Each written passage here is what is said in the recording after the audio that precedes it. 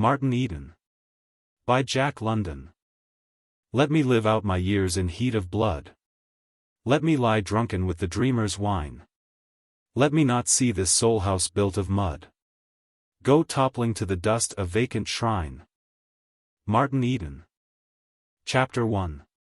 The one opened the door with a latchkey and went in, followed by a young fellow who awkwardly removed his cap. He wore rough clothes that smacked of the sea, and he was manifestly out of place in the spacious hall in which he found himself. He did not know what to do with his cap, and was stuffing it into his coat pocket when the other took it from him. The act was done quietly and naturally, and the awkward young fellow appreciated it. He understands, was his thought. He'll see me through all right. He walked at the other's heels with a swing to his shoulders, and his legs spread unwittingly, as if the level floors were tilting up and sinking down to the heave and lunge of the sea. The wide rooms seemed too narrow for his rolling gait, and to himself he was in terror lest his broad shoulders should collide with the doorways or sweep the bric-a-brac from the low mantel. He recoiled from side to side between the various objects and multiplied the hazards that in reality lodged only in his mind. Between a grand piano and a center table piled high with books was space for half a dozen to walk abreast, yet he essayed it with trepidation. His heavy arms hung loosely at his sides. He did not know what to do with those arms and hands, and when, to his excited vision, one arm seemed liable to brush against the books on the table, he lurched away like a frightened horse, barely missing the piano stool. He watched the easy walk of the other in front of him, and for the first time realized that his walk was different from that of other men. He experienced a momentary pang of shame that he should walk so uncouthly. The sweat burst through the skin of his forehead in tiny beads, and he paused and mopped his bronzed face with his handkerchief. "Hold on, Arthur, my boy," he said, attempting to mask his anxiety with facetious utterance. "This is too much all at once for yours truly. Give me a chance to get my nerve. You know I didn't want to come, and I guess your family ain't hankerin' to see me neither." "That's all right," was the reassuring answer. "You mustn't be frightened at us. We're just homely people. Hello, there's a letter for me." He stepped back to the table, tore open the envelope, and began to read, giving the stranger an opportunity to recover himself. And the stranger understood and appreciated. His was the gift of sympathy, understanding, and beneath his alarmed exterior that sympathetic process went on. He mopped his forehead dry and glanced about him with a controlled face, though in the eyes there was an expression such as wild animals betray when they fear the trap. He was surrounded by the unknown, apprehensive of what might happen, ignorant of what he should do, aware that he walked and bore himself awkwardly, fearful that every attribute and power of him was similarly afflicted. He was keenly sensitive, hopelessly self-conscious, and the amused glance that the other stole privily at him over the top of the letter burned into him like a dagger thrust. He saw the glance, but he gave no sign, for among the things he had learned was discipline. Also, that dagger thrust went to his pride. He cursed himself for having come, and at the same time resolved that, happen what would, having come, he would carry it through. The lines of his face hardened, and into his eyes came a fighting light. He looked about more unconcernedly, sharply observant, every detail of the pretty interior registering itself on his brain. His eyes were wide apart, nothing in their field of vision escaped, and as they drank in the beauty before them the fighting light died out and a warm glow took its place. He was responsive to beauty, and here was cause to respond. An oil painting caught and held him. A heavy surf thundered and burst over an outjutting rock, lowering storm clouds covered the sky. And, outside the line of surf, a pilot schooner, close-hauled, heeled over till every detail of her deck was visible, was surging along against a stormy sunset sky. There was beauty, and it drew him irresistibly. He forgot his awkward walk and came closer to the painting, very close. The beauty faded out of the canvas. His face expressed his bepuzzlement. He stared at what seemed a careless daub of paint, then stepped away. Immediately all the beauty flashed back into the canvas. A trick picture, was his thought, as he dismissed it. Though in the midst of the multitudinous impressions he was receiving he found time to feel a prod of indignation that so much beauty should be sacrificed to make a trick. He did not know painting. He had been brought up on chromos and lithographs that were always definite and sharp, near or far. He had seen oil paintings, it was true, in the show windows of shops, but the glass of the windows had prevented his eager eyes from approaching too near. He glanced around at his friend reading the letter and saw the books on the table. Into his eyes leaped a wistfulness and a yearning as promptly as the yearning leaps into the eyes of a starving man at sight of food. An impulsive stride, with one lurch to right and left of the shoulders, brought him to the table, where he began affectionately handling the books. He glanced at the titles and the authors' names, read fragments of text, caressing the volumes with his eyes and hands, and, once, recognized a book he had read. For the rest, they were strange books and strange authors. He chanced upon a volume of Swinburne and began reading steadily, forgetful of where he was, his face glowing. Twice he closed the book on his forefinger to look at the name of the author. Swinburne. He would remember that name. That fellow had eyes, and he had certainly seen color and flashing light. But who was Swinburne? Was he dead 100 years or so, like most of the poets? Or was he alive still, and writing? He turned to the title page. Yes, he had written other books. Well, he would go to the free library the first thing in the morning and try to get hold of some of Swinburne's stuff. He went back to the text and lost himself. He did not notice that a young woman had entered the room. The first he knew was when he heard Arthur's voice saying, "Ruth, this is Mr. Eden."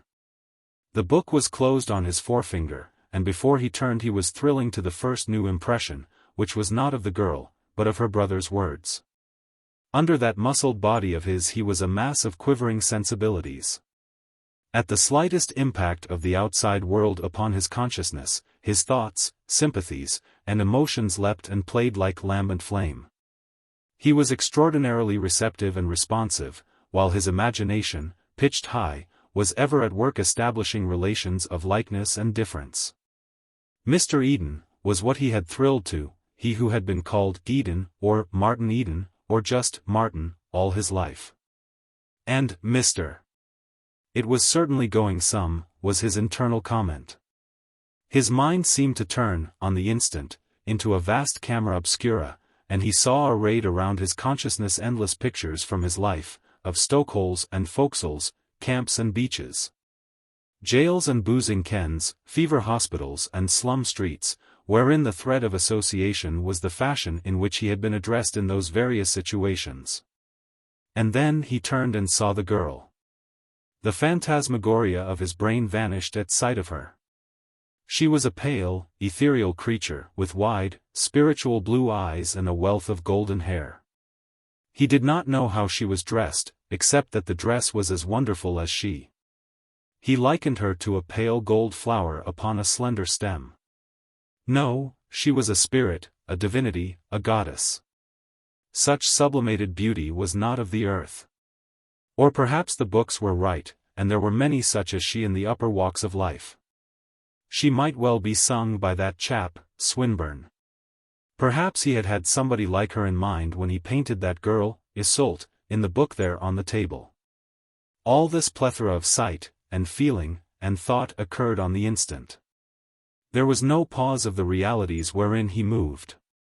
He saw her hand coming out to his, and she looked him straight in the eyes as she shook hands, frankly, like a man. The women he had known did not shake hands that way. For that matter, most of them did not shake hands at all.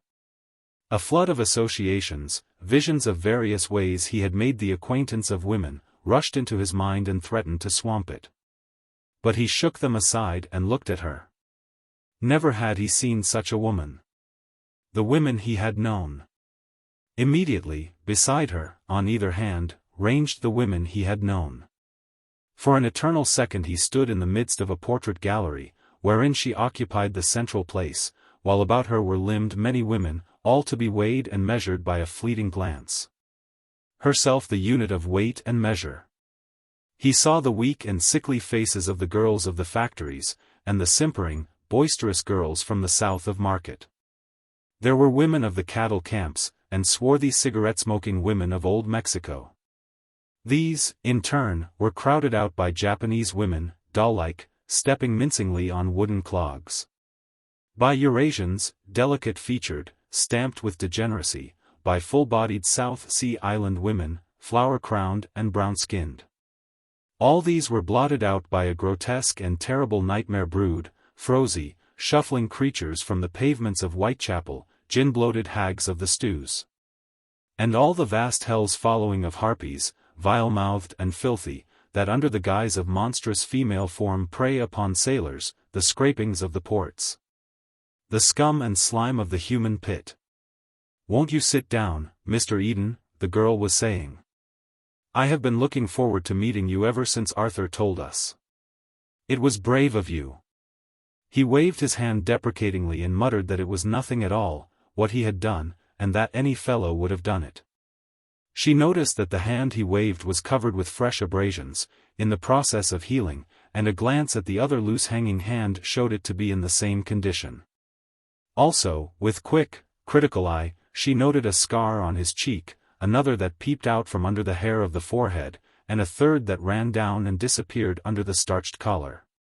She repressed a smile at sight of the red line that marked the chafe of the collar against the bronzed neck.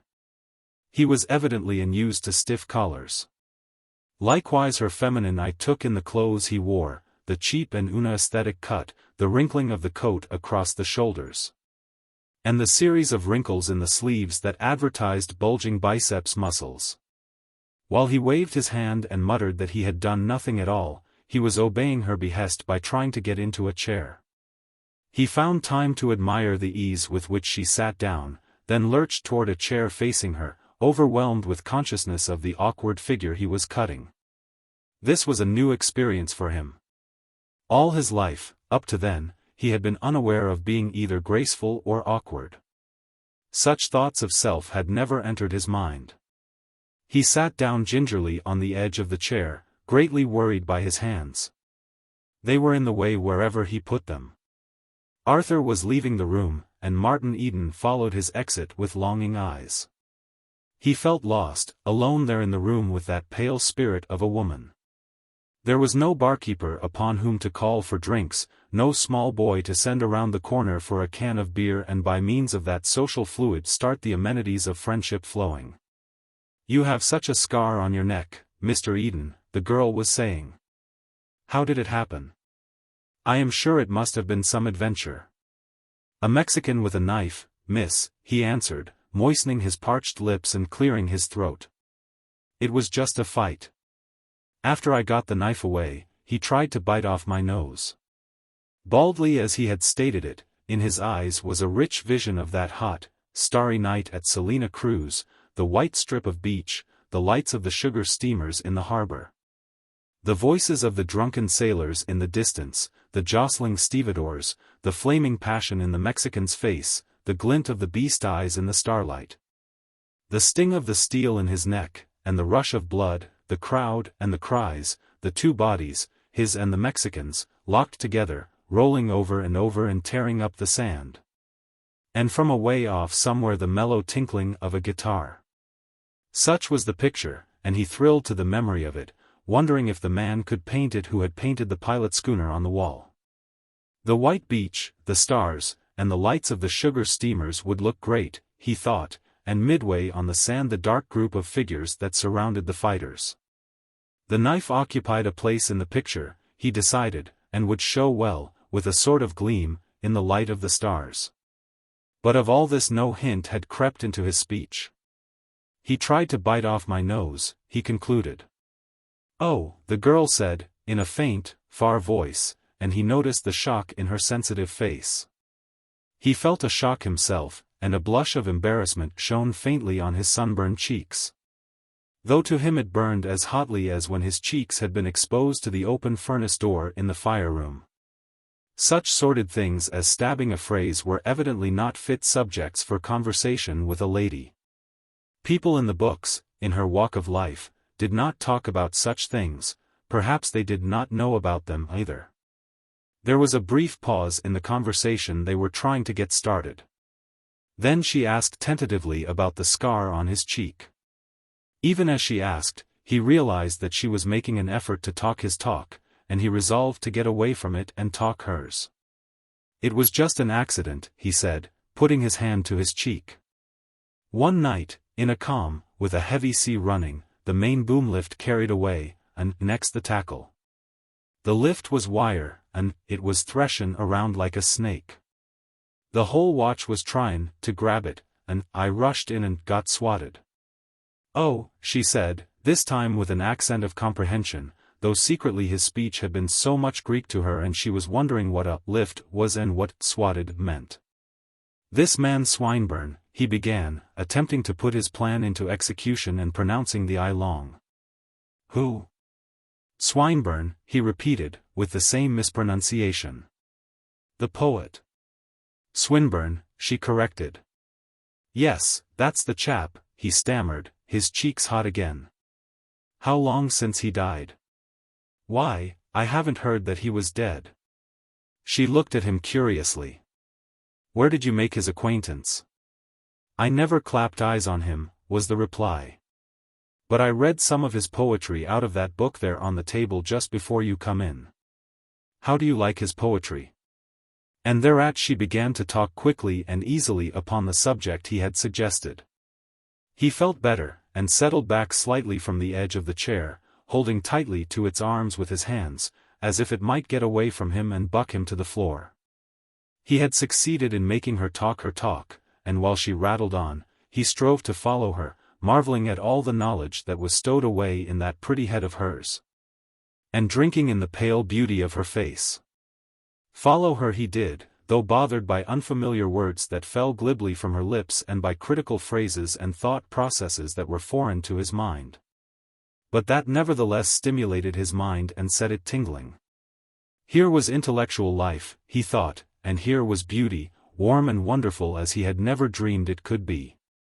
He forgot himself and stared at her with hungry eyes. Here was something to live for, to win to fight for, aye, and die for. The books were true. There were such women in the world. She was one of them. She lent wings to his imagination, and great, luminous canvases spread themselves before him whereon loomed vague, gigantic figures of love and romance. And of heroic deeds for woman's sake, for a pale woman, a flower of gold. And through the swaying, palpitant vision, as through a fairy mirage, he stared at the real woman, sitting there and talking of literature and art. He listened as well, but he stared, unconscious of the fixity of his gaze or of the fact that all that was essentially masculine in his nature was shining in his eyes. But she, who knew little of the world of men, being a woman, was keenly aware of his burning eyes. She had never had men look at her in such fashion, and it embarrassed her. She stumbled and halted in her utterance. The thread of argument slipped from her. He frightened her, and at the same time it was strangely pleasant to be so looked upon. Her training warned her of peril and of wrong, subtle, mysterious, luring. While her instincts rang clarion-voiced through her being, impelling her to hurdle caste and place and gain to this traveler from another world. To this uncouth young fellow with lacerated hands and a line of raw red caused by the unaccustomed linen at his throat, who, all too evidently, was soiled and tainted by ungracious existence. She was clean, and her cleanness revolted, but she was woman, and she was just beginning to learn the paradox of woman. As I was saying, what was I saying? She broke off abruptly and laughed merrily at her predicament. You was saying that this man Swinburne failed bein' a great poet because, and that was as far as you got, miss, he prompted, while to himself he seemed suddenly hungry. And delicious little thrills crawled up and down his spine at the sound of her laughter. Like silver, he thought to himself, like tinkling silver bells. And on the instant, and for an instant, he was transported to a far land, where under pink cherry blossoms. He smoked a cigarette and listened to the bells of the peaked pagoda calling Strasandal devotees to worship. Yes, thank you, she said. Swinburne fails, when all is said, because he is, well, indelicate. There are many of his poems that should never be read. Every line of the really great poets is filled with beautiful truth, and calls to all that is high and noble in the human. Not a line of the great poets can be spared without impoverishing the world by that much. I thought it was great, he said hesitatingly, the little I read. I had no idea he was such a scoundrel. I guess that crops out in his other books. There are many lines that could be spared from the book you were reading, she said, her voice primly firm and dogmatic. I must, Mr. M., he announced. What I read was the real goods. It was all lighted up and shining, and it shone right into me and lighted me up inside, like the sun or a searchlight. That's the way it landed on me, but I guess I ain't up much on poetry, miss. He broke off lamely. He was confused, painfully conscious of his inarticulateness. He had felt the bigness and glow of life in what he had read, but his speech was inadequate. He could not express what he felt, and to himself he likened himself to a sailor, in a strange ship, on a dark night, groping about in the unfamiliar running rigging. Well, he decided, it was up to him to get acquainted in this new world. He had never seen anything that he couldn't get the hang of when he wanted to, and it was about time for him to want to learn to talk the things that were inside of him so that she could understand. She was bulking large on his horizon. Now Longfellow, she was saying. Yes, I've read M., he broke in impulsively, spurred on to exhibit and make the most of his little store of book knowledge, desirous of showing her that he was not wholly a stupid clod. The Psalm of Life, Excelsior, I guess that's all. She nodded her head and smiled, and he felt, somehow, that her smile was tolerant, pitifully tolerant. He was a fool to attempt to make a pretense that way. That Longfellow chap most likely had written countless books of poetry. Excuse me, miss, for buttin' in that way. I guess the real facts is that I don't know nothin' much about such things. It ain't in my class. But I'm goin' to make it in my class. It sounded like a threat. His voice was determined, his eyes were flashing, the lines of his face had grown harsh. And to her it seemed that the angle of his jaw had changed, its pitch had become unpleasantly aggressive. At the same time a wave of intense virility seemed to surge out from him and impinge upon her. I think you could make it in your class, she finished with a laugh.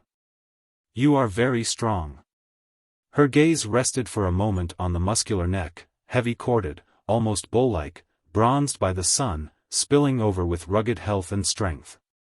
And though he sat there, blushing and humble, again she felt drawn to him. She was surprised by a wanton thought that rushed into her mind.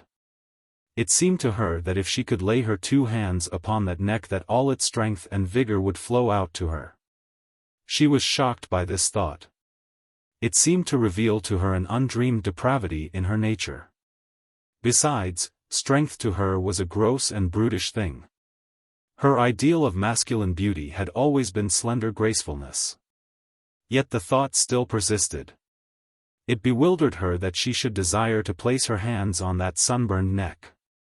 In truth, she was far from robust, and the need of her body and mind was for strength. But she did not know it. She knew only that no man had ever affected her before as this one had, who shocked her from moment to moment with his awful grammar. Yes, I ain't no invalid, he said. When it comes down to hardpan, I can digest scrap iron. But just now I've got dyspepsia. Most of what you was sayin' I can't digest. Never trained that way, you see. I like books and poetry, and what time I've had I've read M, but I've never thought about M the way you have. That's why I can't talk about M. I'm like a navigator adrift on a strange sea without chart or compass. Now I want to get my bearings. Meb, you can put me right. How did you learn all this you've been talkin'? By going to school, I fancy, and by studying, she answered. I went to school when I was a kid, he began to object. Yes, but I mean high school, and lectures, and the university. You've gone to the university, he demanded in frank amazement. He felt that she had become remoter from him by at least 1,000,000 miles. I'm going there now. I'm taking special courses in English. He did not know what English meant, but he made a mental note of that item of ignorance and passed on. How long would I have to study before I could go to the university, he asked. She beamed encouragement upon his desire for knowledge, and said, that depends upon how much studying you have already done. You have never attended high school? Of course not. But did you finish grammar school? I had 2 years to run, when I left, he answered. But I was always honorably promoted at school. The next moment, angry with himself for the boast, he had gripped the arms of the chair so savagely that every finger end was stinging. At the same moment he became aware that a woman was entering the room. He saw the girl leave her chair and trip swiftly across the floor to the newcomer. They kissed each other, and, with arms around each other's waists, they advanced toward him.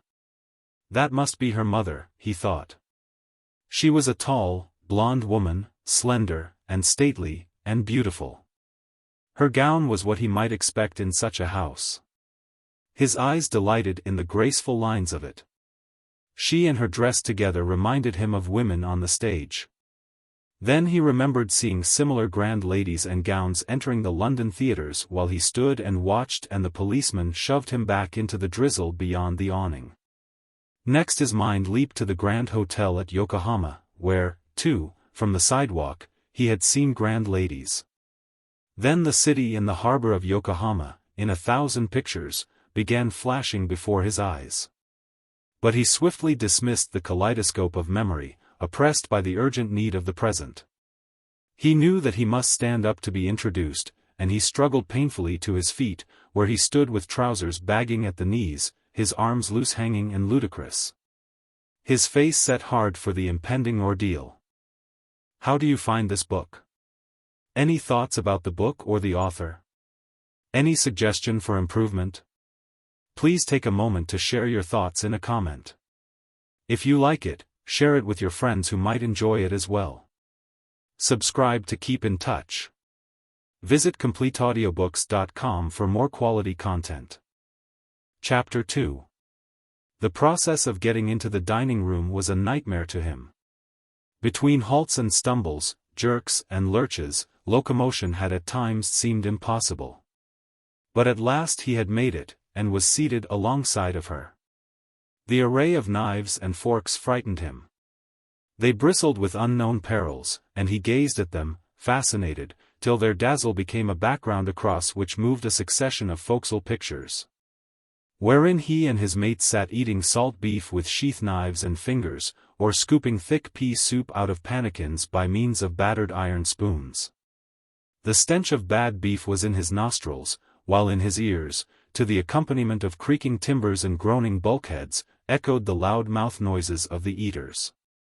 He watched them eating, and decided that they ate like pigs. Well, he would be careful here. He would make no noise. He would keep his mind upon it all the time. He glanced around the table. Opposite him was Arthur, and Arthur's brother, Norman. They were her brothers, he reminded himself, and his heart warmed toward them. How they loved each other, the members of this family. There flashed into his mind the picture of her mother, of the kiss of greeting, and of the pair of them walking toward him with arms entwined. Not in his world were such displays of affection between parents and children made. It was a revelation of the heights of existence that were attained in the world above. It was the finest thing yet that he had seen in this small glimpse of that world. He was moved deeply by appreciation of it, and his heart was melting with sympathetic tenderness. He had starved for love all his life. His nature craved love. It was an organic demand of his being.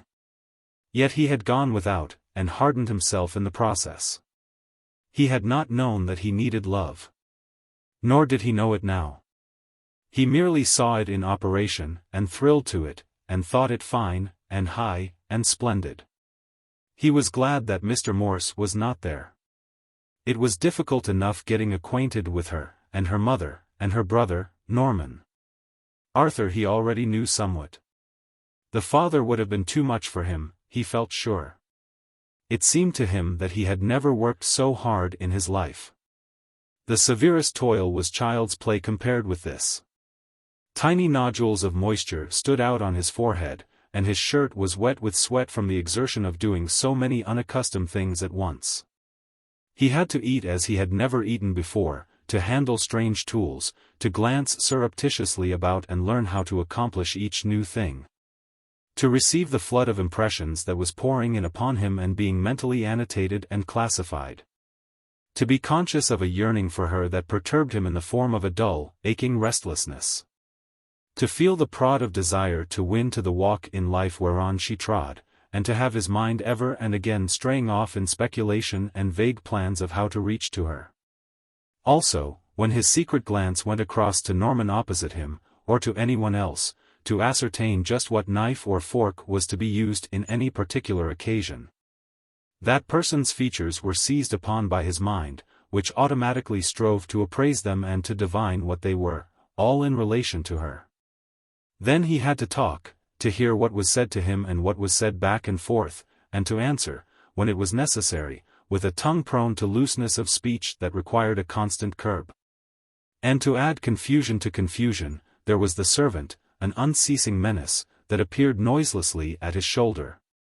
A dire sphinx that propounded puzzles and conundrums demanding instantaneous solution. He was oppressed throughout the meal by the thought of finger bowls. Irrelevantly, insistently, scores of times, he wondered when they would come on and what they looked like. He had heard of such things, and now, sooner or later, somewhere in the next few minutes, he would see them, sit at table with exalted beings who used them, and he would use them himself.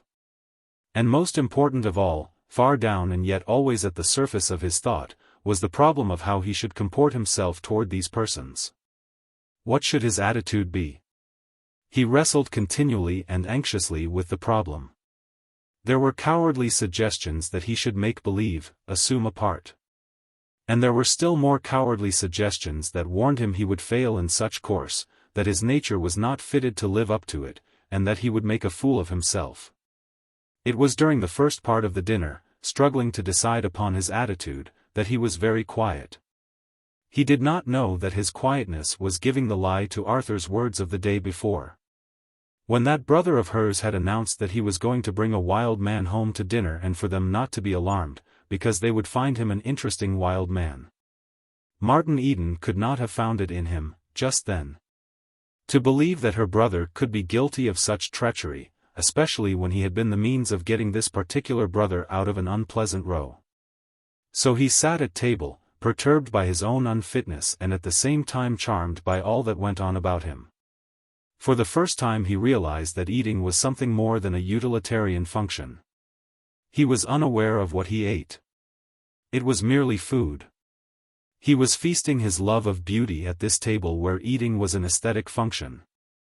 It was an intellectual function, too. His mind was stirred. He heard words spoken that were meaningless to him, and other words that he had seen only in books and that no man or woman he had known was of large enough mental caliber to pronounce. When he heard such words dropping carelessly from the lips of the members of this marvelous family, her family, he thrilled with delight. The romance, and beauty, and high vigor of the books were coming true. He was in that rare and blissful state wherein a man sees his dream stalk out from the crannies of fantasy and become fact. Never had he been at such an altitude of living, and he kept himself in the background, listening, observing, and pleasuring, replying in reticent monosyllables, saying, "Yes, miss," and "No, miss," to her, and "Yes, ma'am," and "No, ma'am," to her mother. He curbed the impulse, arising out of his sea training, to say, "Yes, sir," and "No, sir," to her brothers. He felt that it would be inappropriate and a confession of inferiority on his part, which would never do if he was to win to her. Also, it was a dictate of his pride. By God! He cried to himself, once, "I'm just as good as them, and if they do know lots that I don't, I could learn them a few myself, all the same." And the next moment, when she or her mother addressed him as Mr. Eden, his aggressive pride was forgotten, and he was glowing and warm with delight. He was a civilized man, that was what he was, shoulder to shoulder, at dinner, with people he had read about in books. He was in the books himself, adventuring through the printed pages of bound volumes. But while he belied Arthur's description, and appeared a gentle lamb rather than a wild man, he was racking his brains for a course of action. He was no gentle lamb, and the part of second fiddle would never do for the high-pitched dominance of his nature. He talked only when he had to, and then his speech was like his walk to the table, filled with jerks and halts as he groped in his polyglot vocabulary for words. Debating over words he knew were fit but which he feared he could not pronounce, rejecting other words he knew would not be understood or would be raw and harsh.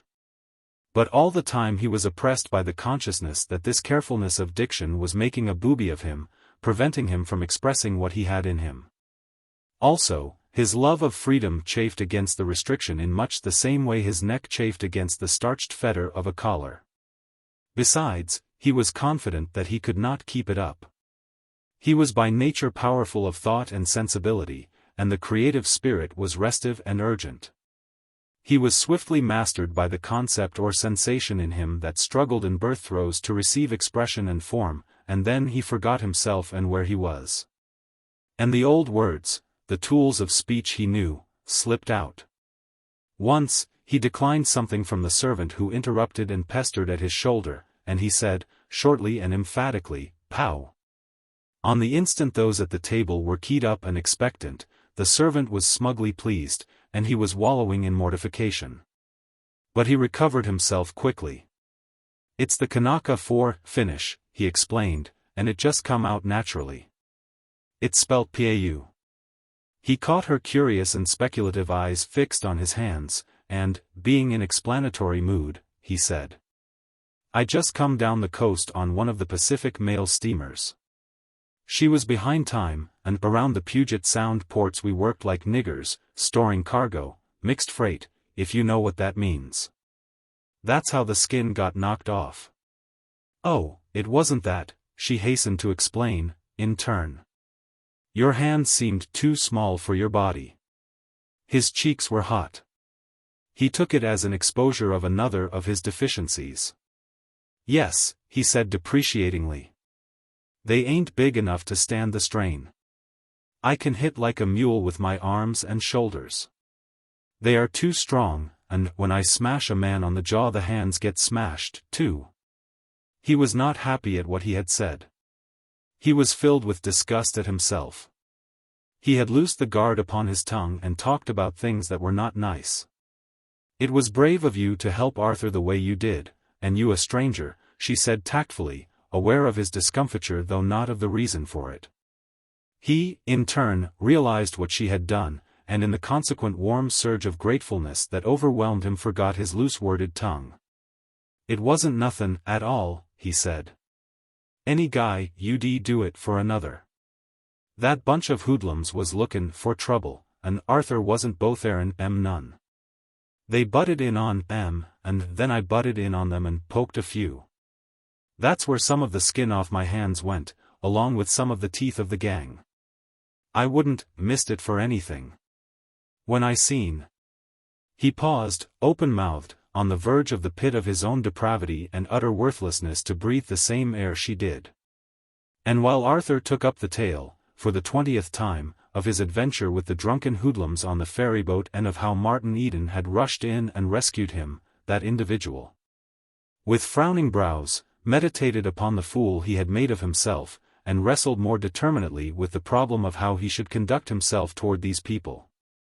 He certainly had not succeeded so far. He wasn't of their tribe, and he couldn't talk their lingo, was the way he put it to himself. He couldn't fake being their kind. The masquerade would fail, and besides, masquerade was foreign to his nature. There was no room in him for sham or artifice. Whatever happened, he must be real. He couldn't talk their talk just yet, though in time he would. Upon that he was resolved. But in the meantime, talk he must, and it must be his own talk, toned down, of course, so as to be comprehensible to them and so as not to shock them too much. And furthermore, he wouldn't claim, not even by tacit acceptance, to be familiar with anything that was unfamiliar. In pursuance of this decision, when the two brothers, talking university shop, had used trig several times, Martin Eden demanded, "What is trig?"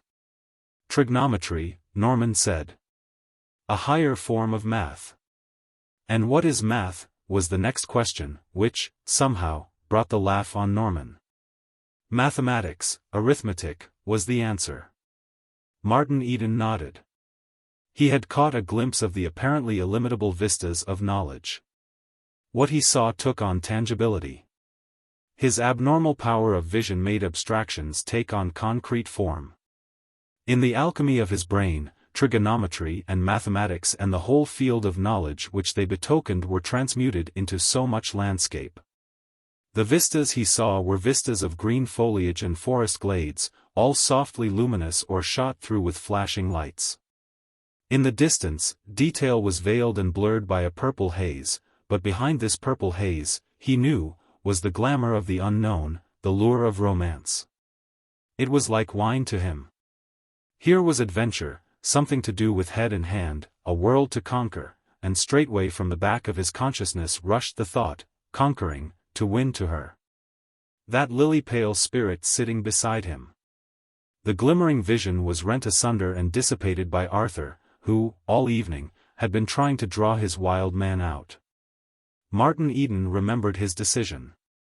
For the first time he became himself, consciously and deliberately at first, but soon lost in the joy of creating and making life as he knew it appear before his listeners' eyes. He had been a member of the crew of the smuggling schooner Halcyon when she was captured by a revenue cutter. He saw with wide eyes, and he could tell what he saw.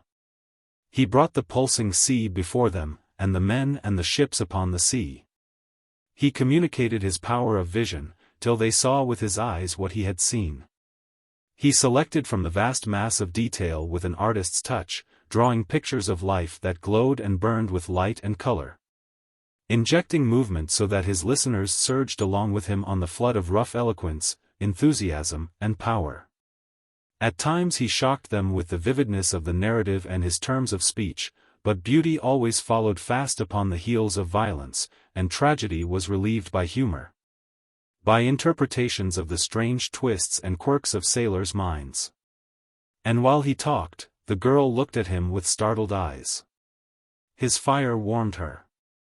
She wondered if she had been cold all her days. She wanted to lean toward this burning, blazing man that was like a volcano spouting forth strength, robustness, and health. She felt that she must lean toward him, and resisted by an effort.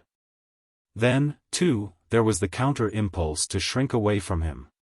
She was repelled by those lacerated hands, grimed by toil so that the very dirt of life was ingrained in the flesh itself, by that red chafe of the collar and those bulging muscles. His roughness frightened her, each roughness of speech was an insult to her ear, each rough phase of his life an insult to her soul. And ever and again would come the draw of him, till she thought he must be evil to have such power over her. All that was most firmly established in her mind was rocking. His romance and adventure were battering at the conventions. Before his facile perils and ready laugh, life was no longer an affair of serious effort and restraint, but a toy, to be played with and turned topsy-turvy, carelessly to be lived and pleasured in. And carelessly to be flung aside. Therefore, play, was the cry that rang through her.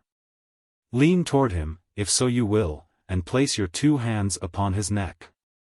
She wanted to cry out at the recklessness of the thought, and in vain she appraised her own cleanness and culture and balanced all that she was against what he was not. She glanced about her and saw the others gazing at him with rapt attention. And she would have despaired had not she seen horror in her mother's eyes, fascinated horror, it was true, but none the less horror. This man from outer darkness was evil. Her mother saw it, and her mother was right. She would trust her mother's judgment in this as she had always trusted it in all things. The fire of him was no longer warm, and the fear of him was no longer poignant. Later, at the piano, she played for him, and at him, aggressively, with the vague intent of emphasizing the impassableness of the gulf that separated them. Her music was a club that she swung brutally upon his head, and though it stunned him and crushed him down, it incited him. He gazed upon her in awe. In his mind, as in her own, the gulf widened.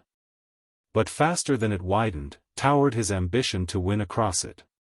But he was too complicated a plexus of sensibilities to sit staring at a gulf a whole evening, especially when there was music.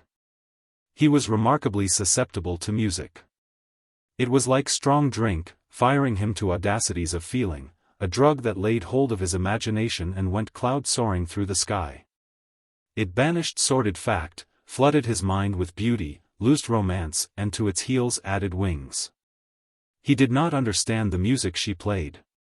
It was different from the dance-hall piano banging and blatant brass bands he had heard. But he had caught hints of such music from the books, and he accepted her playing largely on faith, patiently waiting, at first, for the lilting measures of pronounced and simple rhythm. Puzzled because those measures were not long continued. Just as he caught the swing of them and started, his imagination attuned in flight, always they vanished away in a chaotic scramble of sounds that was meaningless to him.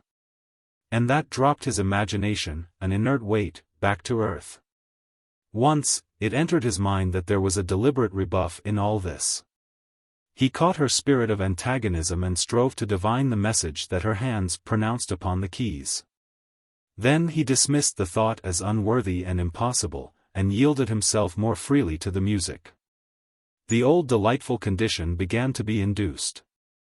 His feet were no longer clay, and his flesh became spirit, before his eyes and behind his eyes shone a great glory. And then the scene before him vanished and he was away, rocking over the world that was to him a very dear world. The known and the unknown were commingled in the dream pageant that thronged his vision. He entered strange ports of sun-washed lands, and trod marketplaces among barbaric peoples that no man had ever seen. The scent of the Spice Islands was in his nostrils as he had known it on warm, breathless nights at sea, or he beat up against the southeast trades through long tropic days. Sinking palm-tufted coral islets in the turquoise sea behind and lifting palm-tufted coral islets in the turquoise sea ahead. Swift as thought the pictures came and went. One instant he was astride a bronco and flying through the fairy-colored painted desert country. The next instant he was gazing down through shimmering heat into the whited sepulchre of Death Valley, or pulling an oar on a freezing ocean where great ice islands towered and glistened in the sun. He lay on a coral beach where the coconuts grew down to the mellow-sounding surf. The hulk of an ancient wreck burned with blue fires, in the light of which danced the hula dancers to the barbaric love calls of the singers, who chanted to tinkling ukuleles and rumbling tom-toms. It was a sensuous, tropic night.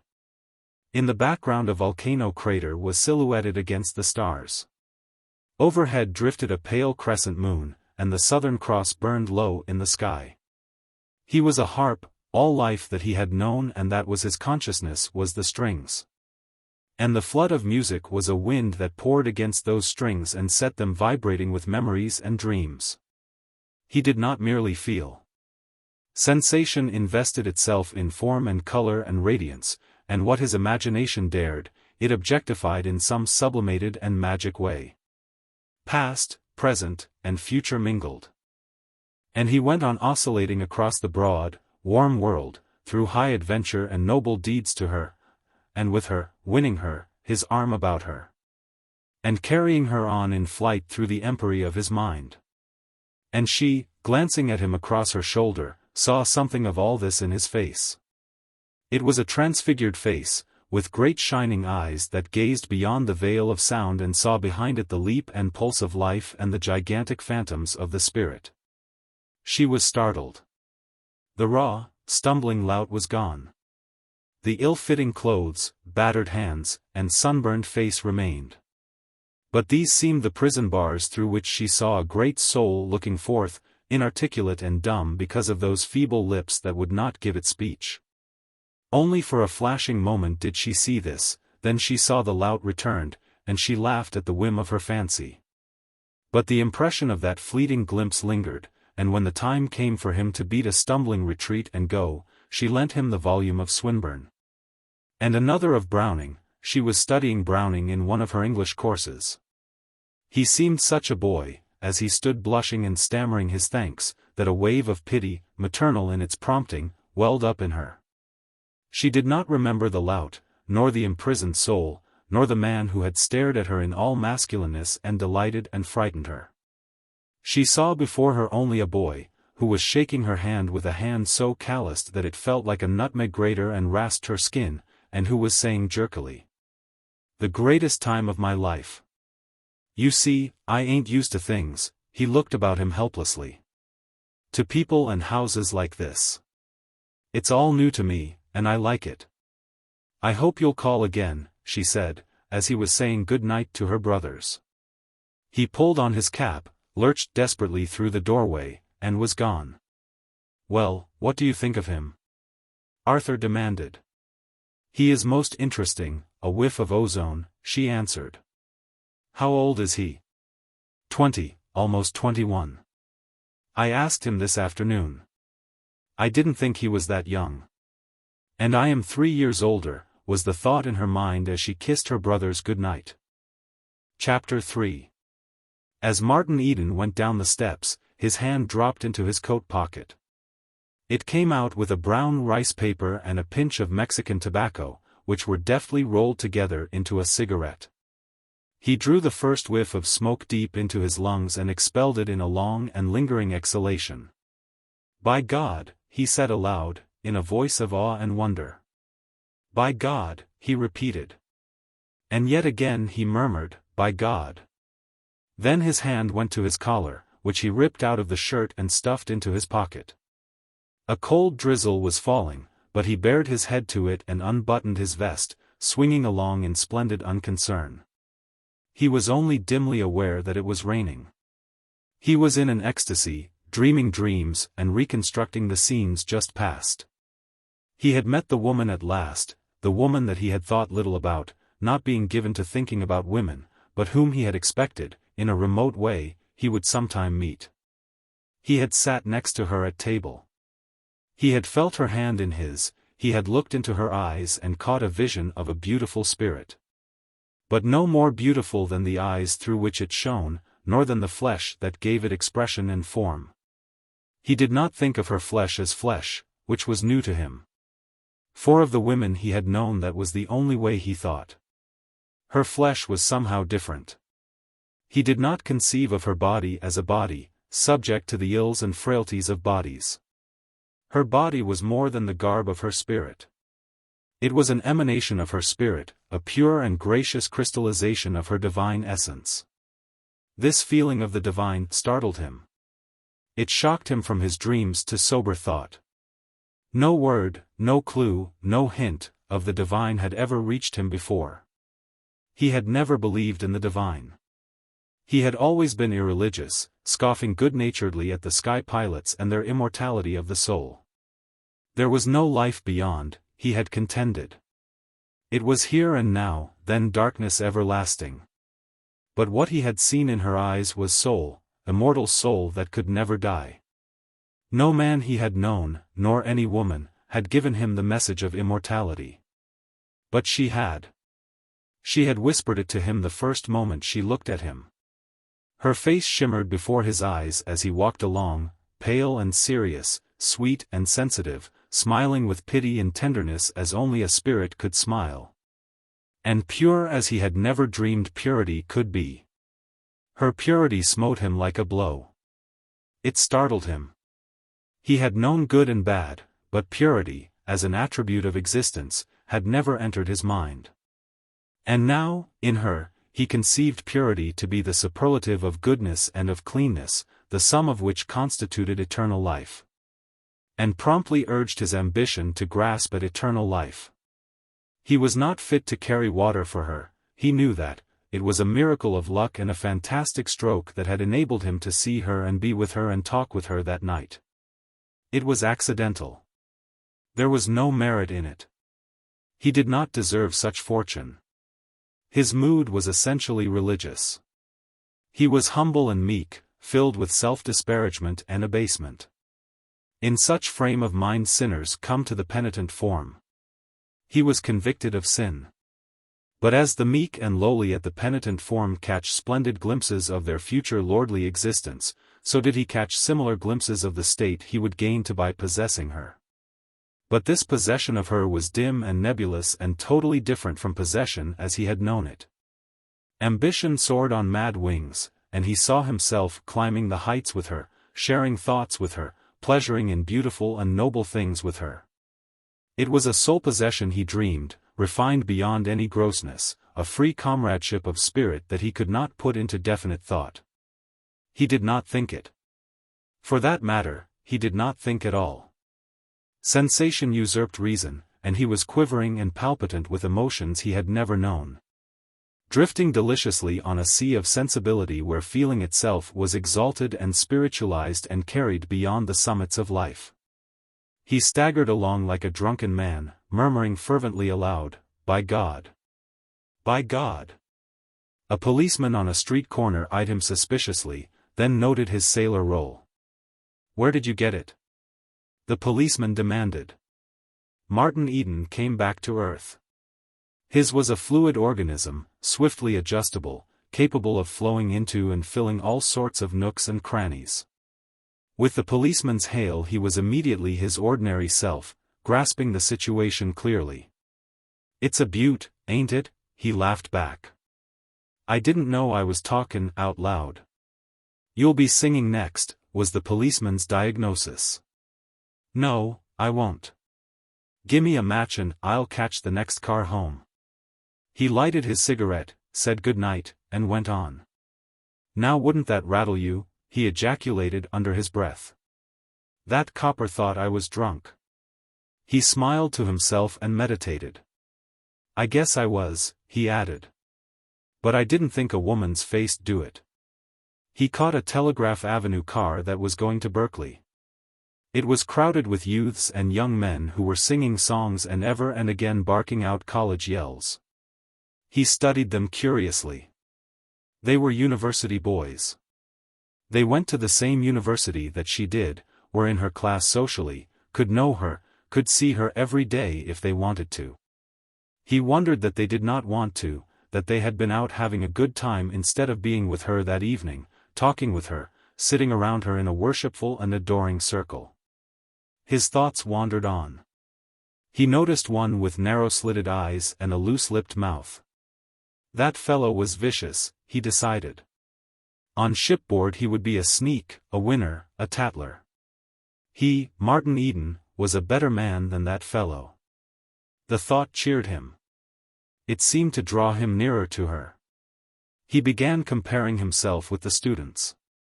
He grew conscious of the muscled mechanism of his body and felt confident that he was physically their master. But their heads were filled with knowledge that enabled them to talk her talk. The thought depressed him. But what was a brain for? He demanded passionately. What they had done, he could do. They had been studying about life from the books while he had been busy living life. His brain was just as full of knowledge as theirs, though it was a different kind of knowledge. How many of them could tie a lanyard knot, or take a wheel or a lookout? His life spread out before him in a series of pictures of danger and daring, hardship and toil. He remembered his failures and scrapes in the process of learning. He was that much to the good, anyway. Later on they would have to begin living life and going through the mill as he had gone. Very well. While they were busy with that, he could be learning the other side of life from the books. As the car crossed the zone of scattered dwellings that separated Oakland from Berkeley, he kept a lookout for a familiar, two-story building along the front of which ran the proud sign. Higginbotham's Cash Store. Martin Eden got off at this corner. He stared up for a moment at the sign. It carried a message to him beyond its mere wording. A personality of smallness and egotism and petty underhandedness seemed to emanate from the letters themselves. Bernard Higginbotham had married his sister, and he knew him well.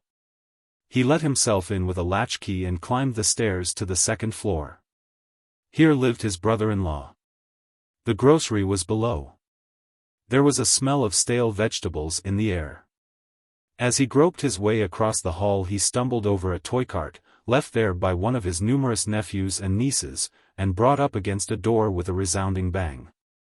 The pincher, was his thought, too miserly to burn 2 cents worth of gas and save his boarders' necks.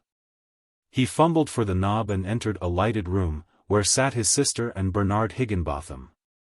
She was patching a pair of his trousers, while his lean body was distributed over 2 chairs, his feet dangling in dilapidated carpet slippers over the edge of the second chair. He glanced across the top of the paper he was reading, showing a pair of dark, insincere, sharp-staring eyes. Martin Eden never looked at him without experiencing a sense of repulsion. What his sister had seen in the man was beyond him. The other affected him as so much vermin, and always aroused in him an impulse to crush him under his foot. "Some day I'll beat the face off of him," was the way he often consoled himself for enduring the man's existence. The eyes, weasel-like and cruel, were looking at him complainingly. "Well," Martin demanded. "Out with it." "I had that door painted only last week," Mr. Higginbotham half whined, half bullied, "and you know what union wages are. You should be more careful." Martin had intended to reply, but he was struck by the hopelessness of it. He gazed across the monstrous sordidness of soul to a chromo on the wall. It surprised him. He had always liked it, but it seemed that now he was seeing it for the first time. It was cheap, that was what it was, like everything else in this house. His mind went back to the house he had just left, and he saw, first, the paintings, and next, her, looking at him with melting sweetness as she shook his hand at leaving. He forgot where he was and Bernard Higginbotham's existence, till that gentleman demanded, "Seen a ghost?" Martin came back and looked at the beady eyes, sneering, truculent, cowardly, and there leaped into his vision, as on a screen, the same eyes when their owner was making a sale in the store below, subservient eyes, smug, and oily, and flattering. "Yes," Martin answered. "I seen a ghost. Good night." "Good night, Gertrude." He started to leave the room, tripping over a loose seam in the slatternly carpet.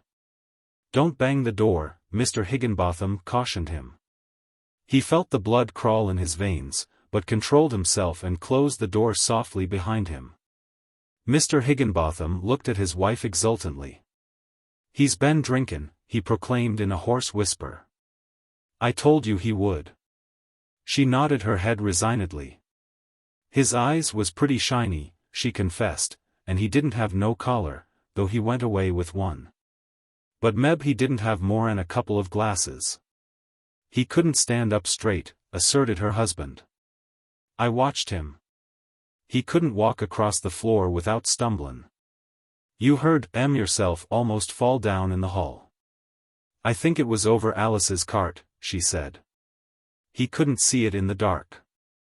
Mr. Higginbotham's voice and wrath began to rise. All day he effaced himself in the store, reserving for the evening, with his family, the privilege of being himself. "I tell you that precious brother of yours was drunk." His voice was cold, sharp, and final, his lips stamping the enunciation of each word like the die of a machine. His wife sighed and remained silent. She was a large, stout woman, always dressed slatternly and always tired from the burdens of her flesh, her work, and her husband. "He's got it in him, I tell you, from his father," Mr. Higginbotham went on accusingly. "And he'll croak in the gutter the same way. You know that." She nodded, sighed, and went on stitching. They were agreed that Martin had come home drunk. They did not have it in their souls to know beauty, or they would have known that those shining eyes and that glowing face betokened youth's first vision of love. "Set a fine example to the children," Mr. Higginbotham snorted, suddenly, in the silence for which his wife was responsible and which he resented. Sometimes he almost wished she would oppose him more. "If he does it again, he's got to get out. Understand? I won't put up with his shenanigan, debauchin' innocent children with his boozing." Mr. Higginbotham liked the word, which was a new one in his vocabulary, recently gleaned from a newspaper column. "That's what it is, debauchin', there ain't no other name for it." Still his wife sighed, shook her head sorrowfully, and stitched on. Mr. Higginbotham resumed the newspaper. "Has he paid last week's board?" he shot across the top of the newspaper. She nodded, then added, "He still has some money. When is he goin' to sea again?" "When his payday's spent, I guess," she answered. "He was over to San Francisco yesterday looking for a ship. But he's got money, yet, and he's particular about the kind of ship he signs for. It's not for a deck swab like him to put on airs," Mr. Higginbotham snorted. "Particular. Him. He said something about a schooner that's gettin' ready to go off to some outlandish place to look for buried treasure, that he'd sail on her if his money held out. If he only wanted to steady down, I'd give him a job drivin' the wagon," her husband said, but with no trace of benevolence in his voice. "Tom's quit." His wife looked alarm and interrogation. "Quit tonight. Is goin' to work for Carruthers. They paid more'n I could afford." "I told you you'd lose, she cried out. "He was worth more'n you was giving him." "Now look here, old woman," Higginbotham bullied, "for the 1,000th time I've told you to keep your nose out of the business. I won't tell you again." "I don't care," she sniffled. Tom was a good boy. Her husband glared at her. This was unqualified defiance. "If that brother of yours was worth his salt, he could take the wagon," he snorted. "He pays his board, just the same," was the retort. "And he's my brother, and so long as he don't owe you money you've got no right to be jumping on him all the time. I've got some feelings, if I have been married to you for 7 years. Did you tell you'd charge him for gas if he goes on readin' in bed?" he demanded. Mrs. Higginbotham made no reply. Her revolt faded away, her spirit wilting down into her tired flesh. Her husband was triumphant. He had her. His eyes snapped vindictively, while his ears joyed in the sniffles she emitted. He extracted great happiness from squelching her, and she squelched easily these days, though it had been different in the first years of their married life. Before the brood of children and his incessant nagging had sapped her energy. "Well, you tell tomorrow, that's all," he said. "And I just want to tell you, before I forget it, that you'd better send for Marion tomorrow to take care of the children. With Tom quit, I'll have to be out on the wagon, and you can make up your mind to it to be down below waitin' on the counter." "But tomorrow's wash day," she objected weakly. "Get up early, then, and do it first. I won't start out till 10 o'clock. He crinkled the paper viciously and resumed his reading. Chapter 4. Martin Eden, with blood still crawling from contact with his brother-in-law, felt his way along the unlighted back hall and entered his room, a tiny cubbyhole with space for a bed, a washstand, and one chair. Mr. Higginbotham was too thrifty to keep a servant when his wife could do the work. Besides, the servants' room enabled them to take in 2 boarders instead of 1. Martin placed the Swinburne and Browning on the chair, took off his coat, and sat down on the bed. A screeching of asthmatic springs greeted the weight of his body, but he did not notice them. He started to take off his shoes, but fell to staring at the white plaster wall opposite him, broken by long streaks of dirty brown where rain had leaked through the roof. On this befouled background visions began to flow and burn. He forgot his shoes and stared long, till his lips began to move and he murmured, "Ruth. Ruth." He had not thought a simple sound could be so beautiful. It delighted his ear, and he grew intoxicated with the repetition of it. Ruth. It was a talisman, a magic word to conjure with. Each time he murmured it, her face shimmered before him, suffusing the foul wall with a golden radiance. This radiance did not stop at the wall. It extended on into infinity, and through its golden depths his soul went questing after hers. The best that was in him was out in splendid flood. The very thought of her ennobled and purified him, made him better, and made him want to be better. This was new to him. He had never known women who had made him better. They had always had the counter effect of making him beastly. He did not know that many of them had done their best, bad as it was. Never having been conscious of himself, he did not know that he had that in his being that drew love from women and which had been the cause of their reaching out for his youth. Though they had often bothered him, he had never bothered about them, and he would never have dreamed that there were women who had been better because of him. Always in sublime carelessness had he lived, till now, and now it seemed to him that they had always reached out and dragged at him with vile hands. This was not just to them, nor to himself. But he, who for the first time was becoming conscious of himself, was in no condition to judge, and he burned with shame as he stared at the vision of his infamy. He got up abruptly and tried to see himself in the dirty looking glass over the washstand. He passed a towel over it and looked again, long and carefully. It was the first time he had ever really seen himself. His eyes were made for seeing, but up to that moment they had been filled with the ever-changing panorama of the world, at which he had been too busy gazing, ever to gaze at himself.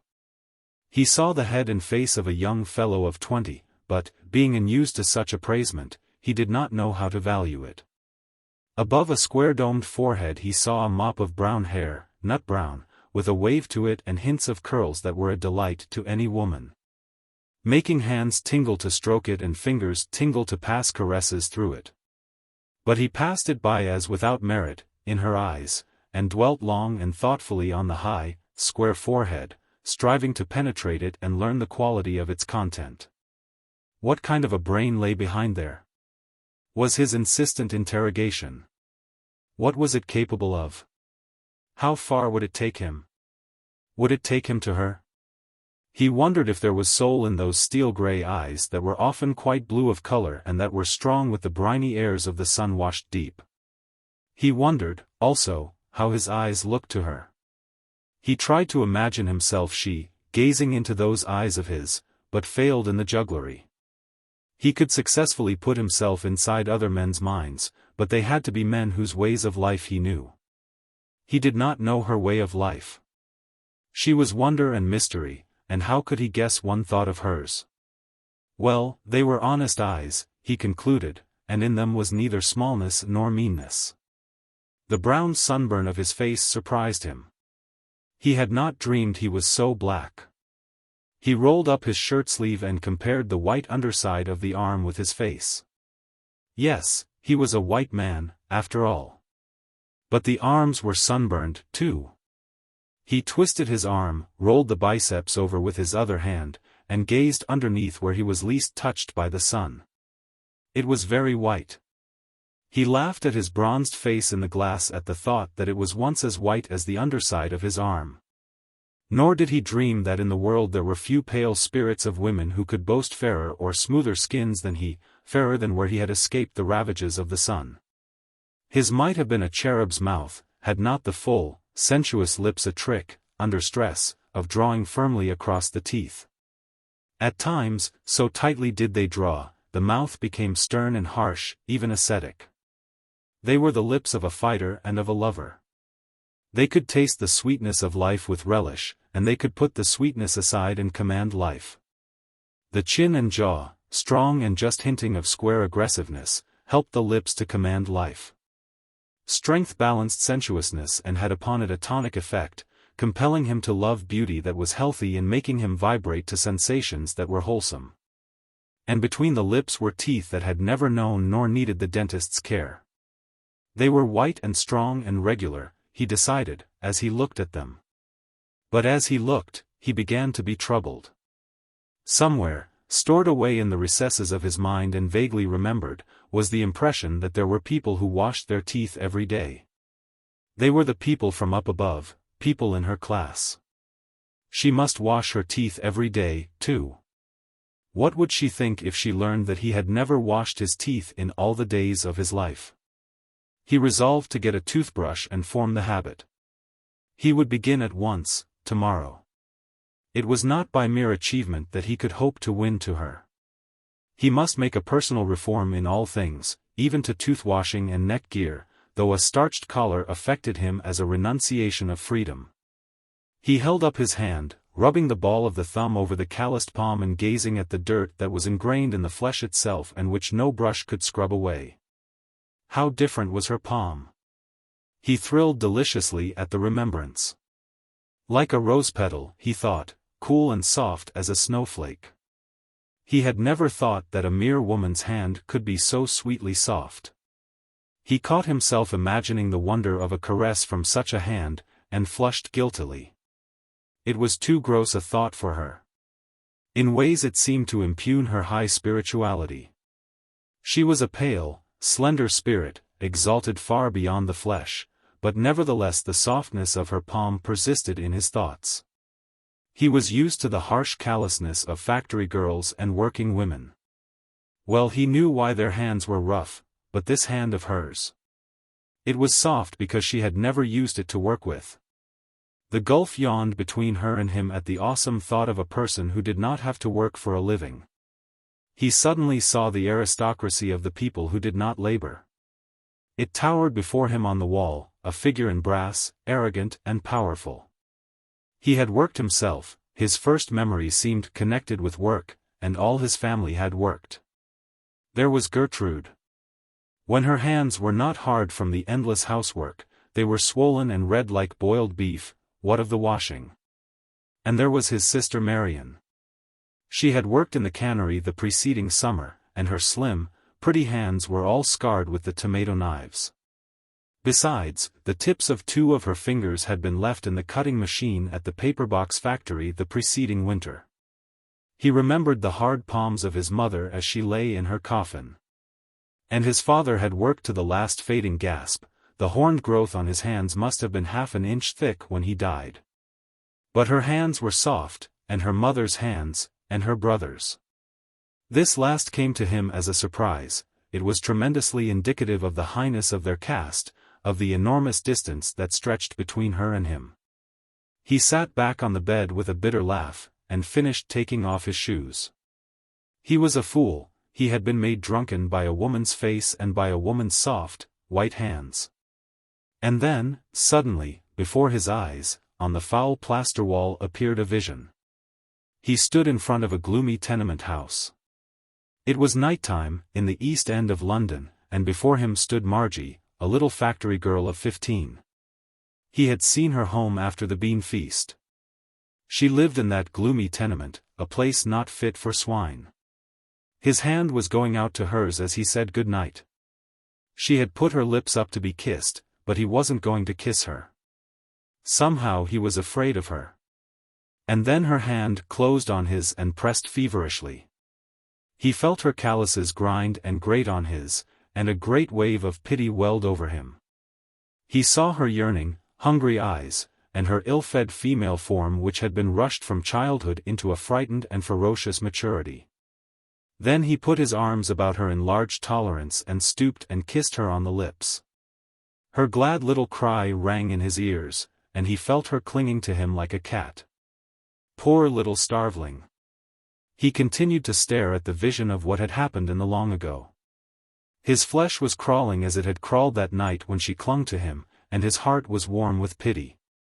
It was a grey scene, greasy grey, and the rain drizzled greasily on the pavement stones.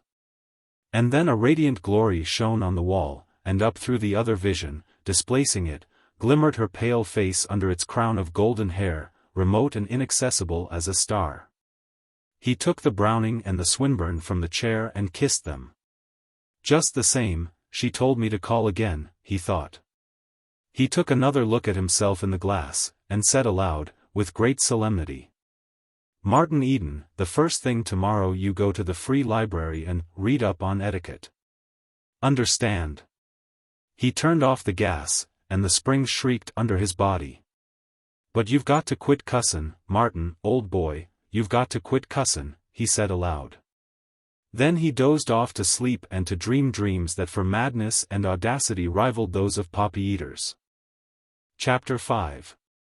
He awoke next morning from rosy scenes of dream to a steamy atmosphere that smelled of soapsuds and dirty clothes, and that was vibrant with the jar and jangle of tormented life.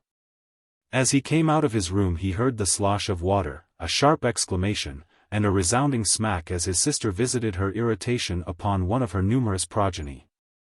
The squall of the child went through him like a knife. He was aware that the whole thing, the very air he breathed, was repulsive and mean. How different, he thought, from the atmosphere of beauty and repose of the house wherein Ruth dwelt. There it was all spiritual. Here it was all material, and meanly material. "Come here, Alfred," he called to the crying child, at the same time thrusting his hand into his trousers pocket, where he carried his money loose in the same large way that he lived life in general. He put a quarter in the youngster's hand and held him in his arms a moment, soothing his sobs.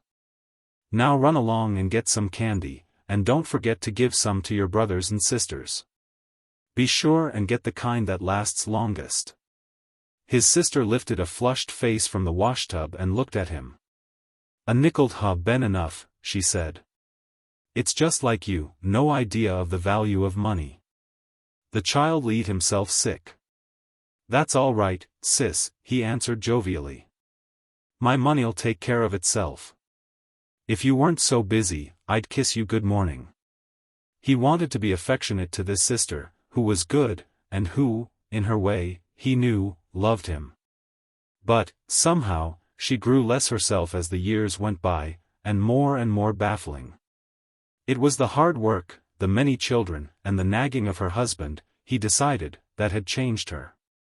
It came to him, in a flash of fancy, that her nature seemed taking on the attributes of stale vegetables, smelly soapsuds, and of the greasy dimes, nickels, and quarters she took in over the counter of the store. "Go along and get your breakfast," she said roughly, though secretly pleased.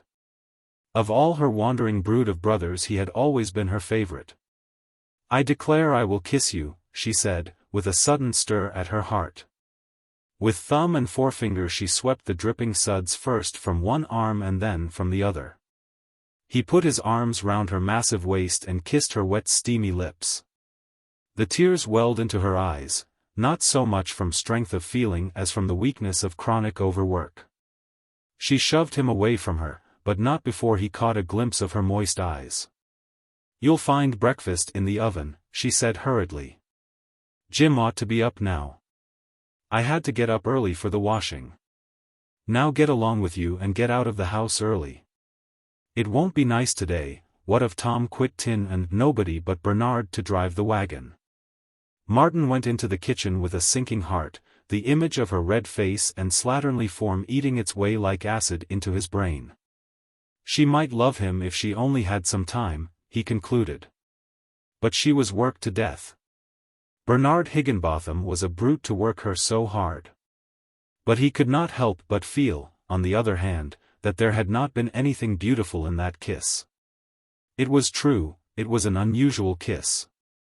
For years she had kissed him only when he returned from voyages or departed on voyages. But this kiss had tasted of soapsuds, and the lips, he had noticed, were flabby. There had been no quick, vigorous lip pressure such as should accompany any kiss. Hers was the kiss of a tired woman who had been tired so long that she had forgotten how to kiss.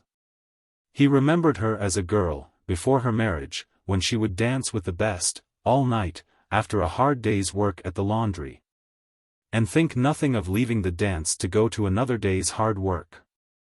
And then he thought of Ruth and the cool sweetness that must reside in her lips as it resided in all about her. Her kiss would be like her handshake or the way she looked at one, firm and frank. In imagination he dared to think of her lips on his, and so vividly did he imagine that he went dizzy at the thought and seemed to rift through clouds of rose petals, filling his brain with their perfume. In the kitchen he found Jim, the other boarder, eating mush very languidly, with a sick, faraway look in his eyes. Jim was a plumber's apprentice whose weak chin and hedonistic temperament, coupled with a certain nervous stupidity, promised to take him nowhere in the race for bread and butter. "Why don't you eat?" he demanded, as Martin dipped dolefully into the cold, half-cooked oatmeal mush. "Was you drunk again last night?" Martin shook his head.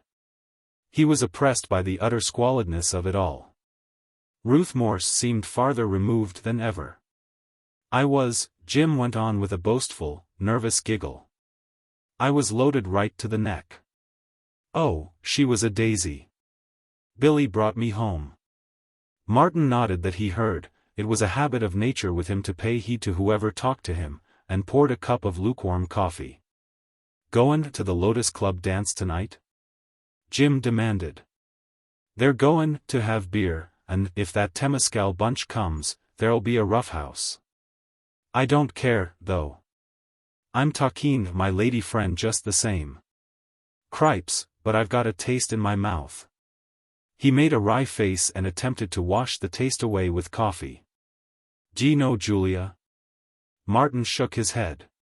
"She's my lady friend," Jim explained, "and she's a peach. I'd introduce you to her, only you'd win her. I don't see what the girls see in you, honest I don't. But the way you win them away from the fellers is sickenin'. I never got any away from you," Martin answered uninterestedly. "The breakfast had to be got through somehow." "Yes, you did, too," the other asserted warmly. "There was Maggie. Never had anything to do with her. Never danced with her except that one night." "Yes, and that's just what did it," Jim cried out.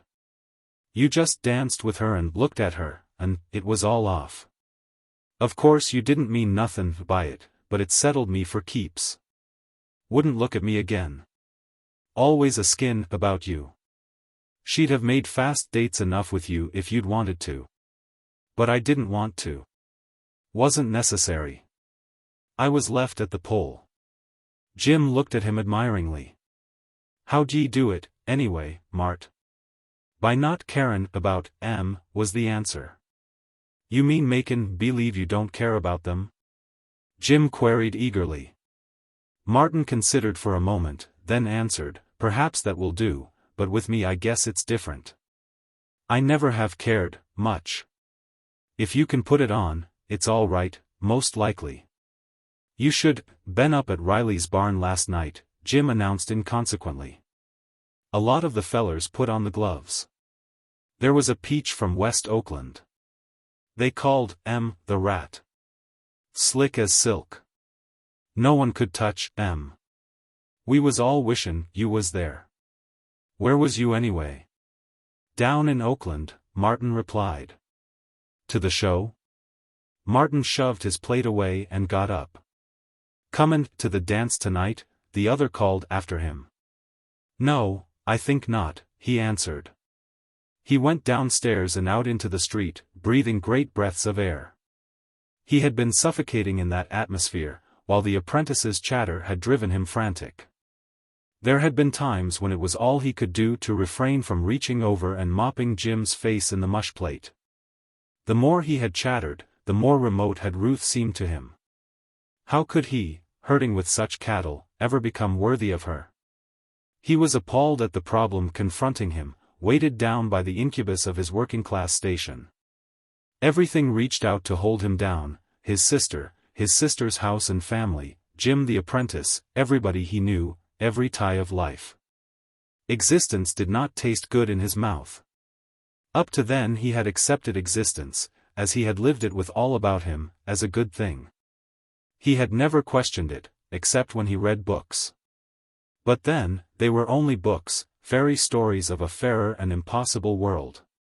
But now he had seen that world, possible and real, with a flower of a woman called Ruth in the midmost center of it. And thenceforth he must know bitter tastes, and longings sharp as pain, and hopelessness that tantalized because it fed on hope. He had debated between the Berkeley Free Library and the Oakland Free Library, and decided upon the latter because Ruth lived in Oakland. Who could tell? A library was a most likely place for her, and he might see her there. He did not know the way of libraries, and he wandered through endless rows of fiction, till the delicate-featured French-looking girl who seemed in charge told him that the reference department was upstairs. He did not know enough to ask the man at the desk, and began his adventures in the philosophy alcove. He had heard of book philosophy, but had not imagined there had been so much written about it. The high, bulging shelves of heavy tomes humbled him and at the same time stimulated him. Here was work for the vigor of his brain. He found books on trigonometry in the mathematics section, and ran the pages, and stared at the meaningless formulas and figures. He could read English, but he saw there an alien speech. Norman and Arthur knew that speech. He had heard them talking it. And they were her brothers. He left the alcove in despair. From every side the book seemed to press upon him and crush him. He had never dreamed that the fund of human knowledge bulked so big. He was frightened. How could his brain ever master it all? Later, he remembered that there were other men, many men, who had mastered it, and he breathed a great oath, passionately, under his breath, swearing that his brain could do what theirs had done. And so he wandered on, alternating between depression and elation as he stared at the shelves packed with wisdom. In one miscellaneous section he came upon a Norie's epitome. He turned the pages reverently. In a way, it spoke a kindred speech. Both he and it were of the sea. Then he found a Bowditch and books by Lecky and Marshall. There it was. He would teach himself navigation. He would quit drinking, work up, and become a captain. Ruth seemed very near to him in that moment. As a captain, he could marry her, if she would have him. And if she wouldn't, well, he would live a good life among men, because of her, and he would quit drinking anyway. Then he remembered the underwriters and the owners, the two masters a captain must serve, either of which could and would break him and whose interests were diametrically opposed. He cast his eyes about the room and closed the lids down on a vision of 10,000 books. No more of the sea for him. There was power in all that wealth of books, and if he would do great things, he must do them on the land. Besides, captains were not allowed to take their wives to sea with them. Noon came, and afternoon. He forgot to eat, and sought on for the books on etiquette. For, in addition to career, his mind was vexed by a simple and very concrete problem. When you meet a young lady and she asks you to call, how soon can you call? Was the way he worded it to himself.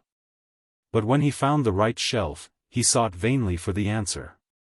He was appalled at the vast edifice of etiquette, and lost himself in the mazes of visiting card conduct between persons in polite society.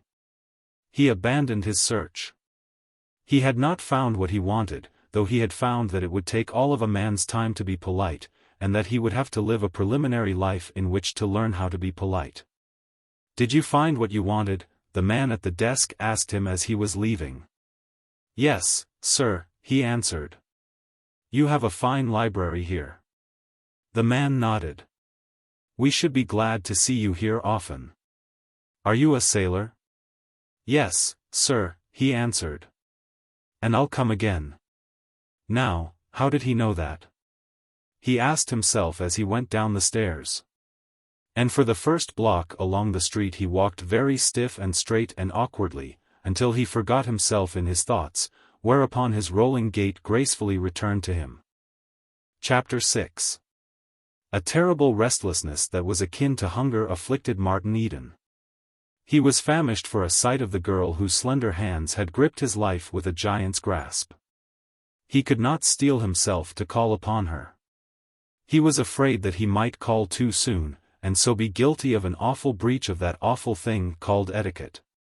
He spent long hours in the Oakland and Berkeley libraries, and made out application blanks for membership for himself, his sisters Gertrude and Marion, and Jim. The latter's consent being obtained at the expense of several glasses of beer. With 4 cards permitting him to draw books, he burned the gas late in the servants' room, and was charged 50 cents a week for it by Mr. Higginbotham. The many books he read but served to whet his unrest. Every page of every book was a peephole into the realm of knowledge. His hunger fed upon what he read, and increased.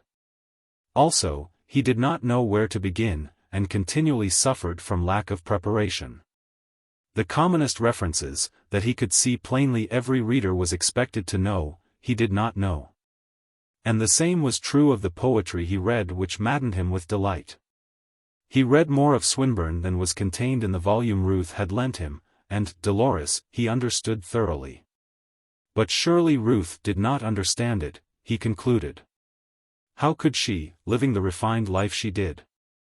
Then he chanced upon Kipling's poems, and was swept away by the lilt and swing and glamour with which familiar things had been invested. He was amazed at the man's sympathy with life and at his incisive psychology.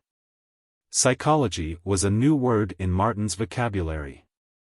He had bought a dictionary, which deed had decreased his supply of money and brought nearer the day on which he must sail in search of more. Also, it incensed Mr. Higginbotham, who would have preferred the money taking the form of board. He dared not go near Ruth's neighborhood in the daytime, but night found him lurking like a thief around the Morse home, stealing glimpses at the windows and loving the very walls that sheltered her. Several times he barely escaped being caught by her brothers, and once he trailed Mr. Morse downtown and studied his face in the lighted streets, longing all the while for some quick danger of death to threaten so that he might spring in and save her father. On another night, his vigil was rewarded by a glimpse of Ruth through a second-story window. He saw only her head and shoulders, and her arms raised as she fixed her hair before a mirror. It was only for a moment, but it was a long moment to him, during which his blood turned to wine and sang through his veins. Then she pulled down the shade. But it was her room, he had learned that. And thereafter he strayed there often, hiding under a dark tree on the opposite side of the street and smoking countless cigarettes. One afternoon he saw her mother coming out of a bank, and received another proof of the enormous distance that separated Ruth from him. She was of the class that dealt with banks. He had never been inside a bank in his life, and he had an idea that such institutions were frequented only by the very rich and the very powerful. In one way, he had undergone a moral revolution. Her cleanness and purity had reacted upon him, and he felt in his being a crying need to be clean. He must be that if he were ever to be worthy of breathing the same air with her. He washed his teeth, and scrubbed his hands with a kitchen scrub brush till he saw a nail brush in a drugstore window and divined its use. While purchasing it, the clerk glanced at his nails, suggested a nail file, and so he became possessed of an additional toilet tool. He ran across a book in the library on the care of the body, and promptly developed a penchant for a cold water bath every morning, much to the amazement of Jim, and to the bewilderment of Mr. Higginbotham, who was not in sympathy with such high-fangled notions and who seriously debated whether or not he should charge Martin extra for the water. Another stride was in the direction of creased trousers. Now that Martin was aroused in such matters, he swiftly noted the difference between the baggy knees of the trousers worn by the working class and the straight line from knee to foot of those worn by the men above the working class. Also, he learned the reason why, and invaded his sister's kitchen in search of irons and ironing board. He had misadventures at first, hopelessly burning one pair and buying another, which expenditure again brought nearer the day on which he must put to sea. But the reform went deeper than mere outward appearance. He still smoked, but he drank no more. Up to that time, drinking had seemed to him the proper thing for men to do, and he had prided himself on his strong head which enabled him to drink most men under the table. Whenever he encountered a chance shipmate, and there were many in San Francisco, he treated them and was treated in turn, as of old. But he ordered for himself root beer or ginger ale and good-naturedly endured their chaffing. And as they waxed maudlin he studied them, watching the beast rise and master them and thanking God that he was no longer as they. They had their limitations to forget, and when they were drunk, their dim, stupid spirits were even as gods, and each ruled in his heaven of intoxicated desire. With Martin the need for strong drink had vanished. He was drunken in new and more profound ways, with Ruth, who had fired him with love and with a glimpse of higher and eternal life. With books that had set a myriad maggots of desire gnawing in his brain. And with the sense of personal cleanliness he was achieving, that gave him even more superb health than what he had enjoyed and that made his whole body sing with physical well-being. One night he went to the theater, on the blind chance that he might see her there, and from the second balcony he did see her. He saw her come down the aisle, with Arthur and a strange young man with a football mop of hair and eyeglasses, the sight of whom spurred him to instant apprehension and jealousy. He saw her take her seat in the orchestra circle, and little else than her did he see that night, a pair of slender white shoulders and a mass of pale gold hair, dim with distance. But there were others who saw, and now and again, glancing at those about him, he noted two young girls who looked back from the row in front, a dozen seats along. and who smiled at him with bold eyes. He had always been easygoing. It was not in his nature to give rebuff. In the old days he would have smiled back, and gone further and encouraged smiling. But now it was different. He did smile back, then looked away, and looked no more deliberately. But several times, forgetting the existence of the two girls, his eyes caught their smiles. He could not rethumb himself in a day, nor could he violate the intrinsic kindliness of his nature, so, at such moments, he smiled at the girls in warm human friendliness. It was nothing new to him. He knew they were reaching out their woman's hands to him. But it was different now. Far down there in the orchestra circle was the one woman in all the world, so different, so terrifically different, from these two girls of his class, that he could feel for them only pity and sorrow. He had it in his heart to wish that they could possess, in some small measure, her goodness and glory. And not for the world could he hurt them because of their outreaching. He was not flattered by it, he even felt a slight shame at his lowliness that permitted it. He knew, did he belong in Ruth's class, that there would be no overtures from these girls. And with each glance of theirs he felt the fingers of his own class clutching at him to hold him down. He left his seat before the curtain went down on the last act, intent on seeing her as she passed out. There were always numbers of men who stood on the sidewalk outside, and he could pull his cap down over his eyes and screen himself behind someone's shoulder so that she should not see him. He emerged from the theater with the first of the crowd, but scarcely had he taken his position on the edge of the sidewalk when the two girls appeared. They were looking for him, he knew. And for the moment he could have cursed that in him which drew women. Their casual edging across the sidewalk to the curb, as they drew near, apprised him of discovery. They slowed down, and were in the thick of the crowd as they came up with him. One of them brushed against him and apparently for the first time noticed him. She was a slender, dark girl, with black, defiant eyes. But they smiled at him, and he smiled back. "Hello," he said. It was automatic. He had said it so often before under similar circumstances of first meetings. Besides, he could do no less. There was that large tolerance and sympathy in his nature that would permit him to do no less.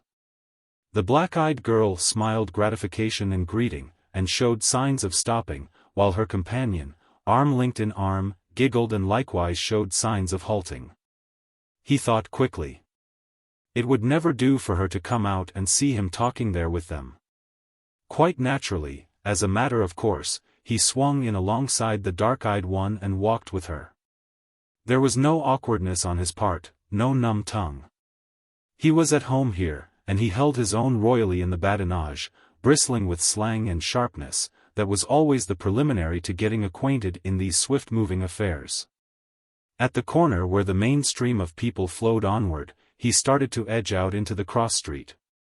But the girl with the black eyes caught his arm, following him and dragging her companion after her, as she cried, "Hold on, Bill. What's your rush? You're not goin' to shake us so sudden as all that?" He halted with a laugh, and turned, facing them. Across their shoulders he could see the moving throng passing under the street lamps. Where he stood it was not so light, and, unseen, he would be able to see her as she passed by. She would certainly pass by, for that way led home. "What's her name?" he asked of the giggling girl, nodding at the dark-eyed one. "You ask her," was the convulsed response. "Well, what is it?" he demanded, turning squarely on the girl in question. "You ain't told me yours, yet," she retorted. "You never asked it," he smiled. "Besides, you guessed the first rattle. It's Bill, all right, all right. Ah, go 'long with you." She looked him in the eyes, her own sharply passionate and inviting. "What is it, honest?" Again she looked. All the centuries of woman since sex began were eloquent in her eyes.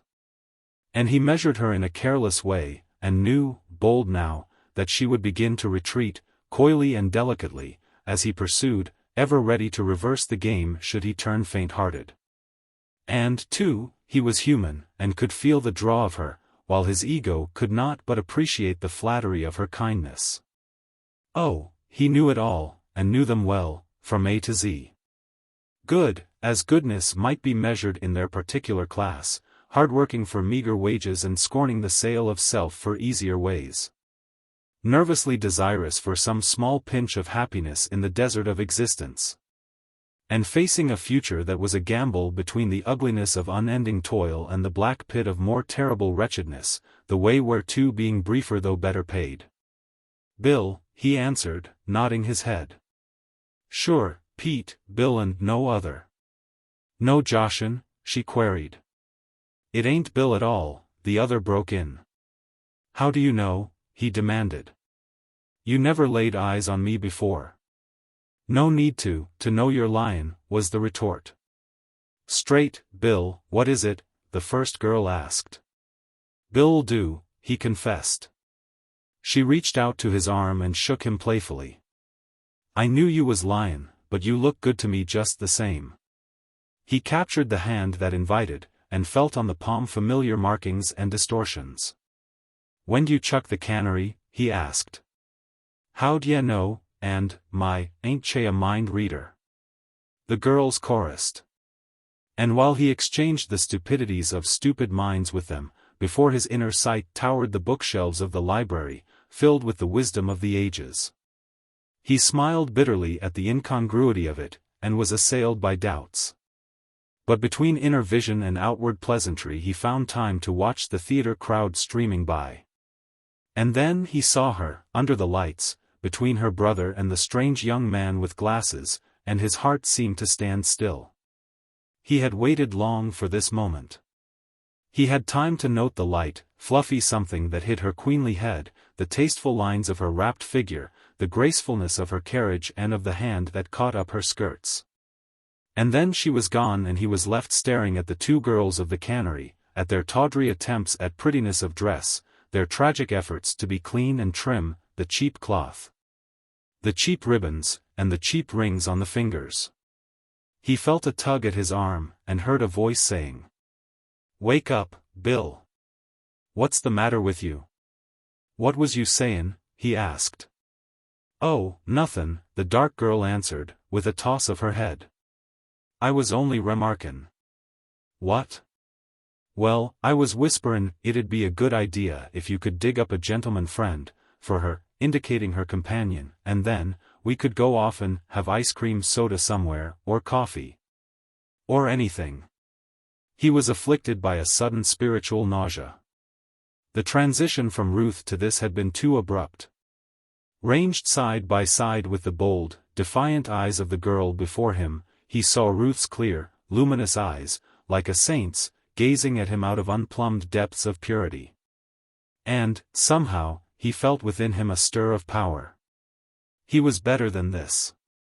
Life meant more to him than it meant to these two girls whose thoughts did not go beyond ice cream and a gentleman friend.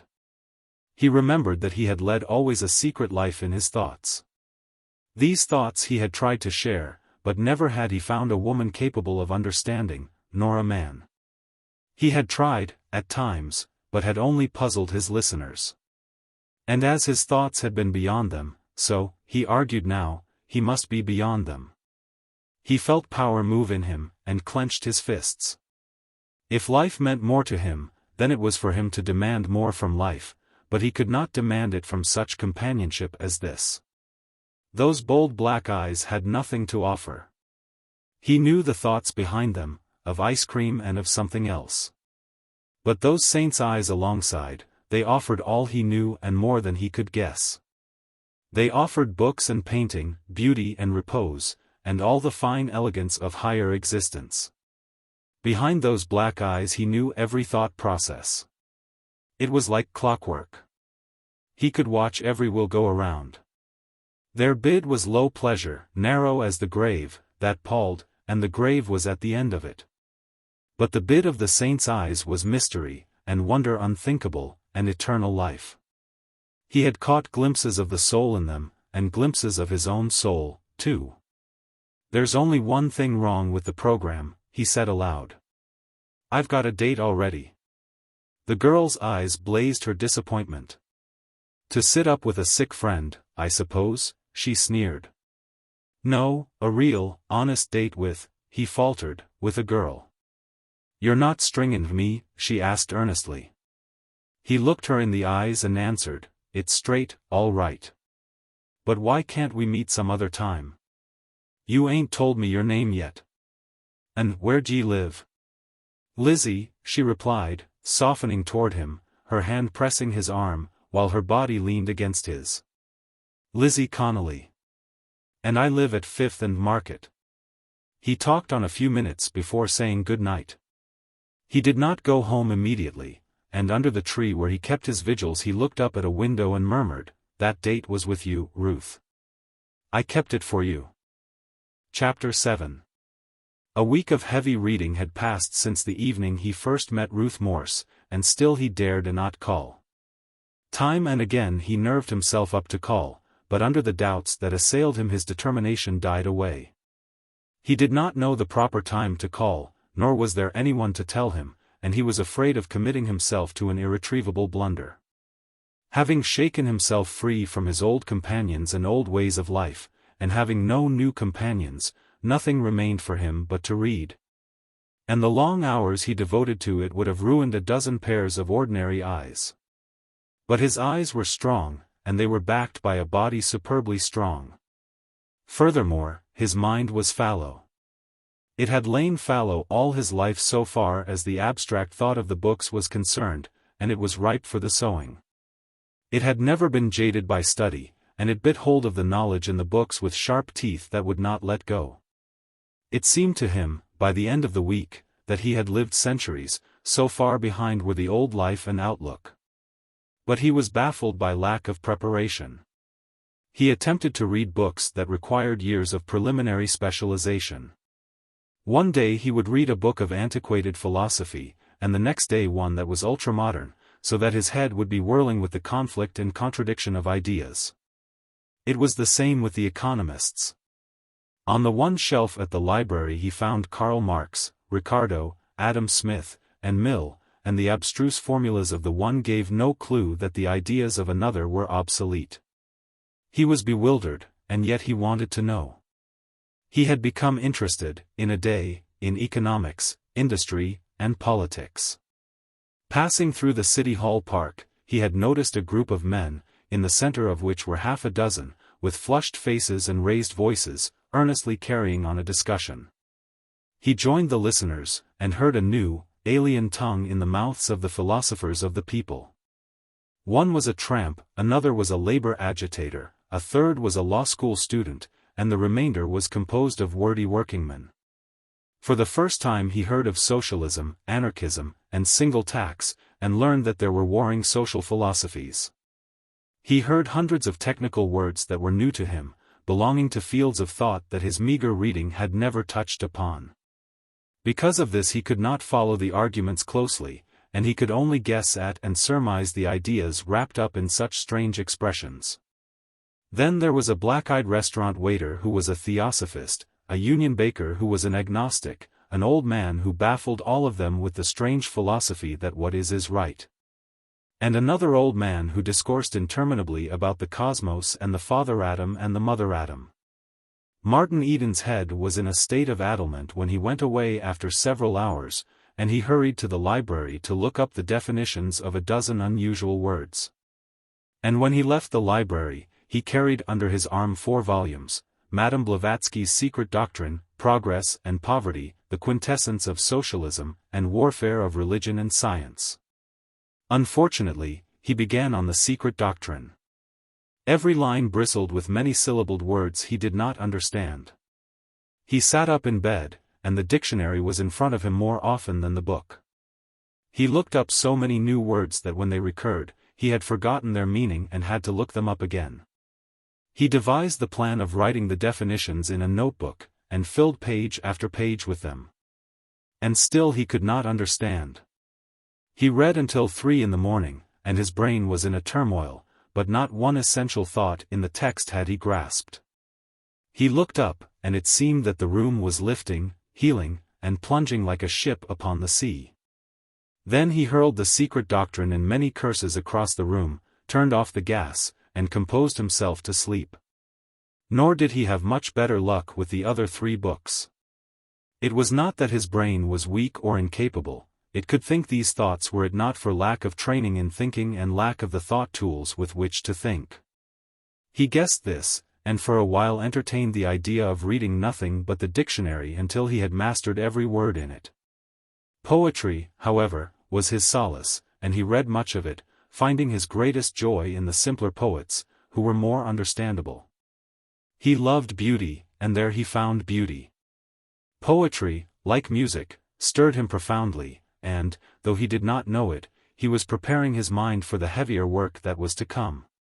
The pages of his mind were blank, and, without effort, much he read and liked, stanza by stanza, was impressed upon those pages. So that he was soon able to extract great joy from chanting aloud or under his breath the music and the beauty of the printed words he had read. Then he stumbled upon Gailey's classic myths and Bulfinch's Age of Fable, side by side on a library shelf. It was illumination, a great light in the darkness of his ignorance, and he read poetry more avidly than ever. The man at the desk in the library had seen Martin there so often that he had become quite cordial, always greeting him with a smile and a nod when he entered. It was because of this that Martin did a daring thing. Drawing out some books at the desk, and while the man was stamping the cards, Martin blurted out, "Say, there's something I'd like to ask you." The man smiled and paid attention. "When you meet a young lady and she asks you to call, how soon can you call?" Martin felt his shirt press and cling to his shoulders. What of the sweat of the effort? "Why, I'd say any time," the man answered. "Yes, but this is different," Martin objected. Well, you see, it's this way, maybe she won't be there. She goes to the university." "Then call again." "What I said ain't what I meant," Martin confessed falteringly, while he made up his mind to throw himself wholly upon the other's mercy. "I'm just a rough sort of a fellow, and I ain't never seen anything of society. This girl is all that I ain't, and I ain't anything that she is. You don't think I'm playin' the fool, do you?" he demanded abruptly. No, not at all, I assure you," the other protested. "Your request is not exactly in the scope of the reference department, but I shall be only too pleased to assist you." Martin looked at him admiringly. "If I could tear it off that way, I'd be all right," he said. "I beg pardon?" "I mean if I could talk easy that way, and polite, and all the rest." "Oh," said the other, with comprehension. "What is the best time to call? The afternoon, not too close to mealtime? Or the evening? Or Sunday?" "I'll tell you," the librarian said with a brightening face. "You call her up on the telephone and find out." "I'll do it," he said, picking up his books and starting away. He turned back and asked, "When you're speakin' to a young lady, say, for instance, Miss Lizzie Smith, do you say, Miss Lizzie? Or Miss Smith?" "Say, Miss Smith," the librarian stated authoritatively. "Say, Miss Smith, always, until you come to know her better." So it was that Martin Eden solved the problem. "Come down any time." "I'll be at home all afternoon," was Ruth's reply over the telephone to his stammered request as to when he could return the borrowed books. She met him at the door herself, and her woman's eyes took in immediately the creased trousers and the certain slight but indefinable change in him for the better. Also, she was struck by his face. It was almost violent, this health of his, and it seemed to rush out of him and at her in waves of force. She felt the urge again of the desire to lean toward him for warmth, and marveled again at the effect his presence produced upon her. And he, in turn, knew again the swimming sensation of bliss when he felt the contact of her hand in greeting. The difference between them lay in that she was cool and self-possessed while his face flushed to the roots of the hair. He stumbled with his old awkwardness after her, and his shoulders swung and lurched perilously. Once they were seated in the living room, he began to get on easily, more easily by far than he had expected. She made it easy for him. And the gracious spirit with which she did it made him love her more madly than ever. They talked first of the borrowed books, of the Swinburne he was devoted to, and of the Browning he did not understand. And she led the conversation on from subject to subject, while she pondered the problem of how she could be of help to him. She had thought of this often since their first meeting. She wanted to help him. He made a call upon her pity and tenderness that no one had ever made before, and the pity was not so much derogatory of him as maternal in her. Her pity could not be of the common sort, when the man who drew it was so much man as to shock her with maidenly fears and set her mind and pulse thrilling with strange thoughts and feelings. The old fascination of his neck was there, and there was sweetness in the thought of laying her hands upon it.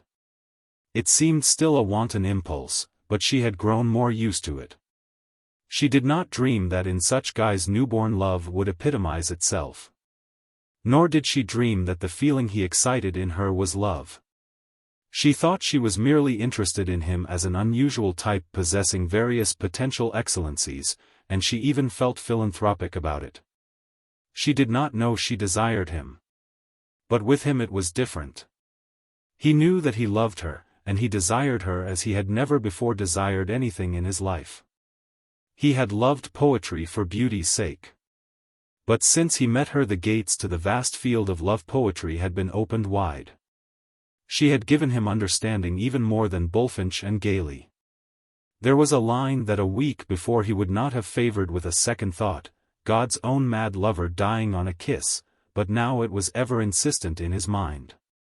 He marveled at the wonder of it and the truth, and as he gazed upon her he knew that he could die gladly upon a kiss.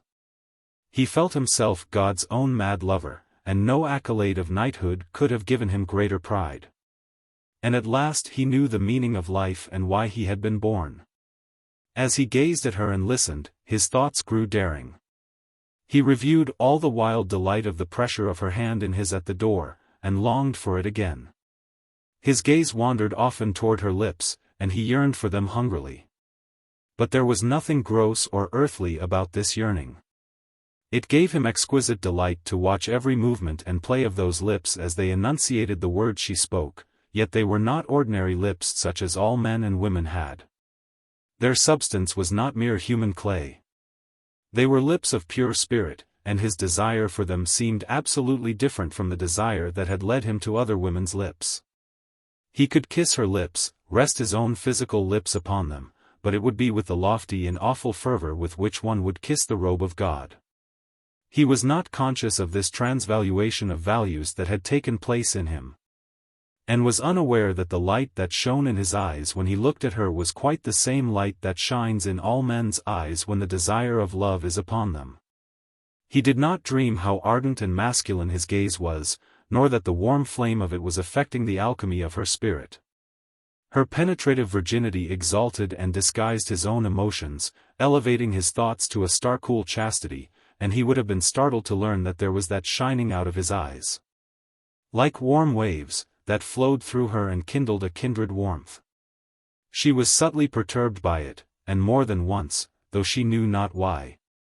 It disrupted her train of thought with its delicious intrusion and compelled her to grope for the remainder of ideas partly uttered. Speech was always easy with her, and these interruptions would have puzzled her had she not decided that it was because he was a remarkable type. She was very sensitive to impressions, and it was not strange, after all, that this aura of a traveler from another world should so affect her. The problem in the background of her consciousness was how to help him, and she turned the conversation in that direction, but it was Martin who came to the point first. "I wonder if I can get some advice from you," he began, and received an acquiescence of willingness that made his heart bound. "You remember the other time I was here I said I couldn't talk about books and things because I didn't know how? Well, I've been doin' a lot of thinkin' ever since. I've been to the library a whole lot, but most of the books I've tackled have been over my head. Meb, I'd better begin at the beginning. I ain't never had no advantages. I've worked pretty hard ever since I was a kid, and since I've been to the library, lookin' with new eyes at books, and lookin' at new books. Too, I've just about concluded that I ain't been reading the right kind. You know the books you find in cattle camps and FOCSLS ain't the same you've got in this house, for instance. Well, that's the sort of readin' matter I've been accustomed to. And yet, and I ain't just makin' a brag of it, I've been different from the people I've herded with. Not that I'm any better than the sailors and cowpunchers I traveled with. I was cowpunchin' for a short time, you know, but I always liked books, read everything I could lay hands on, and, well, I guess I think differently from most of them. Now, to come to what I'm drivin' at. I was never inside a house like this. When I come a week ago, and saw all this, and you, and your mother, and brothers, and everything, well, I liked it. I'd heard about such things and read about such things in some of the books, and when I looked around at your house, why, the books come true. But the thing I'm after is I liked it. I wanted it. I want it now. I want to breathe air like you get in this house, air that is filled with books, and pictures, and beautiful things, where people talk in low voices and are clean, and their thoughts are clean. The air I always breathed was mixed up with grubbin', house rentin', scrappin', and boozin', that's all they talked about, too. Why, when you was crossin' the room to kiss your mother, I thought it was the most beautiful thing I ever seen. I've seen a whole lot of life, and somehow I've seen a whole lot more of it than most of them that was with me. I like to see, and I want to see more, and I want to see it different. But I ain't got to the point yet. Here it is. I want to make my way to the kind of life you have in this house.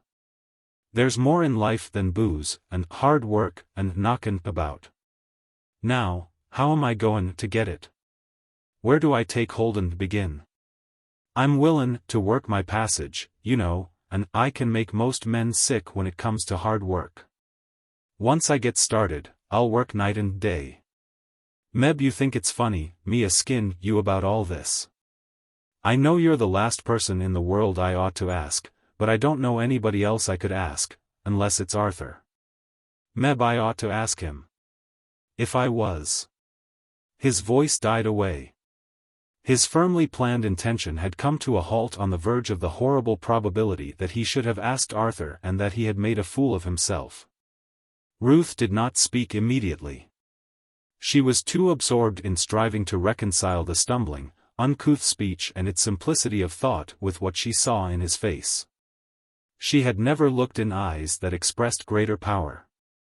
Here was a man who could do anything, was the message she read there, and it accorded ill with the weakness of his spoken thought. And for that matter, so complex and quick was her own mind that she did not have a just appreciation of simplicity. And yet she had caught an impression of power in the very groping of this mind. It had seemed to her like a giant writhing and straining at the bonds that held him down. Her face was all sympathy when she did speak. What you need, you realize yourself, and it is education. You should go back and finish grammar school, and then go through to high school and university. But that takes money, he interrupted. Oh, she cried. I had not thought of that. But then you have relatives, somebody who could assist you. He shook his head. My father and mother are dead. I've 2 sisters, one married, and the other'll get married soon, I suppose. Then I've a string of brothers, I'm the youngest, but they never helped nobody. They've just knocked around over the world, lookin' out for number 1. The oldest died in India. 2 are in South Africa now, and another's on a whaling voyage, and one's travelin' with a circus. He does trapeze work. And I guess I'm just like them. I've taken care of myself since I was 11, that's when my mother died. I've got to study by myself, I guess, and what I want to know is where to begin. I should say the first thing of all would be to get a grammar. Your grammar is, she had intended saying awful, but she amended it to, is not particularly good. He flushed and sweated. I know I must talk a lot of slang and words you don't understand. But then they're the only words I know how to speak. I've got other words in my mind, picked 'em up from books, but I can't pronounce 'em, so I don't use 'em. It isn't what you say, so much as how you say it. You don't mind my being frank, do you? I don't want to hurt you. No, no, he cried, while he secretly blessed her for her kindness. Fire away. I've got to know, and I'd sooner know from you than anybody else. Well, then, you say, you was, it should be, you were. You say, I seen, for I saw. You use the double negative. What's the double negative? He demanded. Then added humbly, you see, I don't even understand your explanations. I'm afraid I didn't explain that, she smiled. A double negative is, let me see, well, you say, never helped nobody.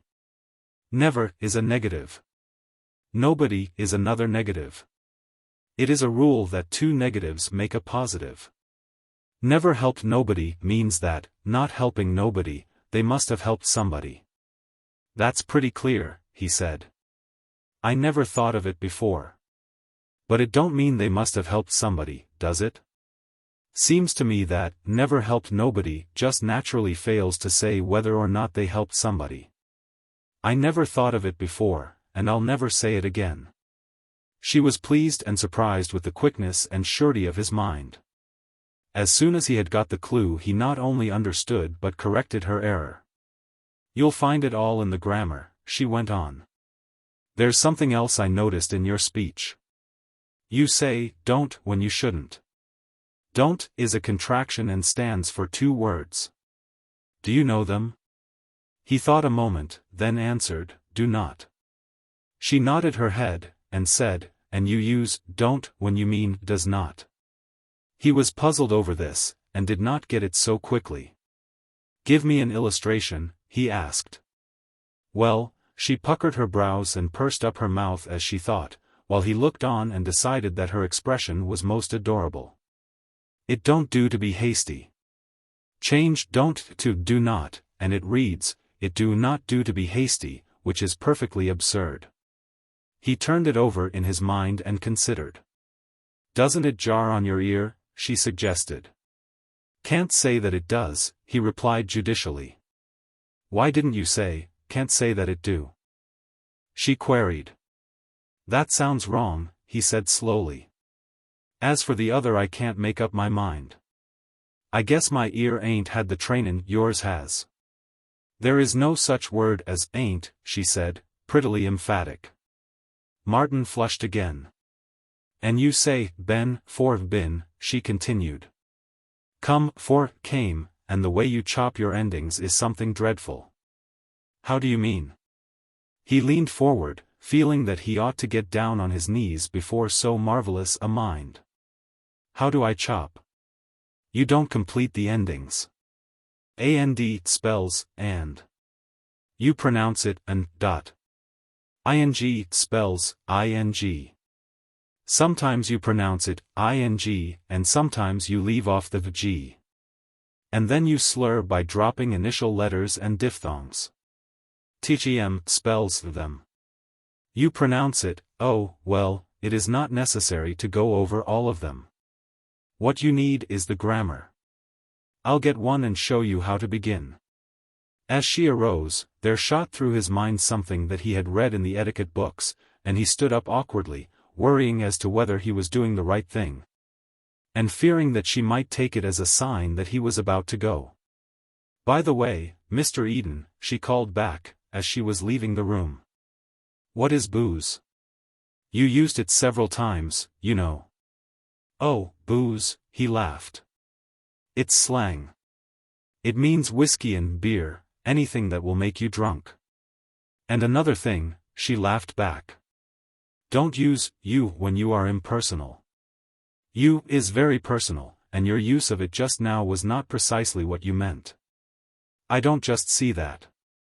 Why, you said just now, to me, whiskey and beer, anything that will make you drunk, make me drunk, don't you see? Well, it would, wouldn't it?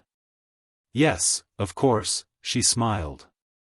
But it would be nicer not to bring me into it.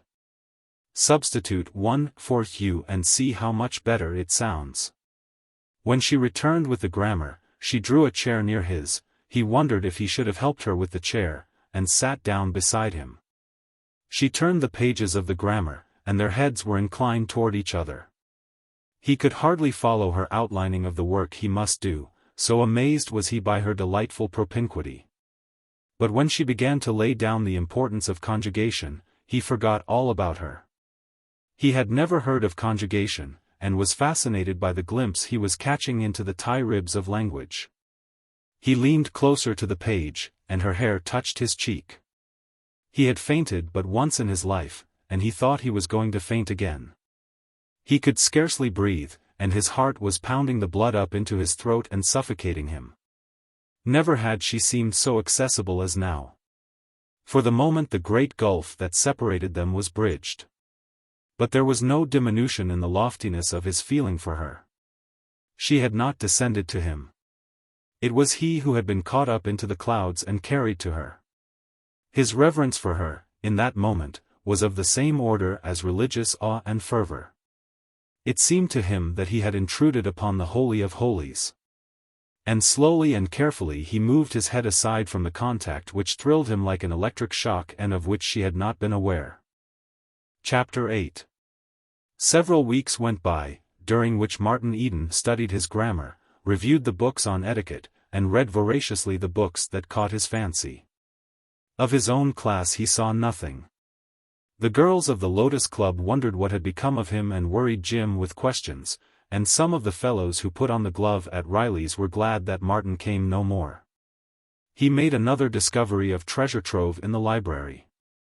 As the grammar had shown him the tie ribs of language, so that book showed him the tie ribs of poetry, and he began to learn meter and construction and form. Beneath the beauty he loved finding the why and wherefore of that beauty. Another modern book he found treated poetry as a representative art, treated it exhaustively, with copious illustrations from the best in literature. Never had he read fiction with so keen zest as he studied these books. And his fresh mind, untaxed for 20 years and impelled by maturity of desire, gripped hold of what he read with a virility unusual to the student mind.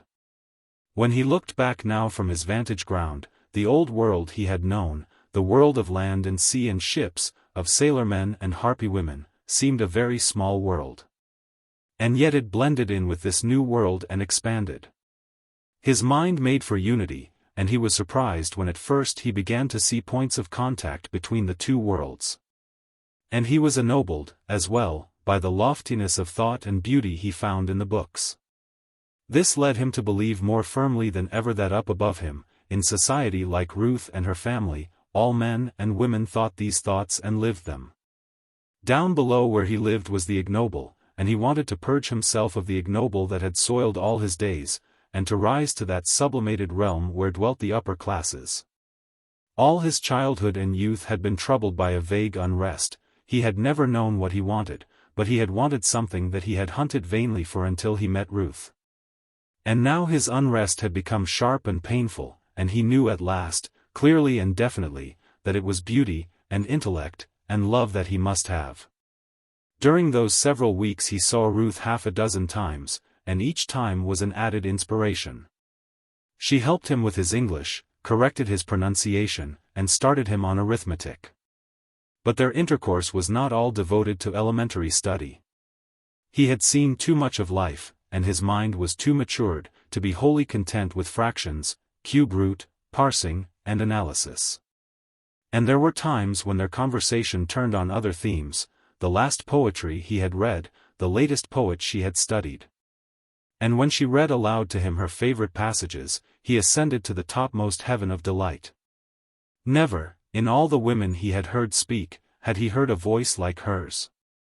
The least sound of it was a stimulus to his love, and he thrilled and throbbed with every word she uttered. It was the quality of it, the repose, and the musical modulation, the soft, rich, indefinable product of culture and a gentle soul.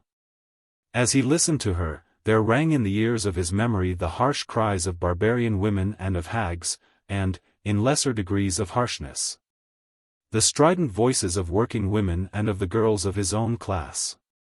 Then the chemistry of vision would begin to work, and they would troop in review across his mind, each, by contrast, multiplying Ruth's glories. Then, too, his bliss was heightened by the knowledge that her mind was comprehending what she read and was quivering with appreciation of the beauty of the written thought. She read to him much from The Princess, and often he saw her eyes swimming with tears, so finely was her aesthetic nature strung. At such moments her own emotions elevated him till he was as a god, and, as he gazed at her and listened, he seemed gazing on the face of life and reading its deepest secrets.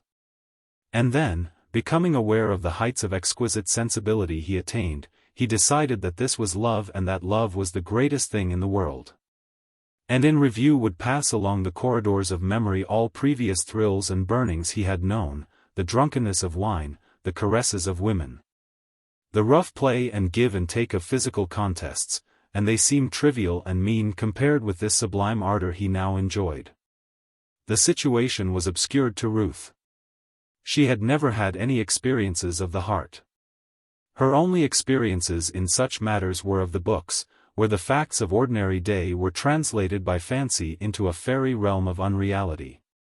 And she little knew that this rough sailor was creeping into her heart and storing their pent forces that would some day burst forth and surge through her in waves of fire. She did not know the actual fire of love. Her knowledge of love was purely theoretical, and she conceived of it as lambent flame, gentle as the fall of dew or the ripple of quiet water, and cool as the velvet dark of summer nights. Her idea of love was more that of placid affection, serving the loved one softly in an atmosphere, flower-scented and dim-lighted, of ethereal calm. She did not dream of the volcanic convulsions of love, its scorching heat and sterile wastes of parched ashes.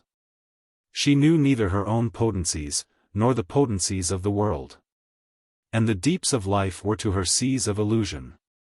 The conjugal affection of her father and mother constituted her ideal of love affinity, and she looked forward some day to emerging, without shock or friction, into that same quiet sweetness of existence with a loved one. So it was that she looked upon Martin Eden as a novelty, a strange individual, and she identified with novelty and strangeness the effects he produced upon her. It was only natural. In similar ways she had experienced unusual feelings when she looked at wild animals in the menagerie, or when she witnessed a storm of wind, or shuddered at the bright-ribbed lightning. There was something cosmic in such things, and there was something cosmic in him. He came to her breathing of large airs and great spaces. The blaze of tropic suns was in his face, and in his swelling, resilient muscles was the primordial vigor of life. He was marred and scarred by that mysterious world of rough men and rougher deeds, the outposts of which began beyond her horizon. He was untamed, wild, and in secret ways her vanity was touched by the fact that he came so mildly to her hand. Likewise she was stirred by the common impulse to tame the wild thing. It was an unconscious impulse, and farthest from her thoughts that her desire was to re-thumb the clay of him into a likeness of her father's image. Which image she believed to be the finest in the world. Nor was there any way, out of her inexperience, for her to know that the cosmic feel she caught of him was that most cosmic of things, love. Which with equal power drew men and women together across the world, compelled stags to kill each other in the rutting season, and drove even the elements irresistibly to unite. His swift development was a source of surprise and interest. She detected unguessed finenesses in him that seemed to bud, day by day, like flowers in congenial soil. She read Browning aloud to him, and was often puzzled by the strange interpretations he gave to mooted passages. It was beyond her to realize that, out of his experience of men and women and life, his interpretations were far more frequently correct than hers. His conceptions seemed naive to her, though she was often fired by his daring flights of comprehension, whose orbit path was so wide among the stars that she could not follow and could only sit and thrill to the impact of unguessed power. Then she played to him, no longer at him, and probed him with music that sank to depths beyond her plumb line.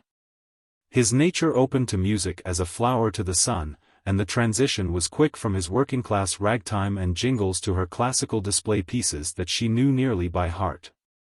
Yet he betrayed a democratic fondness for Wagner, and the Tannhauser overture, when she had given him the clue to it, claimed him as nothing else she played.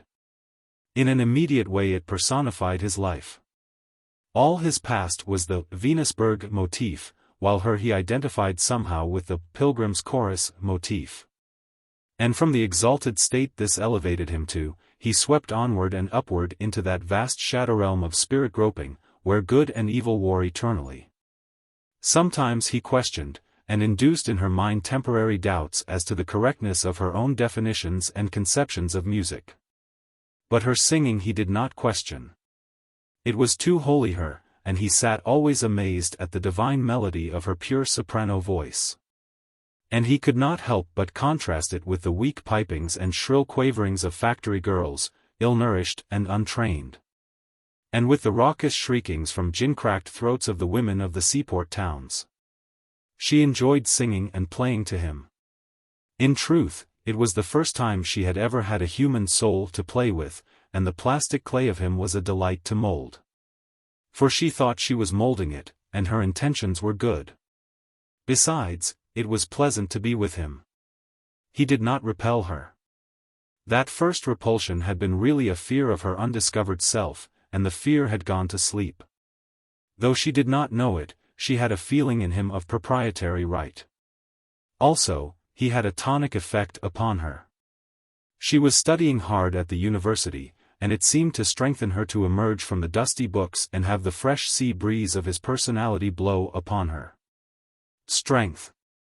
Strength was what she needed, and he gave it to her in generous measure. To come into the same room with him, or to meet him at the door, was to take heart of life. And when he had gone, she would return to her books with a keener zest and fresh store of energy. She knew her Browning, but it had never sunk into her that it was an awkward thing to play with souls. As her interest in Martin increased, the remodeling of his life became a passion with her. "There is Mr. Butler," she said one afternoon, when grammar and arithmetic and poetry had been put aside. He had comparatively no advantages at first. His father had been a bank cashier, but he lingered for years, dying of consumption in Arizona, so that when he was dead, Mr. Butler, Charles Butler he was called, found himself alone in the world. His father had come from Australia, you know, and so he had no relatives in California.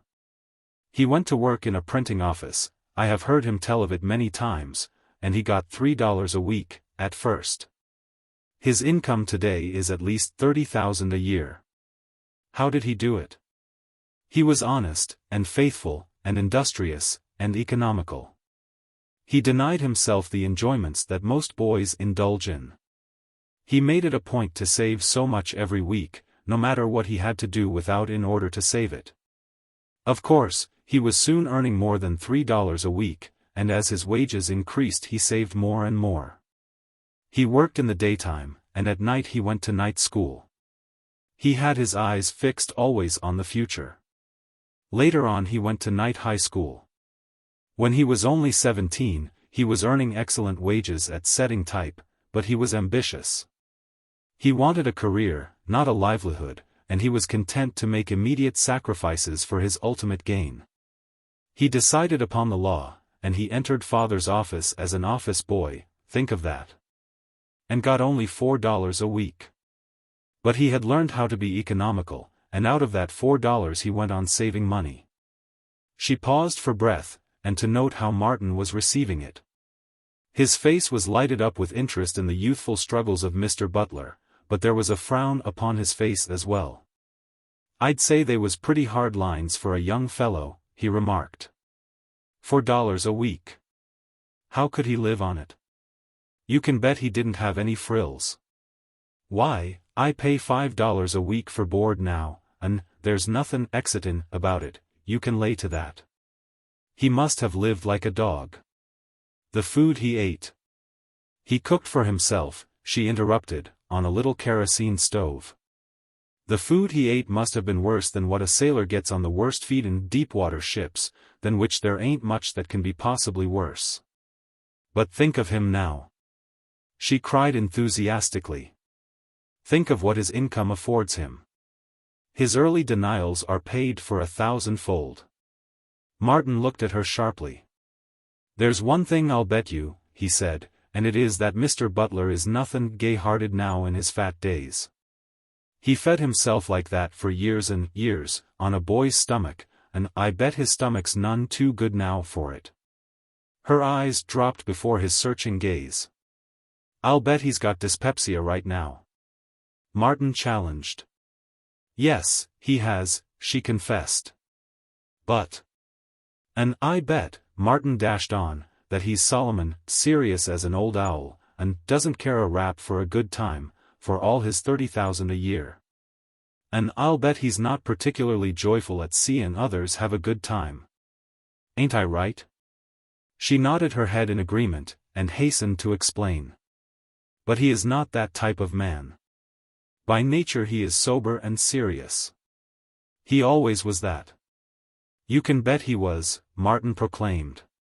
$3 a week, and $4 a week, and a young boy cookin' for himself on an oil burner and layin' up money, workin' all day and studyin' all night, just workin' and never playin'. Never havin' a good time, and never learnin' how to have a good time. Of course his 30,000 came along too late. His sympathetic imagination was flashing upon his inner sight all the thousands of details of the boy's existence and of his narrow spiritual development into a $30,000 a year man. With the swiftness and wide-reaching of multitudinous thought, Charles Butler's whole life was telescoped upon his vision. "Do you know," he added, "I feel sorry for Mr. Butler. He was too young to know better, but he robbed himself of life for the sake of 30,000 a year that's clean wasted upon him. Why, 30,000, lump sum, wouldn't buy for him right now what 10 cents he was layin' up would have bought him, when he was a kid, in the way of candy and peanuts or a seat in nigger heaven." It was just such uniqueness of points of view that startled Ruth. Not only were they new to her, and contrary to her own beliefs, but she always felt in them germs of truth that threatened to unseat or modify her own convictions. Had she been 14 instead of 24, she might have been changed by them. But she was 24, conservative by nature and upbringing, and already crystallized into the cranny of life where she had been born and formed. It was true, his bizarre judgments troubled her in the moments they were uttered, but she ascribed them to his novelty of type and strangeness of living, and they were soon forgotten. Nevertheless, while she disapproved of them, the strength of their utterance, and the flashing of eyes and earnestness of face that accompanied them, always thrilled her and drew her toward him. She would never have guessed that this man who had come from beyond her horizon, was, in such moments, flashing on beyond her horizon with wider and deeper concepts. Her own limits were the limits of her horizon, but limited minds can recognize limitations only in others. And so she felt that her outlook was very wide indeed, and that where his conflicted with hers marked his limitations. And she dreamed of helping him to see as she saw, of widening his horizon until it was identified with hers. "But I have not finished my story," she said. "He worked, so father says, as no other office boy he ever had. Mr. Butler was always eager to work. He never was late, and he was usually at the office a few minutes before his regular time. And yet he saved his time. Every spare moment was devoted to study.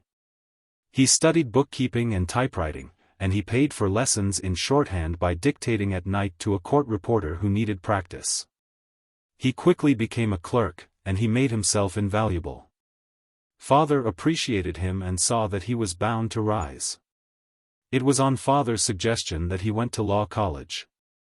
He became a lawyer, and hardly was he back in the office when father took him in as junior partner. He is a great man. He refused the United States Senate several times, and father says he could become a justice of the Supreme Court any time a vacancy occurs, if he wants to. Such a life is an inspiration to all of us. It shows us that a man with will may rise superior to his environment.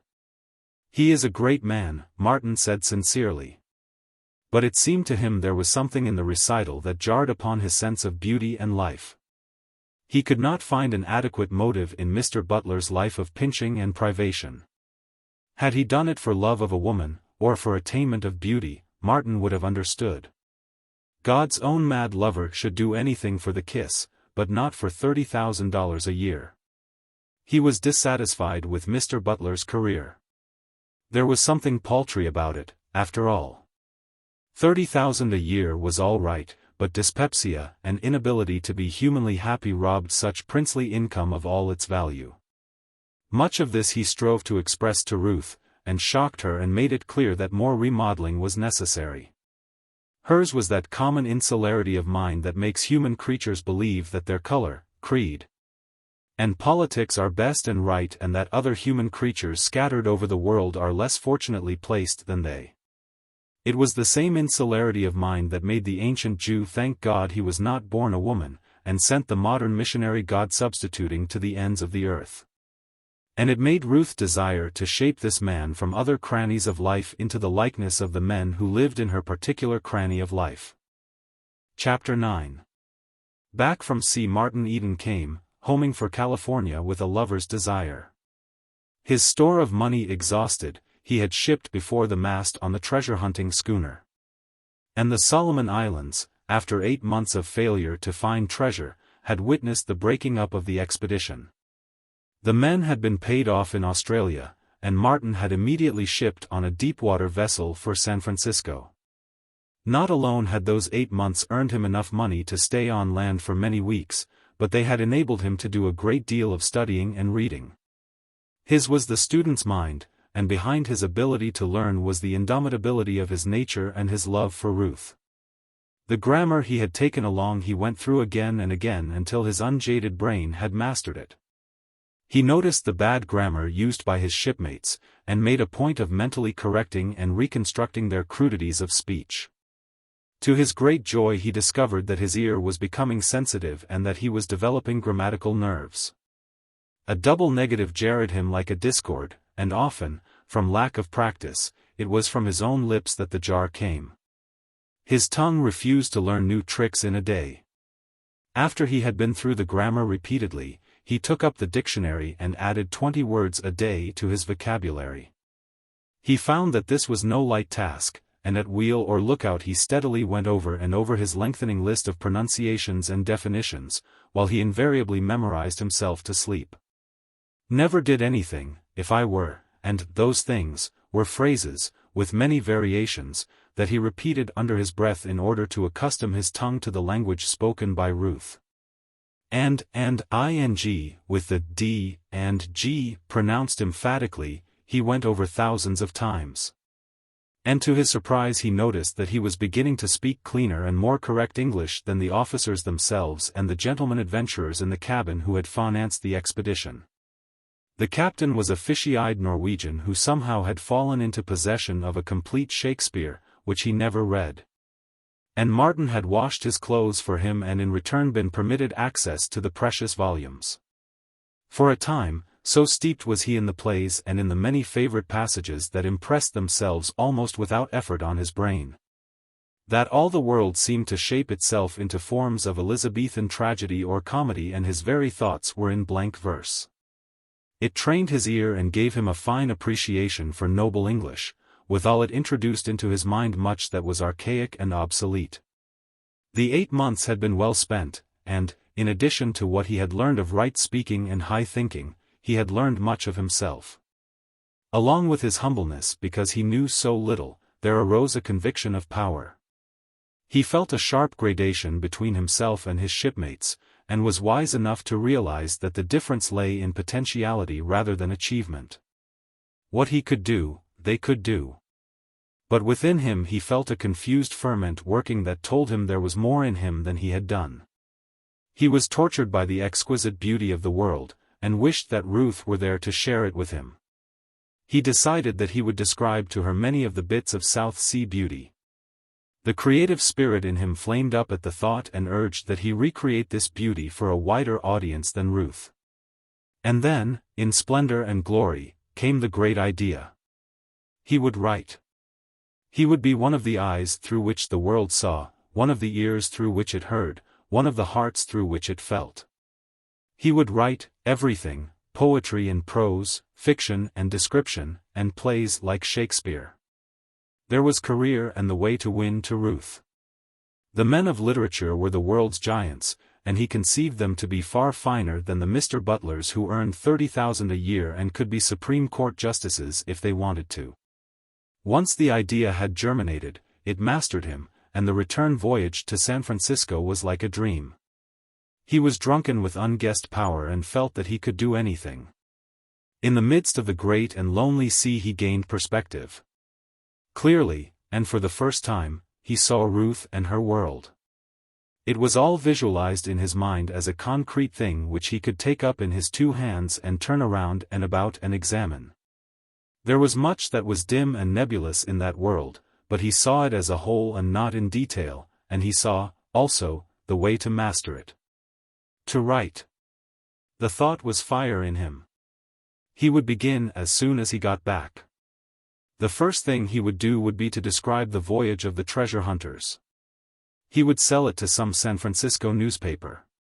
He would not tell Ruth anything about it, and she would be surprised and pleased when she saw his name in print.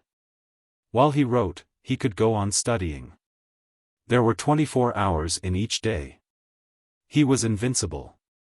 He knew how to work, and the citadels would go down before him. He would not have to go to sea again, as a sailor, and for the instant he caught a vision of a steam yacht.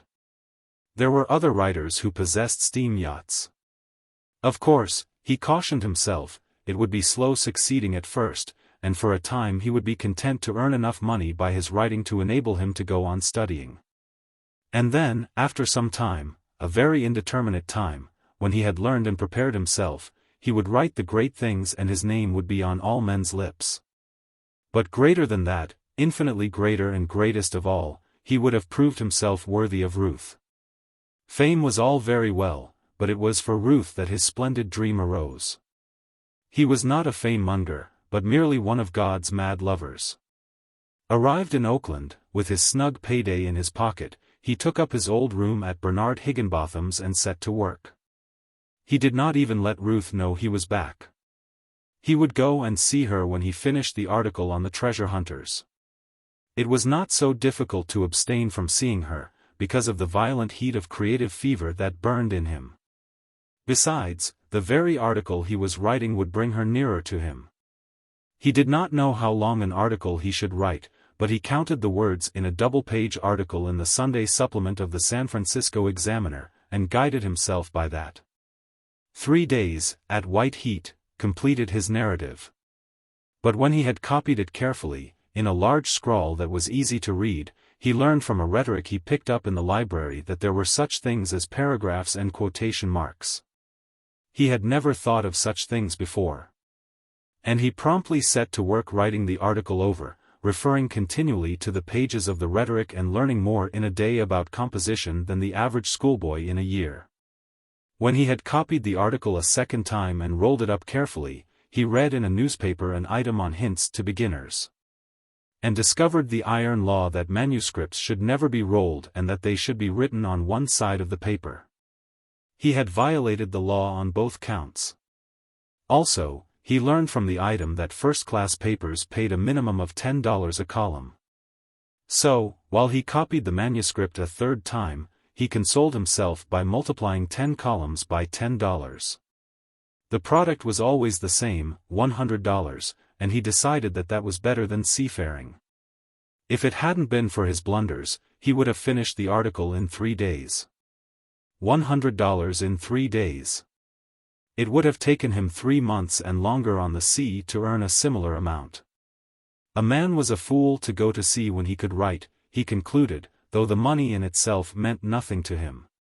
Its value was in the liberty it would get him, the presentable garments it would buy him, all of which would bring him nearer, swiftly nearer, to the slender, pale girl who had turned his life back upon itself and given him inspiration. He mailed the manuscript in a flat envelope, and addressed it to the editor of the San Francisco Examiner. He had an idea that anything accepted by a paper was published immediately, and as he had sent the manuscript in on Friday he expected it to come out on the following Sunday. He conceived that it would be fine to let that event apprise Ruth of his return. Then, Sunday afternoon, he would call and see her. In the meantime he was occupied by another idea, which he prided himself upon as being a particularly sane, careful, and modest idea. He would write an adventure story for boys and sell it to the Youth's Companion. He went to the free reading room and looked through the files of the Youth's Companion. Serial stories, he found, were usually published in that weekly in 5 installments of about 3,000 words each. He discovered several serials that ran to 7 installments, and decided to write one of that length. He had been on a whaling voyage in the Arctic, once, a voyage that was to have been for 3 years and which had terminated in shipwreck at the end of 6 months.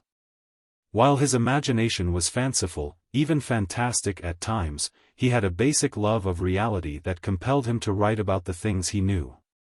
He knew whaling, and out of the real materials of his knowledge he proceeded to manufacture the fictitious adventures of the 2 boys he intended to use as joint heroes. It was easy work, he decided on Saturday evening. He had completed on that day the first installment of 3,000 words, much to the amusement of Jim, and to the open derision of Mr. Higginbotham, who sneered throughout mealtime at the leadery person they had discovered in the family. Martin contented himself by picturing his brother-in-law's surprise on Sunday morning when he opened his Examiner and saw the article on the treasure hunters. Early that morning he was out himself to the front door, nervously racing through the many-sheeted newspaper. He went through it a second time, very carefully, then folded it up and left it where he had found it. He was glad he had not told anyone about his article. On second thought he concluded that he had been wrong about the speed with which things found their way into newspaper columns. Besides, there had not been any news value in his article, and most likely the editor would write to him about it first. After breakfast he went on with his serial. The words flowed from his pen, though he broke off from the writing frequently to look up definitions in the dictionary or to refer to the rhetoric. He often read or reread a chapter at a time, during such pauses. And he consoled himself that while he was not writing the great things he felt to be in him, he was learning composition, at any rate, and training himself to shape up and express his thoughts. He toiled on till dark, when he went out to the reading room and explored magazines and weeklies until the place closed at 10 o'clock. This was his program for a week. Each day he did 3,000 words, and each evening he puzzled his way through the magazines, taking note of the stories, articles, and poems that editors saw fit to publish. One thing was certain: what these multitudinous writers did he could do, and only give him time and he would do what they could not do. He was cheered to read in book news, in a paragraph on the payment of magazine writers, not that Rudyard Kipling received $1 per word, but that the minimum rate paid by first-class magazines was 2 cents a word. The Youth's Companion was certainly first class, and at that rate the 3,000 words he had written that day would bring him $60, 2 months' wages on the sea. On Friday night he finished the serial, 21,000 words long. At 2 cents a word, he calculated, that would bring him $420. Not a bad week's work. It was more money than he had ever possessed at one time. He did not know how he could spend it all. He had tapped a gold mine. Where this came from he could always get more. He planned to buy some more clothes, to subscribe to many magazines, and to buy dozens of reference books that at present he was compelled to go to the library to consult. And still there was a large portion of the $420 unspent. This worried him until the thought came to him of hiring a servant for Gertrude and of buying a bicycle for Marion. He mailed the bulky manuscript to the Youth's Companion, and on Saturday afternoon, after having planned an article on pearl diving, he went to see Ruth. He had telephoned, and she went herself to greet him at the door. The old familiar blaze of health rushed out from him and struck her like a blow. It seemed to enter into her body and course through her veins in a liquid glow, and to set her quivering with its imparted strength. He flushed warmly as he took her hand and looked into her blue eyes, but the fresh bronze of 8 months of sun hid the flush, though it did not protect the neck from the gnawing chafe of the stiff collar. She noted the red line of it with amusement which quickly vanished as she glanced at his clothes. They really fitted him. It was his first made-to-order suit, and he seemed slimmer and better modeled. In addition, his cloth cap had been replaced by a soft hat, which she commanded him to put on and then complimented him on his appearance. She did not remember when she had felt so happy. This change in him was her handiwork, and she was proud of it and fired with ambition further to help him.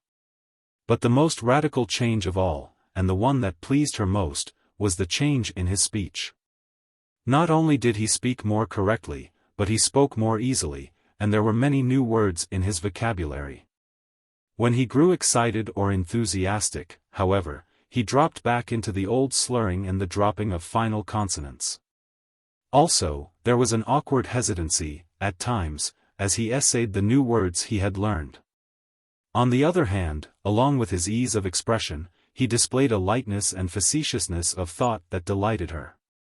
It was his old spirit of humor and badinage that had made him a favorite in his own class, but which he had hitherto been unable to use in her presence through lack of words and training. He was just beginning to orientate himself and to feel that he was not wholly an intruder. But he was very tentative, fastidiously so, letting Ruth set the pace of sprightliness and fancy, keeping up with her but never daring to go beyond her. He told her of what he had been doing, and of his plan to write for a livelihood and of going on with his studies. But he was disappointed at her lack of approval. She did not think much of his plan. "You see," she said frankly, "writing must be a trade, like anything else. Not that I know anything about it, of course. I only bring common judgment to bear. You couldn't hope to be a blacksmith without spending 3 years at learning the trade, or is it 5 years? Now writers are so much better paid than blacksmiths that there must be ever so many more men who would like to write, who try to write. But then, may not I be peculiarly constituted to write?" he queried, secretly exulting at the language he had used. His swift imagination throwing the whole scene and atmosphere upon a vast screen along with 1,000 other scenes from his life, scenes that were rough and raw, gross and bestial. The whole composite vision was achieved with the speed of light, producing no pause in the conversation, nor interrupting his calm train of thought. On the screen of his imagination he saw himself and this sweet and beautiful girl, facing each other and conversing in good English, in a room of books and paintings and tone and culture. And all illuminated by a bright light of steadfast brilliance. While ranged about and fading away to the remote edges of the screen were antithetical scenes, each scene a picture, and he the onlooker, free to look at will upon what he wished. He saw these other scenes through drifting vapors and swirls of sullen fog dissolving before shafts of red and garish light. He saw cowboys at the bar, drinking fierce whiskey, the air filled with obscenity and ribald language, and he saw himself with them drinking and cursing with the wildest. Or sitting at table with them, under smoking kerosene lamps, while the chips clicked and clattered and the cards were dealt around. He saw himself, stripped to the waist, with naked fists, fighting his great fight with Liverpool Red in the forecastle of the Susquehanna.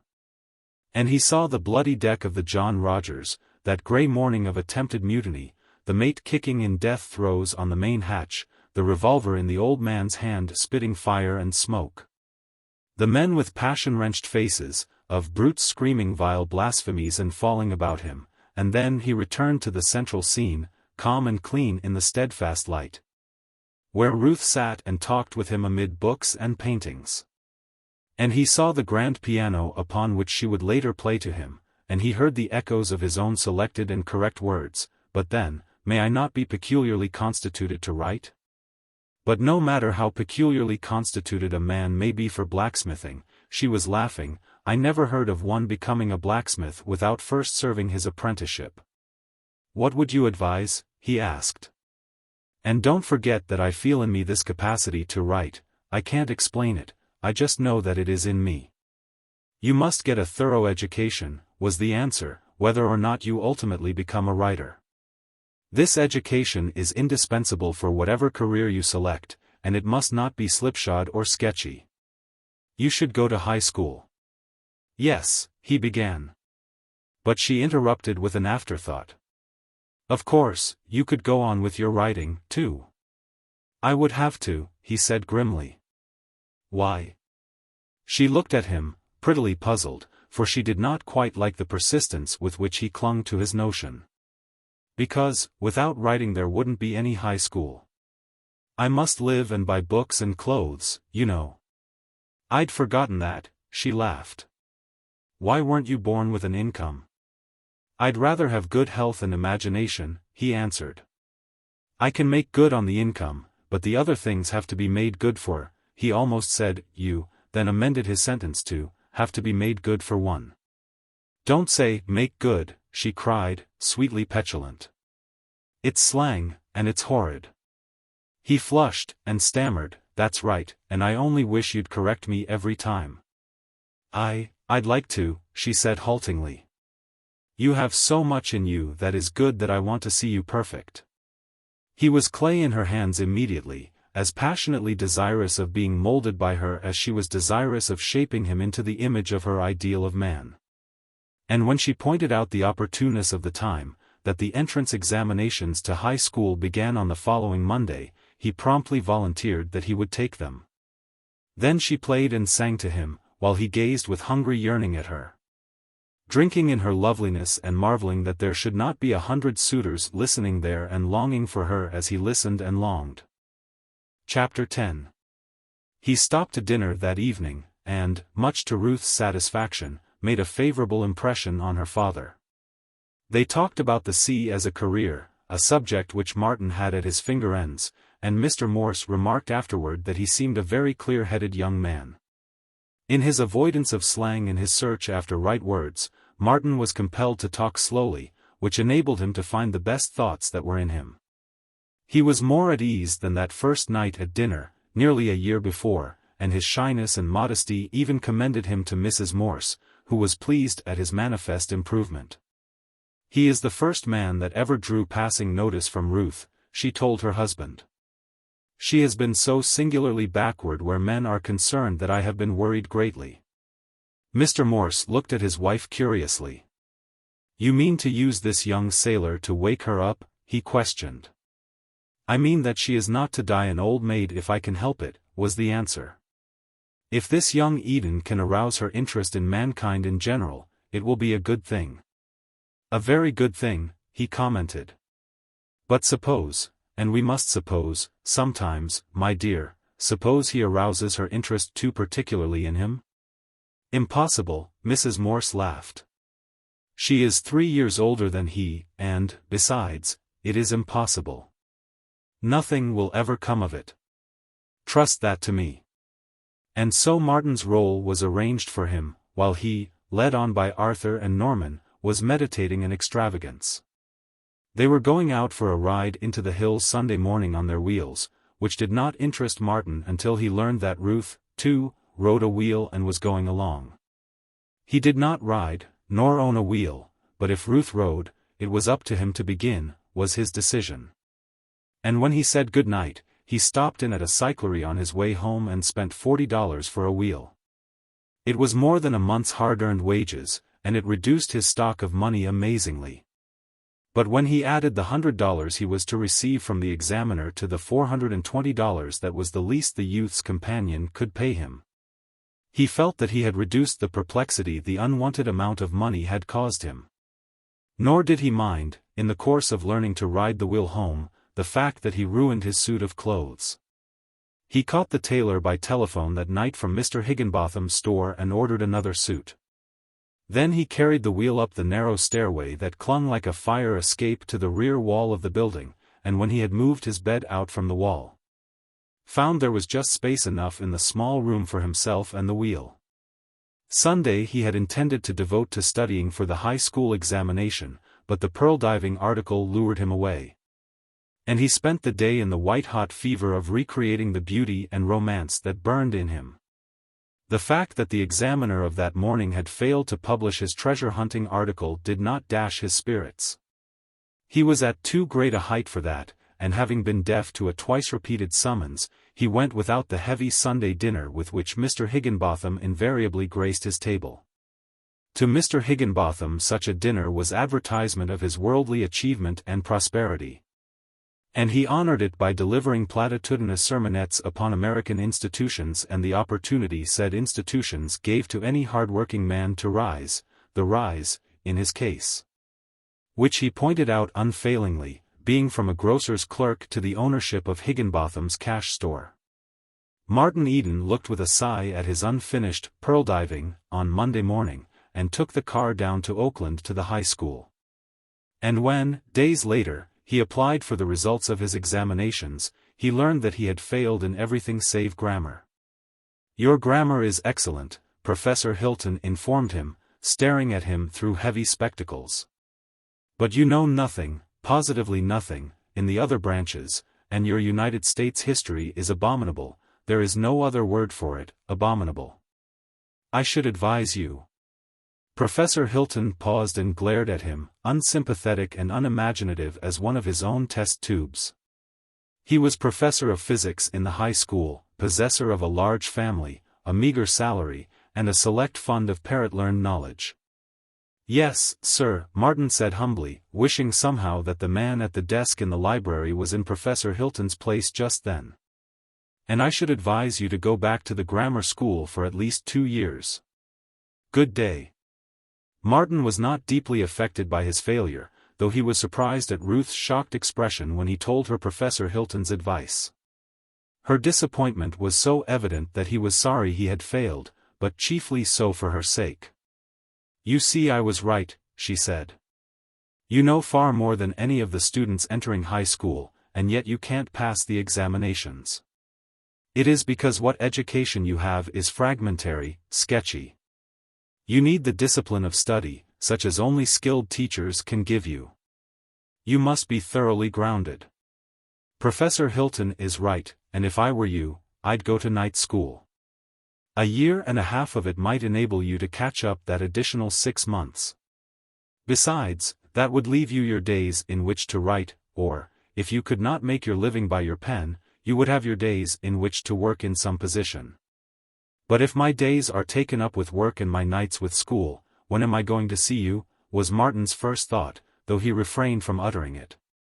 Instead, he said, "It seems so babyish for me to be going to night school. But I wouldn't mind that if I thought it would pay. But I don't think it will pay. I can do the work quicker than they can teach me. It would be a loss of time," he thought of her and his desire to have her, "and I can't afford the time. I haven't the time to spare, in fact. There is so much that is necessary." She looked at him gently, and he was a brute to oppose her. "Physics and chemistry, you can't do them without laboratory study. And you'll find algebra and geometry almost hopeless without instruction. You need the skilled teachers, the specialists in the art of imparting knowledge." He was silent for a minute, casting about for the least vainglorious way in which to express himself. "Please don't think I'm bragging," he began. "I don't intend it that way at all. But I have a feeling that I am what I may call a natural student. I can study by myself. I take to it kindly, like a duck to water. You see yourself what I did with grammar. And I've learned much of other things, you would never dream how much. And I'm only getting started. Wait till I get," he hesitated and assured himself of the pronunciation before he said, "momentum. I'm getting my first real feel of things now. I'm beginning to size up the situation." "Please don't say, size up," she interrupted. "To get a line on things," he hastily amended. "That doesn't mean anything in correct English," she objected. He floundered for a fresh start. "What I'm driving at is that I'm beginning to get the lay of the land." Out of pity she forbore, and he went on. "Knowledge seems to me like a chart room. Whenever I go into the library, I am impressed that way. The part played by teachers is to teach the student the contents of the chart room in a systematic way. The teachers are guides to the chart room, that's all. It's not something that they have in their own heads. They don't make it up, don't create it.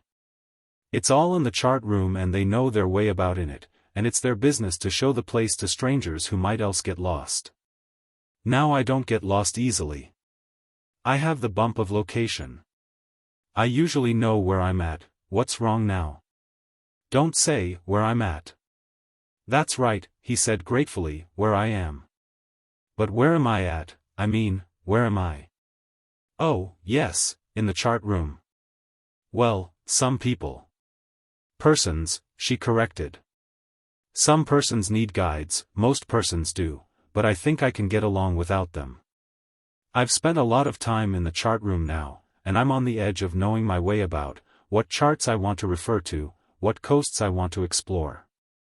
And from the way I line it up, I'll explore a whole lot more quickly by myself. The speed of a fleet, you know, is the speed of the slowest ship, and the speed of the teachers is affected the same way. They can't go any faster than the ruck of their scholars, and I can set a faster pace for myself than they set for a whole schoolroom. He travels the fastest who travels alone, she quoted at him. But I'd travel faster with you just the same, was what he wanted to blurt out, as he caught a vision of a world without end of sunlit spaces and starry voids through which he drifted with her. His arm around her, her pale gold hair blowing about his face. In the same instant he was aware of the pitiful inadequacy of speech. God! If he could so frame words that she could see what he then saw. And he felt the stir in him, like a throe of yearning pain, of the desire to paint these visions that flashed unsummoned on the mirror of his mind. Ah, that was it. He caught at the hem of the secret. It was the very thing that the great writers and master poets did. That was why they were giants. They knew how to express what they thought, and felt, and saw. Dogs asleep in the sun often whined and barked, but they were unable to tell what they saw that made them whine and bark. He had often wondered what it was. And that was all he was, a dog asleep in the sun. He saw noble and beautiful visions, but he could only whine and bark at Ruth. But he would cease sleeping in the sun. He would stand up, with open eyes, and he would struggle and toil and learn until, with eyes unblind and tongue untied, he could share with her his visioned wealth. Other men had discovered the trick of expression, of making words obedient servitors, and of making combinations of words mean more than the sum of their separate meanings. He was stirred profoundly by the passing glimpse at the secret, and he was again caught up in the vision of sunlit spaces and starry voids, until it came to him that it was very quiet. And he saw Ruth regarding him with an amused expression and a smile in her eyes. "I have had a great visioning," he said, and at the sound of his words in his own ears his heart gave a leap. Where had those words come from? They had adequately expressed the pause his vision had put in the conversation. It was a miracle. Never had he so loftily framed a lofty thought. But never had he attempted to frame lofty thoughts in words. That was it. That explained it. He had never tried. But Swinburne had, and Tennyson, and Kipling, and all the other poets. His mind flashed on to his pearl diving. He had never dared the big things, the spirit of the beauty that was afire in him. That article would be a different thing when he was done with it. He was appalled by the vastness of the beauty that rightfully belonged in it, and again his mind flashed and dared. And he demanded of himself why he could not chant that beauty in noble verse as the great poets did. And there was all the mysterious delight and spiritual wonder of his love for Ruth. Why could he not chant that, too, as the poets did? They had sung of love. So would he. By God! And in his frightened ears he heard his exclamation echoing. Carried away, he had breathed it aloud. The blood surged into his face, wave upon wave, mastering the bronze of it till the blush of shame flaunted itself from collar rim to the roots of his hair.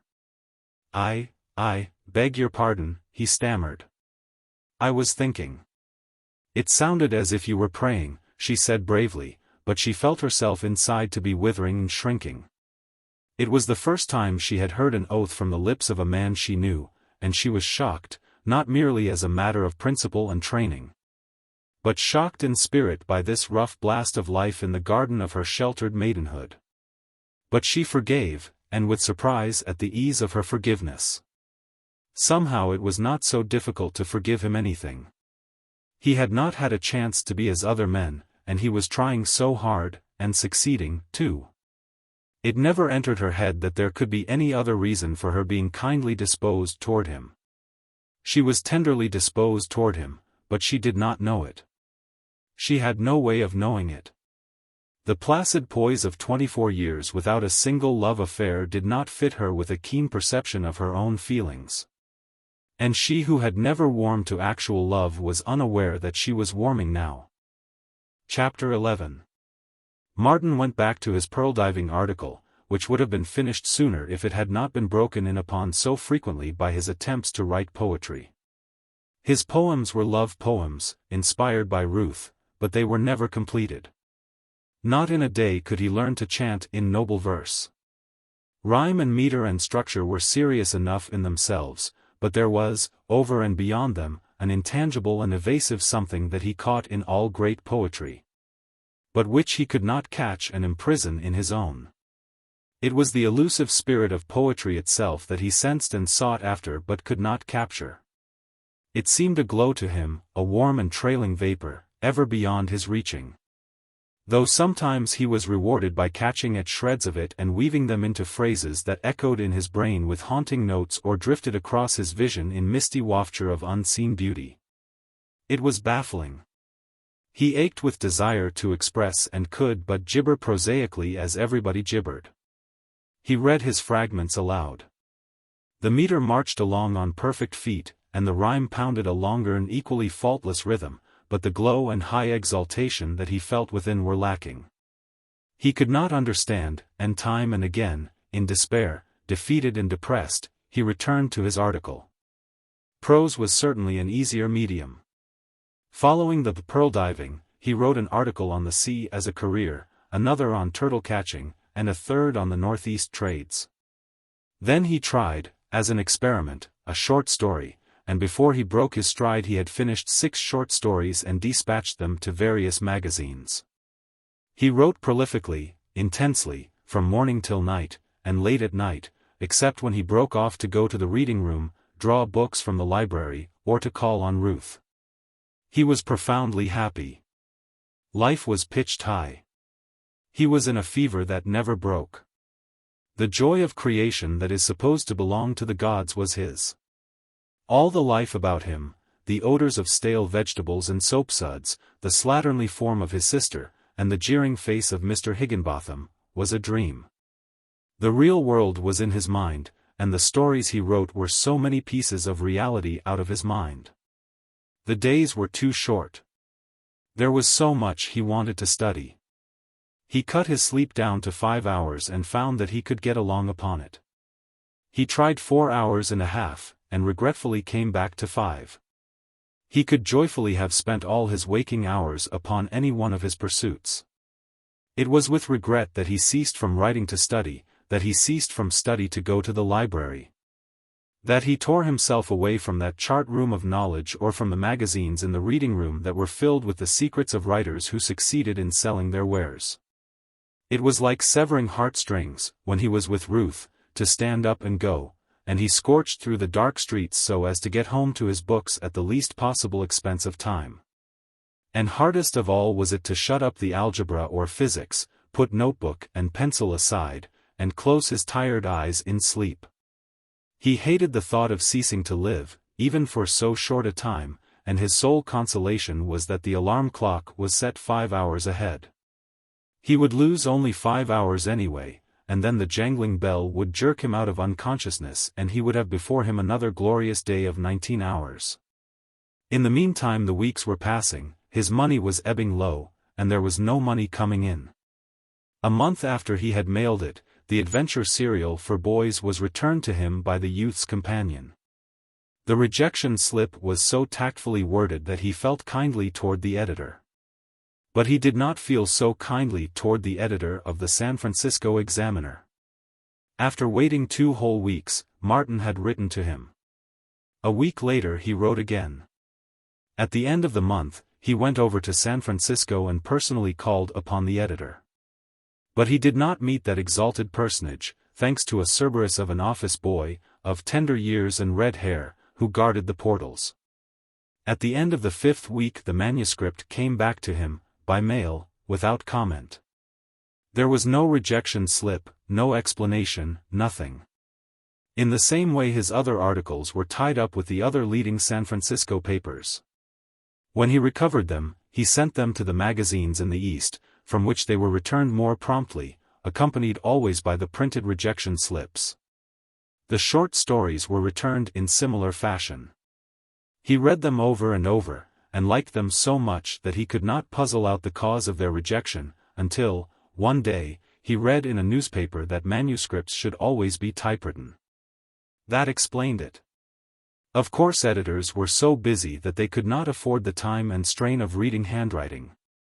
Martin rented a typewriter and spent a day mastering the machine. Each day he typed what he composed, and he typed his earlier manuscripts as fast as they were returned him. He was surprised when the typed ones began to come back. His jaw seemed to become squarer, his chin more aggressive, and he bundled the manuscripts off to new editors. The thought came to him that he was not a good judge of his own work. He tried it out on Gertrude. He read his stories aloud to her. Her eyes glistened, and she looked at him proudly as she said, "Ain't it grand, you writin' those sort of things?" "Yes, yes," he demanded impatiently. "But the story, how did you like it?" "Just grand," was the reply. "Just grand, and thrilling, too. I was all worked up."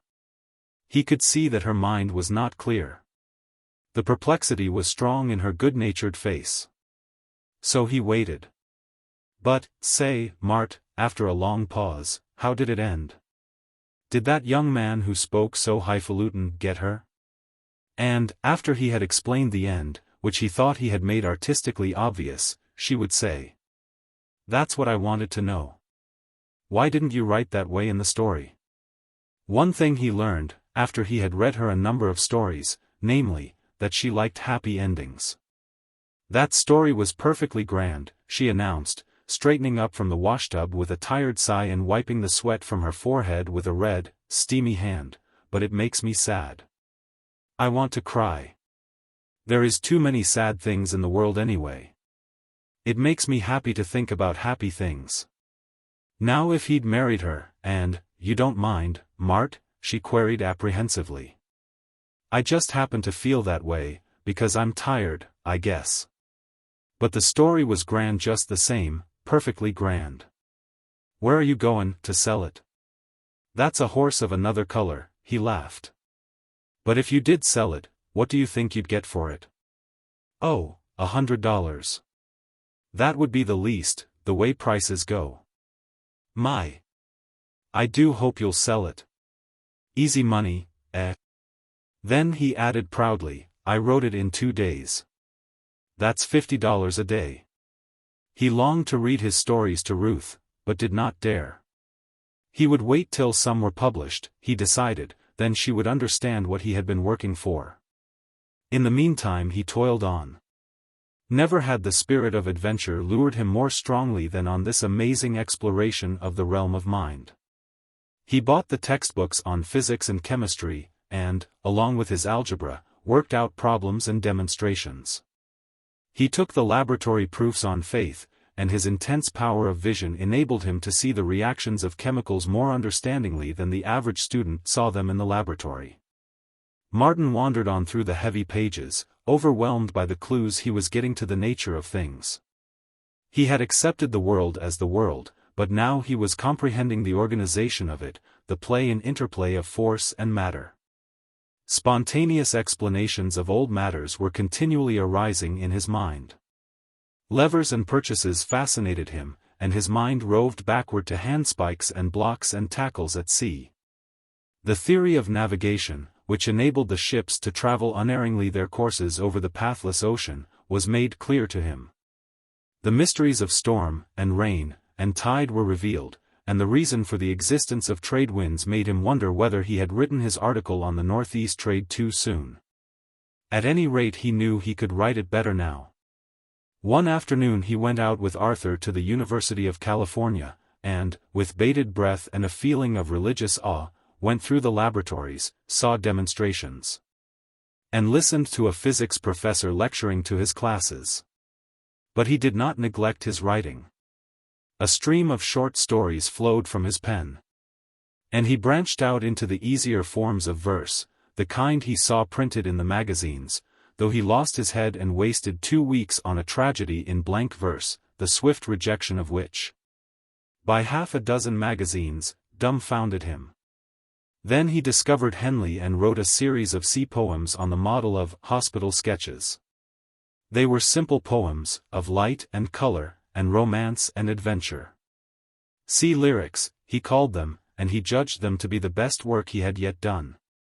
There were 30, and he completed them in a month, doing one a day after having done his regular day's work on fiction.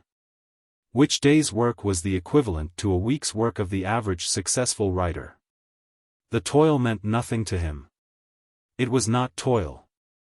He was finding speech, and all the beauty and wonder that had been pent for years behind his inarticulate lips was now pouring forth in a wild and virile flood. He showed the sea lyrics to no one, not even to the editors. He had become distrustful of editors. But it was not distrust that prevented him from submitting the lyrics. They were so beautiful to him that he was impelled to save them to share with Ruth in some glorious, far-off time when he would dare to read to her what he had written. Against that time he kept them with him, reading them aloud, going over them until he knew them by heart. He lived every moment of his waking hours, and he lived in his sleep. His subjective mind rioting through his 5 hours of surcease and combining the thoughts and events of the day into grotesque and impossible marvels. In reality, he never rested, and a weaker body or a less firmly poised brain would have been prostrated in a general breakdown. His late afternoon calls on Ruth were rarer now, for June was approaching, when she would take her degree and finish with the university. Bachelor of Arts. When he thought of her degree, it seemed she fled beyond him faster than he could pursue. One afternoon a week she gave to him, and arriving late, he usually stayed for dinner and for music afterward. Those were his red-letter days. The atmosphere of the house, in such contrast with that in which he lived, and the mere nearness to her, sent him forth each time with a firmer grip on his resolve to climb the heights. In spite of the beauty in him, and the aching desire to create, it was for her that he struggled. He was a lover first and always. All other things he subordinated to love. Greater than his adventure in the world of thought was his love-adventure.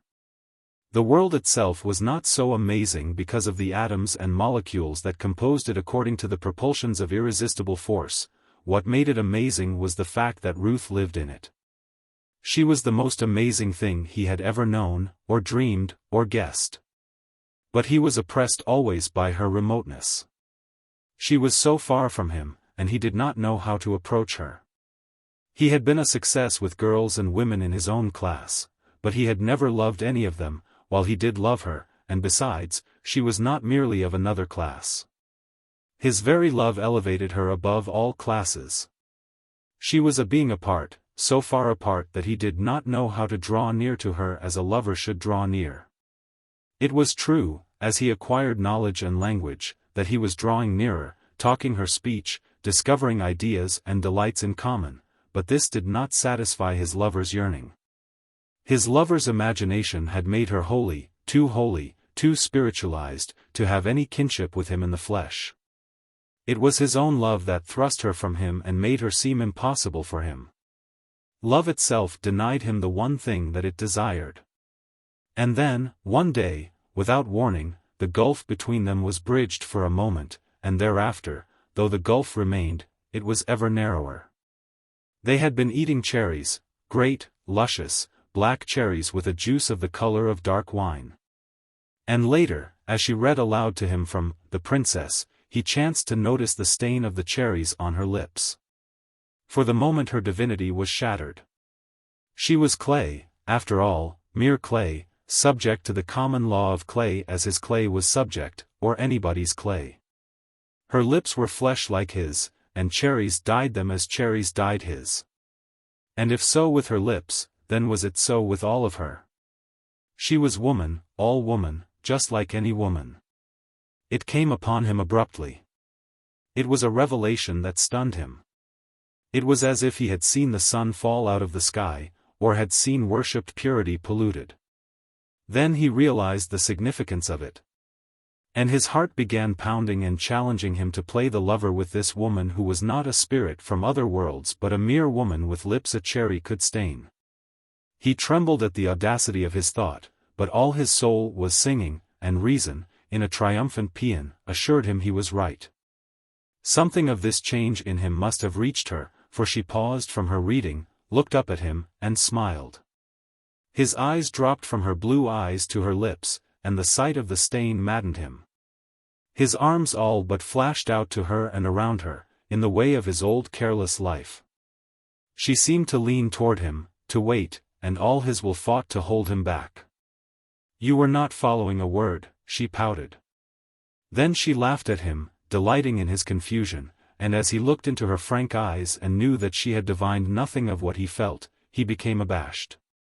He had indeed in thought dared too far.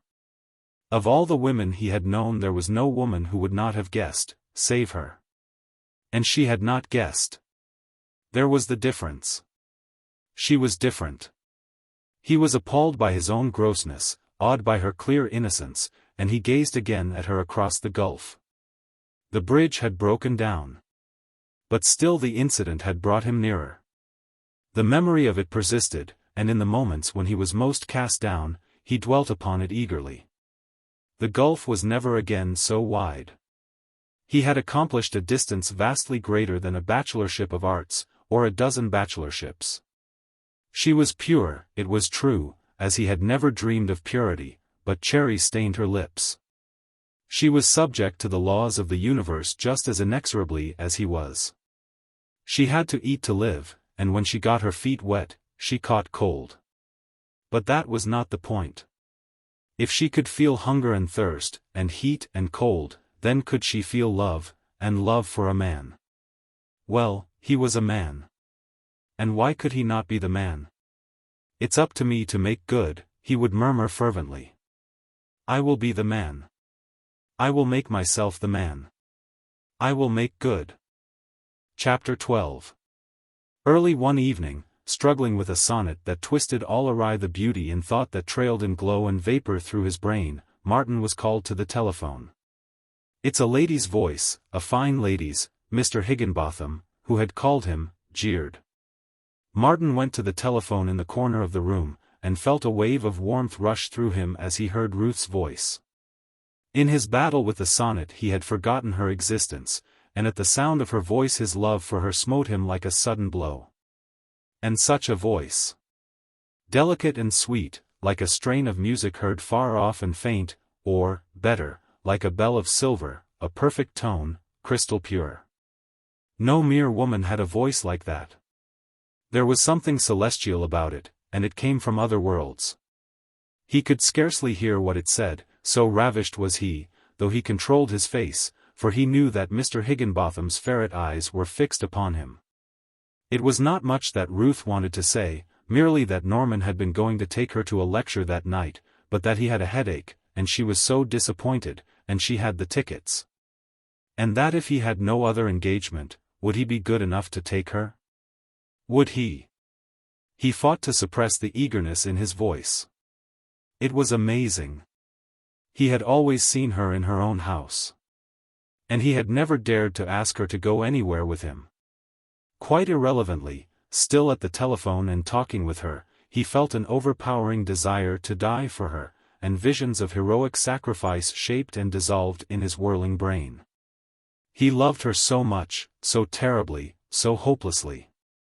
In that moment of mad happiness that she should go out with him, go to a lecture with him. Martin Eden, she soared so far above him that there seemed nothing else for him to do than die for her. It was the only fit way in which he could express the tremendous and lofty emotion he felt for her. It was the sublime abnegation of true love that comes to all lovers, and it came to him there, at the telephone, in a whirlwind of fire and glory. And to die for her, he felt, was to have lived and loved well. And he was only 21, and he had never been in love before. His hand trembled as he hung up the receiver, and he was weak from the organ which had stirred him. His eyes were shining like an angel's, and his face was transfigured, purged of all earthly dross, and pure and holy. Macon, dates outside, his brother-in-law sneered. You know what that means. You'll be in the police court yet. But Martin could not come down from the height. Not even the bestiality of the illusion could bring him back to earth. Anger and hurt were beneath him. He had seen a great vision and was as a god, and he could feel only profound and awful pity for this maggot of a man. He did not look at him, and though his eyes passed over him, he did not see him, and as in a dream he passed out of the room to dress. It was not until he had reached his own room and was tying his necktie that he became aware of a sound that lingered unpleasantly in his ears. On investigating this sound he identified it as the final snort of Bernard Higginbotham, which somehow had not penetrated to his brain before.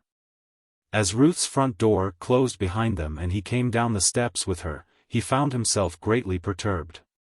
It was not unalloyed bliss, taking her to the lecture. He did not know what he ought to do. He had seen, on the streets, with persons of her class, that the women took the men's arms. But then, again, he had seen them when they didn't. And he wondered if it was only in the evening that arms were taken, or only between husbands and wives and relatives. Just before he reached the sidewalk, he remembered Minnie. Minnie had always been a stickler. She had called him down the second time she walked out with him, because he had gone along on the inside. And she had laid the law down to him that a gentleman always walked on the outside, when he was with a lady. And Minnie had made a practice of kicking his heels, whenever they crossed from one side of the street to the other, to remind him to get over on the outside. He wondered where she had got that item of etiquette, and whether it had filtered down from above and was all right. It wouldn't do any harm to try it, he decided, by the time they had reached the sidewalk, and he swung behind Ruth and took up his station on the outside. Then the other problem presented itself. Should he offer her his arm? He had never offered anybody his arm in his life. The girls he had known never took the fellow's arms. For the first several times they walked freely, side by side, and after that it was arms around the waists, and heads against the fellow's shoulders where the streets were unlighted. But this was different. She wasn't that kind of a girl. He must do something. He crooked the arm next to her, crooked it very slightly and with secret tentativeness, not invitingly, but just casually, as though he was accustomed to walk that way. And then the wonderful thing happened. He felt her hand upon his arm. Delicious thrills ran through him at the contact, and for a few sweet moments it seemed that he had left the solid earth and was flying with her through the air. But he was soon back again, perturbed by a new complication. They were crossing the street. This would put him on the inside. He should be on the outside. Should he therefore drop her arm and change over? And if he did so, would he have to repeat the maneuver the next time? And the next? There was something wrong about it, and he resolved not to caper about and play the fool. Yet he was not satisfied with his conclusion, and when he found himself on the inside, he talked quickly and earnestly, making a show of being carried away by what he was saying, so that, in case he was wrong in not changing sides, his enthusiasm would seem the cause for his carelessness. As they crossed Broadway, he came face to face with a new problem. In the blaze of the electric lights, he saw Lizzie Connolly and her giggly friend. Only for an instant he hesitated, then his hand went up and his hat came off. He could not be disloyal to his kind, and it was to more than Lizzie Connolly that his hat was lifted. She nodded and looked at him boldly, not with soft and gentle eyes like Ruth's, but with eyes that were handsome and hard. And that swept on past him to Ruth and itemized her face and dress and station. And he was aware that Ruth looked, too, with quick eyes that were timid and mild as a dove's, but which saw, in a look that was a flutter on and past, the working-class girl in her cheap finery and under the strange hat that all working-class girls were wearing just then. What a pretty girl! Ruth said a moment later. Martin could have blessed her, though he said, I don't know. I guess it's all a matter of personal taste, but she doesn't strike me as being particularly pretty. Why, there isn't one woman in 10,000 with features as regular as hers. They are splendid. Her face is as clear-cut as a cameo. And her eyes are beautiful. Do you think so? Martin queried absently, for to him there was only one beautiful woman in the world, and she was beside him, her hand upon his arm. Do I think so? If that girl had proper opportunity to dress, Mr. Eden, and if she were taught how to carry herself, you would be fairly dazzled by her, and so would all men. She would have to be taught how to speak, he commented, or else most of the men wouldn't understand her. I'm sure you couldn't understand a quarter of what she said if she just spoke naturally. Nonsense. You are as bad as Arthur when you try to make your point. You forget how I talked when you first met me. I have learned a new language since then. Before that time I talked as that girl talks. Now I can manage to make myself understood sufficiently in your language to explain that you do not know that other girl's language. And do you know why she carries herself the way she does? I think about such things now, though I never used to think about them, and I am beginning to understand, much. But why does she? She has worked long hours for years at machines. When one's body is young, it is very pliable, and hard work will mold it like putty according to the nature of the work. I can tell at a glance the trades of many workingmen I meet on the street. Look at me. Why am I rolling all about the shop? Because of the years I put in on the sea. If I'd put in the same years cowpunching, with my body young and pliable, I wouldn't be rolling now, but I'd be bow-legged. And so with that girl. You noticed that her eyes were what I might call hard. She has never been sheltered. She has had to take care of herself, and a young girl can't take care of herself and keep her eyes soft and gentle like yours, for example. I think you are right, Ruth said in a low voice. And it is too bad. She is such a pretty girl. He looked at her and saw her eyes luminous with pity. And then he remembered that he loved her and was lost in amazement at his fortune that permitted him to love her and to take her on his arm to a lecture. Who are you, Martin Eden? He demanded of himself in the looking-glass, that night when he got back to his room. He gazed at himself long and curiously. Who are you? What are you?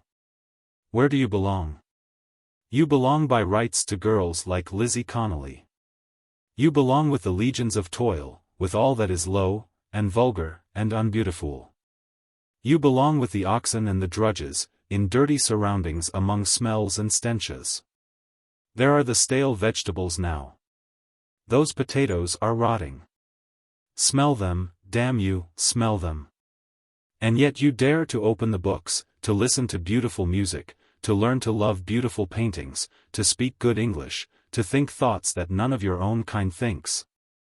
To tear yourself away from the oxen and the Lizzie Connollys and to love a pale spirit of a woman who is a million miles beyond you and who lives in the stars. Who are you? And what are you? Damn you! And are you going to make good? He shook his fist at himself in the glass, and sat down on the edge of the bed to dream for a space with wide eyes. Then he got out notebook and algebra and lost himself in quadratic equations, while the hours slipped by, and the stars dimmed, and the gray of dawn flooded against his window. Chapter 13. It was the knot of wordy socialists and working-class philosophers that held forth in the City Hall Park on warm afternoons that was responsible for the great discovery. Once or twice in the month, while riding through the park on his way to the library, Martin dismounted from his wheel and listened to the arguments, and each time he tore himself away reluctantly. The tone of discussion was much lower than at Mr. Morse's table. The men were not grave and dignified. They lost their tempers easily and called one another names, while oaths and obscene allusions were frequent on their lips. Once or twice he had seen them come to blows. And yet, he knew not why, there seemed something vital about the stuff of these men's thoughts. Their logomachy was far more stimulating to his intellect than the reserved and quiet dogmatism of Mr. Morse. These men, who slaughtered English, gesticulated like lunatics, and fought one another's ideas with primitive anger, seemed somehow to be more alive than Mr. Morse and his crony, Mr. Butler. Martin had heard Herbert Spencer quoted several times in the park, but one afternoon a disciple of Spencer's appeared. A seedy tramp with a dirty coat buttoned tightly at the throat to conceal the absence of a shirt. Battle royal was waged, amid the smoking of many cigarettes and the expectoration of much tobacco juice, wherein the tramp successfully held his own, even when a socialist workman sneered. There is no God but the unknowable, and Herbert Spencer is his prophet. Martin was puzzled as to what the discussion was about, but when he rode on to the library he carried with him a newborn interest in Herbert Spencer. And because of the frequency with which the tramp had mentioned first principles, Martin drew out that volume. So the great discovery began. Once before he had tried Spencer, and choosing the principles of psychology, to begin with, he had failed as abjectly as he had failed with Madame Blavatsky. There had been no understanding the book, and he had returned it unread. But this night, after algebra and physics, and an attempt at a sonnet, he got into bed and opened First Principles. Morning found him still reading. It was impossible for him to sleep. Nor did he write that day. He lay on the bed till his body grew tired, when he tried the hard floor, reading on his back, the book held in the air above him, or changing from side to side. He slept that night, and did his writing next morning, and then the book tempted him and he fell, reading all afternoon. Oblivious to everything and oblivious to the fact that that was the afternoon Ruth gave to him. His first consciousness of the immediate world about him was when Bernard Higginbotham jerked open the door and demanded to know if he thought they were running a restaurant. Martin Eden had been mastered by curiosity all his days. He wanted to know, and it was this desire that had sent him adventuring over the world. But he was now learning from Spencer that he never had known, and that he never could have known had he continued his sailing and wandering forever. He had merely skimmed over the surface of things, observing detached phenomena, accumulating fragments of facts, making superficial little generalizations, and all and everything quite unrelated in a capricious and disorderly world of whim and chance. The mechanism of the flight of birds he had watched and reasoned about with understanding. But it had never entered his head to try to explain the process whereby birds, as organic flying mechanisms, had been developed. He had never dreamed there was such a process. That birds should have come to be, was unguessed. They always had been. They just happened.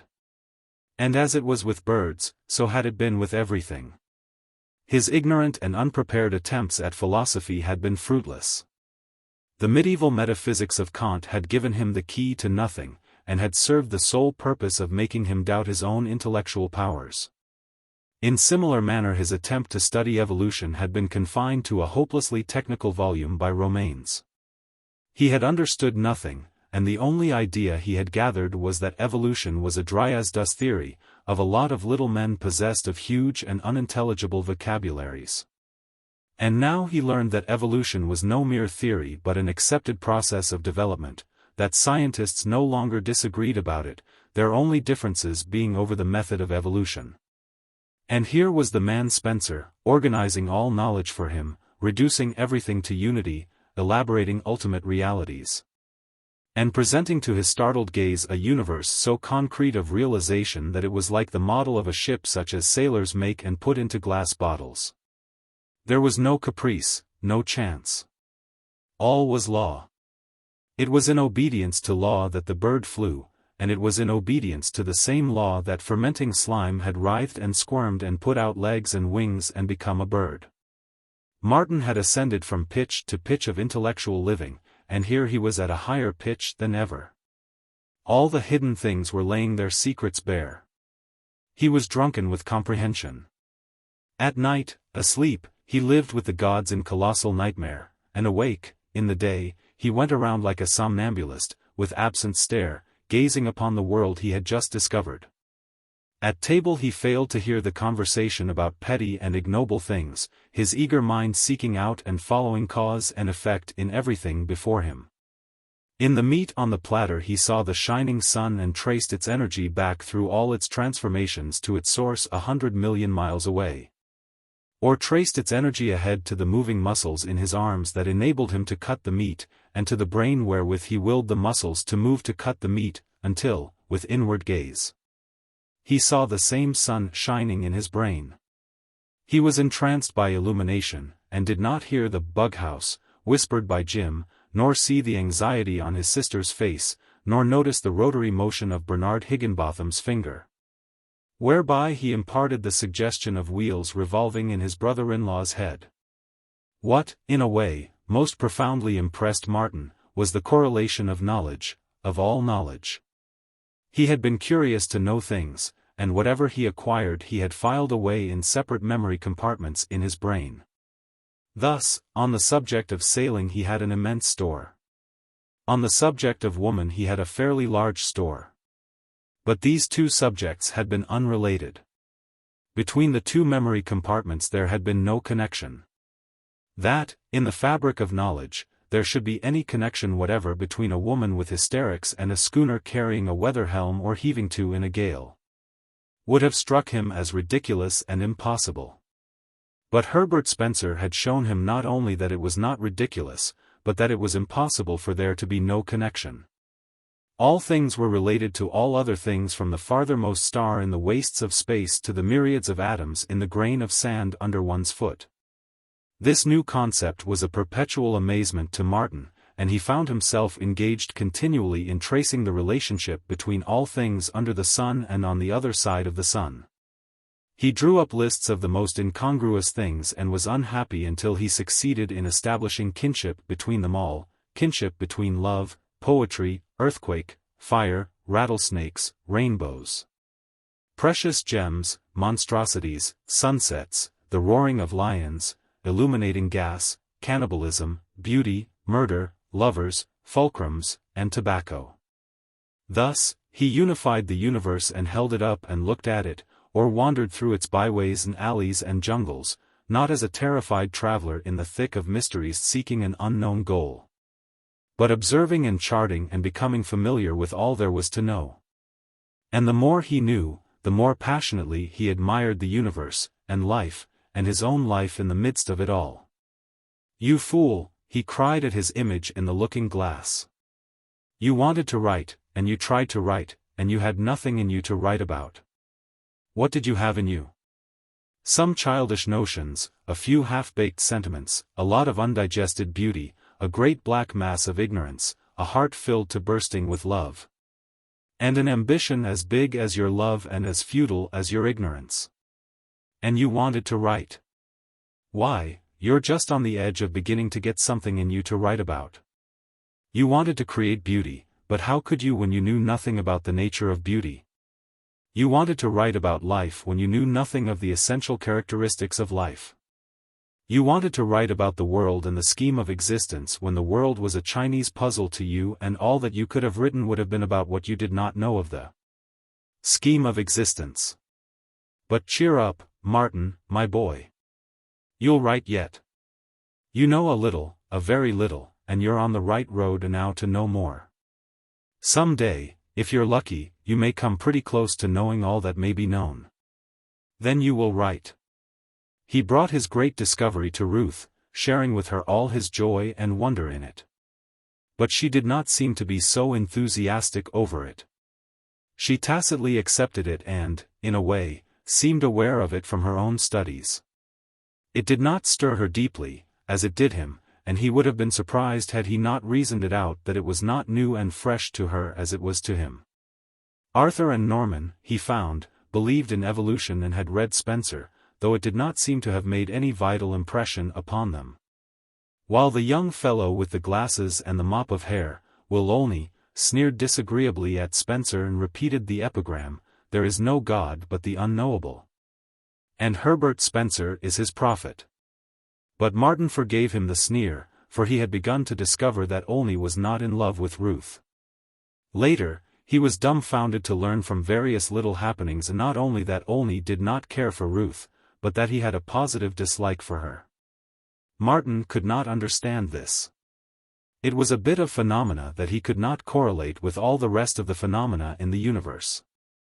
But nevertheless he felt sorry for the young fellow because of the great lack in his nature that prevented him from a proper appreciation of Ruth's fineness and beauty. They rode out into the hills several Sundays on their wheels, and Martin had ample opportunity to observe the armed truce that existed between Ruth and Olney. The latter chummed with Norman, throwing Arthur and Martin into company with Ruth, for which Martin was duly grateful. Those Sundays were great days for Martin, greatest because he was with Ruth, and great, also, because they were putting him more on a par with the young men of her class. In spite of their long years of disciplined education, he was finding himself their intellectual equal. And the hours spent with them in conversation was so much practice for him in the use of the grammar he had studied so hard. He had abandoned the etiquette books, falling back upon observation to show him the right things to do. Except when carried away by his enthusiasm, he was always on guard, keenly watchful of their actions and learning their little courtesies and refinements of conduct. The fact that Spencer was very little read was for some time a source of surprise to Martin. "Herbert Spencer," said the man at the desk in the library, "oh, yes, a great mind." But the man did not seem to know anything of the content of that great mind. One evening, at dinner, when Mr. Butler was there, Martin turned the conversation upon Spencer. Mr. Morse bitterly arraigned the English philosopher's agnosticism, but confessed that he had not read First Principles. While Mr. Butler stated that he had no patience with Spencer, had never read a line of him, and had managed to get along quite well without him. Doubts arose in Martin's mind, and had he been less strongly individual he would have accepted the general opinion and given Herbert Spencer up. As it was, he found Spencer's explanation of things convincing, and, as he phrased it to himself, to give up Spencer would be equivalent to a navigator throwing the compass and chronometer overboard. So Martin went on into a thorough study of evolution, mastering more and more the subject himself, and being convinced by the corroborative testimony of 1,000 independent writers. The more he studied, the more vistas he caught of fields of knowledge yet unexplored, and the regret that days were only 24 hours long became a chronic complaint with him. One day, because the days were so short, he decided to give up algebra and geometry. Trigonometry he had not even attempted. Then he cut chemistry from his study list, retaining only physics. "I am not a specialist," he said, in defense, to Ruth. "Nor am I going to try to be a specialist. There are too many special fields for any one man, in a whole lifetime, to master a tithe of them. I must pursue general knowledge. When I need the work of specialists, I shall refer to their books." "But that is not like having the knowledge yourself," she protested. "But it is unnecessary to have it. We profit from the work of the specialists. That's what they are for. When I came in, I noticed the chimney sweeps at work. They're specialists, and when they get done, you will enjoy clean chimneys without knowing anything about the construction of chimneys. That's far-fetched, I am afraid." She looked at him curiously, and he felt a reproach in her gaze and manner. But he was convinced of the rightness of his position.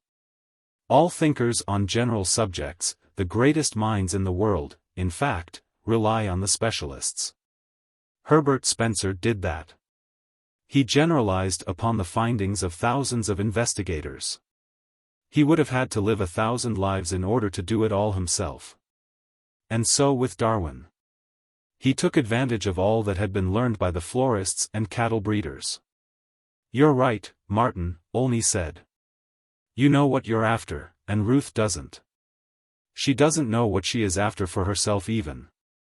"Oh, yes," Olney rushed on, heading off her objection, "I know you call it general culture. But it doesn't matter what you study if you want general culture. You can study French, or you can study German, or cut them both out and study Esperanto, you'll get the culture tone just the same. You can study Greek or Latin, too, for the same purpose, though it will never be any use to you. It will be culture, though. Why, Ruth studied Saxon, became clever in it, that was 2 years ago, and all that she remembers of it now is, won that sweet April with his shower suit, isn't that the way it goes? But it's given you the culture tone just the same," he laughed, again heading her off. "I know. We were in the same classes. But you speak of culture as if it should be a means to something," Ruth cried out. Her eyes were flashing, and in her cheeks were 2 spots of color. Culture is the end in itself. But that is not what Martin wants. How do you know? What do you want, Martin? Olney demanded, turning squarely upon him. Martin felt very uncomfortable, and looked entreaty at Ruth. Yes, what do you want? Ruth asked. That will settle it. Yes, of course, I want culture, Martin faltered. I love beauty, and culture will give me a finer and keener appreciation of beauty. She nodded her head and looked triumph. Rot, and you know it, was Olney's comment. Martin's after career, not culture. It just happens that culture, in his case, is incidental to career. If he wanted to be a chemist, culture would be unnecessary. Martin wants to write, but he's afraid to say so because it will put you in the wrong. And why does Martin want to write? He went on. Because he isn't rolling in wealth. Why do you fill your head with Saxon and general culture? Because you don't have to make your way in the world. Your father sees to that. He buys your clothes for you, and all the rest. What rotten good is our education, yours and mine and Arthur's and Norman's? We're soaked in general culture, and if our daddies went broke today, we'd be falling down tomorrow on teachers' examinations. The best job you could get, Ruth, would be a country school or music teacher in a girls' boarding school. And pray what would you do? She asked. Not a blessed thing. I could earn $1.50 a day, common labor, and I might get in as instructor in Hanley's cramming joint, I say might, mind you. And I might be chucked out at the end of the week for sheer inability. Martin followed the discussion closely, and while he was convinced that Olney was right, he resented the rather cavalier treatment he accorded Ruth. A new conception of love formed in his mind as he listened. Reason had nothing to do with love. It mattered not whether the woman he loved reasoned correctly or incorrectly. Love was above reason. If it just happened that she did not fully appreciate his necessity for a career, that did not make her a bit less lovable. She was all lovable, and what she thought had nothing to do with her lovableness. What's that? He replied to a question from Olney that broke in upon his train of thought. I was saying that I hoped you wouldn't be fool enough to tackle Latin. But Latin is more than culture, Ruth broke in. It is equipment. Well, are you going to tackle it? Olney persisted. Martin was sore beset.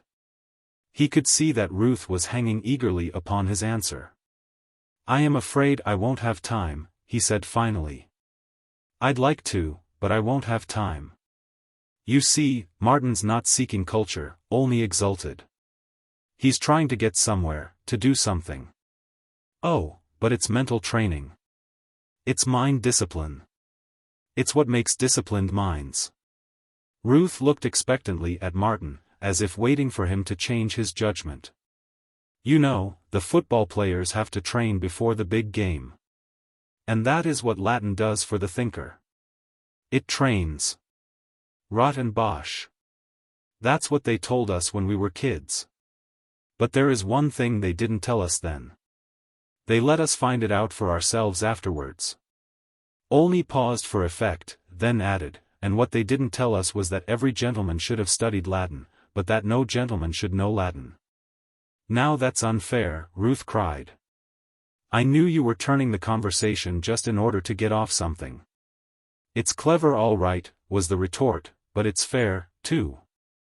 The only men who know their Latin are the apothecaries, the lawyers, and the Latin professors. And if Martin wants to be one of them, I miss my guess. But what's all that got to do with Herbert Spencer anyway? Martin's just discovered Spencer, and he's wild over him. Why? Because Spencer is taking him somewhere. Spencer couldn't take me anywhere, nor you. We haven't got anywhere to go.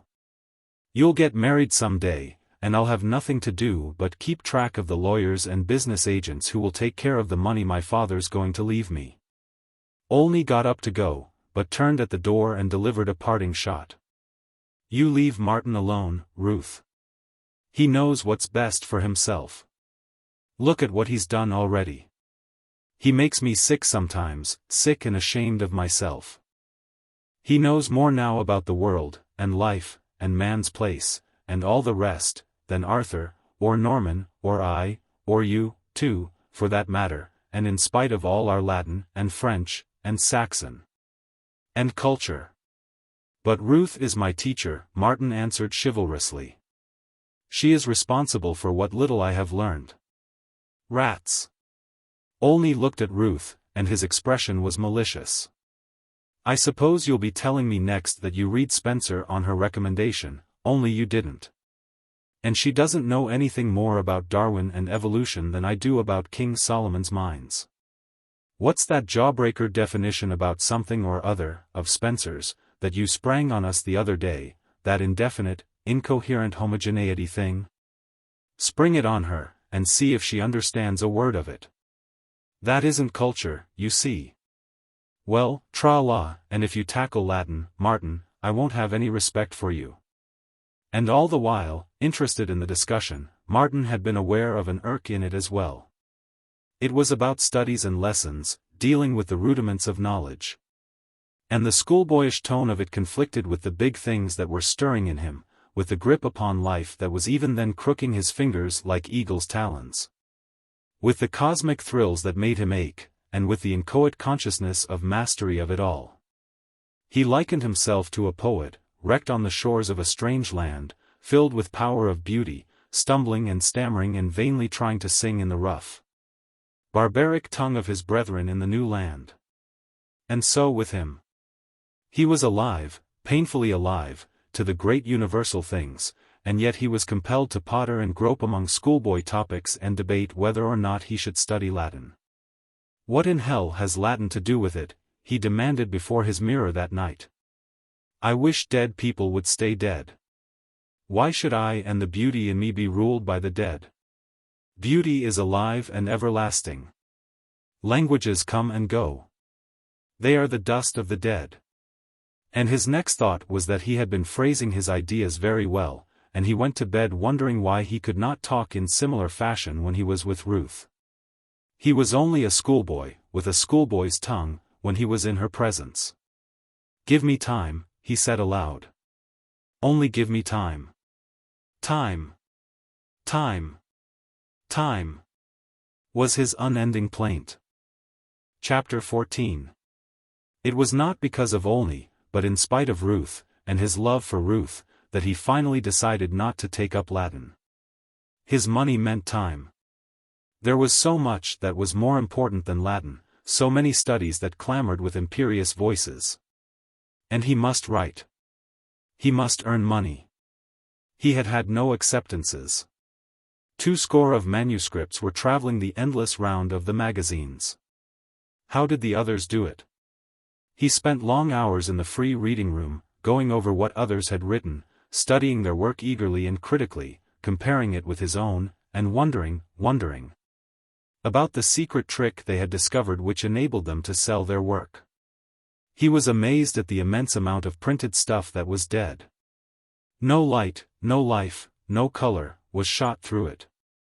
There was no breath of life in it, and yet it sold, at 2 cents a word, $20 1,000, the newspaper clipping had said so. He was puzzled by countless short stories, written lightly and cleverly he confessed, but without vitality or reality. Life was so strange and wonderful, filled with an immensity of problems, of dreams, and of heroic toils, and yet these stories dealt only with the commonplaces of life. He felt the stress and strain of life, its fevers and sweats and wild insurgences. Surely this was the stuff to write about. He wanted to glorify the leaders of forlorn hopes, the mad lovers, the giants that fought under stress and strain, amid terror and tragedy, making life crackle with the strength of their endeavor. And yet the magazine short stories seemed intent on glorifying the Mr. Butlers, the sordid dollar chasers, and the commonplace little love affairs of commonplace little men and women. Was it because the editors of the magazines were commonplace? He demanded. Or were they afraid of life, these writers and editors and readers? But his chief trouble was that he did not know any editors or writers. And not merely did he not know any writers, but he did not know anybody who had ever attempted to write. There was nobody to tell him, to hint to him, to give him the least word of advice. He began to doubt that editors were real men. They seemed cogs in a machine. That was what it was, a machine. He poured his soul into stories, articles, and poems, and entrusted them to the machine. He folded them just so, put the proper stamps inside the long envelope along with the manuscript, sealed the envelope, put more stamps outside, and dropped it into the mailbox. It traveled across the continent, and after a certain lapse of time the postman returned him the manuscript in another long envelope, on the outside of which were the stamps he had enclosed. There was no human editor at the other end, but a mere cunning arrangement of cogs that changed the manuscript from one envelope to another and stuck on the stamps. It was like the slot machines wherein one dropped pennies, and, with a metallic whirl of machinery had delivered to him a stick of chewing gum or a tablet of chocolate. It depended upon which slot one dropped the penny in, whether he got chocolate or gum. And so with the editorial machine. One slot brought checks and the other brought rejection slips. So far he had found only the latter slot. It was the rejection slips that completed the horrible machine-likeness of the process. These slips were printed in stereotyped forms and he had received hundreds of them, as many as a dozen or more on each of his earlier manuscripts. If he had received one line, one personal line, along with one rejection of all his rejections, he would have been cheered. But not one editor had given that proof of existence. And he could conclude only that there were no warm human men at the other end, only mere cogs, well-oiled and running beautifully in the machine. He was a good fighter, whole-souled and stubborn, and he would have been content to continue feeding the machine for years. But he was bleeding to death, and not years but weeks would determine the fight. Each week his board bill brought him nearer destruction, while the postage on 40 manuscripts bled him almost as severely. He no longer bought books, and he economized in petty ways and sought to delay the inevitable end. Though he did not know how to economize, and brought the end nearer by a week when he gave his sister Marion $5 for a dress. He struggled in the dark, without advice, without encouragement, and in the teeth of discouragement. Even Gertrude was beginning to look askance. At first she had tolerated with sisterly fondness what she conceived to be his foolishness, but now, out of sisterly solicitude, she grew anxious. To her it seemed that his foolishness was becoming a madness. Martin knew this and suffered more keenly from it than from the open and nagging contempt of Bernard Higginbotham. Martin had faith in himself, but he was alone in this faith. Not even Ruth had faith. She had wanted him to devote himself to study, and, though she had not openly disapproved of his writing, she had never approved. He had never offered to show her his work. A fastidious delicacy had prevented him. Besides, she had been studying heavily at the university, and he felt averse to robbing her of her time. But when she had taken her degree, she asked him herself to let her see something of what he had been doing. Martin was elated and diffident. Here was a judge. She was a Bachelor of Arts. She had studied literature under skilled instructors. Perhaps the editors were capable judges, too. But she would be different from them. She would not hand him a stereotyped rejection slip, nor would she inform him that lack of preference for his work did not necessarily imply lack of merit in his work. She would talk, a warm human being, in her quick, bright way, and, most important of all, she would catch glimpses of the real Martin Eden. In his work she would discern what his heart and soul were like, and she would come to understand something, a little something, of the stuff of his dreams and the strength of his power. Martin gathered together a number of carbon copies of his short stories, hesitated a moment, then added his sea lyrics. They mounted their wheels on a late June afternoon and rode for the hills. It was the second time he had been out with her alone, and as they rode along through the balmy warmth, just chilled by the sea breeze to refreshing coolness, he was profoundly impressed by the fact that it was a very beautiful and well-ordered world and that it was good to be alive and to love. They left their wheels by the roadside and climbed to the brown top of an open knoll where the sunburnt grass breathed a harvest breath of dry sweetness and content. "Its work is done," Martin said, as they seated themselves, she upon his coat, and he sprawling close to the warm earth. He sniffed the sweetness of the tawny grass, which entered his brain and set his thoughts whirling on from the particular to the universal. "It has achieved its reason for existence," he went on, patting the dry grass affectionately. "It quickened with ambition under the dreary downpour of last winter, fought the violent early spring, flowered, and lured the insects and the bees, scattered its seeds. Squared itself with its duty and the world, and—" "Why do you always look at things with such dreadfully practical eyes?" she interrupted. "Because I've been studying evolution, I guess. It's only recently that I got my eyesight, if the truth were told. But it seems to me you lose sight of beauty by being so practical, that you destroy beauty like the boys who catch butterflies and rub the down off their beautiful wings." He shook his head. "Beauty has significance, but I never knew its significance before. I just accepted beauty as something meaningless, as something that was just beautiful without rhyme or reason. I did not know anything about beauty. But now I know, or, rather, am just beginning to know.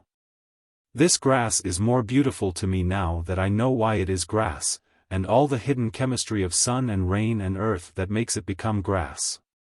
Why, there is romance in the life history of any grass, yes, and adventure, too. The very thought of it stirs me. When I think of the play of force and matter, and all the tremendous struggle of it, I feel as if I could write an epic on the grass." "How well you talk," she said absently, and he noted that she was looking at him in a searching way. He was all confusion and embarrassment on the instant, the blood flushing red on his neck and brow. "I hope I am learning to talk," he stammered. "There seems to be so much in me I want to say. But it is all so big. I can't find ways to say what is really in me. Sometimes it seems to me that all the world, all life, everything, had taken up residence inside of me and was clamoring for me to be the spokesman. I feel, oh, I can't describe it, I feel the bigness of it, but when I speak, I babble like a little child. It is a great task to transmute feeling and sensation into speech, written or spoken, that will, in turn, in him who reads or listens, transmute itself back into the selfsame feeling and sensation. It is a lordly task. See, I bury my face in the grass, and the breath I draw in through my nostrils sets me quivering with 1,000 thoughts and fancies. It is a breath of the universe I have breathed. I know song and laughter, and success and pain, and struggle and death. And I see visions that arise in my brain somehow out of the scent of the grass, and I would like to tell them to you, to the world. But how can I? My tongue is tied. I have tried, by the spoken word, just now, to describe to you the effect on me of the scent of the grass. But I have not succeeded. I have no more than hinted in awkward speech. My words seem gibberish to me. And yet I am stifled with desire to tell. Oh, he threw up his hands with a despairing gesture, it is impossible. It is not understandable. It is incommunicable. But you do talk well, she insisted. Just think how you have improved in the short time I have known you. Mr. Butler is a noted public speaker. He is always asked by the state committee to go out on stump during campaign. Yet you talked just as well as he the other night at dinner. Only he was more controlled. You get too excited. But you will get over that with practice. Why, you would make a good public speaker. You can go far, if you want to. You are masterly. You can lead men, I am sure, and there is no reason why you should not succeed at anything you set your hand to, just as you have succeeded with grammar. You would make a good lawyer. You should shine in politics. There is nothing to prevent you from making as great a success as Mr. Butler has made. And minus the dyspepsia, she added with a smile. They talked on. She, in her gently persistent way, returning always to the need of thorough grounding in education and to the advantages of Latin as part of the foundation for any career. She drew her ideal of the successful man, and it was largely in her father's image, with a few unmistakable lines and touches of color from the image of Mr. Butler. He listened eagerly, with receptive ears, lying on his back and looking up and joying in each movement of her lips as she talked. But his brain was not receptive. There was nothing alluring in the pictures she drew, and he was aware of a dull pain of disappointment and of a sharper ache of love for her. In all she said there was no mention of his writing, and the manuscripts he had brought to read lay neglected on the ground. At last, in a pause, he glanced at the sun, measured its height above the horizon, and suggested his manuscripts by picking them up. "I had forgotten," she said quickly. "And I am so anxious to hear." He read to her a story, one that he flattered himself was among his very best. He called it The Wine of Life, and the wine of it, that had stolen into his brain when he wrote it, stole into his brain now as he read it. There was a certain magic in the original conception, and he had adorned it with more magic of phrase and touch. All the old fire and passion with which he had written it were reborn in him, and he was swayed and swept away so that he was blind and deaf to the faults of it. But it was not so with Ruth. Her trained ear detected the weaknesses and exaggerations, the overemphasis of the tyro, and she was instantly aware each time the sentence rhythm tripped and faltered. She scarcely noted the rhythm otherwise, except when it became too pompous, at which moments she was disagreeably impressed with its amateurishness. That was her final judgment on the story as a whole, amateurish, though she did not tell him so. Instead, when he had done, she pointed out the minor flaws and said that she liked the story. But he was disappointed. Her criticism was just. He acknowledged that, but he had a feeling that he was not sharing his work with her for the purpose of schoolroom correction. The details did not matter. They could take care of themselves. He could mend them, he could learn to mend them. Out of life he had captured something big and attempted to imprison it in the story.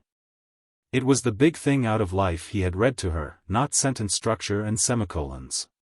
He wanted her to feel with him this big thing that was his, that he had seen with his own eyes, grappled with his own brain, and placed there on the page with his own hands in printed words. Well, he had failed, was his secret decision. Perhaps the editors were right.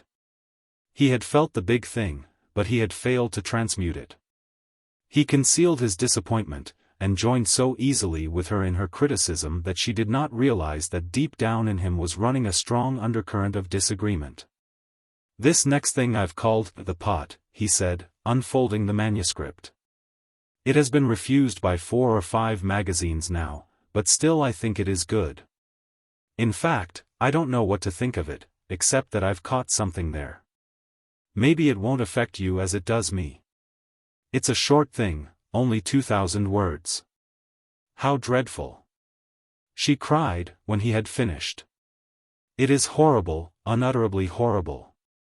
He noted her pale face, her eyes wide and tense, and her clenched hands, with secret satisfaction. He had succeeded. He had communicated the stuff of fancy and feeling from out of his brain. It had struck home. No matter whether she liked it or not, it had gripped her and mastered her, made her sit there and listen and forget details.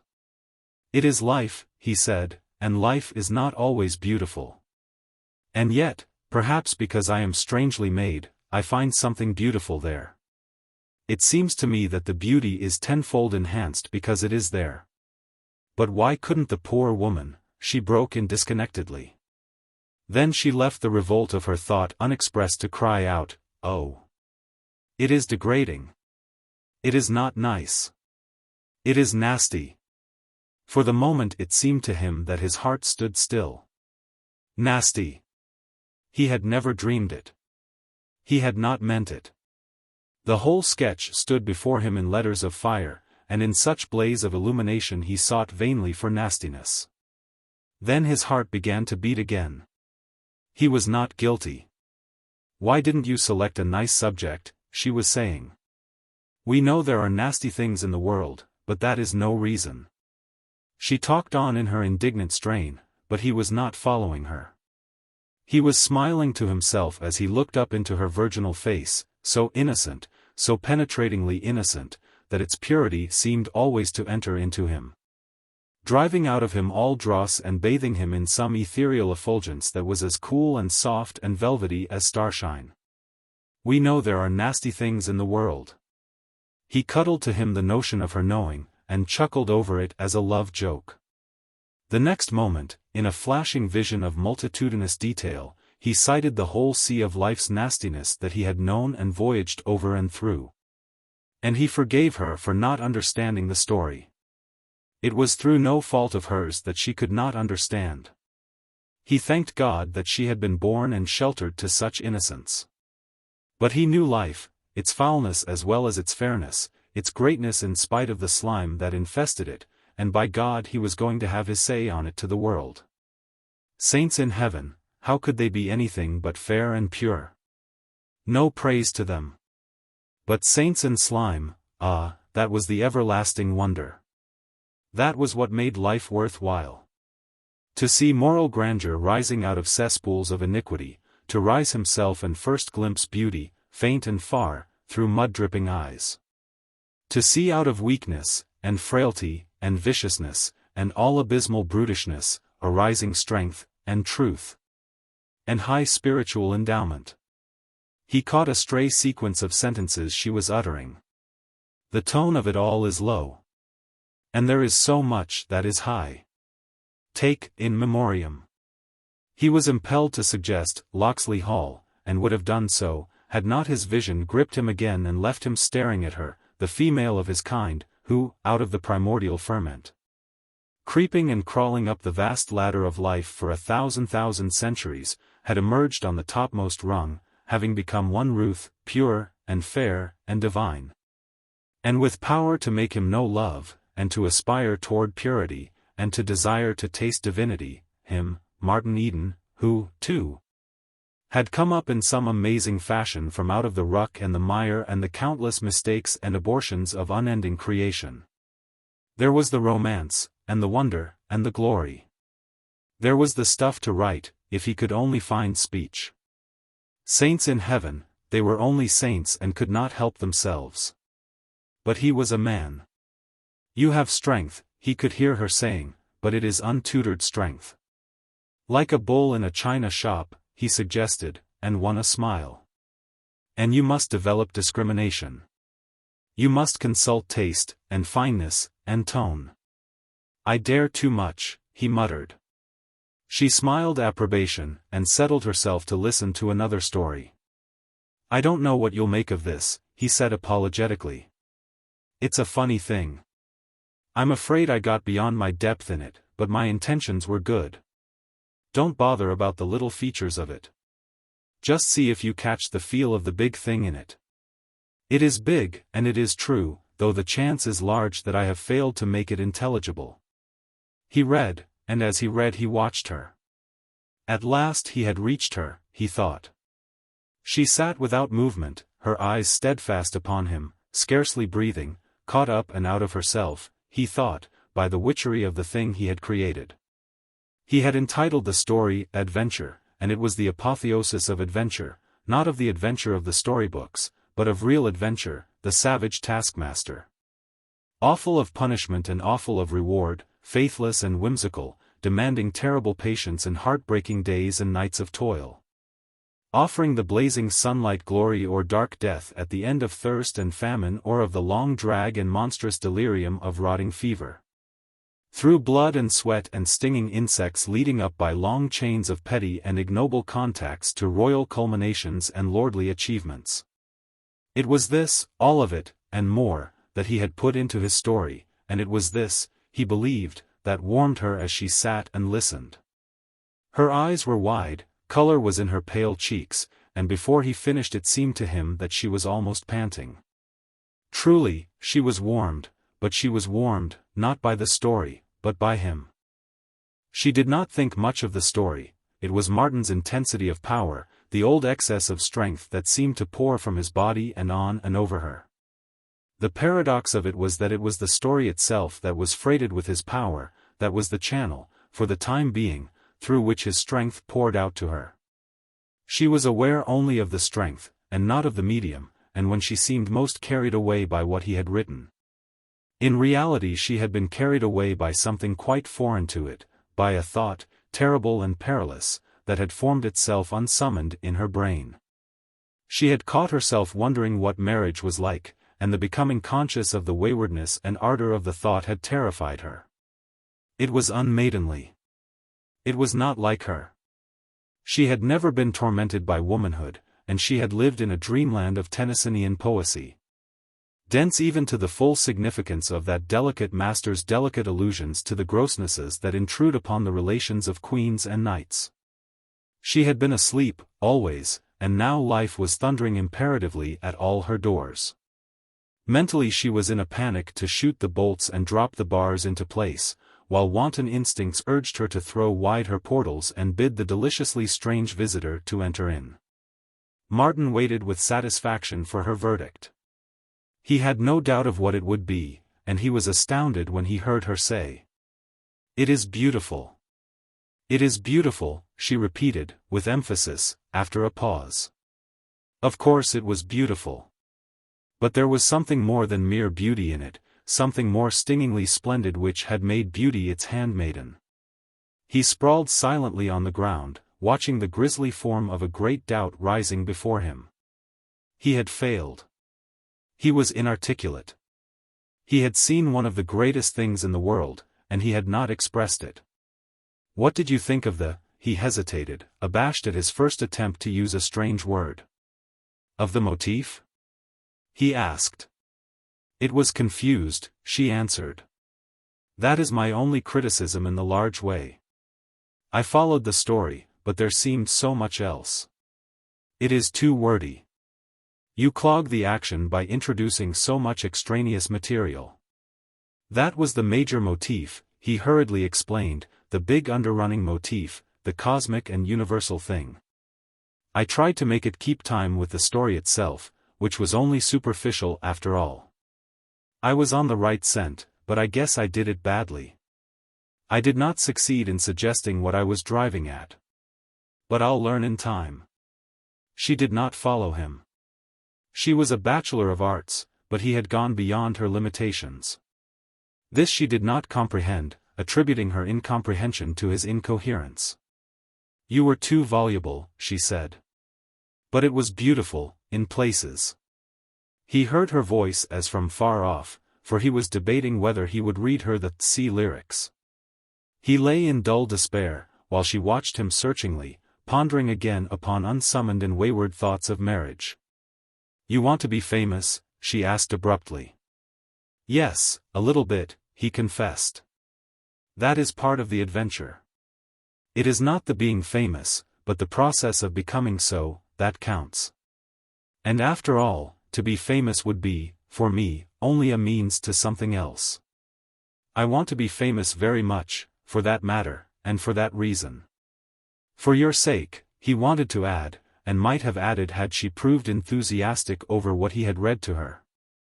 But she was too busy in her mind, carving out a career for him that would at least be possible, to ask what the ultimate something was which he had hinted at. There was no career for him in literature. Of that she was convinced. He had proved it today, with his amateurish and sophomoric productions.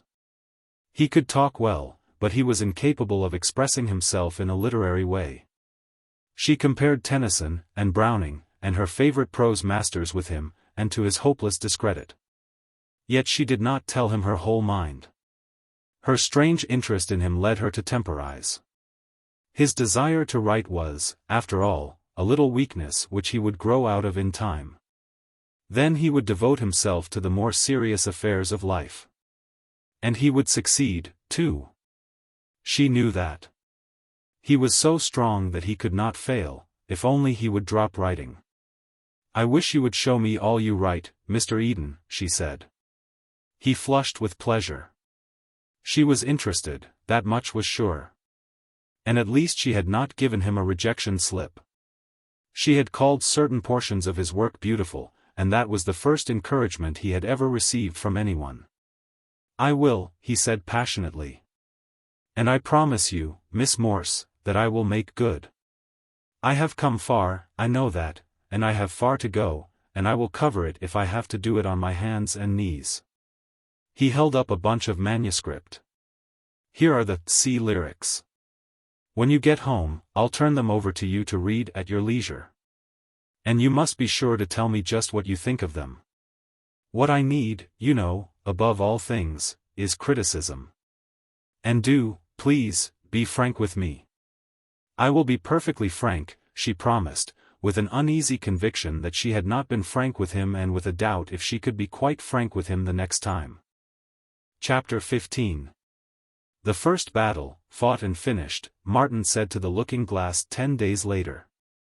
But there will be a second battle, and a third battle, and battles to the end of time, unless... He had not finished the sentence, but looked about the mean little room and let his eyes dwell sadly upon a heap of returned manuscripts, still in their long envelopes, which lay in a corner on the floor. He had no stamps with which to continue them on their travels, and for a week they had been piling up.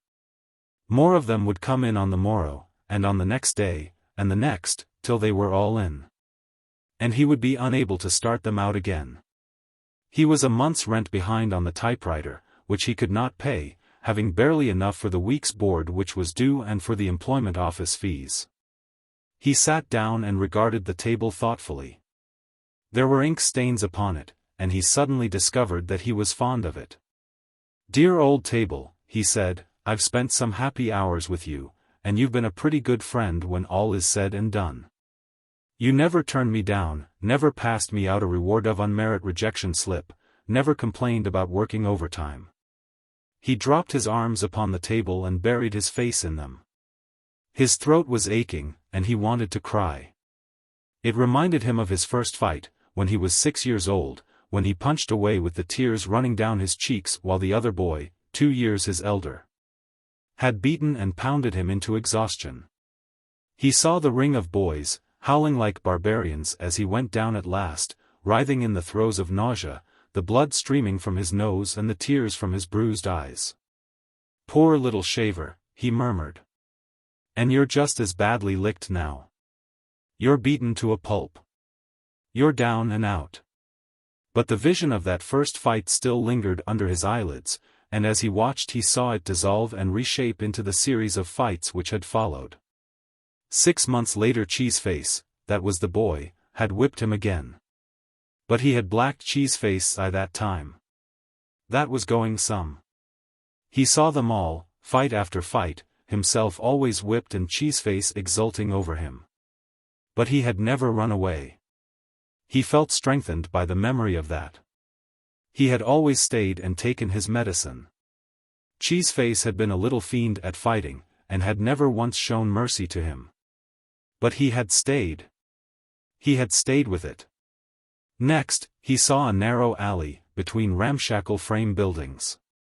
The end of the alley was blocked by a one-story brick building, out of which issued the rhythmic thunder of the presses, running off the first edition of the Inquirer. He was 11, and Cheeseface was 13, and they both carried the Inquirer. That was why they were there, waiting for their papers. And, of course, Cheeseface had picked on him again, and there was another fight that was indeterminate.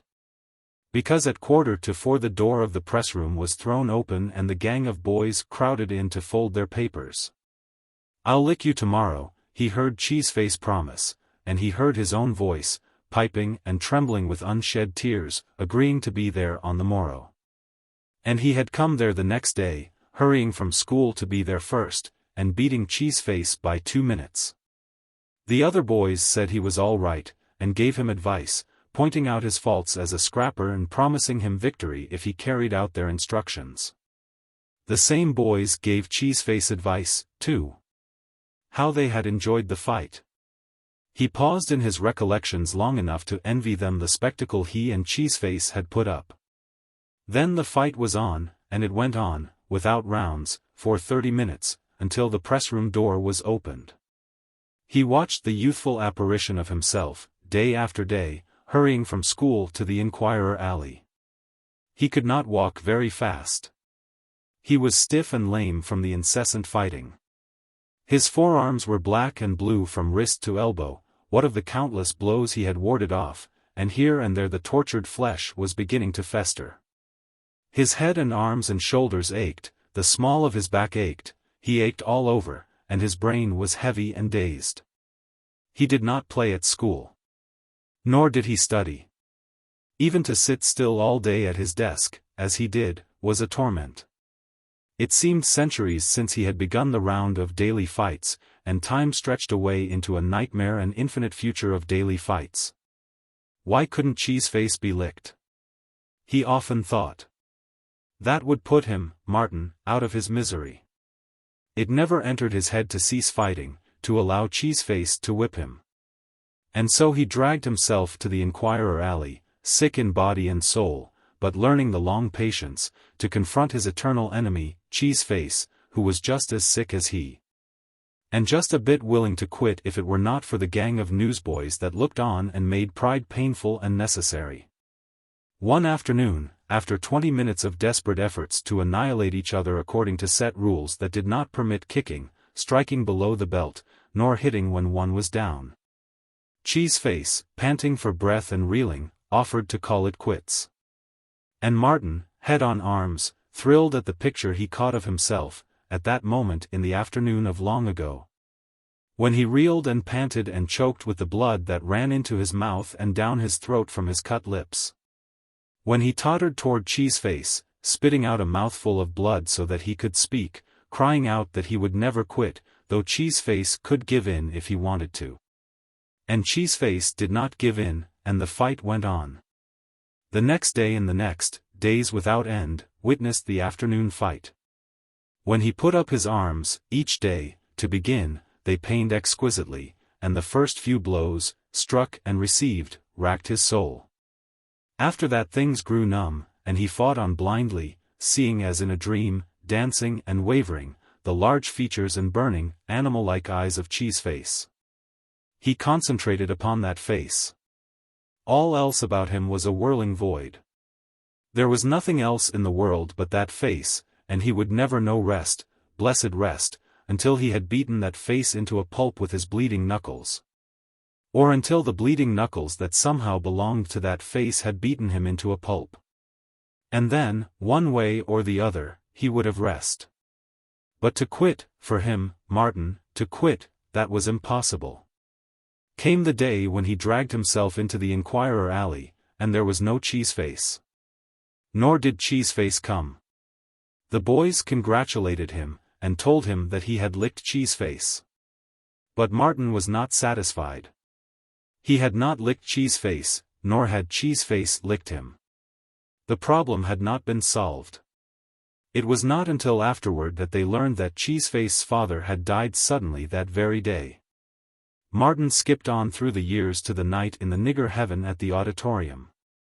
He was 17 and just back from sea. A row started. Somebody was bullying somebody, and Martin interfered, to be confronted by Cheeseface's blazing eyes. "I'll fix you after the show," his ancient enemy hissed. Martin nodded. The nigger heaven bouncer was making his way toward the disturbance. "I'll meet you outside, after the last act," Martin whispered, the while his face showed undivided interest in the buck-and-wing dancing on the stage. The bouncer glared and went away. "Got a gang?" he asked Cheeseface, at the end of the act. "Sure. Then I got to get one," Martin announced. Between the acts he mustered his following: 3 fellows he knew from the nail works, a railroad fireman, and half a dozen of the Boo gang. Along with as many more from the dread XVIII and Market gang. When the theater let out, the 2 gangs strung along inconspicuously on opposite sides of the street.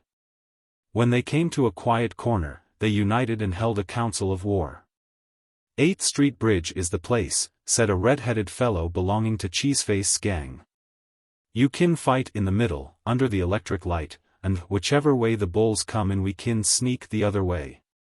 "That's agreeable to me," Martin said, after consulting with the leaders of his own gang.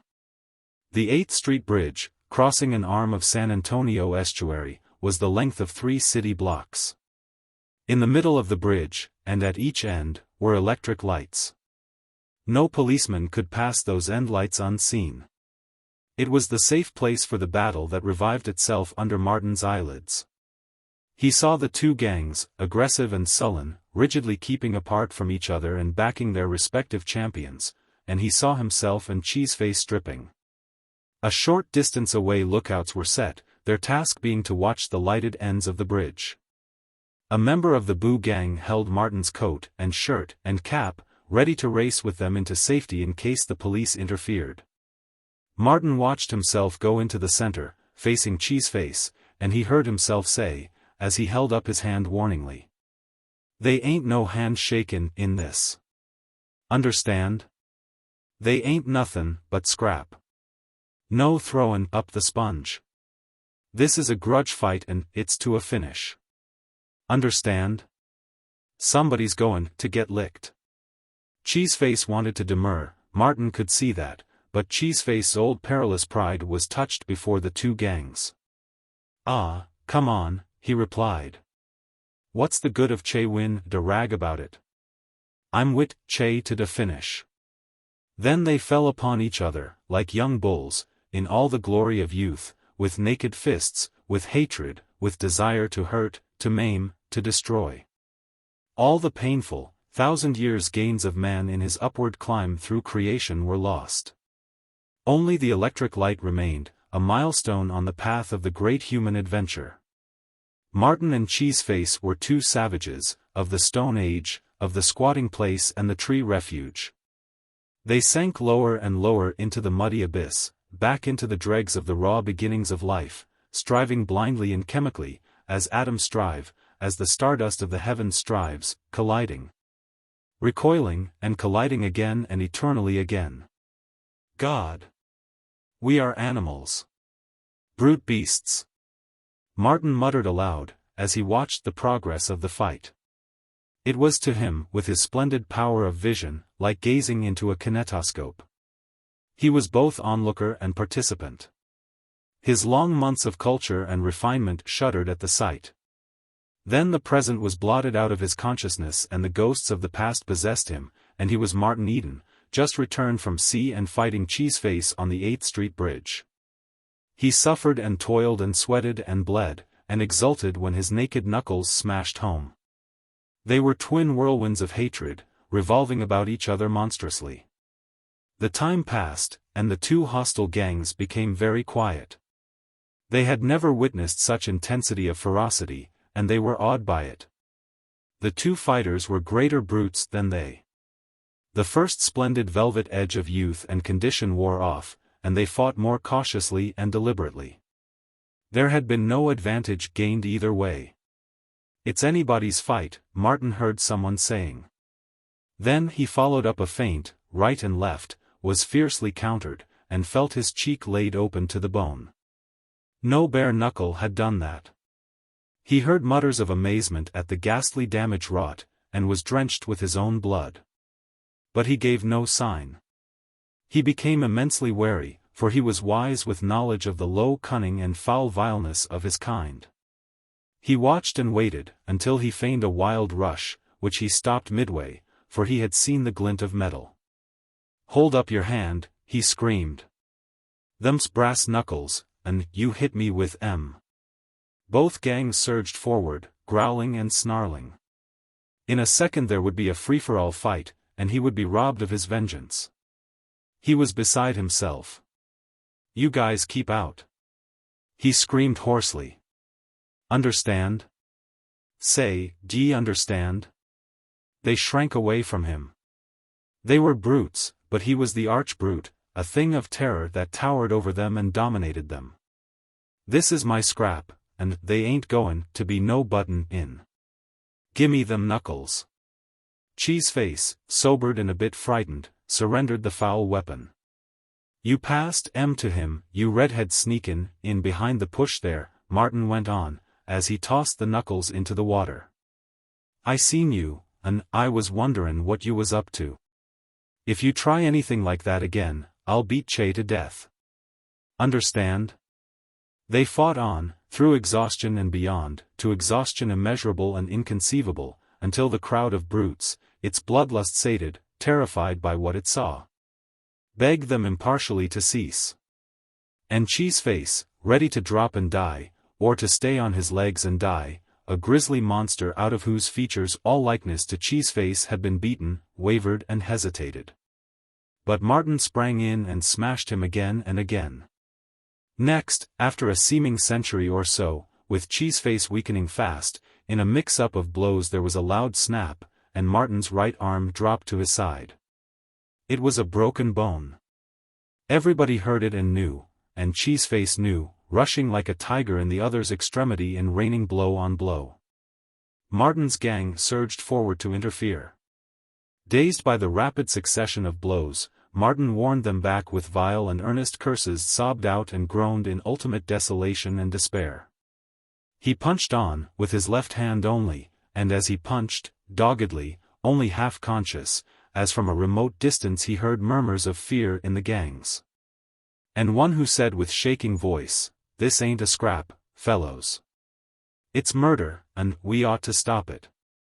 But no one stopped it, and he was glad, punching on wearily and endlessly with his one arm, battering away at a bloody something before him that was not a face but a horror, an oscillating, hideous, gibbering, nameless thing that persisted before his wavering vision and would not go away.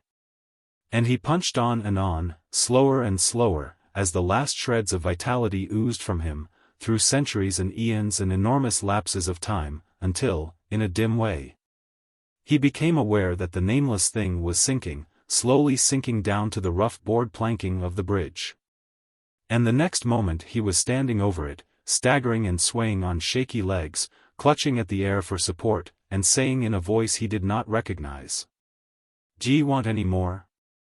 Say, d'ye want any more?" He was still saying it, over and over, demanding, entreating, threatening, to know if it wanted any more, when he felt the fellows of his gang laying hands on him, patting him on the back and trying to put his coat on him. And then came a sudden rush of blackness and oblivion. The tin alarm clock on the table ticked on, but Martin Eden, his face buried on his arms, did not hear it. He heard nothing. He did not think. So absolutely had he relived life that he had fainted just as he fainted years before on the 8th Street Bridge. For a full minute the blackness and the blankness endured. Then, like one from the dead, he sprang upright, eyes flaming, sweat pouring down his face, shouting, "I licked you, Cheeseface. It took me 11 years, but I licked you." His knees were trembling under him, he felt faint, and he staggered back to the bed, sinking down and sitting on the edge of it. He was still in the clutch of the past. He looked about the room, perplexed, alarmed, wondering where he was, until he caught sight of the pile of manuscripts in the corner. Then the wheels of memory slipped ahead through 4 years of time, and he was aware of the present, of the books he had opened and the universe he had won from their pages, of his dreams and ambitions, and of his love for a pale wraith of a girl, sensitive and sheltered and ethereal, who would die of horror did she witness but one moment of what he had just lived through, one moment of all the muck of life through which he had waded. He arose to his feet and confronted himself in the looking-glass. "And so you arise from the mud, Martin Eden," he said solemnly.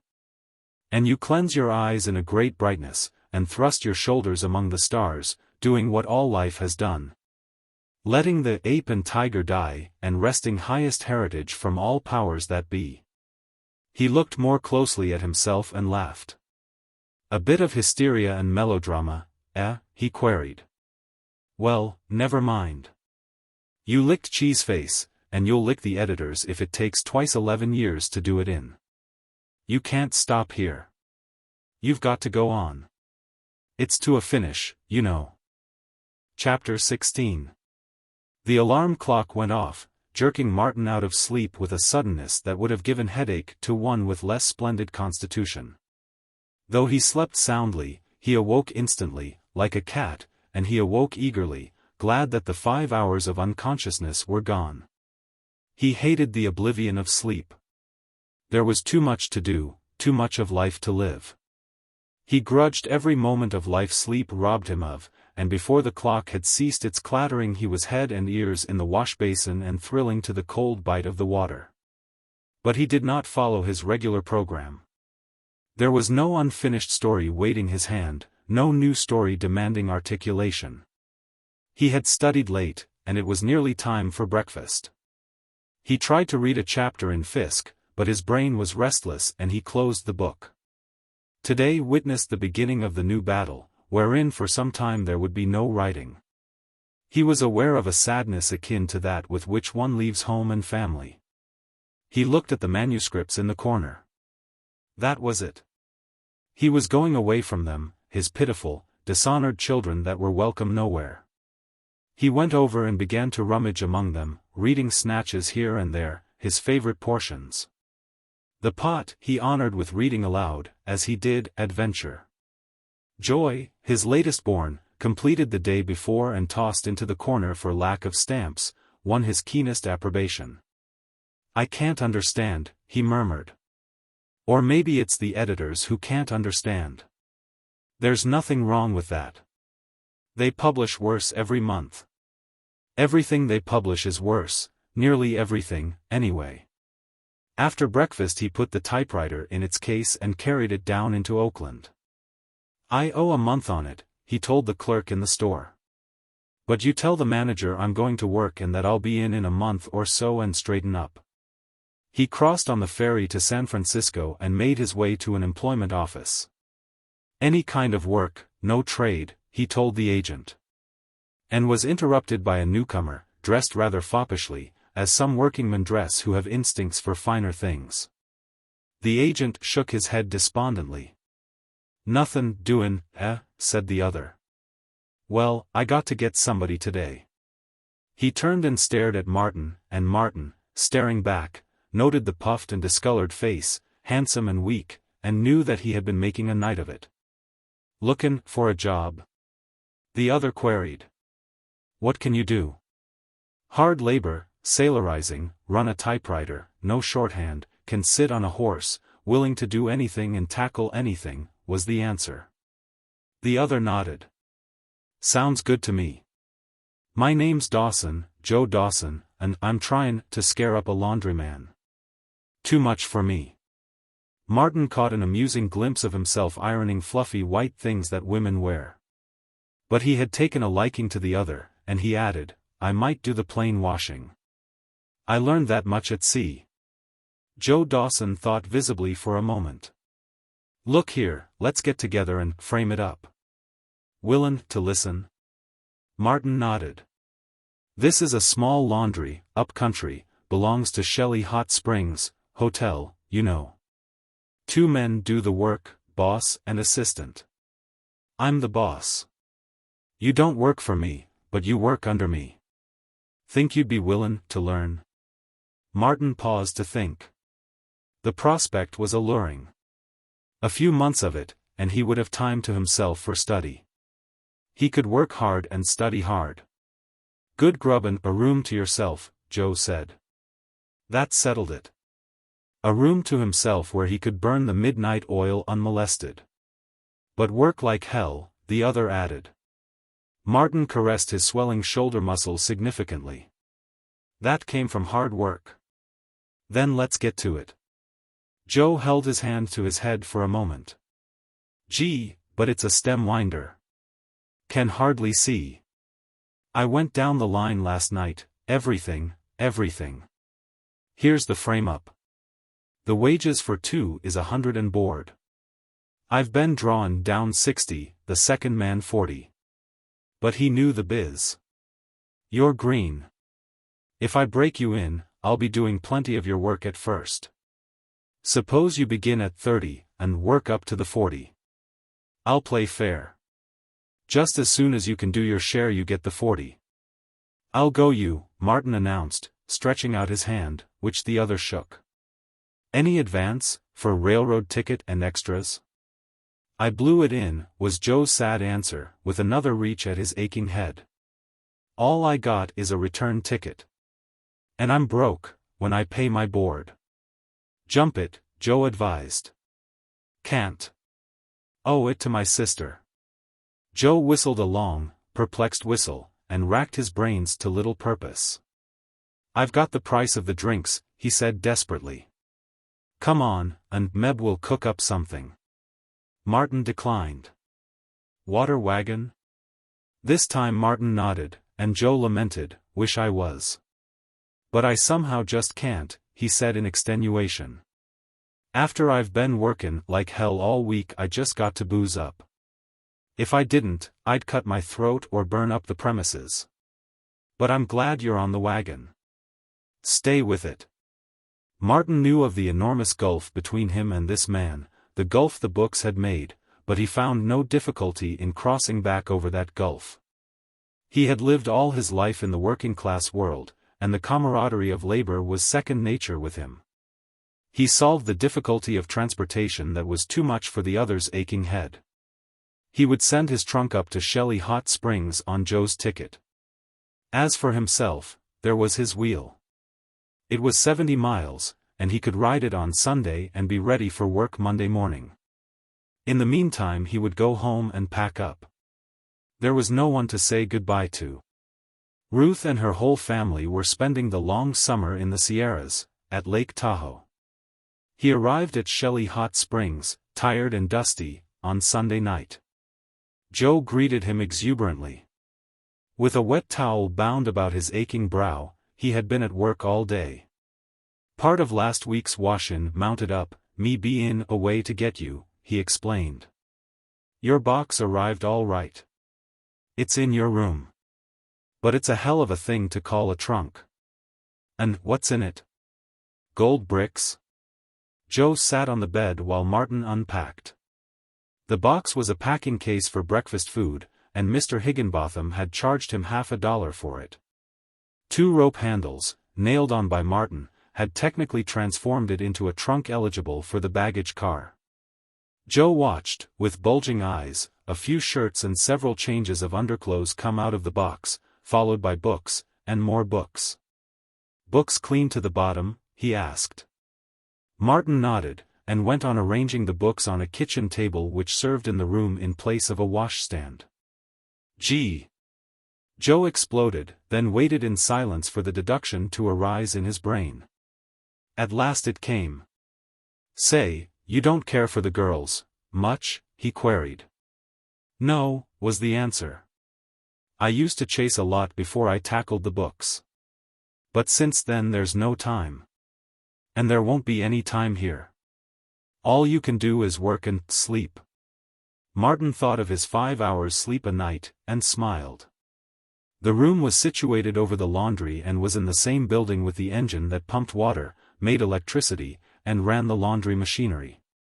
The engineer, who occupied the adjoining room, dropped in to meet the new hand and helped Martin rig up an electric bulb on an extension wire, so that it traveled along a stretched cord from over the table to the bed. The next morning, at 6:15, Martin was routed out for a 6:45 breakfast. There happened to be a bathtub for the servants in the laundry building, and he electrified Joe by taking a cold bath.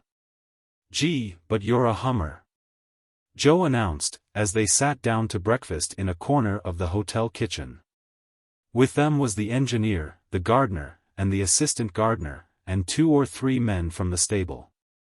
They ate hurriedly and gloomily, with but little conversation, and as Martin ate and listened he realized how far he had traveled from their status.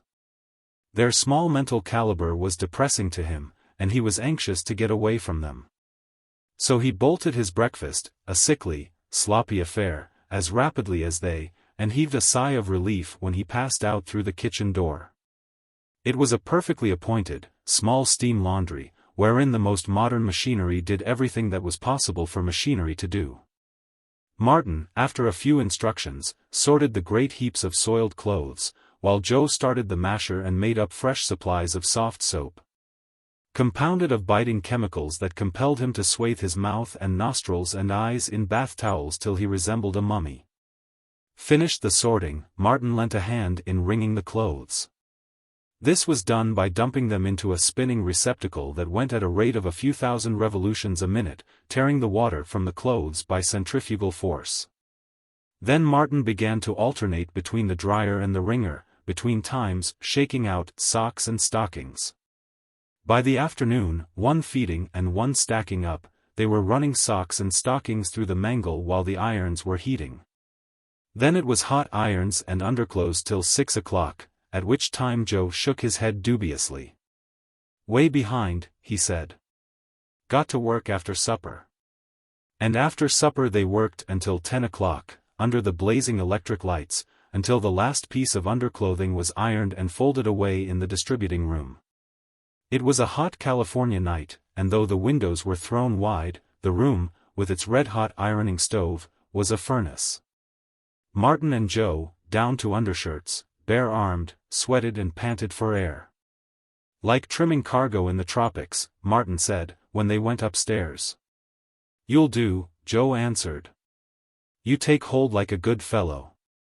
If you keep up the pace, you'll be on $30 only 1 month. The second month you'll be gettin' your 40. But don't tell me you never ironed before." "I know better.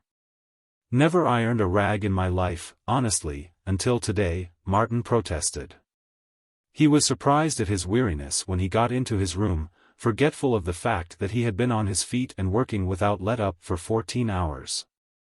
He set the alarm clock at 6, and measured back 5 hours to 1 o'clock. He could read until then. Slipping off his shoes, to ease his swollen feet, he sat down at the table with his books. He opened Fisk, where he had left off to read. But he found trouble and began to read it through a second time. Then he awoke, in pain from his stiffened muscles and chilled by the mountain wind that had begun to blow in through the window. He looked at the clock. It marked 2. He had been asleep 4 hours. He pulled off his clothes and crawled into bed, where he was asleep the moment after his head touched the pillow. Tuesday was a day of similar unremitting toil. The speed with which Joe worked won Martin's admiration. Joe was a dozen of demons for work. He was keyed up to concert pitch, and there was never a moment in the long day when he was not fighting for moments. He concentrated himself upon his work and upon how to save time, pointing out to Martin where he did in 5 motions what could be done in 3, or in 3 motions what could be done in 2. Elimination of waste motion, Martin phrased it as he watched and patterned after. He was a good workman himself, quick and deft, and it had always been a point of pride with him that no man should do any of his work for him or outwork him. As a result, he concentrated with a similar singleness of purpose, greedily snapping up the hints and suggestions thrown out by his working mate. He rubbed out collars and cuffs, rubbing the starch out from between the double thicknesses of linen so that there would be no blisters when it came to the ironing. And doing it at a pace that elicited Joe's praise. There was never an interval when something was not at hand to be done. Joe waited for nothing, waited on nothing, and went on the jump from task to task. They starched 200 white shirts, with a single gathering movement seizing a shirt so that the wristbands, neckband, yoke, and bosom protruded beyond the circling right hand. At the same moment the left hand held up the body of the shirt so that it would not enter the starch, and at the same moment the right hand dipped into the starch so hot that, in order to wring it out, their hands had to thrust, and thrust continually, into a bucket of cold water. And that night they worked till 10:30, dipping, fancy starch, all the frilled and airy, delicate wear of ladies. "Me for the tropics and no clothes," Martin laughed. "And me out of a job," Joe answered seriously. "I don't know nothin' but laundrying. And you know it well." "I ought to. Began in the Contra Costa in Oakland when I was 11, shaken out for the mangle. That was 18 years ago, and I've never done a tap of anything else. But this job is the fiercest I ever had. Ought to be one more man on it at least. We work tomorrow night. Always run the mangle Wednesday nights, collars and cuffs." Martin set his alarm, drew up to the table, and opened Fisk. He did not finish the first paragraph. The lines blurred and ran together and his head nodded. He walked up and down, batting his head savagely with his fists, but he could not conquer the numbness of sleep. He propped the book before him, and propped his eyelids with his fingers, and fell asleep with his eyes wide open. Then he surrendered, and, scarcely conscious of what he did, got off his clothes and into bed. He slept 7 hours of heavy, animal-like sleep, and awoke by the alarm, feeling that he had not had enough. "Doin' much readin'?" Joe asked. Martin shook his head. "Never mind. We got to run the mangle tonight, but Thursday we'll knock off at 6. That'll give you a chance." Martin washed woolens that day, by hand, in a large barrel, with strong soft soap, by means of a hub from a wagon wheel, mounted on a plunger pole that was attached to a spring pole overhead. "My invention," Joe said proudly.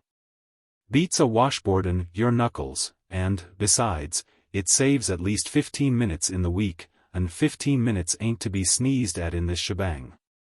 Running the collars and cuffs through the mangle was also Joe's idea. That night, while they toiled on under the electric lights, he explained it. "Something no laundry ever does, except this one. And I got to do it if I'm goin' to get done Saturday afternoon at 3 o'clock. But I know how, and that's the difference. Got to have right heat, right pressure, and run through 3 times. Look at that." He held a cuff aloft. "Couldn't do it better by hand or on a tiler." Thursday, Joe was in a rage. A bundle of extra, fancy starch had come in. "I'm goin' to quit," he announced. "I won't stand for it. I'm goin' to quit it cold. What's the good of me workin' like a slave all week, XVIII minutes, and them comin' and ringin' in fancy starch extras on me? This is a free country, and I'm to tell that fat Dutchman what I think of him. And I won't tell in French. Plain United States is good enough for me. Him ringin' in fancy starch extras." "We got to work tonight," he said the next moment, reversing his judgment and surrendering to fate. And Martin did no reading that night. He had seen no daily paper all week, and, strangely to him, felt no desire to see one. He was not interested in the news. He was too tired and jaded to be interested in anything, though he planned to leave Saturday afternoon, if they finished at 3, and ride on his will to Oakland. It was 70 miles, and the same distance back on Sunday afternoon would leave him anything but rested for the second week's work. It would have been easier to go on the train, but the round trip was $2.50, and he was intent on saving money. Chapter 17. Martin learned to do many things. In the course of the first week, in one afternoon, he and Joe accounted for the 200 white shirts. Joe ran the tiler, a machine wherein a hot iron was hooked on a steel string which furnished the pressure. By this means he ironed the yoke, wristbands, and neckband, setting the latter at right angles to the shirt, and put the glossy finish on the bosom. As fast as he finished them, he flung the shirts on a rack between him and Martin, who caught them up and backed them. This task consisted of ironing all the unstarched portions of the shirts. It was exhausting work, carried on, hour after hour, at top speed.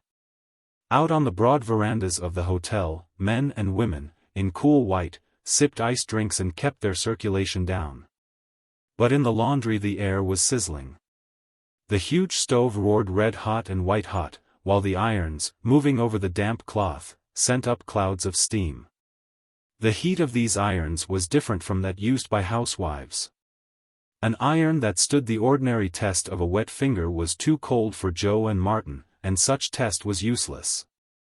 They went wholly by holding the irons close to their cheeks, gauging the heat by some secret mental process that Martin admired but could not understand. When the fresh irons proved too hot, they hooked them on iron rods and dipped them into cold water. This again required a precise and subtle judgment. A fraction of a second too long in the water and the fine and silken edge of the proper heat was lost, and Martin found time to marvel at the accuracy he developed, an automatic accuracy, founded upon criteria that were machine-like and unerring. But there was little time in which to marvel. All Martin's consciousness was concentrated in the work. Ceaselessly active, head in hand, an intelligent machine. All that constituted him a man was devoted to furnishing that intelligence. There was no room in his brain for the universe and its mighty problems. All the broad and spacious corridors of his mind were closed and hermetically sealed. The echoing chamber of his soul was a narrow room, a conning tower, whence were directed his arm and shoulder muscles, his 10 nimble fingers. And the swift-moving iron along its steaming path in broad, sweeping strokes, just so many strokes and no more, just so far with each stroke and not a fraction of an inch farther. Rushing along interminable sleeves, sides, backs, and tails, and tossing the finished shirts, without rumpling, upon the receiving frame. And even as his hurrying soul tossed, it was reaching for another shirt. This went on, hour after hour, while outside all the world swooned under the overhead California sun. But there was no swooning in that superheated room. The cool guests on the verandas needed clean linen. The sweat poured from Martin. He drank enormous quantities of water, but so great was the heat of the day and of his exertions, that the water sluiced through the interstices of his flesh and out at all his pores. Always, at sea, except at rare intervals, the work he performed had given him ample opportunity to commune with himself. The master of the ship had been lord of Martin's time. But here the manager of the hotel was lord of Martin's thoughts as well. He had no thoughts save for the nerve-wracking, body-destroying toil. Outside of that it was impossible to think. He did not know that he loved Ruth. She did not even exist, for his driven soul had no time to remember her. It was only when he crawled to bed at night, or to breakfast in the morning, that she asserted herself to him in fleeting memories. "This is hell, ain't it?" Joe remarked once. Martin nodded, but felt a rasp of irritation. The statement had been obvious and unnecessary. They did not talk while they worked. Conversation threw them out of their stride, as it did this time, compelling Martin to miss a stroke of his iron and to make 2 extra motions before he caught his stride again. On Friday morning the washer ran. Twice a week they had to put through hotel linen, the sheets, pillow slips, spreads, tablecloths, and napkins. This finished, they buckled down to fancy starch. It was slow work, fastidious and delicate, and Martin did not learn it so readily. Besides, he could not take chances. Mistakes were disastrous. "See that," Joe said, holding up a filmy corset cover that he could have crumpled from view in one hand. "Scorch that and it's $20 out of your wages." So Martin did not scorch that, and eased down on his muscular tension, though nervous tension rose higher than ever. And he listened sympathetically to the other's blasphemies as he toiled and suffered over the beautiful things that women wear when they do not have to do their own laundrying. Fancy starch was Martin's nightmare, and it was Joe's, too. It was fancy starch that robbed them of their hard-won minutes. They toiled at it all day. At 7 in the evening they broke off to run the hotel linen through the mangle. At 10 o'clock, while the hotel guests slept, the 2 laundrymen sweated on at fancy starch, till midnight, till 1, till 2. At 2:30 they knocked off. Saturday morning it was fancy starch, and odds and ends, and at 3 in the afternoon the week's work was done. "You ain't goin' to ride them 70 miles into Oakland on top of this?" Joe demanded, as they sat on the stairs and took a triumphant smoke. "Got to," was the answer. "What are you goin' for, a girl?" "No, to save 2.5 on the railroad ticket. I want to renew some books at the library." "Why don't you send 'em down and up by express? That'll cost only a quarter each way." Martin considered it. "And take a rest tomorrow," the other urged. "You need it." "I know I do. I'm plumb tuckered out." He looked it. Indomitable, never resting, fighting for seconds and minutes all week, circumventing delays and crushing down obstacles, a fount of resistless energy, a high-driven human motor, a demon for work. Now that he had accomplished the week's task he was in a state of collapse. He was worn and haggard, and his handsome face drooped in lean exhaustion. He pulled his cigarette spiritlessly, and his voice was peculiarly dead and monotonous. All the snap and fire had gone out of him. His triumph seemed a sorry one. "And next week we got to do it all over again," he said sadly. "And what's the good of it all, hey? Sometimes I wish I was a hobo. They don't work, and they get their livin'. Gee. I wish I had a glass of beer, but I can't get up the gumption to go down to the village and get it. You'll stay over, and send your books down by express, or else you're a damn fool." "But what can I do here all day Sunday?" Martin asked. "Rest. You don't know how tired you are." "Why, I'm that tired Sunday I can't even read the papers. I was sick once, typhoid. In the hospital 2 months and a half. Didn't do a tap of work all that time. It was beautiful. It was beautiful," he repeated dreamily, a minute later. Martin took a bath, after which he found that the head laundryman had disappeared. Most likely he had gone for a glass of beer, Martin decided, but the half-mile walk down to the village to find out seemed a long journey to him. He lay on his bed with his shoes off, trying to make up his mind. He did not reach out for a book. He was too tired to feel sleepy, and he lay, scarcely thinking, in a semi-stupor of weariness, until it was time for supper. Joe did not appear for that function, and when Martin heard the gardener remark that most likely he was ripping the slats off the bar, Martin understood. He went to bed immediately afterward, and in the morning decided that he was greatly rested. Joe being still absent, Martin procured a Sunday paper and lay down in a shady nook under the trees. The morning passed, he knew not how. He did not sleep, nobody disturbed him, and he did not finish the paper. He came back to it in the afternoon, after dinner, and fell asleep over it. So passed Sunday, and Monday morning he was hard at work, sorting clothes, while Joe, a towel bound tightly around his head, with groans and blasphemies, was running the washer and mixing soft soap. "I simply can't help it," he explained.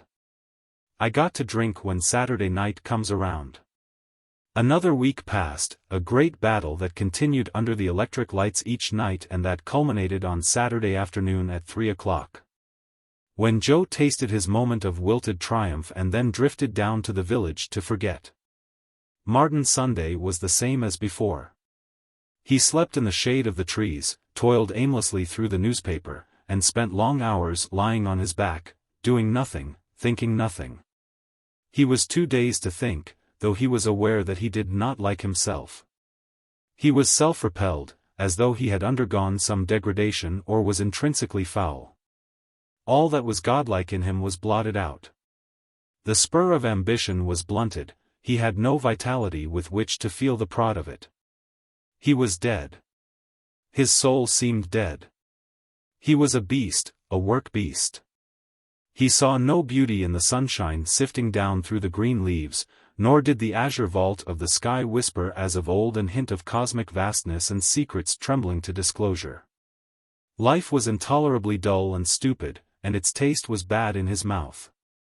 A black screen was drawn across his mirror of inner vision, and fancy lay in a darkened sickroom where entered no ray of light. He envied Joe, down in the village, rampant, tearing the slats off the bar, his brain gnawing with maggots, exulting in maudlin ways over maudlin things. Fantastically and gloriously drunk and forgetful of Monday morning and the week of deadening toil to come.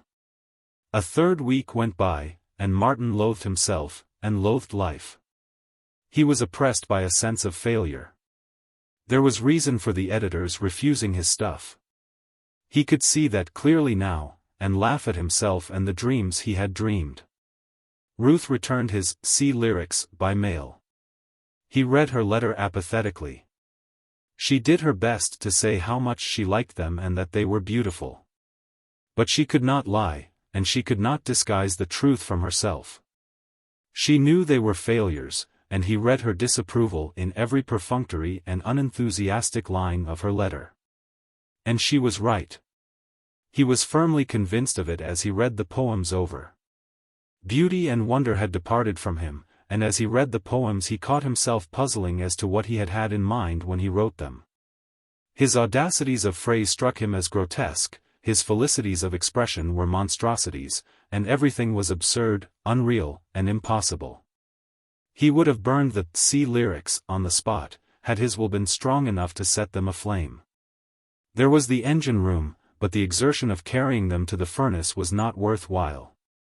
All his exertion was used in washing other persons' clothes.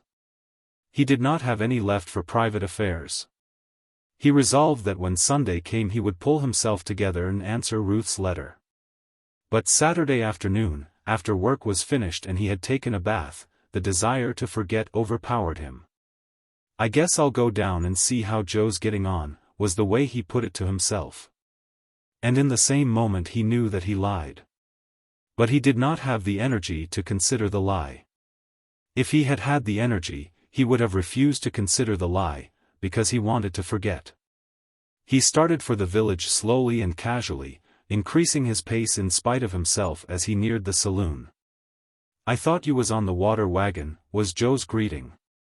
Martin did not deign to offer excuses, but called for whiskey, filling his own glass brimming before he passed the bottle. "Don't take all night about it," he said roughly. The other was dawdling with the bottle, and Martin refused to wait for him, tossing the glass off in a gulp and refilling it. "Now, I can wait for you," he said grimly, "but hurry up." Joe hurried, and they drank together. "The work did it, eh?" Joe queried. Martin refused to discuss the matter. "It's fair hell, I know," the other went on, "but I kind of hate to see you come off the wagon, Mart." "Well, here's how."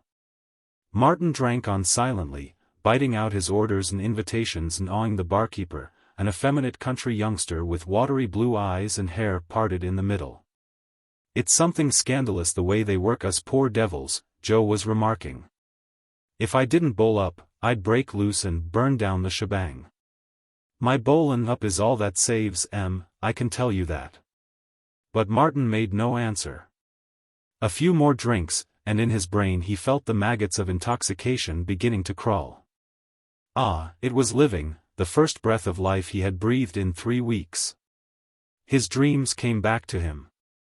Fancy came out of the darkened room and lured him on, a thing of flaming brightness. His mirror of vision was silver clear, a flashing, dazzling palimpsest of imagery. Wonder and beauty walked with him, hand in hand, and all power was his. He tried to tell it to Joe, but Joe had visions of his own, infallible schemes whereby he would escape the slavery of laundry work and become himself the owner of a great steam laundry. "I tell ya, Mart, they won't be no kids workin' in my laundry, not on your life. And they won't be no workin' a livin' soul after 6 p.m. You hear me talk? There'll be machinery enough and hands enough to do it all in decent workin' hours, and the Mart, help me, I'll make ya superintendent of the shebang, the whole of it, all of it. Now here's the scheme. I get on the water wagon and save my money for 2 years, savin' then." But Martin turned away, leaving him to tell it to the barkeeper. Until that worthy was called away to furnish drinks to 2 farmers who, coming in, accepted Martin's invitation. Martin dispensed royal largesse, inviting everybody up, farmhands, a stableman, and the gardener's assistant from the hotel, the barkeeper. And the furtive hobo who slid in like a shadow and like a shadow hovered at the end of the bar. Chapter 18. Monday morning, Joe groaned over the first truck load of clothes to the washer. "I say," he began. "Don't talk to me," Martin snarled. "I'm sorry, Joe," he said at noon, when they knocked off for dinner. Tears came into the other's eyes. "That's all right, old man," he said. "We're in hell, and we can't help ourselves. And, you know, I kind of like you a whole lot. That's what made it hurt. I catoned to you from the first." Martin shook his hand. "Let's quit," Joe suggested. "Let's chuck it, and go hoboin'. I ain't never tried it, but it must be dead easy. And nothin' to do. Just think of it, nothin' to do. I was sick once, typhoid, in the hospital, and it was beautiful. I wish I'd get sick again. The week dragged on. The hotel was full, and extra fancy starch poured in upon them. They performed prodigies of valor. They fought late each night under the electric lights, bolted their meals, and even got in a half-hour's work before breakfast. Martin no longer took his cold baths. Every moment was drive, drive, drive, and Joe was the masterful shepherd of moments, herding them carefully, never losing one, counting them over like a miser counting gold, working on in a frenzy. Toil-mad, a feverish machine, aided ably by that other machine that thought of itself as once having been one Martin Eden, a man. But it was only at rare moments that Martin was able to think. The house of thought was closed, its windows boarded up, and he was its shadowy caretaker. He was a shadow. Joe was right. They were both shadows, and this was the unending limbo of toil. Or was it a dream?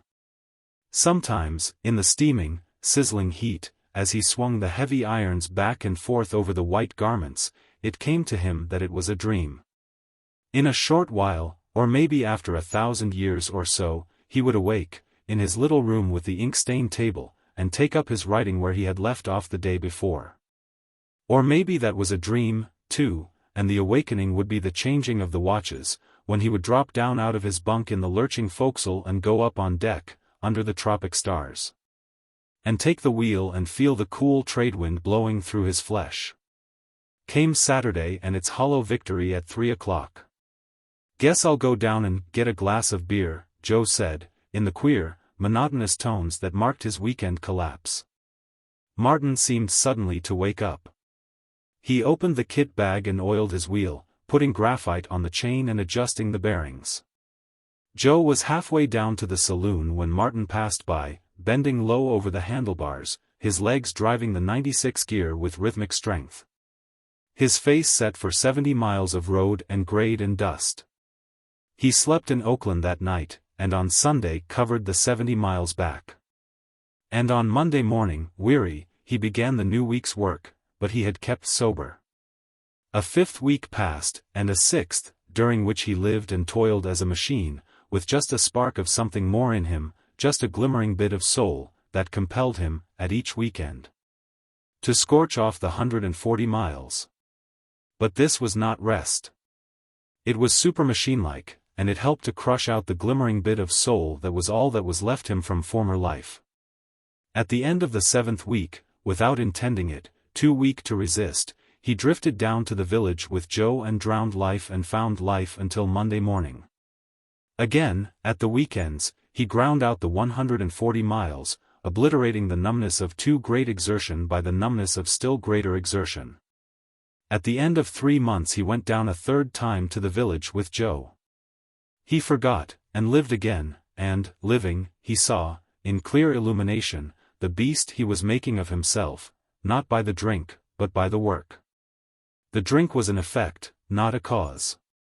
It followed inevitably upon the work, as the night follows upon the day. Not by becoming a toil beast could he win to the heights, was the message the whiskey whispered to him, and he nodded approbation. The whiskey was wise.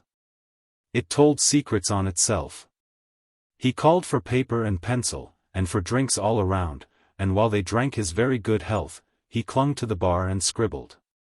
"A telegram, Joe," he said. "Read it." Joe read it with a drunken, quizzical leer. But what he read seemed to sober him. He looked at the other reproachfully, tears oozing into his eyes and down his cheeks. "You ain't goin' back on me, Mart?" he queried hopelessly. Martin nodded, and called one of the loungers to him to take the message to the telegraph office. "Hold on," Joe muttered thickly. "Lemme think."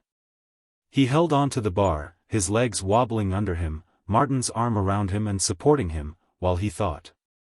"Make that 2 laundrymen," he said abruptly. "Here, lemme fix it." "What are you quitting for?" Martin demanded. "Same reason as you." "But I'm going to sea." "You can't do that." "Nope," was the answer, "but I can hobo all right, all right." Martin looked at him searchingly for a moment, then cried. By God, I think you're right. Better a hobo than a beast of toil. Why, man, you'll live. And that's more than you ever did before. I was in hospital, once, Joe corrected. It was beautiful. Typhoid, did I tell you? While Martin changed the telegram to 2 laundrymen, Joe went on. I never wanted to drink when I was in hospital. Funny, ain't it? But when I've been workin' like a slave all week, I just got to bowl up. Ever notice that cooks drink like hell, and bakers, too? It's the work. They've sure got to. Here, lemme pay half of that telegram. I'll shake you for it, Martin offered. Come on, everybody drink, Joe called, as they rattled the dice and rolled them out on the damp bar. Monday morning Joe was wild with anticipation. He did not mind his aching head, nor did he take interest in his work. Whole herds of moments stole away and were lost while their careless shepherd gazed out of the window at the sunshine and the trees. Just look at it, he cried. And it's all mine. It's free. I can lie down under them trees and sleep for 1,000 years if I want to. Ah, come on, Mart, let's chuck it. What's the good of waitin' another moment? That's the land of nothin' to do out there, and I got a ticket for it, and it ain't no return ticket, b'gosh. A few minutes later, filling the truck with soiled clothes for the washer, Joe spied the hotel manager's shirt. He knew its mark, and with a sudden glorious consciousness of freedom he threw it on the floor and stamped on it. I wish you was in it, you pig-headed Dutchman, he shouted. In it, and right there where I've got you. Take that. And that. And that. Damn you. Hold me back, somebody. Hold me back. Martin laughed and held him to his work. On Tuesday night the new laundrymen arrived, and the rest of the week was spent breaking them into the routine. Joe sat around and explained his system, but he did no more work. Not a tap, he announced. Not a tap. They can fire me if they want to, but if they do, I'll quit. No more work in mine, thank you kindly. Me for the freight cars and the shade under the trees. Go to it, you slaves. That's right. Slave and sweat. Slave and sweat. And, when you're dead, you'll rot the same as me, and what's it matter how you live, eh? Tell me that, what's it matter in the long run? On Saturday they drew their pay and came to the parting of the ways. They ain't no use in me a skin you to change your mind and hit the road with me? Joe asked hopelessly. Martin shook his head. He was standing by his wheel, ready to start. They shook hands, and Joe held on to his for a moment, as he said.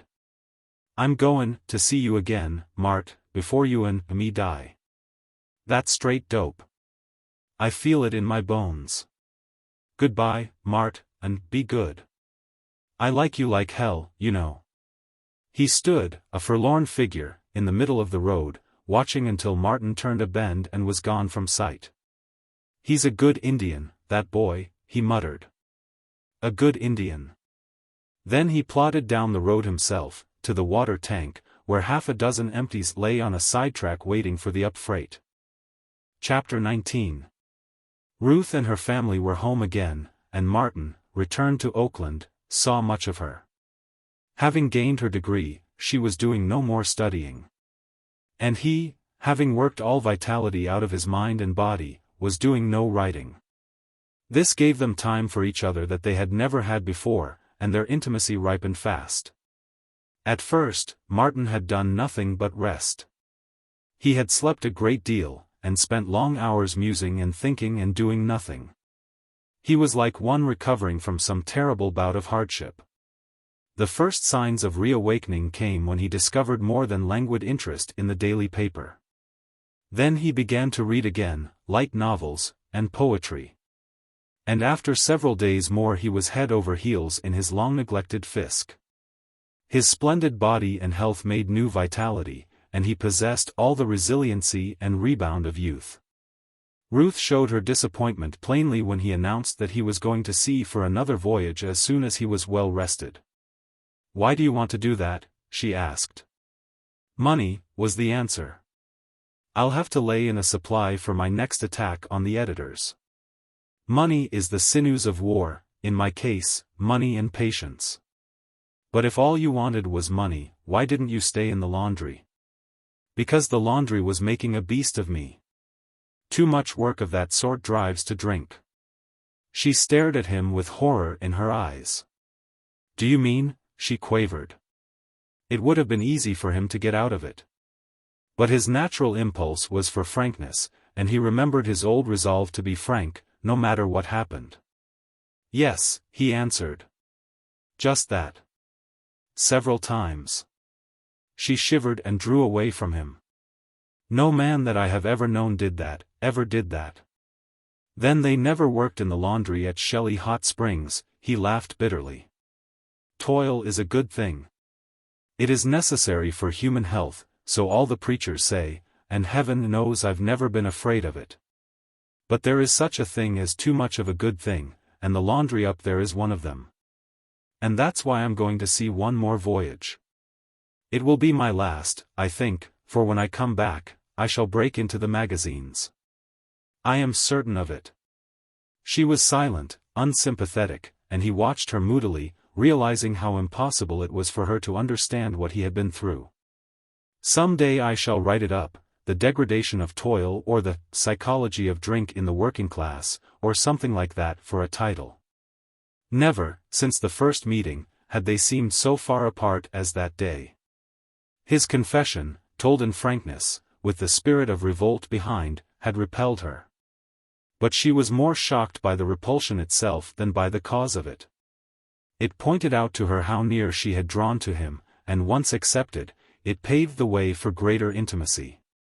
Pity, too, was aroused, and innocent, idealistic thoughts of reform. She would save this raw young man who had come so far.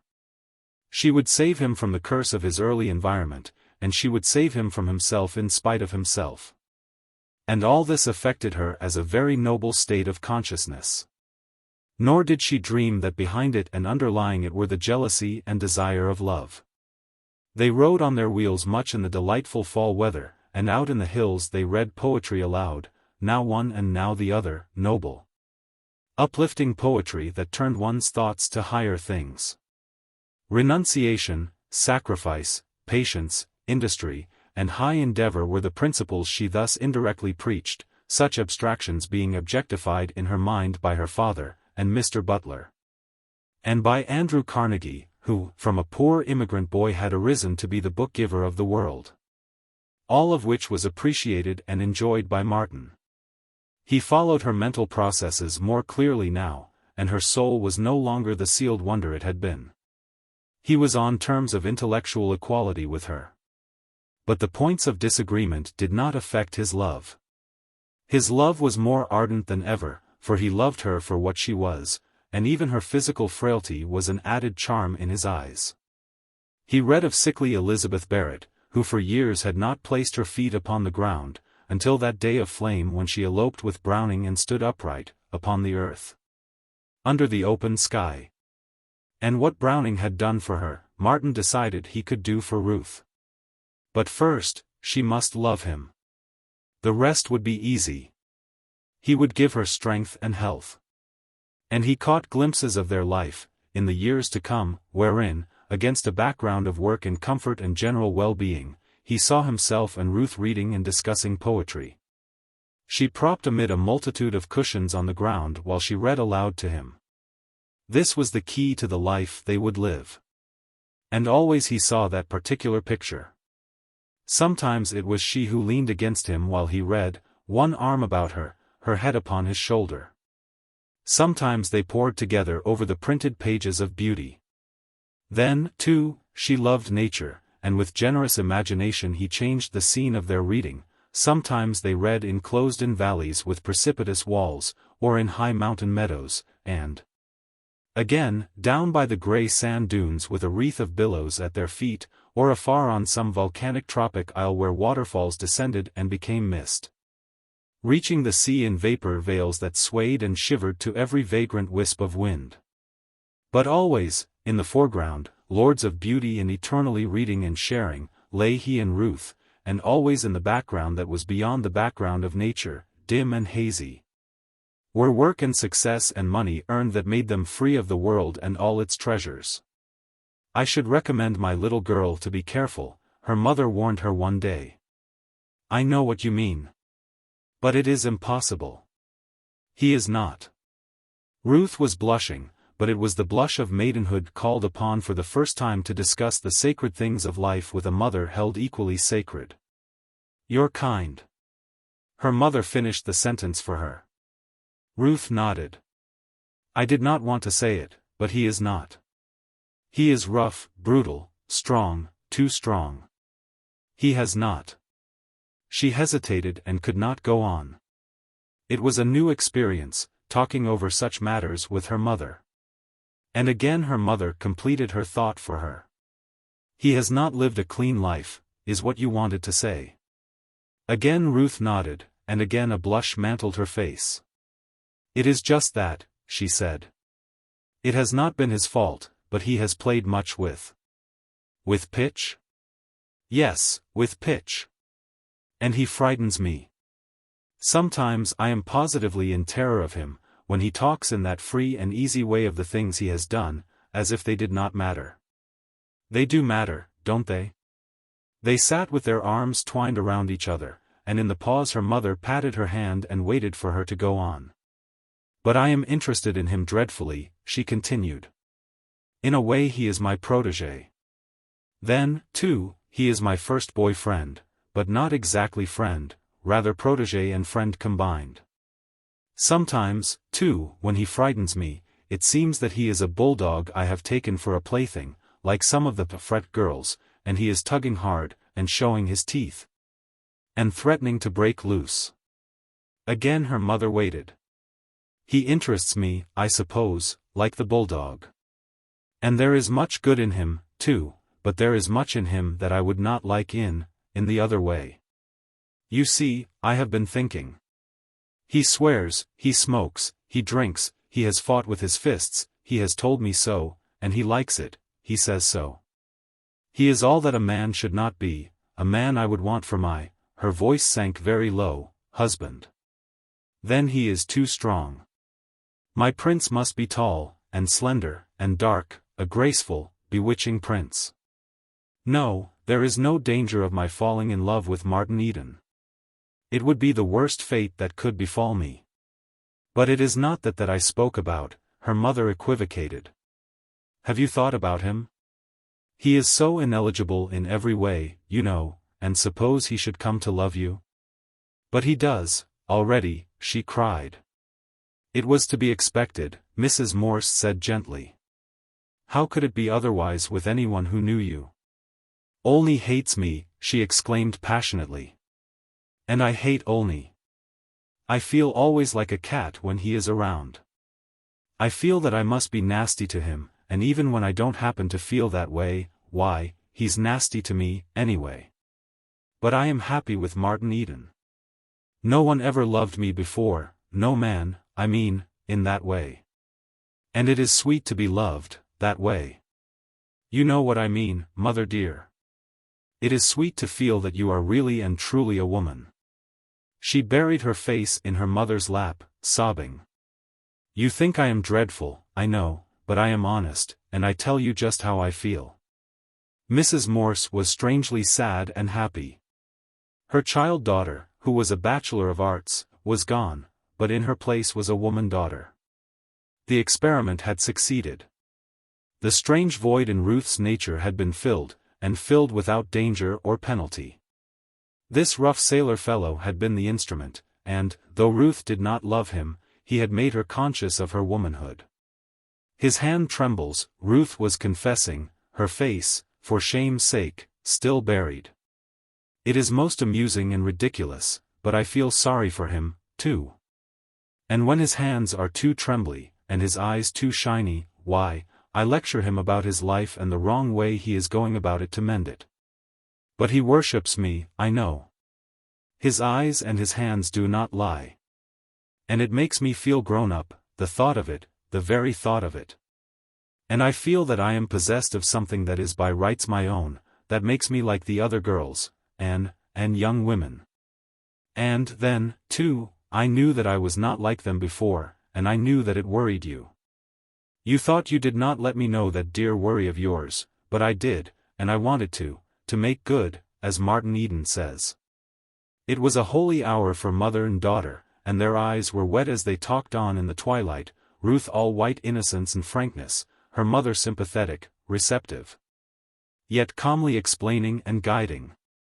He is 4 years younger than you, she said. He has no place in the world. He has neither position nor salary. He is impractical. Loving you, he should, in the name of common sense, be doing something that would give him the right to marry, instead of paltering around with those stories of his and with childish dreams. Martin Eden, I am afraid, will never grow up. He does not take to responsibility in a man's work in the world like your father did, or like all our friends, Mr. Butler for one. Martin Eden, I am afraid, will never be a money earner. And this world is so ordered that money is necessary to happiness. Oh, no, not these swollen fortunes, but enough of money to permit of common comfort and decency. He has never spoken. He has not breathed a word. He has not attempted to, but if he did, would not let him, because, you see, I do not love him. I am glad of that. I should not care to see my daughter, my one daughter, who is so clean and pure, love a man like him. There are noble men in the world who are clean and true and manly. Wait for them. You will find one some day, and you will love him and be loved by him, and you will be happy with him as your father and I have been happy with each other. And there is one thing you must always carry in mind.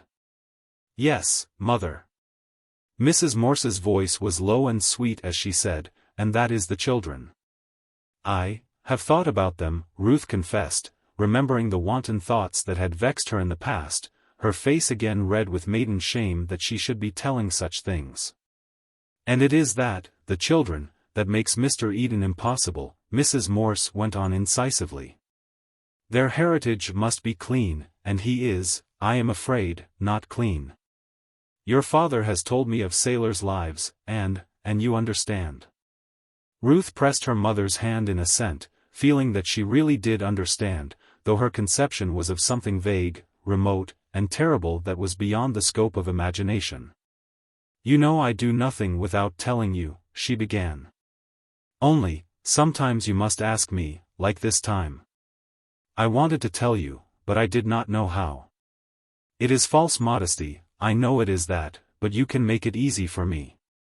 Sometimes, like this time, you must ask me, you must give me a chance. Why, mother, you are a woman, too. She cried exultantly, as they stood up, catching her mother's hands and standing erect, facing her in the twilight, conscious of a strangely sweet equality between them. I should never have thought of you in that way if we had not had this talk. I had to learn that I was a woman to know that you were one, too. We are women together, her mother said, drawing her to her and kissing her. We are women together, she repeated, as they went out of the room, their arms around each other's waists, their hearts swelling with a new sense of companionship. Our little girl has become a woman, Mrs. Morse said proudly to her husband an hour later. That means, he said, after a long look at his wife, that means she is in love. No, but that she is loved, was the smiling rejoinder. The experiment has succeeded. She is awakened at last. Then we'll have to get rid of him. Mr. Morse spoke briskly, in matter-of-fact, business-like tones. But his wife shook her head. It will not be necessary. Ruth says he is going to sea in a few days. When he comes back, she will not be here. We will send her to Aunt Clara's.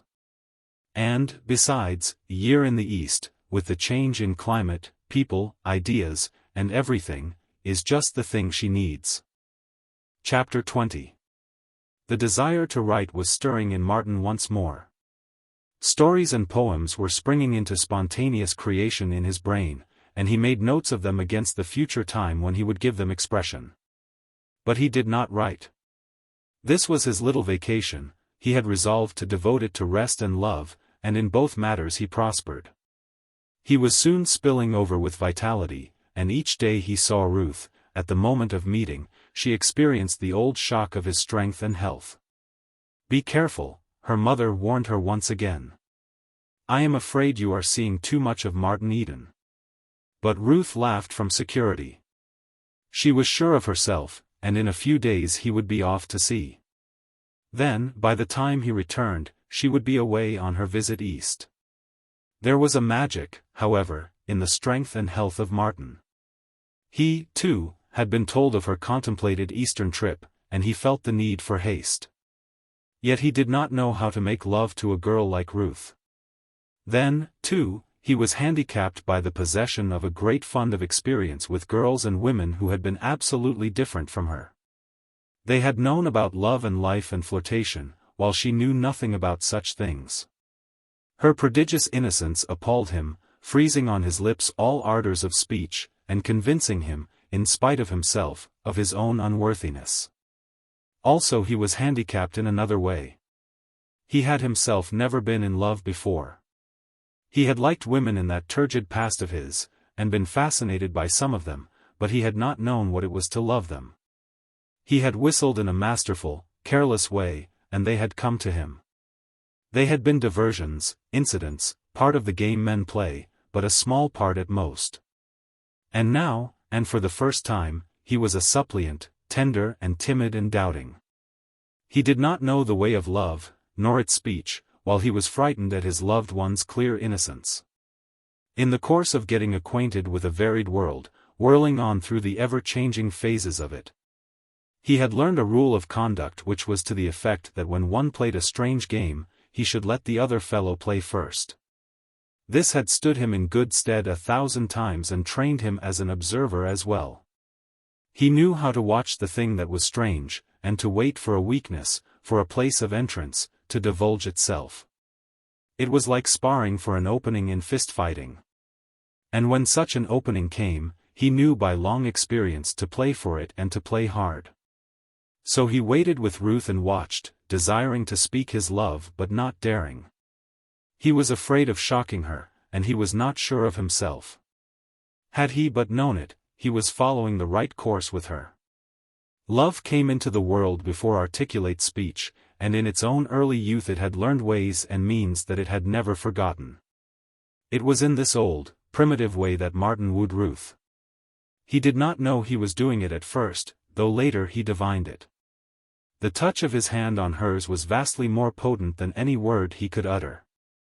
The impact of his strength on her imagination was more alluring than the printed poems and spoken passions of 1,000 generations of lovers. Whatever his tongue could express would have appealed, in part, to her judgment, but the touch of hand, the fleeting contact, made its way directly to her instinct. Her judgment was as young as she, but her instincts were as old as the race and older. They had been young when love was young, and they were wiser than convention and opinion and all the newborn things. So her judgment did not act. There was no call upon it, and she did not realize the strength of the appeal Martin made from moment to her love nature. That he loved her, on the other hand, was as clear as day, and she consciously delighted in beholding his love manifestations, the glowing eyes with their tender lights, the trembling hands, and the never-failing swarthy flush that flooded darkly under his sunburn. She even went farther, in a timid way inciting him, but doing it so delicately that he never suspected, and doing it half-consciously, so that she scarcely suspected herself. She thrilled with these proofs of her power that proclaimed her a woman, and she took an Eve-like delight in tormenting him and playing upon him. Tongue-tied by inexperience and by excess of ardor, wooing unwittingly and awkwardly, Martin continued his approach by contact. The touch of his hand was pleasant to her, and something deliciously more than pleasant. Martin did not know it, but he did know that it was not distasteful to her. Not that they touched hands often, save at meeting and parting. But that in handling the bicycles, in strapping on the books of verse they carried into the hills, and in conning the pages of books side by side. There were opportunities for hand to stray against hand. And there were opportunities, too, for her hair to brush his cheek, and for shoulder to touch shoulder, as they leaned together over the beauty of the books. She smiled to herself at vagrant impulses which arose from nowhere and suggested that she rumple his hair. While he desired greatly, when they tired of reading, to rest his head in her lap and dream with closed eyes about the future that was to be theirs. On Sunday picnics at Shellmound Park and Schuetzen Park, in the past, he had rested his head on many laps, and, usually, he had slept soundly and selfishly while the girls shaded his face from the sun and looked down and loved him and wondered at his lordly carelessness of their love. To rest his head in a girl's lap had been the easiest thing in the world until now, and now he found Ruth's lap inaccessible and impossible. Yet it was right here, in his reticence, that the strength of his wooing lay. It was because of this reticence that he never alarmed her.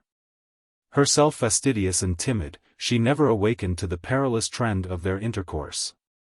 Subtly and unaware she grew toward him and closer to him, while he, sensing the growing closeness, longed to dare but was afraid. Once he dared, one afternoon, when he found her in the darkened living room with a blinding headache. "Nothing can do it any good," she had answered his inquiries. "And besides, I don't take headache powders. Dr. Hall won't permit me." "I can cure it, I think, and without drugs," was Martin's answer. "I am not sure, of course, but I'd like to try. It's simply massage. I learned the trick first from the Japanese. They are a race of masseurs, you know. Then I learned it all over again with variations from the Hawaiians. They call it lamalomi. It can accomplish most of the things drugs accomplish and a few things that drugs can't." Scarcely had his hands touched her head when she sighed deeply. "That is so good," she said. She spoke once again, half an hour later, when she asked, "Aren't you tired?" The question was perfunctory, and she knew what the answer would be. Then she lost herself in drowsy contemplation of the soothing balm of his strength. Life poured from the ends of his fingers, driving the pain before it, or so it seemed to her. Until with the easement of pain, she fell asleep and he stole away. She called him up by telephone that evening to thank him. "I slept until dinner," she said. "You cured me completely, Mr. Eden, and I don't know how to thank you." He was warm, and bungling of speech, and very happy, as he replied to her, and there was dancing in his mind, throughout the telephone conversation, the memory of Browning and of sickly Elizabeth Barrett. What had been done could be done again, and he, Martin Eden, could do it and would do it for Ruth Morse. He went back to his room and to the volume of Spencer's Sociology lying open on the bed. But he could not read. Love tormented him and overrode his will, so that, despite all determination, he found himself at the little ink-stained table. The sonnet he composed that night was the first of a love cycle of 50 sonnets which was completed within 2 months. He had the love sonnets from the Portuguese in mind as he wrote, and he wrote under the best conditions for great work, at a climacteric of living, in the throes of his own sweet love madness.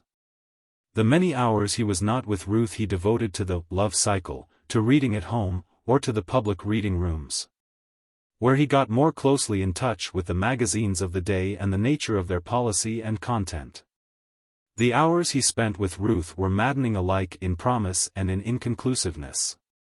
It was a week after he cured her headache that a moonlight sail on Lake Merritt was proposed by Norman and seconded by Arthur and Olney. Martin was the only one capable of handling a boat, and he was pressed into service. Ruth sat near him in the stern, while the 3 young fellows lounged amidships, deep in a wordy wrangle over frat affairs.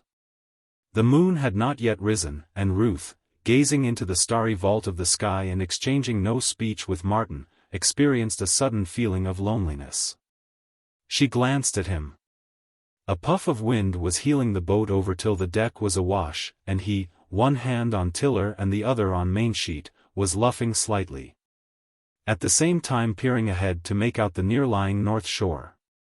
He was unaware of her gaze, and she watched him intently, speculating fancifully about the strange warp of soul that led him, a young man with signal powers, to fritter away his time on the writing of stories and poems foredoomed to mediocrity and failure.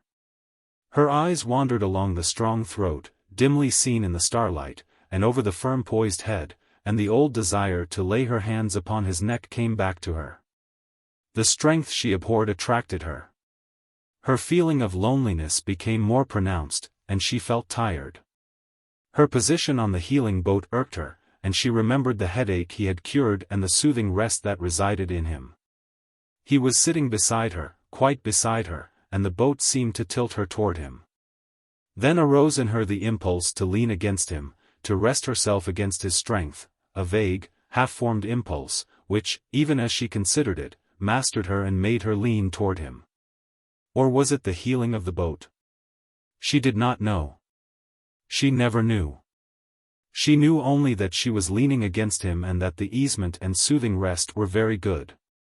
Perhaps it had been the boat's fault, but she made no effort to retrieve it. She leaned lightly against his shoulder, but she leaned, and she continued to lean when he shifted his position to make it more comfortable for her. It was a madness, but she refused to consider the madness. She was no longer herself but a woman, with a woman's clinging need, and though she leaned ever so lightly, the need seemed satisfied. She was no longer tired. Martin did not speak. Had he, the spell would have been broken. But his reticence of love prolonged it. He was dazed and dizzy. He could not understand what was happening. It was too wonderful to be anything but a delirium. He conquered a mad desire to let go sheet and tiller and to clasp her in his arms. His intuition told him it was the wrong thing to do, and he was glad that sheet and tiller kept his hands occupied and fended off temptation. But he luffed the boat less delicately, spilling the wind shamelessly from the sails so as to prolong the tack to the north shore. The shore would compel him to go about, and the contact would be broken. He sailed with skill, stopping way on the boat without exciting the notice of the wranglers, and mentally forgiving his hardest voyages in that they had made this marvelous night possible. Giving him mastery over sea and boat and wind so that he could sail with her beside him, her dear weight against him on his shoulder. When the first light of the rising moon touched the sail, illuminating the boat with pearly radiance, Ruth moved away from him. And, even as she moved, she felt him move away. The impulse to avoid detection was mutual. The episode was tacitly and secretly intimate. She sat apart from him with burning cheeks, while the full force of it came home to her. She had been guilty of something she would not have her brothers see, nor Olney see. Why had she done it? She had never done anything like it in her life, and yet she had been moonlight sailing with young men before. She had never desired to do anything like it. She was overcome with shame and with the mystery of her own burgeoning womanhood. She stole a glance at Martin, who was busy putting the boat about on the other tack, and she could have hated him for having made her do an immodest and shameful thing. And he, of all men. Perhaps her mother was right, and she was seeing too much of him. It would never happen again, she resolved, and she would see less of him in the future. She entertained a wild idea of explaining to him the first time they were alone together, of lying to him. Of mentioning casually the attack of faintness that had overpowered her just before the moon came up. Then she remembered how they had drawn mutually away before the revealing moon, and she knew he would know it for a lie. In the days that swiftly followed she was no longer herself but a strange, puzzling creature, willful over judgment and scornful of self-analysis. Refusing to peer into the future or to think about herself and whither she was drifting. She was in a fever of tingling mystery, alternately frightened and charmed, and in constant bewilderment. She had one idea firmly fixed, however, which ensured her security. She would not let Martin speak his love. As long as she did this, all would be well. In a few days he would be off to sea. And even if he did speak, all would be well. It could not be otherwise, for she did not love him. Of course, it would be a painful half-hour for him, and an embarrassing half-hour for her, because it would be her first proposal. She thrilled deliciously at the thought. She was really a woman, with a man ripe to ask for her in marriage. It was a lure to all that was fundamental in her sex. The fabric of her life, of all that constituted her, quivered and grew tremulous. The thought fluttered in her mind like a flame-attracted moth. She went so far as to imagine Martin proposing, herself putting the words into his mouth, and she rehearsed her refusal, tempering it with kindness and exhorting him to true and noble manhood. And especially he must stop smoking cigarettes. She would make a point of that. But no, she must not let him speak at all. She could stop him, and she had told her mother that she would. All flushed and burning, she regretfully dismissed the conjured situation. Her first proposal would have to be deferred to a more propitious time and a more eligible suitor. Chapter 21. Came a beautiful fall day, warm and languid, palpitant with the hush of the changing season, a California Indian summer day. With hazy sun and wandering wisps of breeze that did not stir the slumber of the air. Filmy purple mists, that were not vapors but fabrics woven of color, hid in the recesses of the hills. San Francisco lay like a blur of smoke upon her heights. The intervening bay was a dull sheen of molten metal, whereon sailing craft lay motionless or drifted with the lazy tide.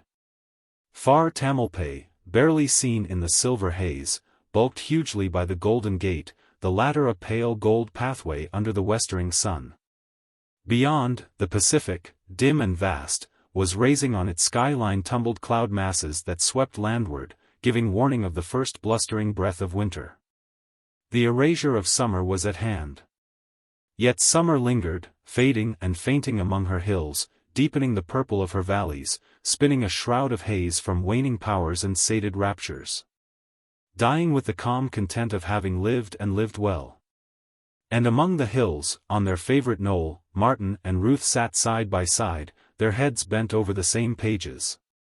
He reading aloud from the love sonnets of the woman who had loved Browning as it is given to few men to be loved. But the reading languished. The spell of passing beauty all about them was too strong.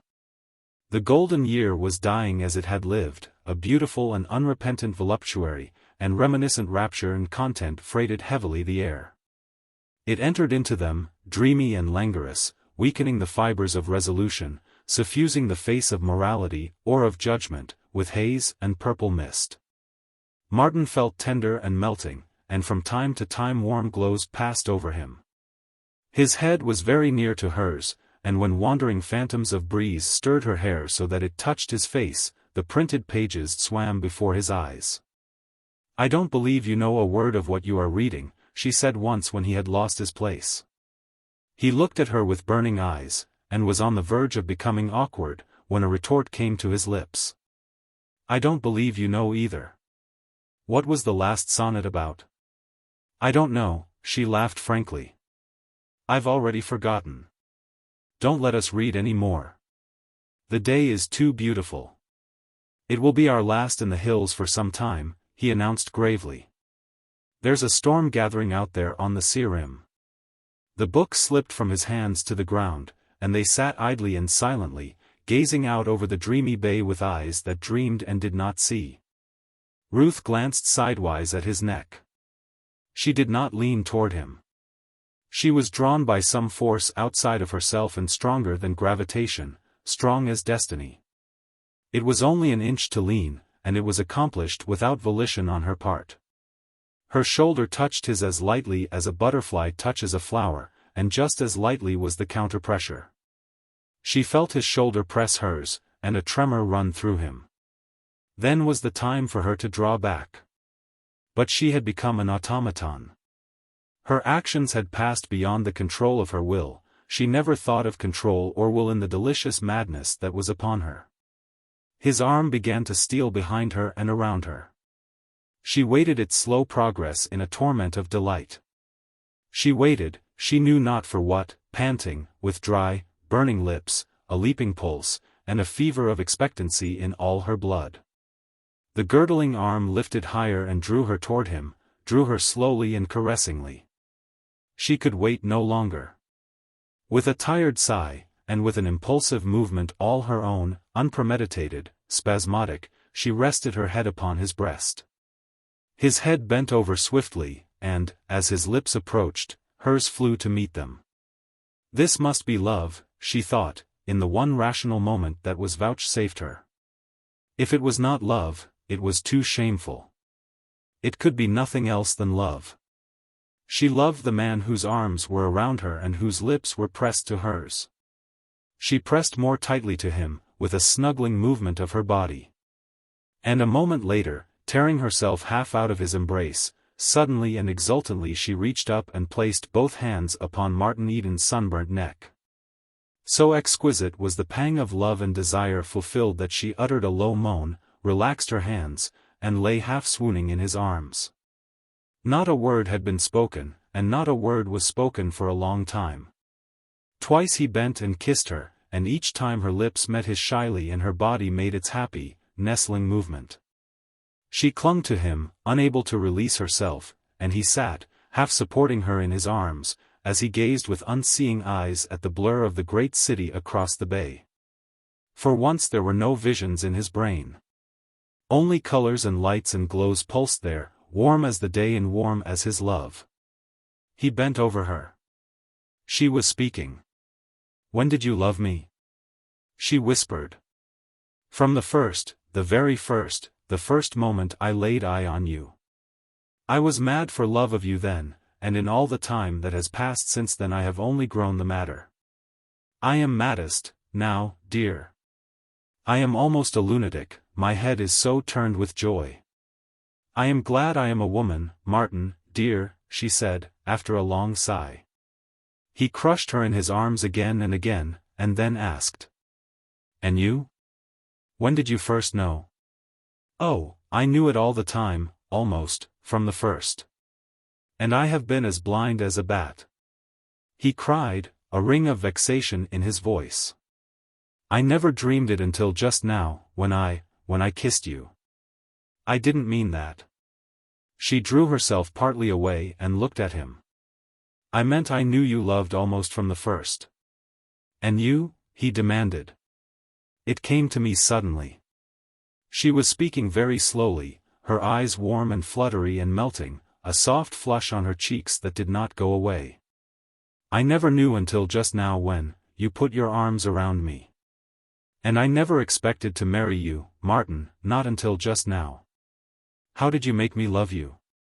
"I don't know," he laughed, "unless just by loving you, for I loved you hard enough to melt the heart of a stone, much less the heart of the living, breathing woman you are." "This is so different from what I thought love would be," she announced irrelevantly. "What did you think it would be like?" "I didn't think it would be like this."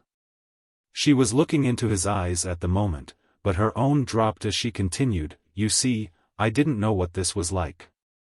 He offered to draw her toward him again, but it was no more than a tentative muscular movement of the girdling arm, for he feared that he might be greedy. Then he felt her body yielding, and once again she was close in his arms and lips were pressed on lips. "What will my people say?" she queried, with sudden apprehension, in one of the pauses. "I don't know. We can find out very easily any time we are so minded. But if Mama objects? I am sure I am afraid to tell her." "Let me tell her," he volunteered valiantly.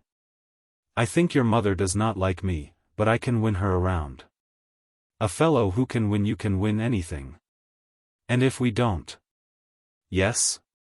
Why, we'll have each other. But there's no danger not winning your mother to our marriage. She loves you too well." "I should not like to break her heart," Ruth said pensively. He felt like assuring her that mothers' hearts were not so easily broken, but instead he said, "And love is the greatest thing in the world.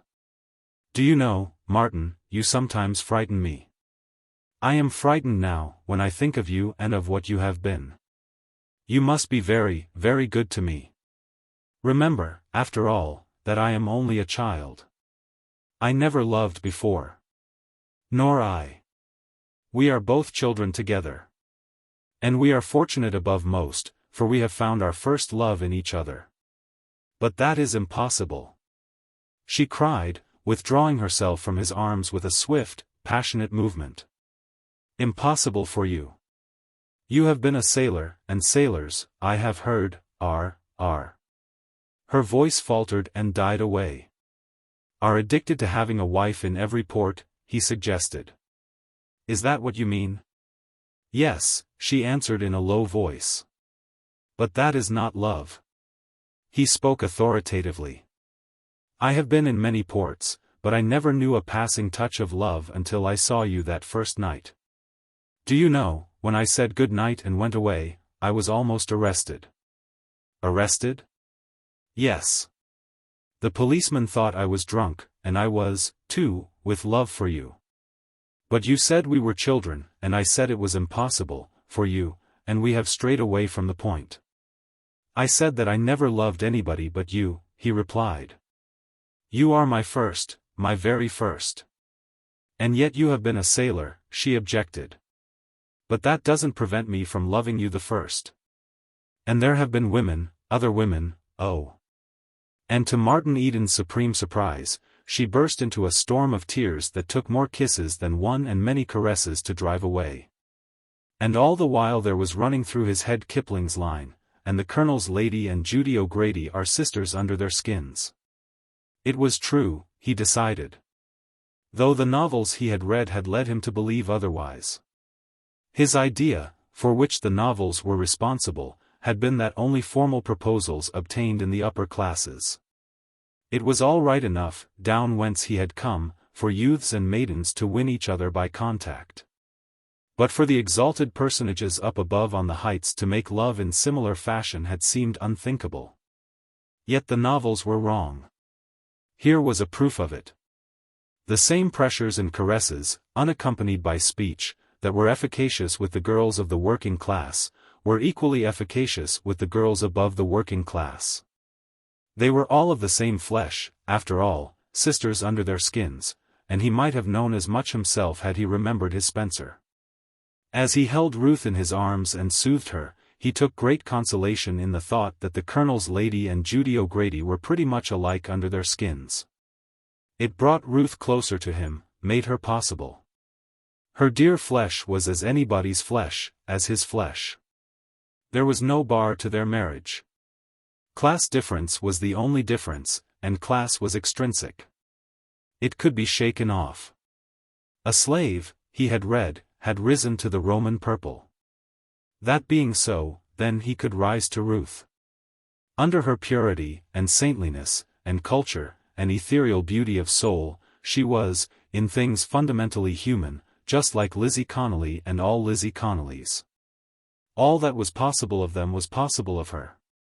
She could love, and hate, maybe have hysterics, and she could certainly be jealous, as she was jealous now, uttering her last sobs in his arms. "Besides, I am older than you," she remarked suddenly, opening her eyes and looking up at him, 3 years older. "Hush, you are only a child, and I am 40 years older than you, in experience," was his answer. In truth, they were children together, so far as love was concerned, and they were as naive and immature in the expression of their love as a pair of children. And this despite the fact that she was crammed with a university education and that his head was full of scientific philosophy and the hard facts of life. They sat on through the passing glory of the day, talking as lovers are prone to talk, marveling at the wonder of love and at destiny that had flung them so strangely together. And dogmatically believing that they loved to a degree never attained by lovers before. And they returned insistently, again and again, to a rehearsal of their first impressions of each other and to hopeless attempts to analyze just precisely what they felt for each other and how much there was of it.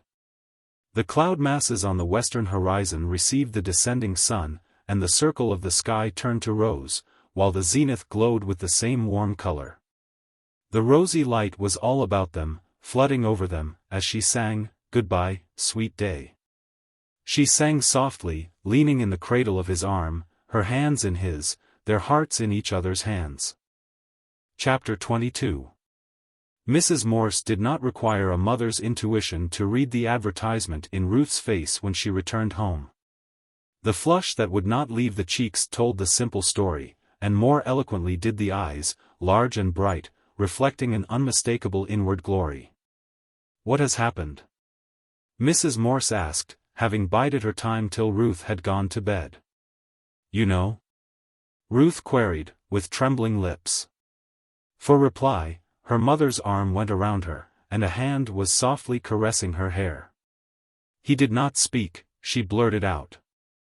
"I did not intend that it should happen, and I would never have let him speak, only he didn't speak." "But if he did not speak, then nothing could have happened, could it?" "But it did, just the same." "In the name of goodness, child, what are you babbling about?" Mrs. Morse was bewildered. "I don't think I know what happened, after all." "What did happen?" Ruth looked at her mother in surprise. "I thought you knew." "Why, we're engaged, Martin and I." Mrs. Morse laughed with incredulous vexation. "No, he didn't speak," Ruth explained. "He just loved me, that was all. I was as surprised as you are. He didn't say a word. He just put his arm around me. And I was not myself. And he kissed me, and I kissed him. I couldn't help it. I just had to. And then I knew I loved him." She paused, waiting with expectancy the benediction of her mother's kiss, but Mrs. Morse was coldly silent. "It is a dreadful accident, I know," Ruth recommenced with a sinking voice. "And I don't know how you will ever forgive me.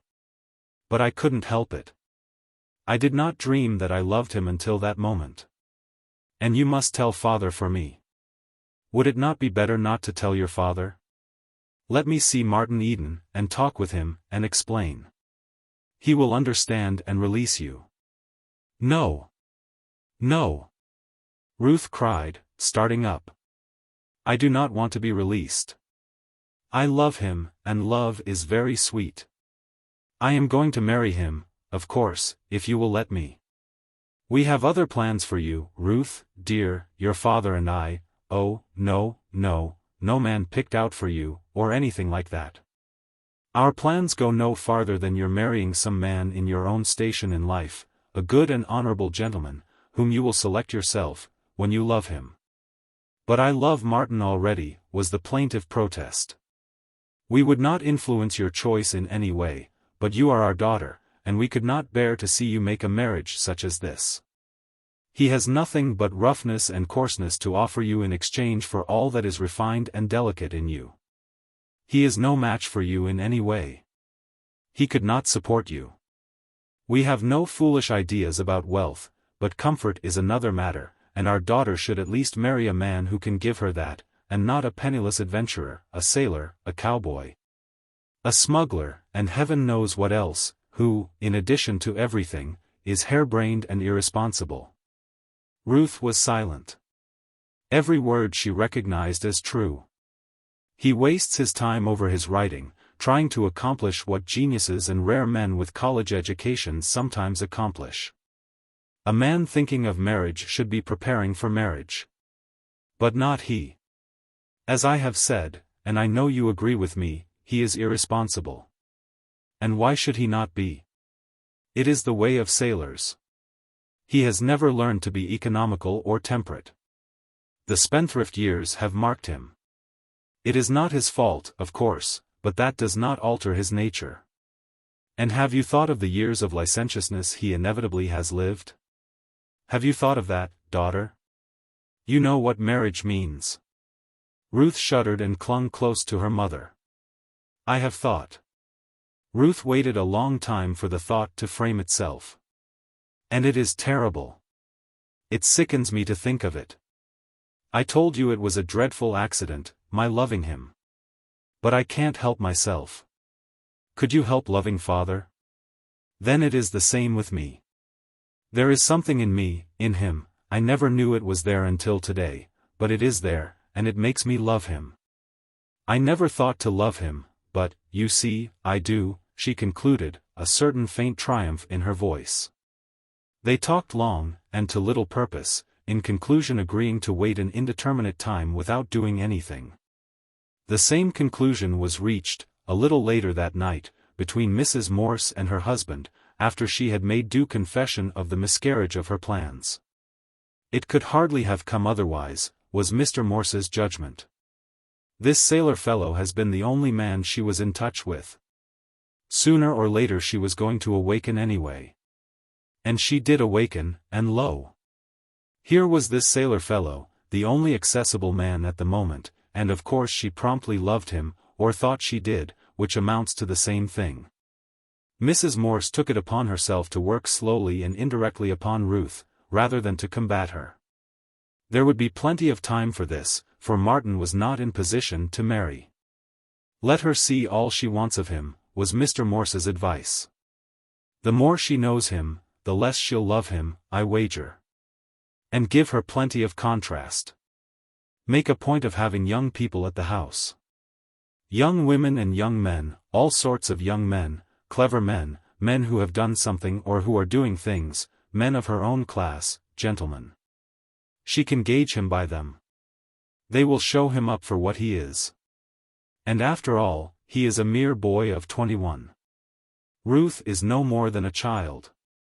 It is calf love with the pair of them, and they will grow out of it. So the matter rested. Within the family it was accepted that Ruth and Martin were engaged, but no announcement was made. The family did not think it would ever be necessary. Also, it was tacitly understood that it was to be a long engagement. They did not ask Martin to go to work, nor to cease writing. They did not intend to encourage him to mend himself. And he aided and abetted them in their unfriendly designs, for going to work was farthest from his thoughts. "I wonder if you'll like what I have done," he said to Ruth several days later. "I've decided that boarding with my sister is too expensive, and I am going to board myself. I've rented a little room out in North Oakland, retired neighborhood and all the rest, you know, and I've bought an oil burner on which to cook." Ruth was overjoyed. The oil burner especially pleased her. That was the way Mr. Butler began his start, she said. Martin frowned inwardly at the citation of that worthy gentleman, and went on, "I put stamps on all my manuscripts and started them off to the editors again. Then today I moved in, and tomorrow I start to work." "A position," she cried, betraying the gladness of her surprise in all her body, nestling closer to him, pressing his hand, smiling. "And you never told me. What is it?" He shook his head. "I meant that I was going to work at my writing." Her face fell, and he went on hastily. "Don't misjudge me. I am not going in this time with any iridescent ideas. It is to be a cold, prosaic, matter-of-fact business proposition. It is better than going to sea again, and I shall earn more money than any position in Oakland can bring an unskilled man. You see, this vacation I have taken has given me perspective. I haven't been working the life out of my body, and I haven't been writing, at least not for publication. All I've done has been to love you and to think. I've read some, too, but it has been part of my thinking, and I have read principally magazines. I have generalized about myself, and the world, my place in it, and my chance to win to a place that will be fit for you. Also, I've been reading Spencer's Philosophy of Style, and found out a lot of what was the matter with me, or my writing, rather. And for that matter with most of the writing that is published every month in the magazines. But the upshot of it all, of my thinking and reading and loving, is that I am going to move to Grub Street. I shall leave masterpieces alone and do hackwork, jokes, paragraphs, feature articles, humorous verse, and society verse, all the rot for which there seems so much demand. Then there are the newspaper syndicates, and the newspaper short story syndicates, and the syndicates for the Sunday supplements. I can go ahead and hammer out the stuff they want, and earn the equivalent of a good salary by it. There are freelances, you know, who earn as much as $400 or $500 a month. I don't care to become as they, but I'll earn a good living, and have plenty of time to myself, which I wouldn't have in any position. Then, I'll have my spare time for study and for real work. In between the grind I'll try my hand at masterpieces, and I'll study and prepare myself for the writing of masterpieces. Why, I am amazed at the distance I have come already. When I first tried to write, I had nothing to write about except a few paltry experiences which I neither understood nor appreciated. But I had no thoughts. I really didn't. I didn't even have the words with which to think. My experiences were so many meaningless pictures. But as I began to add to my knowledge, and to my vocabulary, I saw something more in my experiences than mere pictures. I retained the pictures and I found their interpretation. That was when I began to do good work, when I wrote Adventure, Joy, The Pot, The Wine of Life, The Jostling Street, The Love Cycle, and the Sea Lyrics. I shall write more like them, and better, but I shall do it in my spare time. My feet are on the solid earth, now. Hackwork and income first, masterpieces afterward.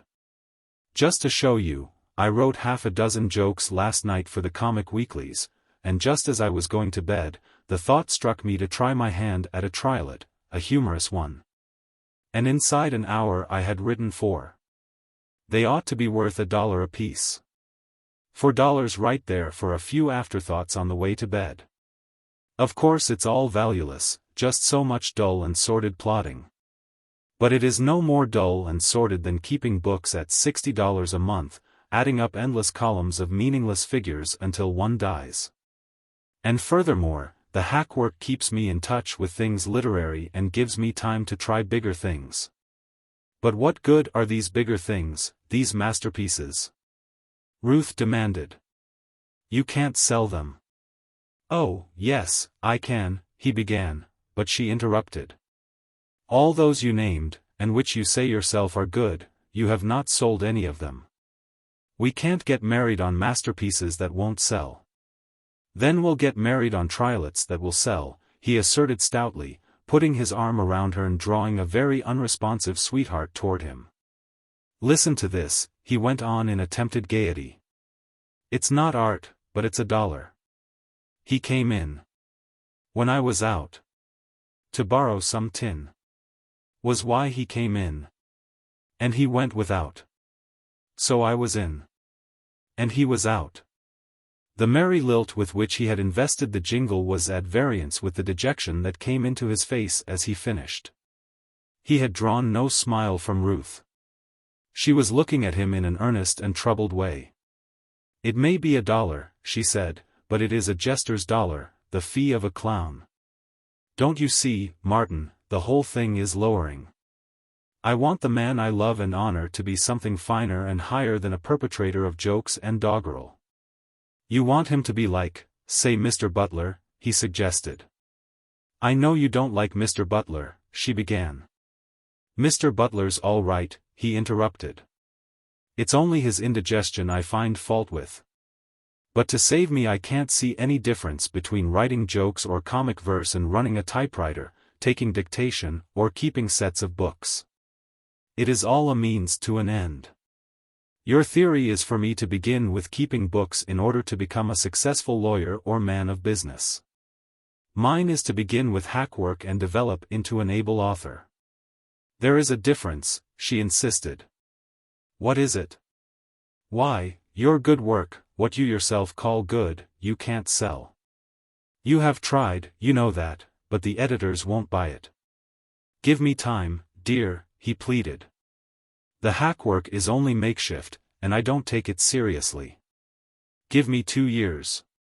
I shall succeed in that time, and the editors will be glad to buy my good work. I know what I am saying, I have faith in myself.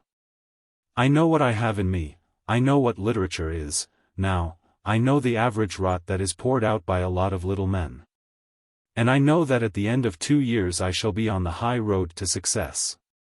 As for business, I shall never succeed at it. I am not in sympathy with it.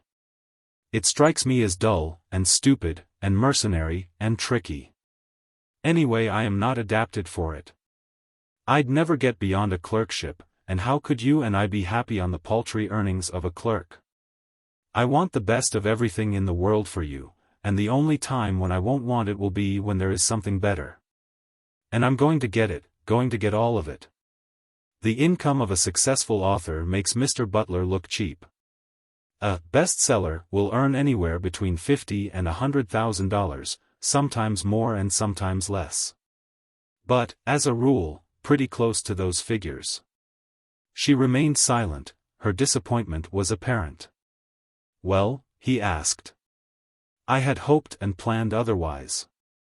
I had thought, and I still think, that the best thing for you would be to study shorthand, you already know typewriting, and go into father's office. You have a good mind, and I am confident you would succeed as a lawyer." Chapter 23. That Ruth had little faith in his power as a writer, did not alter her nor diminish her in Martin's eyes. In the breathing spell of the vacation he had taken, he had spent many hours in self-analysis, and thereby learned much of himself. He had discovered that he loved beauty more than fame, and that what desire he had for fame was largely for Ruth's sake. It was for this reason that his desire for fame was strong. He wanted to be great in the world's eyes, to make good, as he expressed it, in order that the woman he loved should be proud of him and deem him worthy. As for himself, he loved beauty passionately, and the joy of serving her was to him sufficient wage. And more than beauty he loved Ruth. He considered love the finest thing in the world. It was love that had worked the revolution in him, changing him from an uncouth sailor to a student and an artist. Therefore, to him, the finest and greatest of the three, greater than learning and artistry, was love. Already he had discovered that his brain went beyond Ruth's, just as it went beyond the brains of her brothers, or the brain of her father. In spite of every advantage of university training, and in the face of her bachelorship of arts, his power of intellect overshadowed hers. And his year or so of self-study and equipment gave him a mastery of the affairs of the world and art and life that she could never hope to possess. All this he realized, but it did not affect his love for her, nor her love for him. Love was too fine and noble, and he was too loyal a lover for him to besmirch love with criticism. What did love have to do with Ruth's divergent views on art, right conduct, the French Revolution, or equal suffrage? They were mental processes, but love was beyond reason, it was superrational. He could not belittle love. He worshipped it. Love lay on the mountaintops beyond the valleyland of reason. It was a sublimated condition of existence, the topmost peak of living, and it came rarely. Thanks to the school of scientific philosophers he favored, he knew the biological significance of love. But by a refined process of the same scientific reasoning he reached the conclusion that the human organism achieved its highest purpose in love, that love must not be questioned, but must be accepted as the highest guerdon of life. Thus, he considered the lover blessed over all creatures, and it was a delight to him to think of God's own mad lover, rising above the things of earth, above wealth and judgment, public opinion and applause, rising above life itself and dying on a kiss. Much of this Martin had already reasoned out, and some of it he reasoned out later. In the meantime he worked, taking no recreation except when he went to see Ruth, and living like a Spartan. He paid $2.50 a month rent for the small room he got from his Portuguese landlady, Maria Silva, a virago and a widow, hard-working and harsher-tempered. Rearing her large brood of children somehow, and drowning her sorrow and fatigue at irregular intervals in a gallon of the thin, sour wine that she bought from the corner grocery and saloon for 15 cents. From detesting her and her foul tongue at first, Martin grew to admire her as he observed the brave fight she made. There were but 4 rooms in the little house, 3, when Martin's was subtracted. One of these, the parlor, gay with an ingrain carpet and dolorous with a funeral card and a death picture of one of her numerous departed babes, was kept strictly for company. The blinds were always down, and her barefooted tribe was never permitted to enter the sacred precinct save on state occasions. She cooked, and all ate, in the kitchen, where she likewise washed, starched, and ironed clothes on all days of the week except Sunday. For her income came largely from taking in washing from her more prosperous neighbors. Remained the bedroom, small as the one occupied by Martin, into which she and her 7 little ones crowded and slept. It was an everlasting miracle to Martin how it was accomplished, and from her side of the thin partition he heard nightly every detail of the going to bed, the squalls and squabbles, the soft chattering, and the sleepy, twittering noises as of birds. Another source of income to Maria were her cows, 2 of them, which she milked night and morning and which gained a surreptitious livelihood from vacant lots and the grass that grew on either side the public sidewalks. Attended always by one or more of her ragged boys, whose watchful guardianship consisted chiefly in keeping their eyes out for the pound men. In his own small room Martin lived, slept, studied, wrote, and kept house. Before the one window, looking out on the tiny front porch, was the kitchen table that served as desk, library, and typewriting stand.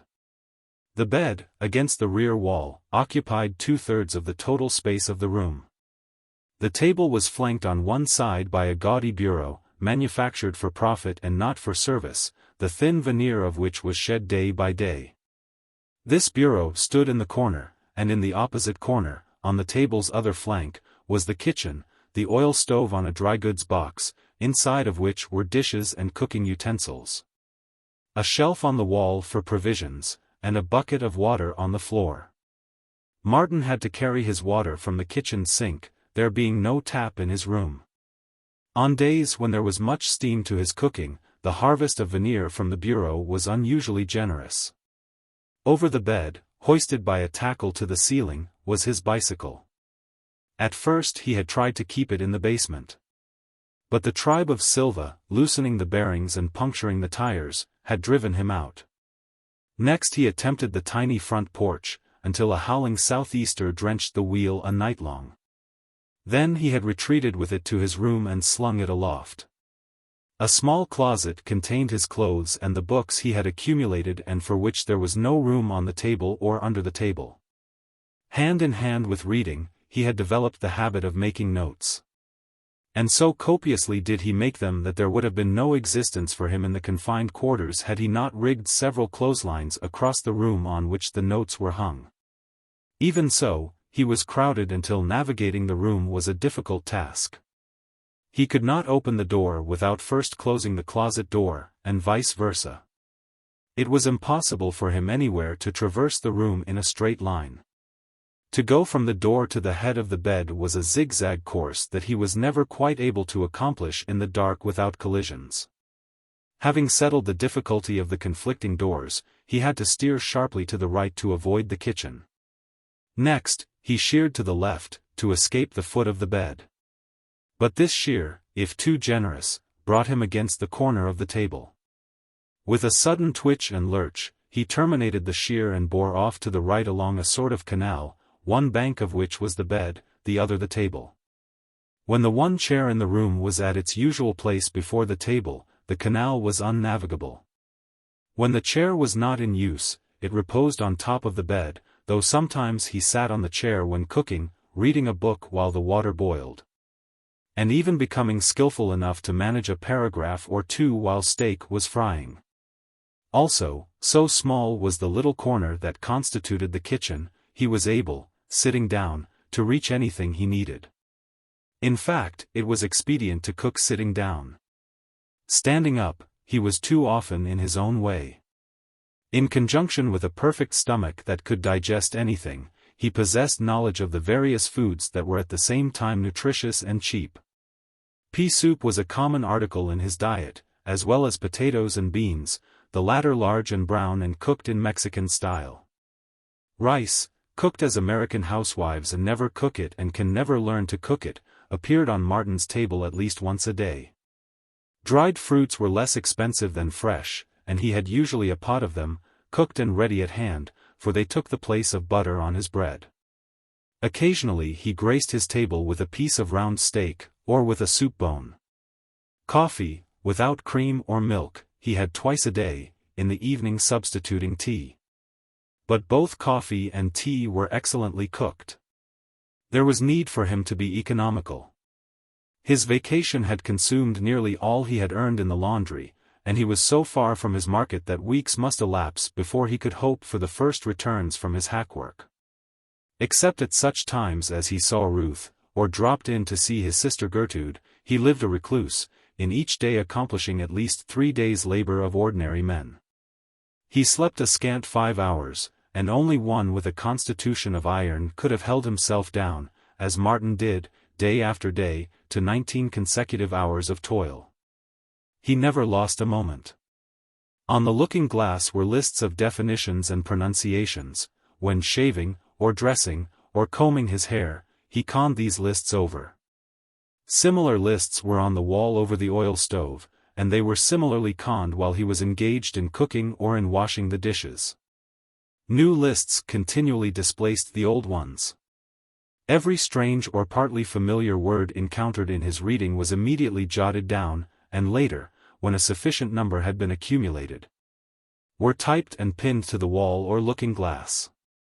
He even carried them in his pockets, and reviewed them at odd moments on the street, or while waiting in butcher shop or grocery to be served. He went farther in the matter. Reading the works of men who had arrived, he noted every result achieved by them, and worked out the tricks by which they had been achieved, the tricks of narrative, of exposition, of style. The points of view, the contrasts, the epigrams. And of all these he made lists for study. He did not ape. He sought principles. He drew up lists of effective and fetching mannerisms, till out of many such, culled from many writers, he was able to induce the general principle of mannerism, and, thus equipped, to cast about for new and original ones of his own, and to weigh and measure and appraise them properly. In similar manner he collected lists of strong phrases, the phrases of living language, phrases that bit like acid and scorched like flame, or that glowed and were mellow and luscious in the midst of the arid desert of common speech. He sought always for the principle that lay behind and beneath. He wanted to know how the thing was done, after that he could do it for himself. He was not content with the fair face of beauty. He dissected beauty in his crowded little bedroom laboratory, where cooking smells alternated with the outer bedlam of the Silva tribe. And, having dissected and learned the anatomy of beauty, he was nearer being able to create beauty itself. He was so made that he could work only with understanding. He could not work blindly, in the dark, ignorant of what he was producing and trusting to chance and the star of his genius that the effect produced should be right and fine. He had no patience with chance effects. He wanted to know why and how. His was deliberate creative genius, and, before he began a story or poem, the thing itself was already alive in his brain, with the end in sight and the means of realizing that end in his conscious possession. Otherwise the effort was doomed to failure. On the other hand, he appreciated the chance effects in words and phrases that came lightly and easily into his brain, and that later stood all tests of beauty and power and developed tremendous and incommunicable connotations. Before such he bowed down and marveled, knowing that they were beyond the deliberate creation of any man. And no matter how much he dissected beauty in search of the principles that underlie beauty and make beauty possible, he was aware, always, of the innermost mystery of beauty to which he did not penetrate and to which no man had ever penetrated. He knew full well, from his Spencer, that man can never attain ultimate knowledge of anything, and that the mystery of beauty was no less than that of life, nay, more, that the fibers of beauty and life were intertwisted, and that he himself was but a bit of the same non-understandable fabric, twisted of sunshine and stardust and wonder. In fact, it was when filled with these thoughts that he wrote his essay entitled Stardust, in which he had his fling, not at the principles of criticism, but at the principal critics. It was brilliant, deep, philosophical, and deliciously touched with laughter. Also it was promptly rejected by the magazines as often as it was submitted. But having cleared his mind of it, he went serenely on his way. It was a habit he developed, of incubating and maturing his thought upon a subject, and of then rushing into the typewriter with it. That it did not see print was a matter of small moment with him. The writing of it was the culminating act of a long mental process, the drawing together of scattered threads of thought and the final generalizing upon all the data with which his mind was burdened. To write such an article was the conscious effort by which he freed his mind and made it ready for fresh material and problems. It was in a way akin to that common habit of men and women troubled by real or fancied grievances, who periodically involubly break their long-suffering silence and have their say, till the last word is said. Chapter 24. The weeks passed. Martin ran out of money, and publishers' checks were far away as ever. All his important manuscripts had come back and been started out again, and his hackwork fared no better. His little kitchen was no longer graced with a variety of foods. Caught in the pinch with a part sack of rice and a few pounds of dried apricots, rice and apricots was his menu 3 times a day for 5 days hand-running. Then he startled to realize on his credit. The Portuguese grocer, to whom he had hitherto paid cash, called a halt when Martin's bill reached the magnificent total of $3.85. "For you see," said the grocer, "you know catcha de work, I lossa de mon, dot." And Martin could reply nothing. There was no way of explaining. It was not true business principle to allow credit to a strong-bodied young fellow of the working class who was too lazy to work. "You catcha de job, I let you have more de grub," the grocer assured Martin. "No job, no grub. Theta de business." And then, to show that it was purely business foresight and not prejudice, hava de drink on de house, good friends justa de same. So Martin drank, in his easy way, to show that he was good friends with the house, and then went supperless to bed. The fruit store, where Martin had bought his vegetables, was run by an American whose business principles were so weak that he let Martin run a bill of $5 before stopping his credit. The baker stopped at $2, and the butcher at $4. Martin added his debts and found that he was possessed of a total credit in all the world of $14.85. He was up with his typewriter rent, but he estimated that he could get 2 months' credit on that, which would be $8. When that occurred, he would have exhausted all possible credit. The last purchase from the fruit store had been a sack of potatoes, and for a week he had potatoes, and nothing but potatoes, 3 times a day. An occasional dinner at Ruth's helped to keep strength in his body, though he found it tantalizing enough to refuse further helping when his appetite was raging at sight of so much food spread before it. Now and again, though afflicted with secret shame, he dropped in at his sister's at mealtime and ate as much as he dared, more than he dared at the Morse table. Day by day he worked on, and day by day the postman delivered to him rejected manuscripts. He had no money for stamps, so the manuscripts accumulated in a heap under the table. Came a day when for 40 hours he had not tasted food. He could not hope for a meal at Ruth's, for she was away to San Rafael on a 2 weeks' visit. And for very shame's sake he could not go to his sister's. To cap misfortune, the postman, in his afternoon round, brought him 5 returned manuscripts.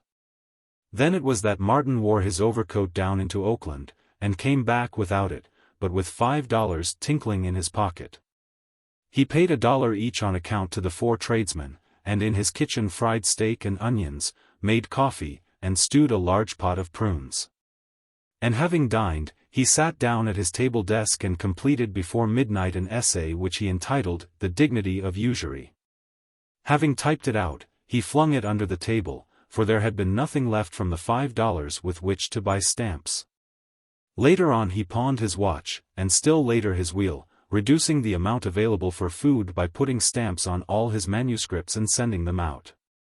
He was disappointed with his hackwork. Nobody cared to buy. He compared it with what he found in the newspapers, weeklies, and cheap magazines, and decided that his was better, far better, than the average, yet it would not sell. Then he discovered that most of the newspapers printed a great deal of what was called plate stuff, and he got the address of the association that furnished it. His own work that he sent in was returned, along with a stereotyped slip informing him that the staff supplied all the copy that was needed. In one of the great juvenile periodicals he noted whole columns of incident and anecdote. Here was a chance.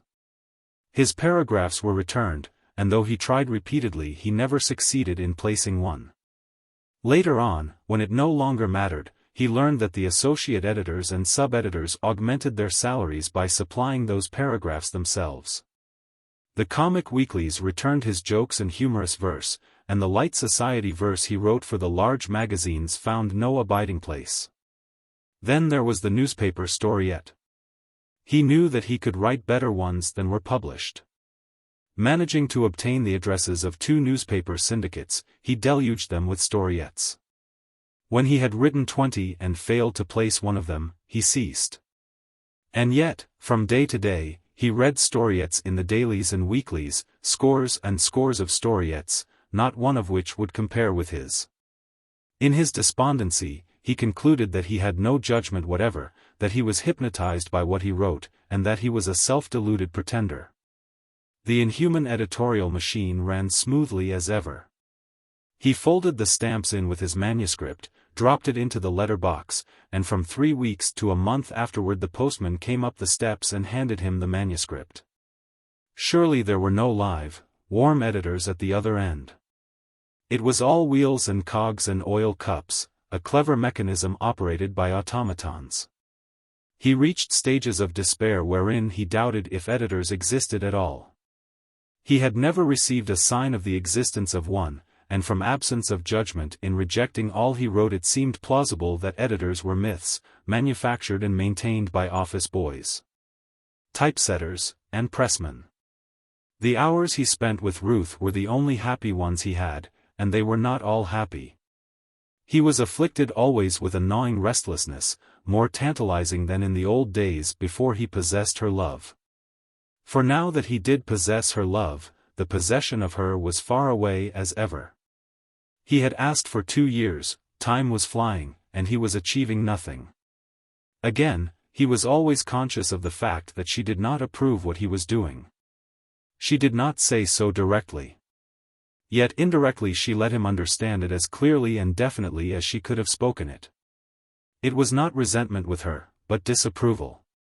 Though less sweet-natured women might have resented where she was no more than disappointed. Her disappointment lay in that this man she had taken to mold, refused to be molded. To a certain extent she had found his clay plastic, then it had developed stubbornness, declining to be shaped in the image of her father or of Mr. Butler. What was great and strong in him, she missed, or, worse yet, misunderstood. This man, whose clay was so plastic that he could live in any number of pigeonholes of human existence. She thought willful and most obstinate because she could not shape him to live in her pigeonhole, which was the only one she knew.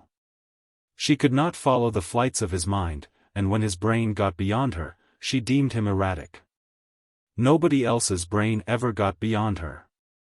She could always follow her father and mother, her brothers and Olney, wherefore, when she could not follow Martin, she believed the fault lay with him. It was the old tragedy of insularity trying to serve as mentor to the universal. You worship at the shrine of the established, he told her once, in a discussion they had over Praps and Vanderwater. I grant that as authorities to quote they are most excellent, the 2 foremost literary critics in the United States. Every school teacher in the land looks up to Vanderwater as the dean of American criticism. Yet I read his stuff, and it seems to me the perfection of the felicitous expression of the inane. Why, he is no more than a ponderous bromide, thanks to Gelett Burgess. And Praps is no better. His Hemlock Mosses, for instance, is beautifully written. Not a comma is out of place. And the tone, is lofty, so lofty. He is the best paid critic in the United States. Though, heaven forbid. He's not a critic at all. They do criticism better in England. But the point is, they sound the popular note, and they sound it so beautifully and morally and contentedly. Their reviews remind me of a British Sunday. They are the popular mouthpieces. They back up your professors of English, and your professors of English back them up. And there isn't an original idea in any of their skulls. They know only the established, in fact, they are the established. They are weak-minded, and the established impresses itself upon them as easily as the name of the brewery is impressed on a beer bottle. And their function is to catch all the young fellows attending the university, to drive out of their minds any glimmering originality that may chance to be there, and to put upon them the stamp of the established. I think I am nearer the truth, she replied, when I stand by the established, than you are, raging around like an iconoclastic South Sea Islander. It was the missionary who did the image breaking, he laughed. And unfortunately, all the missionaries are off among the heathen, so there are none left at home to break those old images, Mr. Vanderwater and Mr. Praps. And the college professors, as well, she added. He shook his head emphatically. No, the science professors should live. They're really great. But it would be a good deed to break the heads of 9/10 of the English professors, little, microscopic-minded parrots. Which was rather severe on the professors, but which to Ruth was blasphemy. She could not help but measure the professors, neat, scholarly, in fitting clothes, speaking in well-modulated voices, breathing of culture and refinement. With this almost indescribable young fellow whom somehow she loved, whose clothes never would fit him, whose heavy muscles told of damning toil, who grew excited when he talked, substituting abuse for calm statement and passionate utterance for cool self-possession. They at least earned good salaries and were, yes, she compelled herself to face it, were gentlemen, while he could not earn a penny, and he was not as they. She did not weigh Martin's words nor judge his argument by them. Her conclusion that his argument was wrong was reached, unconsciously, it is true, by a comparison of externals. They, the professors, were right in their literary judgments because they were successes. Martin's literary judgments were wrong because he could not sell his wares. To use his own phrase, they made good, and he did not make good. And besides, it did not seem reasonable that he should be right, he who had stood, so short a time before, in that same living room, blushing and awkward, acknowledging his introduction. Looking fearfully about him at the bric-a-brac his swinging shoulders threatened to break, asking how long since Swinburne died. And boastfully announcing that he had read Excelsior and the Psalm of Life. Unwittingly, Ruth herself proved his point that she worshipped the established. Martin followed the processes of her thoughts, but forbore to go farther. He did not love her for what she thought of Praps and Vanderwater and English professors, and he was coming to realize, with increasing conviction, that he possessed brain areas and stretches of knowledge which she could never comprehend nor know existed. In music she thought him unreasonable, and in the matter of opera not only unreasonable but willfully perverse. "How did you like it?" she asked him one night, on the way home from the opera. It was a night when he had taken her at the expense of a month's rigid economizing on food. After vainly waiting for him to speak about it, herself still tremulous and stirred by what she had just seen and heard, she had asked the question. "I liked the overture," was his answer. "It was splendid." "Yes, but the opera itself?" "That was splendid too, that is, the orchestra was, though I'd have enjoyed it more if those jumping jacks had kept quiet or gone off the stage." Ruth was aghast. "You don't mean Tetralani or Barillo?" she queried. "All of them, the whole kit and crew." "But they are great artists," she protested. "They spoiled the music just the same, with their antics and unrealities." "But don't you like Barillo's voice?" Ruth asked. "He is next to Caruso, they say." "Of course I liked him, and I liked Tetralani even better. Her voice is exquisite, or at least I think so." But, Ruth stammered. "I don't know what you mean, then. You admire their voices, yet say they spoiled the music." "Precisely that. I'd give anything to hear them in concert, and I'd give even a bit more not to hear them when the orchestra is playing. I'm afraid I am a hopeless realist. Great singers are not great actors. To hear Barillo sing a love passage with the voice of an angel, and to hear Tetralani reply like another angel, and to hear it all accompanied by a perfect orgy of glowing and colorful music, is ravishing, most ravishing. I do not admit it. I assert it. But the whole effect is spoiled when I look at them, at Tetralani, 5'10" in her stocking feet and weighing 190 pounds, and at Barillo, a scant 5'4". Greasy-featured, with the chest of a squat, undersized blacksmith, and at the pair of them, attitudinizing, clasping their breasts, flinging their arms in the air like demented creatures in an asylum. And when I am expected to accept all this as the faithful illusion of a love scene between a slender and beautiful princess and a handsome, romantic, young prince, why, I can't accept it, that's all. It's rot, it's absurd, it's unreal. That's what's the matter with it. It's not real. Don't tell me that anybody in this world ever made love that way. Why, if I'd made love to you in such fashion, you'd have boxed my ears. But you misunderstand, Ruth protested. Every form of art has its limitations.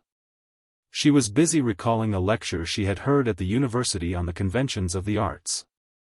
In painting there are only 2 dimensions to the canvas, yet you accept the illusion of 3 dimensions which the art of a painter enables him to throw into the canvas.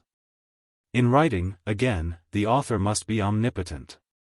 You accept as perfectly legitimate the author's account of the secret thoughts of the heroine, and yet all the time you know that the heroine was alone when thinking these thoughts, and that neither the author or anyone else was capable of hearing them. And so with the stage, with sculpture, with opera, with every art form. Certain irreconcilable things must be accepted.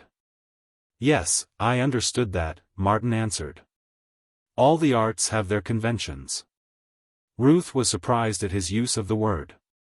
It was as if he had studied at the university himself, instead of being ill-equipped from browsing at haphazard through the books in the library. But even the conventions must be real. Trees, painted on flat cardboard and stuck up on each side of the stage, we accept as a forest. It is a real enough convention. But, on the other hand, we would not accept a sea scene as a forest. We can't do it. It violates our senses. Nor would you, or, rather, should you, accept the ravings and writhings and agonized contortions of those 2 lunatics tonight as a convincing portrayal of love. But you don't hold yourself superior to all the judges of music, she protested. No, not for a moment. I merely maintain my right as an individual. I have just been telling you what I think, in order to explain why the elephantine gambols of Madame Tetralani spoil the orchestra for me. The world's judges of music may all be right. But I am I, and I won't subordinate my taste to the unanimous judgment of mankind. If I don't like a thing, I don't like it, that's all.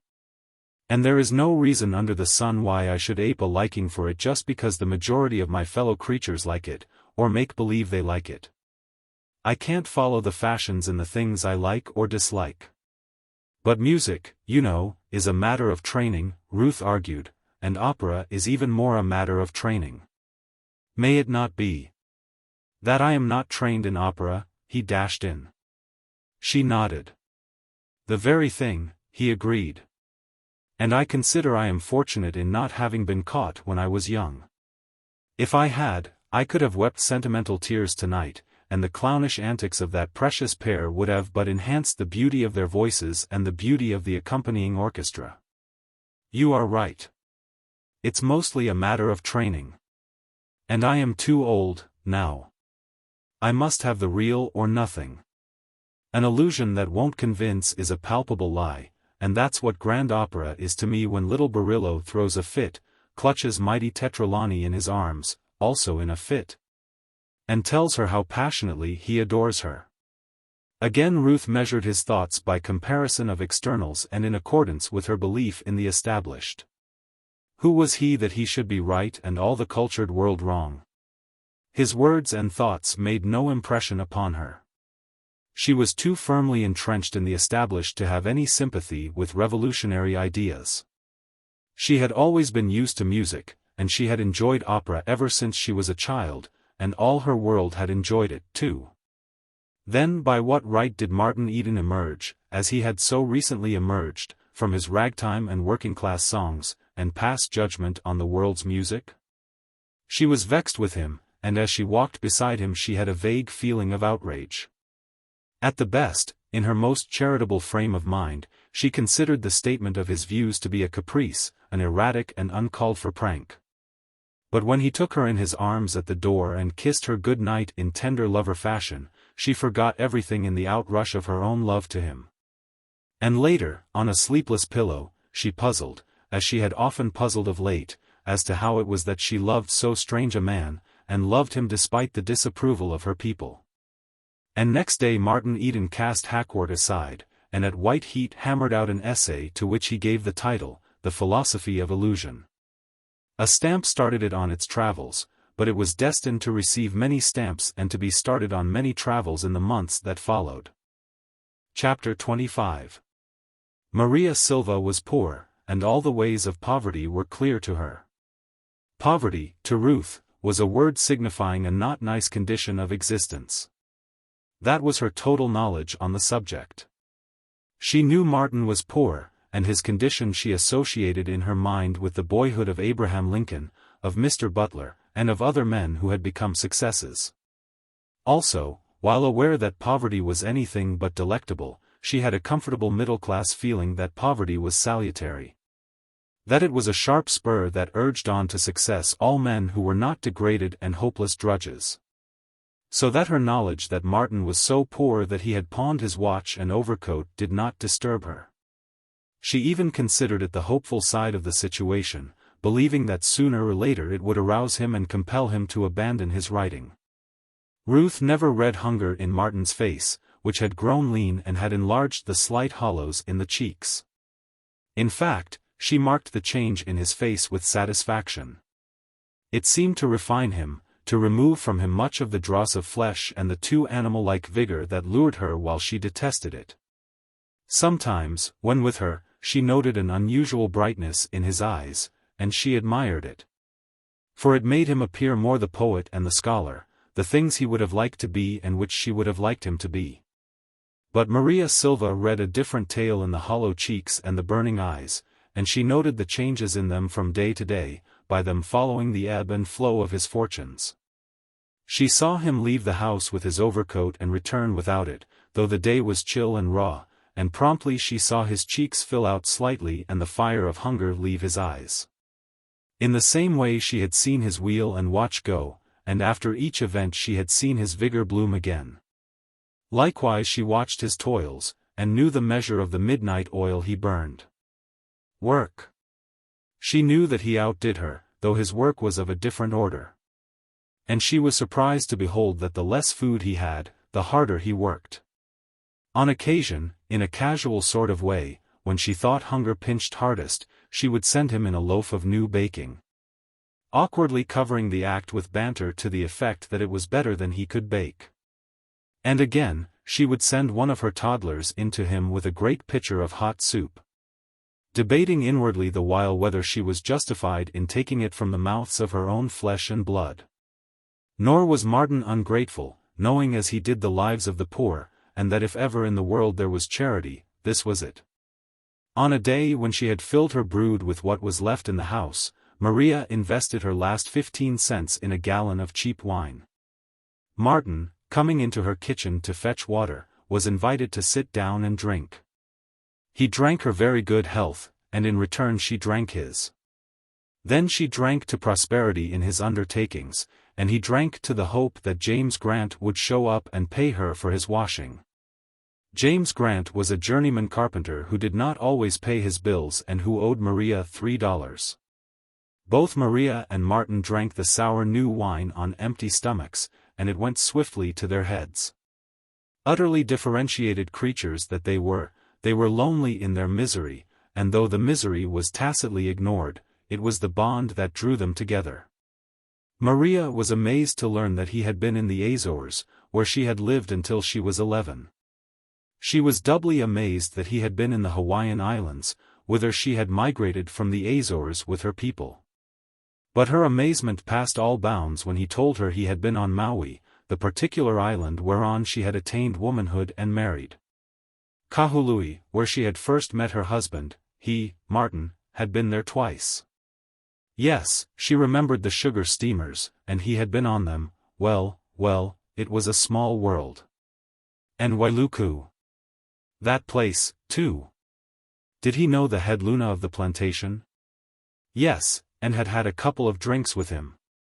And so they reminisced and drowned their hunger in the raw, sour wine. To Martin the future did not seem so dim. Success trembled just before him. He was on the verge of clasping it. Then he studied the deep-lined face of the toil-worn woman before him, remembered her soups and loaves of new baking, and felt spring up in him the warmest gratitude and philanthropy. "Maria," he exclaimed suddenly. "What would you like to have?" She looked at him, bepuzzled. "What would you like to have now, right now, if you could get it?" "Choux à la de Rune, 4 de childs, 7 pairs de choux." "You shall have them," he announced, while she nodded her head gravely. "But I mean a big wish, something big that you want." Her eyes sparkled good-naturedly. He was choosing to make fun with her, Maria, with whom few made fun these days. "Think hard," he cautioned, just as she was opening her mouth to speak. "Alla right," she answered. "I think a de hard. I lick a de house, dis house, all mine, no paye de rent, $7 de month." "You shall have it," he granted, "and in a short time. Now wish the great wish. Make believe I am God, and I say to you anything you want you can have. Then you wish that thing, and I listen." Maria considered solemnly for a space. "You know, Fraid?" she asked warningly. "No, no," he laughed, "I'm not afraid." "Go ahead." "Most vera big," she warned again.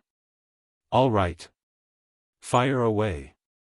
"Well, den," she drew a big breath like a child, as she voiced to the uttermost all she cared to demand of life. "I licka da have one milka ranch, good milka ranch. Plenty cow, plenty land, plenty grass. I licka da have near San Luan, my sister Leva dear. I sella da milk in Oakland. I maka da plenty mon. Joe and Nick no runna da cow. Dey go a to school. Bimby maka da good engineer, worka da railroad. Yes, I licka da milka ranch." She paused and regarded Martin with twinkling eyes. "You shall have it," he answered promptly. She nodded her head and touched her lips courteously to the wineglass and to the giver of the gift she knew would never be given. His heart was right, and in her own heart she appreciated his intention as much as if the gift had gone with it. "No, Maria," he went on. "Nick and Joe won't have to peddle milk, and all the kids can go to school and wear shoes the whole year round. It will be a first-class milk ranch, everything complete. There will be a house to live in and a stable for the horses, and cow barns, of course. There will be chickens, pigs, vegetables, fruit trees, and everything like that. And there will be enough cows to pay for a hired man or two. Then you won't have anything to do but take care of the children. For that matter, if you find a good man, you can marry and take it easy while he runs the ranch." And from such largesse, dispensed from his future, Martin turned and took his one good suit of clothes to the pawn shop. His plight was desperate for him to do this, for it cut him off from Ruth. He had no second-best suit that was presentable, and though he could go to the butcher and the baker, and even on occasion to his sister's, it was beyond all daring to dream of entering the Morse home so disreputably apparelled. He toiled on, miserable and well-nigh hopeless. It began to appear to him that the second battle was lost and that he would have to go to work. In doing this he would satisfy everybody, the grocer, his sister, Ruth, and even Maria, to whom he owed a month's room rent. He was 2 months behind with his typewriter, and the agency was clamoring for payment or for the return of the machine. In desperation, all but ready to surrender, to make a truce with fate until he could get a fresh start, he took the civil service examinations for the railway mail. To his surprise, he passed first. The job was assured, though when the call would come to enter upon his duties nobody knew. It was at this time, at the lowest ebb, that the smooth-running editorial machine broke down. A cog must have slipped or an oil cup run dry, for the postman brought him one morning a short, thin envelope. Martin glanced at the upper left-hand corner and read the name and address of the Transcontinental Monthly. His heart gave a great leap, and he suddenly felt faint, the sinking feeling accompanied by a strange trembling of the knees. He staggered into his room and sat down on the bed, the envelope still unopened, and in that moment came understanding to him how people suddenly fall dead upon receipt of extraordinarily good news. Of course this was good news. There was no manuscript in that thin envelope, therefore it was an acceptance. He knew the story in the hands of the Transcontinental. It was The Ring of Bells, one of his horror stories, and it was an even 5,000 words. And, since first-class magazines always paid on acceptance, there was a check inside. 2 cents a word, $20 a thousand, the check must be $100. $100. As he tore the envelope open, every item of all his debts surged in his brain. $3.85 to the grocer, butcher $4 flat, baker, $2, fruit store, $5, total, $14.85. Then there was room rent, $2.50, another month in advance, $2.50, 2 months typewriter, $8. A month in advance, $4, total, $31.85. And finally to be added, his pledges, plus interest, with the pawnbroker, watch, $5.50, overcoat, $5.50, wheel, $7.75, suit of clothes, $5.50, 60% interest, but what did it matter? Grand total, $56.10. He saw, as if visible in the air before him, in illuminated figures, the whole sum, and the subtraction that followed and that gave a remainder of $43.90. When he had squared every debt, redeemed every pledge, he would still have jingling in his pockets a princely $43.90. And on top of that he would have a month's rent paid in advance on the typewriter and on the room. By this time he had drawn the single sheet of typewritten letter out and spread it open. There was no check. He peered into the envelope, held it to the light, but could not trust his eyes, and in trembling haste tore the envelope apart. There was no check. He read the letter, skimming it line by line, dashing through the editor's praise of his story to the meat of the letter, the statement why the check had not been sent. He found no such statement, but he did find that which made him suddenly wilt. The letter slid from his hand. His eyes went lackluster, and he lay back on the pillow, pulling the blanket about him and up to his chin. $5 for The Ring of Bells, $5 for 5,000 words. Instead of 2 cents a word, 10 words for a cent. And the editor had praised it, too. And he would receive the check when the story was published. Then it was all poppycock, 2 cents a word for minimum rate and payment upon acceptance. It was a lie, and it had led him astray. He would never have attempted to write had he known that. He would have gone to work for Ruth. He went back to the day he first attempted to write, and was appalled at the enormous waste of time, and all for 10 words for a cent. And the other high rewards of writers, that he had read about, must be lies, too. His second-hand ideas of authorship were wrong, for here was the proof of it. The Transcontinental sold for 25 cents, and its dignified and artistic cover proclaimed it as among the first-class magazines. It was a staid, respectable magazine, and it had been published continuously since long before he was born. Why, on the outside cover were printed every month the words of one of the world's great writers. Words proclaiming the inspired mission of the Transcontinental by a star of literature whose first coruscations had appeared inside those selfsame covers. And the high and lofty, heaven-inspired Transcontinental paid $5 for 5,000 words. The great writer had recently died in a foreign land, in dire poverty, Martin remembered, which was not to be wondered at, considering the magnificent pay authors receive. Well, he had taken the bait, the newspaper lies about writers and their pay, and he had wasted 2 years over it. But he would disgorge the bait now. Not another line would he ever write. He would do what Ruth wanted him to do, what everybody wanted him to do: get a job. The thought of going to work reminded him of Joe, tramping through the land of nothing to do. Martin heaved a great sigh of envy. The reaction of 19 hours a day for many days was strong upon him. But then, Joe was not in love, had none of the responsibilities of love, and he could afford to loaf through the land of nothing to do. He, Martin, had something to work for, and go to work he would. He would start out early next morning to hunt a job.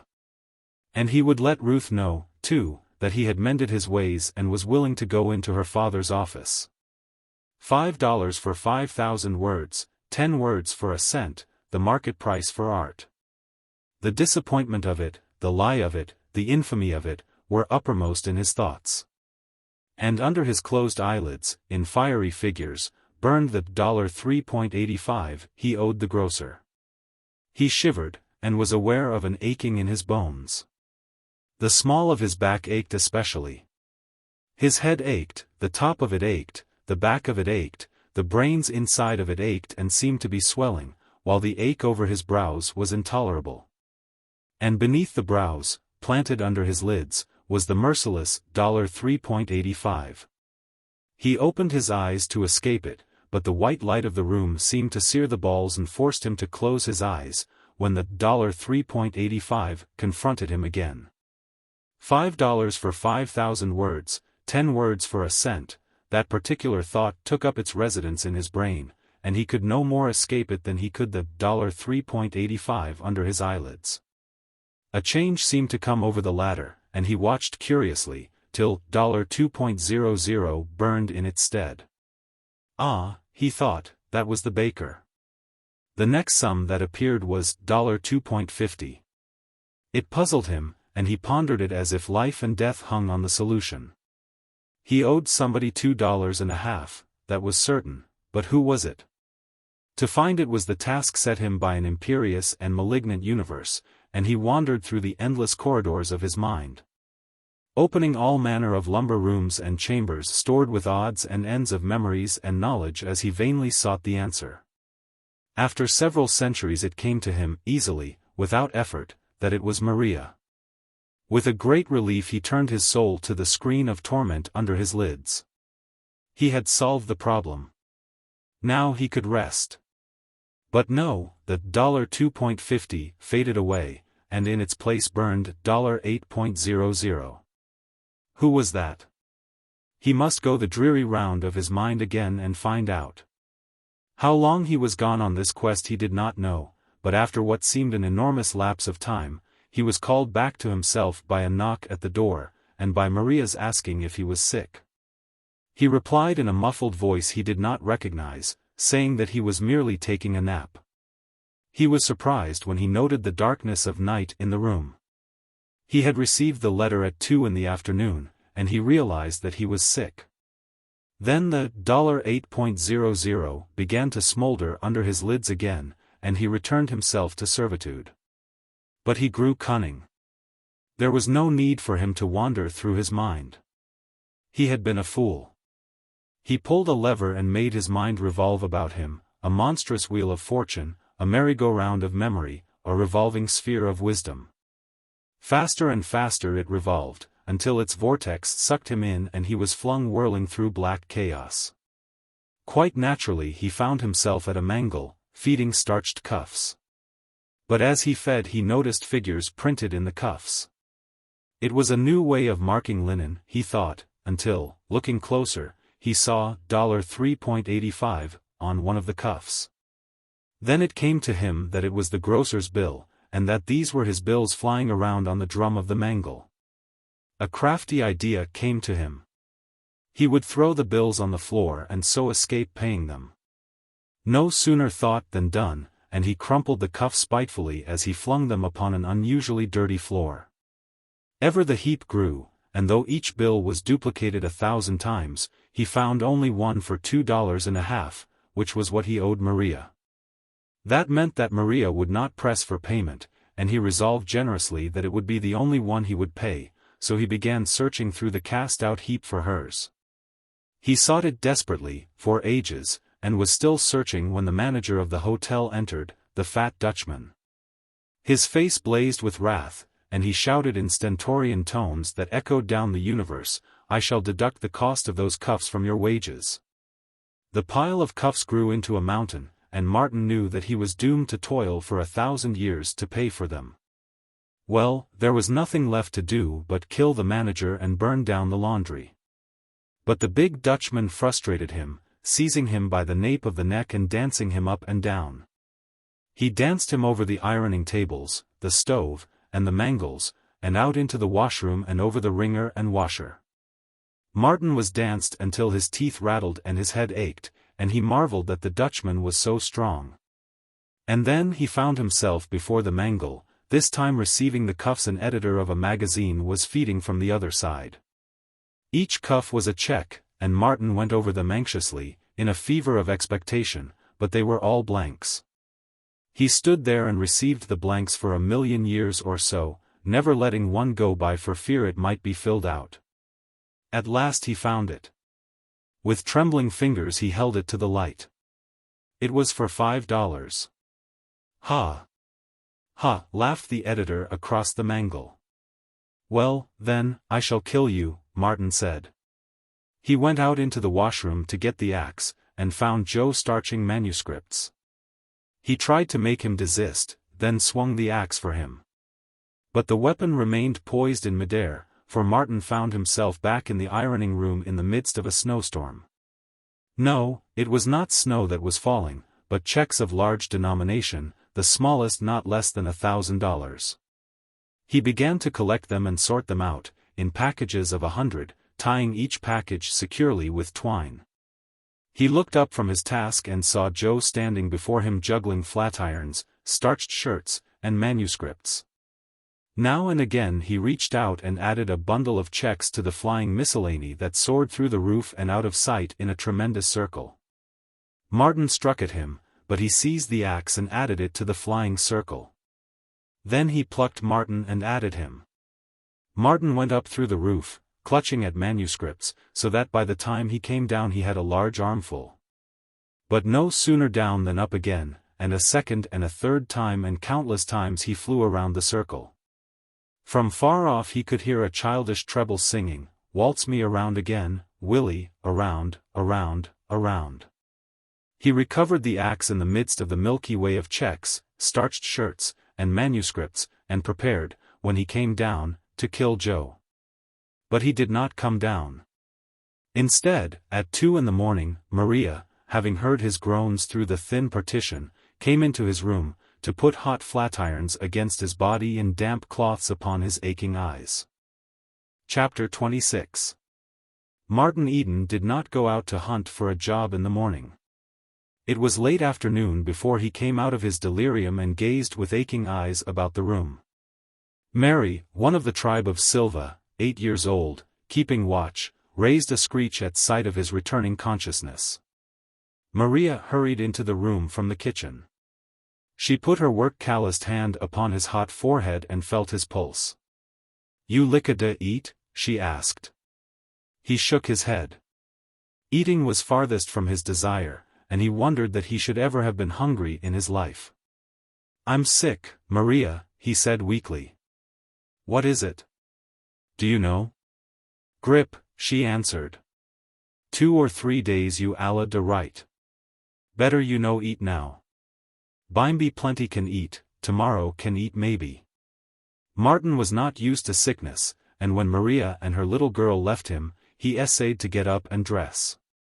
By a supreme exertion of will, with rearing brain and eyes that ached so that he could not keep them open, he managed to get out of bed, only to be left stranded by his senses upon the table.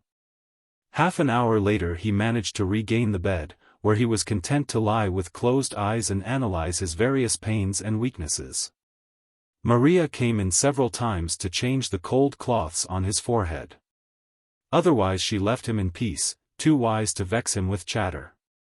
This moved him to gratitude, and he murmured to himself, "Maria, you get a de Milka ranch, all righta, all right."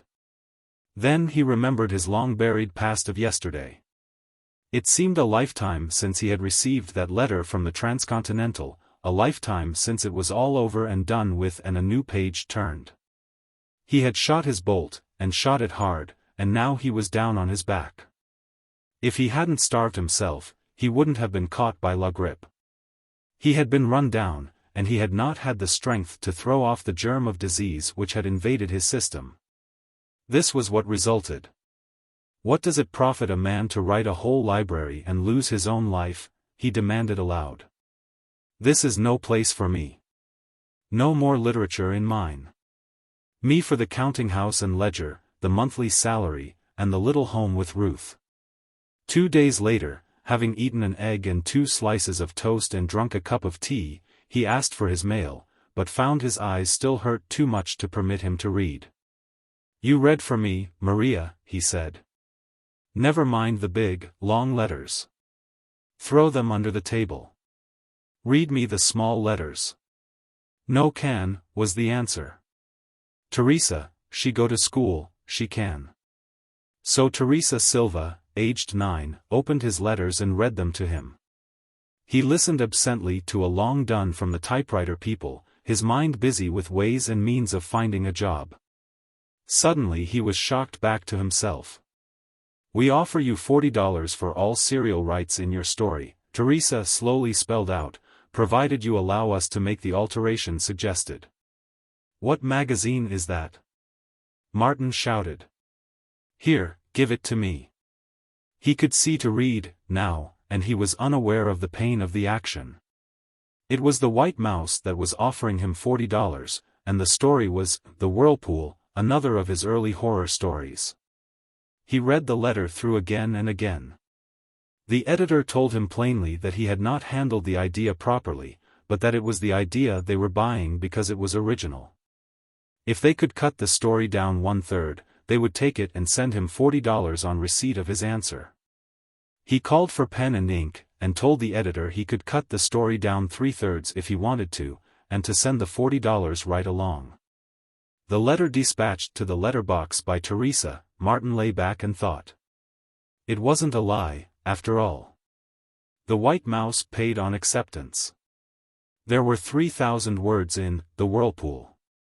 Cut down 1/3, there would be 2,000. At $40 that would be 2 cents a word. Pay on acceptance and 2 cents a word, the newspapers had told the truth. And he had thought the White Mouse a third-rater. It was evident that he did not know the magazines. He had deemed the Transcontinental a first-rater, and it paid a cent for 10 words. He had classed the White Mouse as of no account, and it paid 20 times as much as the Transcontinental and also had paid on acceptance. Well, there was one thing certain: when he got well, he would not go out looking for a job. There were more stories in his head as good as The Whirlpool, and at $40 apiece he could earn far more than in any job or position. Just when he thought the battle lost, it was won.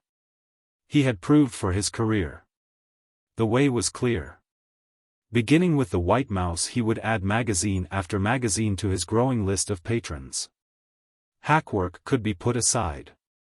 For that matter, it had been wasted time, for it had not brought him $1. He would devote himself to work, good work, and he would pour out the best that was in him. He wished Ruth was there to share in his joy, and when he went over the letters left lying on his bed, he found one from her.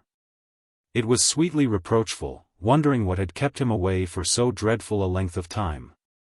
He reread the letter adoringly, dwelling over her handwriting, loving each stroke of her pen, and in the end kissing her signature. And when he answered, he told her recklessly that he had not been to see her because his best clothes were in pawn. He told her that he had been sick, but was once more nearly well. And that inside 10 days or 2 weeks, as soon as a letter could travel to New York City and return, he would redeem his clothes and be with her. But Ruth did not care to wait 10 days or 2 weeks. Besides, her lover was sick. The next afternoon, accompanied by Arthur, she arrived in the Morse carriage, to the unqualified delight of the Silva tribe and of all the urchins on the street, and to the consternation of Maria. She boxed the ears of the Silvas who crowded about the visitors on the tiny front porch, and in more than usual atrocious English tried to apologize for her appearance. Sleeves rolled up from soap-flecked arms and a wet gunny sack around her waist told of the task at which she had been caught. So flustered was she by two such grand young people asking for her lodger, that she forgot to invite them to sit down in the little parlor. To enter Martin's room, they passed through the kitchen, warm and moist and steamy from the big washing in progress. Maria, in her excitement, jammed the bedroom and bedroom closet doors together, and for 5 minutes, through the partly open door, clouds of steam, smelling of soapsuds and dirt, poured into the sick chamber. Ruth succeeded in veering right and right again, and in running the narrow passage between table and bed to Martin's side.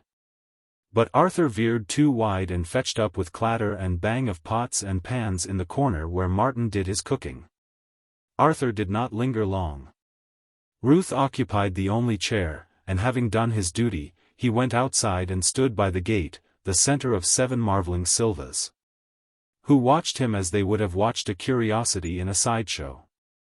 All about the carriage were gathered the children from a dozen blocks, waiting and eager for some tragic and terrible denouement. Carriages were seen on their street only for weddings and funerals. Here was neither marriage nor death, therefore, it was something transcending experience and well worth waiting for. Martin had been wild to see Ruth. His was essentially a love nature, and he possessed more than the average man's need for sympathy. He was starving for sympathy, which, with him, meant intelligent understanding. And he had yet to learn that Ruth's sympathy was largely sentimental and tactful, and that it proceeded from gentleness of nature rather than from understanding of the objects of her sympathy. So it was while Martin held her hand and gladly talked, that her love for him prompted her to press his hand in return. And that her eyes were moist and luminous at sight of his helplessness and of the marks suffering had stamped upon his face. But while he told her of his 2 acceptances, of his despair when he received the one from the Transcontinental, and of the corresponding delight with which he received the one from the White Mouse, she did not follow him. She heard the words he uttered and understood their literal import, but she was not with him in his despair and his delight. She could not get out of herself. She was not interested in selling stories to magazines. What was important to her was matrimony. She was not aware of it, however, any more than she was aware that her desire that Martin take a position was the instinctive and preparative impulse of motherhood. She would have blushed had she been told as much in plain, set terms, and next. She might have grown indignant and asserted that her sole interest lay in the man she loved and her desire for him to make the best of himself. So, while Martin poured out his heart to her, elated with the first success his chosen work in the world had received, she paid heed to his bare words only, gazing now and again about the room, shocked by what she saw. For the first time Ruth gazed upon the sordid face of poverty. Starving lovers had always seemed romantic to her, but she had had no idea how starving lovers lived. She had never dreamed it could be like this. Ever her gaze shifted from the room to him and back again. The steamy smell of dirty clothes, which had entered with her from the kitchen, was sickening. Martin must be soaked with it, Ruth concluded, if that awful woman washed frequently. Such was the contagiousness of degradation. When she looked at Martin, she seemed to see the smirch left upon him by his surroundings. She had never seen him unshaven, and the 3 days' growth of beard on his face was repulsive to her. Not alone did it give him the same dark and murky aspect of the Silva house, inside and out, but it seemed to emphasize that animal-like strength of his which she detested. And here he was, being confirmed in his madness by the 2 acceptances he took such pride in telling her about. A little longer and he would have surrendered and gone to work. Now he would continue on in this horrible house, writing and starving for a few more months. "What is that smell?" she asked suddenly. "Some of Maria's washing smells, I imagine," was the answer. "I am growing quite accustomed to them." "No, no, not that. It is something else. A stale, sickish smell." Martin sampled the air before replying. "I can't smell anything else, except stale tobacco smoke," he announced. "That's it. It is terrible. Why do you smoke so much, Martin?" "I don't know," except that I smoke more than usual when I am lonely. And then, too, it's such a long-standing habit. I learned when I was only a youngster. It is not a nice habit, you know, she reproved. It smells to heaven. That's the fault of the tobacco. I can afford only the cheapest. But wait until I get that $40 check. I'll use a brand that is not offensive even to the angels. But that wasn't so bad, was it? 2 acceptances in 3 days? That $45 will pay about all my debts. For 2 years' work? She queried. No, for less than a week's work.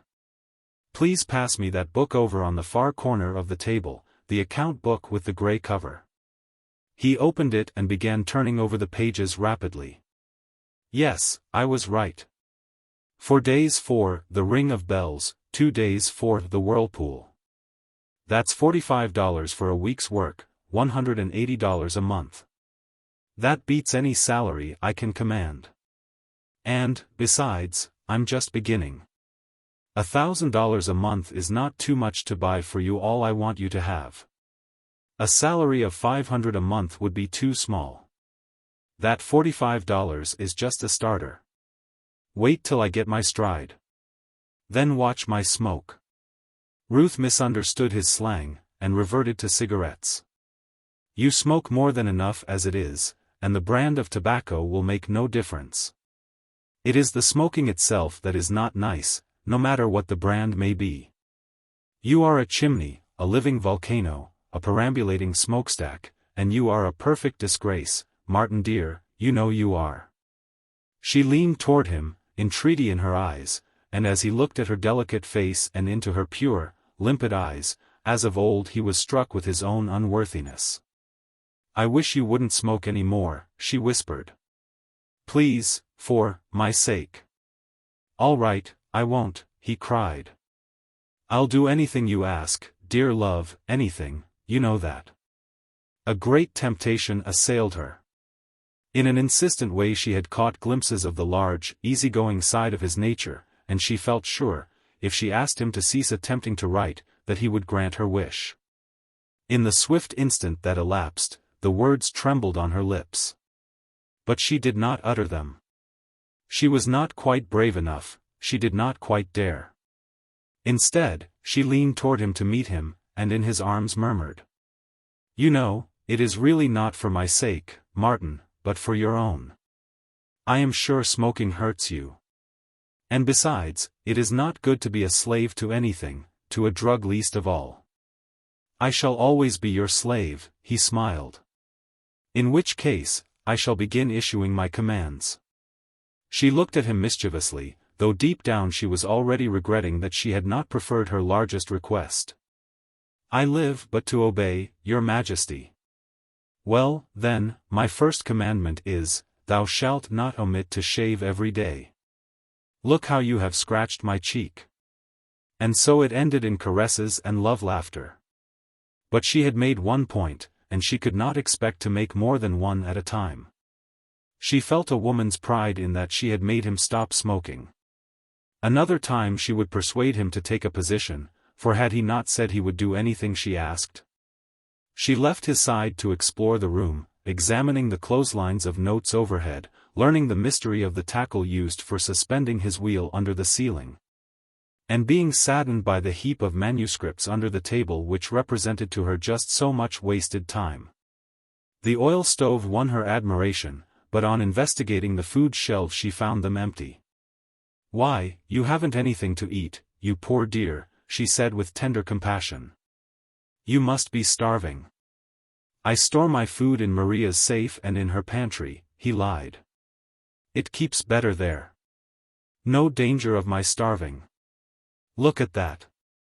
She had come back to his side, and she saw him double his arm at the elbow, the biceps crawling under his shirt sleeve and swelling into a knot of muscle, heavy and hard. The sight repelled her. Sentimentally, she disliked it. But her pulse, her blood, every fiber of her, loved it and yearned for it, and, in the old, inexplicable way, she leaned toward him, not away from him. And in the moment that followed, when he crushed her in his arms, the brain of her, concerned with the superficial aspects of life, was in revolt.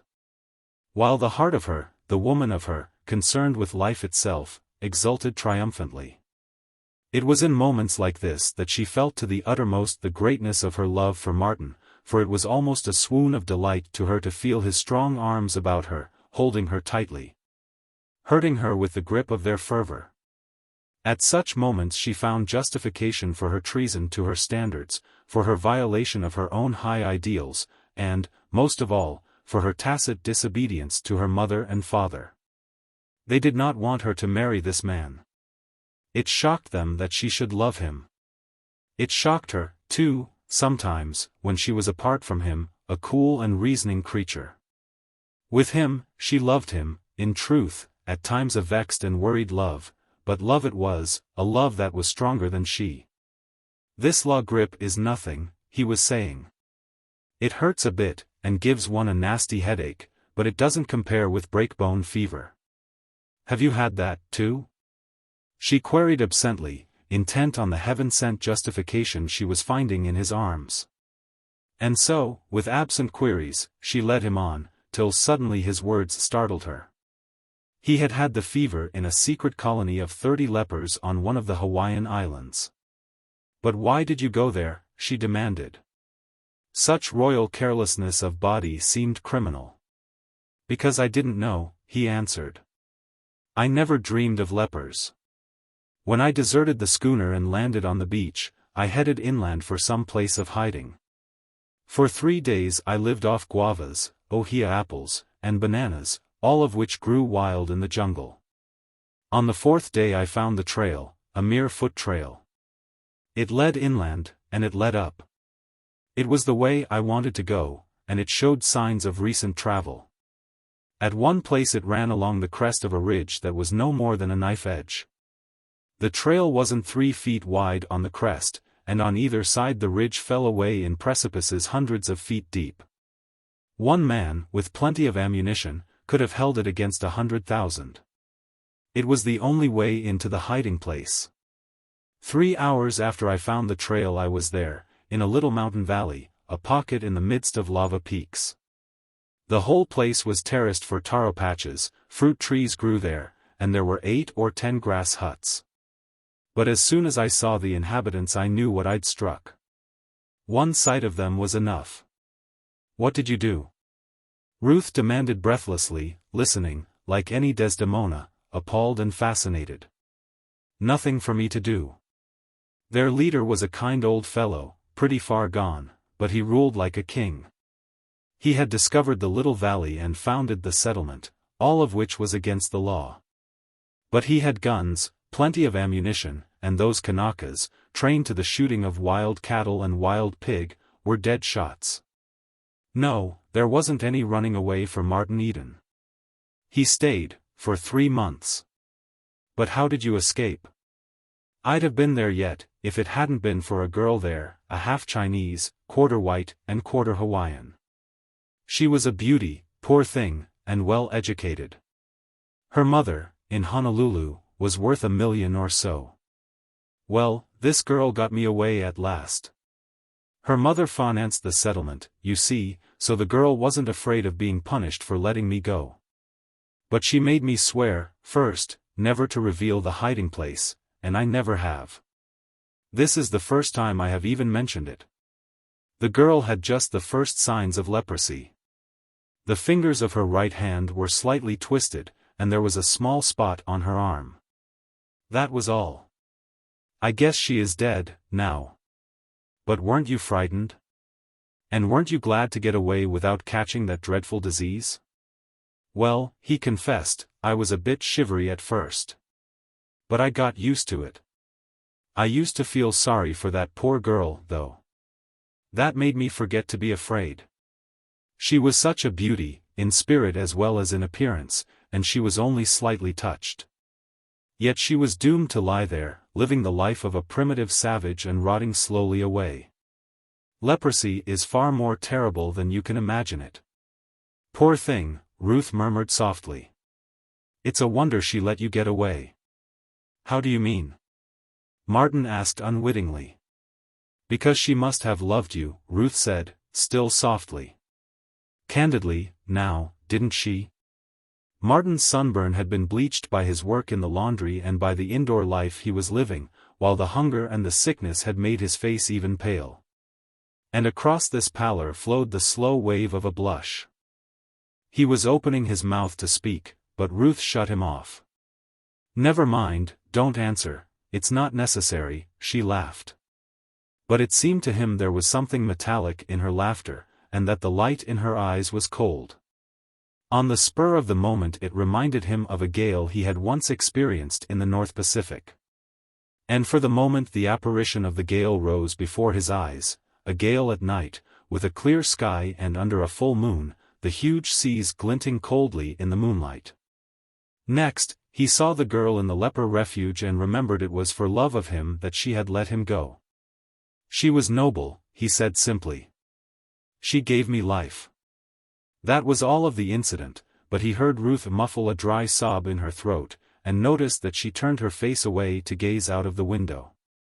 When she turned it back to him, it was composed, and there was no hint of the gale in her eyes. "I'm such a silly," she said plaintively. "But I can't help it.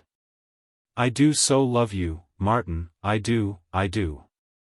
I shall grow more Catholic in time, but at present I can't help being jealous of those ghosts of the past, and you know your past is full of ghosts." It must be, she silenced his protest. It could not be otherwise. And there's poor Arthur motioning me to come. He's tired waiting. And now goodbye, dear. There's some kind of a mixture, put up by the druggists, that helps men to stop the use of tobacco, she called back from the door, and I am going to send you some. The door closed, but opened again. I do, she whispered to him, and this time she was really gone. Maria, with worshipful eyes that none the less were keen to note the texture of Ruth's garments and the cut of them, a cut unknown that produced an effect mysteriously beautiful, saw her to the carriage. The crowd of disappointed urchins stared till the carriage disappeared from view, then transferred their stare to Maria, who had abruptly become the most important person on the street. But it was one of her progeny who blasted Maria's reputation by announcing that the grand visitors had been for her lodger. After that Maria dropped back into her old obscurity and Martin began to notice the respectful manner in which he was regarded by the small fry of the neighborhood. As for Maria, Martin rose in her estimation a full 100%. And had the Portuguese grocer witnessed that afternoon carriage call he would have allowed Martin an additional $3.85 worth of credit. Chapter 27. The sun of Martin's good fortune rose. The day after Ruth's visit, he received a check for $3 from a New York Scandal Weekly in payment for 3 of his triolets. 2 days later a newspaper published in Chicago accepted his Treasure Hunters, promising to pay $10 for it on publication. The price was small, but it was the first article he had written, his very first attempt to express his thought on the printed page. To cap everything, the adventure serial for boys, his second attempt, was accepted before the end of the week by a juvenile monthly calling itself Youth and Age.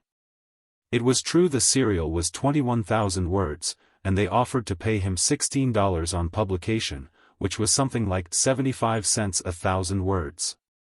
But it was equally true that it was the second thing he had attempted to write and that he was himself thoroughly aware of its clumsy worthlessness. But even his earliest efforts were not marked with the clumsiness of mediocrity. What characterized them was the clumsiness of too great strength, the clumsiness which the tyro betrays when he crushes butterflies with battering rams and hammers out vignettes with a war club. So it was that Martin was glad to sell his early efforts for songs. He knew them for what they were, and it had not taken him long to acquire this knowledge. What he pinned his faith to was his later work. He had striven to be something more than a mere writer of magazine fiction. He had sought to equip himself with the tools of artistry. On the other hand, he had not sacrificed strength. His conscious aim had been to increase his strength by avoiding excess of strength. Nor had he departed from his love of reality. His work was realism, though he had endeavored to fuse with it the fancies and beauties of imagination. What he sought was an impassioned realism, shot through with human aspiration and faith. What he wanted was life as it was, with all its spirit-groping and soul-reaching left in. He had discovered, in the course of his reading, two schools of fiction. One treated of man as a god, ignoring his earthly origin, the other treated of man as a clod, ignoring his heaven-sent dreams and divine possibilities. Both the god and the clod schools erred, in Martin's estimation, and erred through too great singleness of sight and purpose. There was a compromise that approximated the truth, though it flattered not the school of God, while it challenged the brute savageness of the school of clod. It was his story, Adventure, which had dragged with Ruth, that Martin believed had achieved his ideal of the true in fiction. And it was in an essay, God and Clod, that he had expressed his views on the whole general subject. But Adventure, and all that he deemed his best work, still went begging among the editors. His early work counted for nothing in his eyes except for the money it brought, and his horror stories, two of which he had sold, he did not consider high work nor his best work. To him they were frankly imaginative and fantastic, though invested with all the glamour of the real, wherein lay their power. This investiture of the grotesque and impossible with reality, he looked upon as a trick, a skillful trick at best. Great literature could not reside in such a field. Their artistry was high, but he denied the worthwhileness of artistry when divorced from humanness. The trick had been to fling over the face of his artistry a mask of humanness. And this he had done in the half-dozen or so stories of the horror brand he had written before he emerged upon the high peaks of Adventure, Joy, The Pot, and The Wine of Life. The $3 he received for the triolets he used to eke out a precarious existence against the arrival of the white mouse check. He cashed the first check with the suspicious Portuguese grocer, paying $1 on account and dividing the remaining $2 between the baker and the fruit store. Martin was not yet rich enough to afford meat, and he was on slim allowance when the white mouse check arrived. He was divided on the cashing of it. He had never been in a bank in his life, much less been in one on business. And he had a naive and childlike desire to walk into one of the big banks down in Oakland and fling down his endorsed check for $40. On the other hand, practical common sense ruled that he should cash it with his grocer and thereby make an impression that would later result in an increase of credit. Reluctantly Martin yielded to the claims of the grocer, paying his bill with him in full, and receiving in change a pocketful of jingling coin. Also, he paid the other tradesmen in full, redeemed his suit and his bicycle, paid 1 month's rent on the typewriter, and paid Maria the overdue month for his room and a month in advance. This left him in his pocket, for emergencies, a balance of nearly $3. In itself, this small sum seemed a fortune. Immediately on recovering his clothes he had gone to see Ruth, and on the way he could not refrain from jingling the little handful of silver in his pocket. He had been so long without money that, like a rescued starving man who cannot let the unconsumed food out of his sight, Martin could not keep his hand off the silver. He was not mean, nor avaricious, but the money meant more than so many dollars and cents. It stood for success, and the eagles stamped upon the coins were to him so many winged victories. It came to him insensibly that it was a very good world. It certainly appeared more beautiful to him. For weeks it had been a very dull and somber world. But now, with nearly all debts paid, $3 jingling in his pocket, and in his mind the consciousness of success, the sun shone bright and warm. And even a rain squall that soaked unprepared pedestrians seemed a merry happening to him. When he starved, his thoughts had dwelt often upon the thousands he knew were starving the world over. But now that he was feasted full, the fact of the thousand starving was no longer pregnant in his brain. He forgot about them, and, being in love, remembered the countless lovers in the world. Without deliberately thinking about it, motifs for love lyrics began to agitate his brain. Swept away by the creative impulse, he got off the electric car, without vexation, 2 blocks beyond his crossing. He found a number of persons in the Morse home. Ruth's 2 girl cousins were visiting her from San Rafael, and Mrs. Morse, under pretext of entertaining them, was pursuing her plan of surrounding Ruth with young people. The campaign had begun during Martin's enforced absence, and was already in full swing. She was making a point of having at the house men who were doing things. Thus, in addition to the cousins Dorothy and Florence, Martin encountered 2 university professors, one of Latin, the other of English.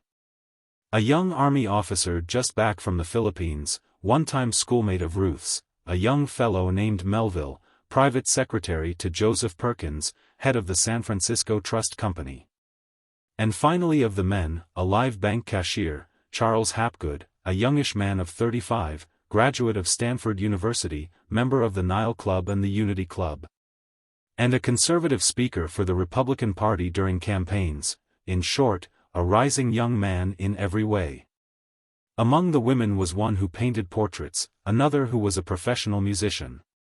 And still another who possessed the degree of Doctor of Sociology and who was locally famous for her social settlement work in the slums of San Francisco. But the women did not count for much in Mrs. Morse's plan. At the best, they were necessary accessories. The men who did things must be drawn to the house somehow. "Don't get excited when you talk," Ruth admonished Martin, before the ordeal of introduction began.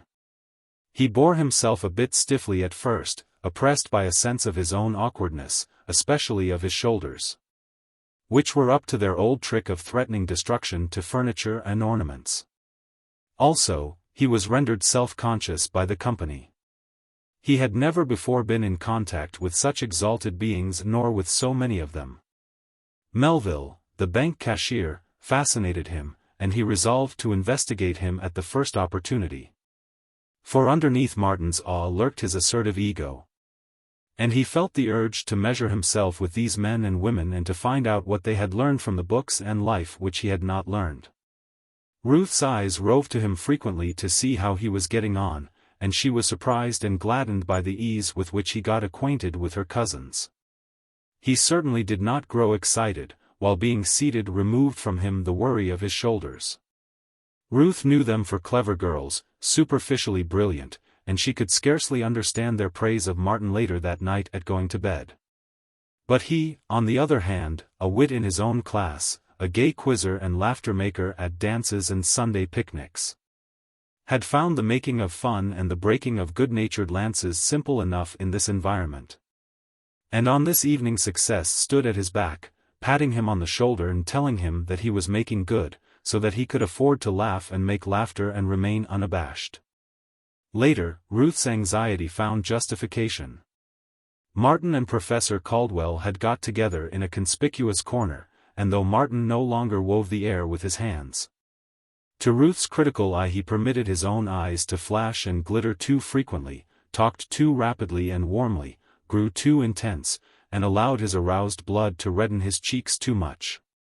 He lacked decorum and control, and was in decided contrast to the young professor of English with whom he talked. But Martin was not concerned with appearances. He had been swift to note the other's trained mind and to appreciate his command of knowledge. Furthermore, Professor Caldwell did not realize Martin's concept of the average English professor. Martin wanted him to talk shop, and, though he seemed averse at first, succeeded in making him do it. For Martin did not see why a man should not talk shop. "It's absurd and unfair," he had told Ruth weeks before, this objection to talking shop. For what reason under the sun do men and women come together if not for the exchange of the best that is in them? And the best that is in them is what they are interested in, the thing by which they make their living, the thing they've specialized on and sat up days and nights over, and even dreamed about. Imagine Mr. Butler living up to social etiquette and enunciating his views on Paul Verlaine or the German drama or the novels of D'Annunzio. We'd be bored to death. I, for one, if I must listen to Mr. Butler, prefer to hear him talk about his law. It's the best that is in him, and life is so short that I want the best of every man and woman I meet. But, Ruth had objected, there are the topics of general interest to all. There, you mistake, he had rushed on. All persons in society, all cliques in society, or, rather, nearly all persons and cliques, ape their betters. Now, Who are the best betters? The idlers, the wealthy idlers. They do not know, as a rule, the things known by the persons who are doing something in the world. To listen to conversation about such things would mean to be bored, wherefore the idlers decree that such things are shop and must not be talked about. Likewise they decree the things that are not shop and which may be talked about, and those things are the latest operas, latest novels, cards, billiards, cocktails, automobiles, horse shows, trout fishing, tuna fishing, big game shooting, yacht sailing, and so forth, and mark you, these are the things the idlers know. In all truth, they constitute the shop talk of the idlers. And the funniest part of it is that many of the clever people, and all the would-be clever people, allow the idlers so to impose upon them.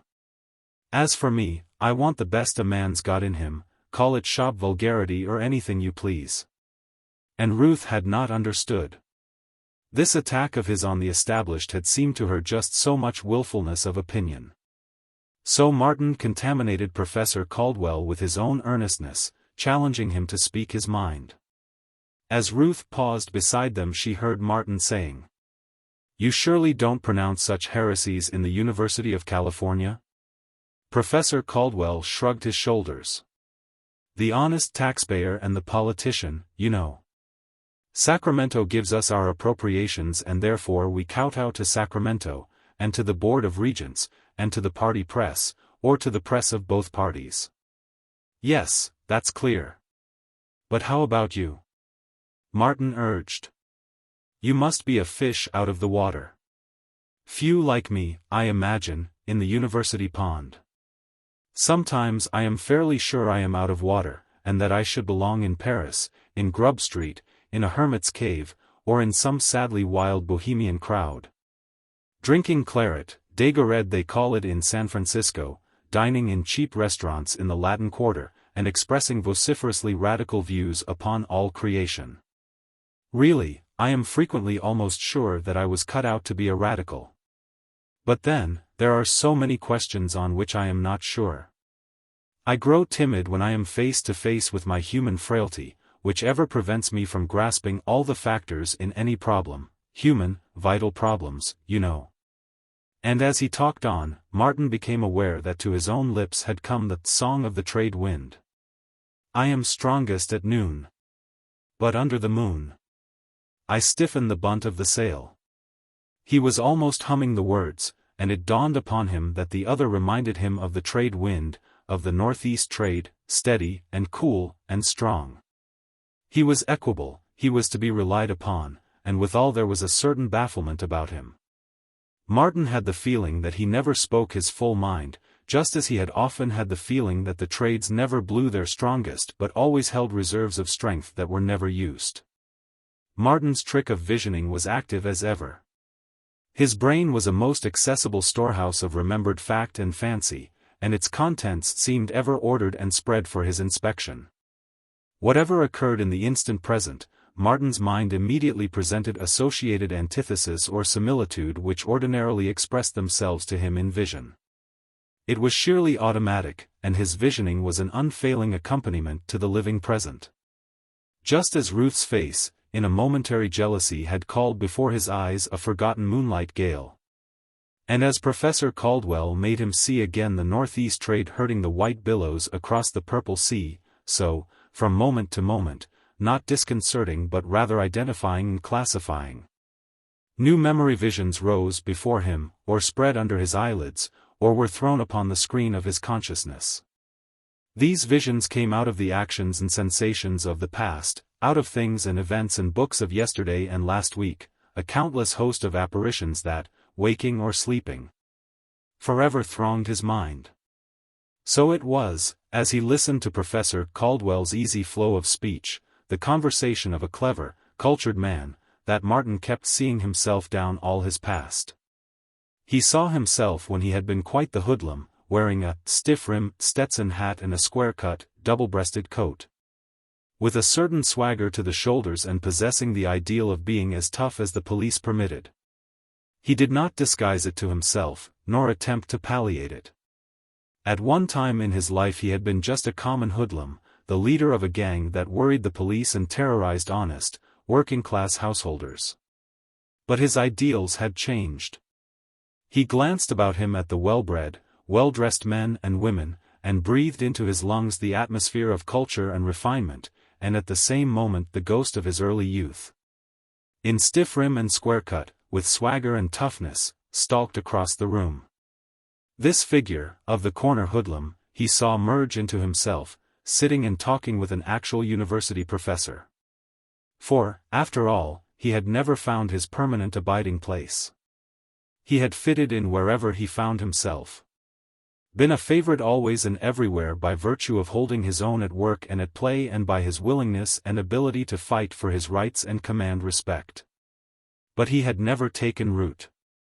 He had fitted in sufficiently to satisfy his fellows but not to satisfy himself. He had been perturbed always by a feeling of unrest, had heard always the call of something from beyond, and had wandered on through life seeking it until he found books and art and love. And here he was, in the midst of all this, the only one of all the comrades he had adventured with who could have made themselves eligible for the inside of the Morse home. But such thoughts and visions did not prevent him from following Professor Caldwell closely.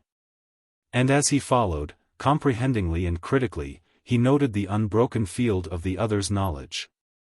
As for himself, from moment to moment the conversation showed him gaps and open stretches, whole subjects with which he was unfamiliar. Nevertheless, thanks to his Spencer, he saw that he possessed the outlines of the field of knowledge.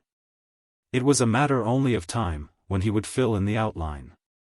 Then watch out, he thought, where shoal, everybody. He felt like sitting at the feet of the professor, worshipful and absorbent. But, as he listened, he began to discern a weakness in the other's judgments, a weakness so stray and elusive that he might not have caught it had it not been ever present. And when he did catch it, he leapt to equality at once. Ruth came up to them a second time, just as Martin began to speak. "I'll tell you where you are wrong, or, rather, what weakens your judgments," he said. "You lack biology. It has no place in your scheme of things. Oh, I mean the real interpretative biology, from the ground up.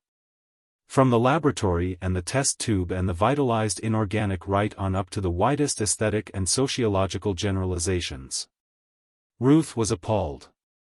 She had sat 2 lecture courses under Professor Caldwell and looked up to him as the living repository of all knowledge.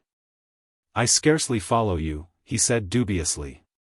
Martin was not so sure but what he had followed him. "Then I'll try to explain," he said.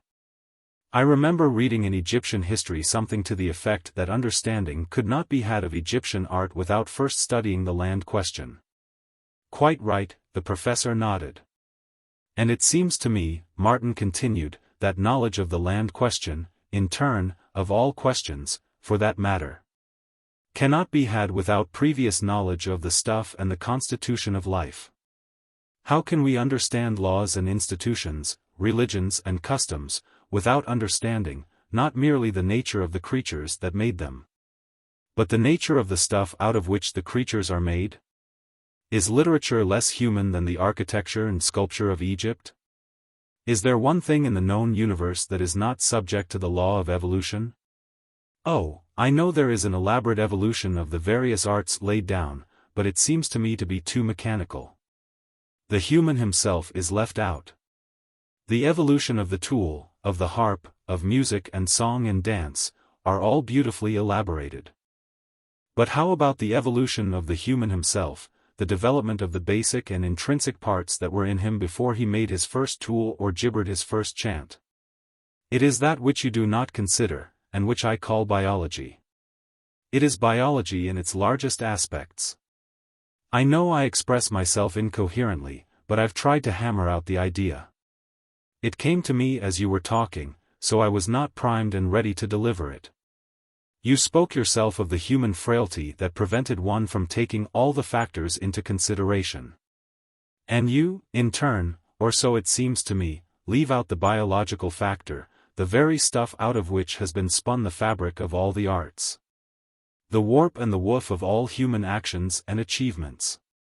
To Ruth's amazement, Martin was not immediately crushed, and that the professor replied in the way he did struck her as forbearance for Martin's youth.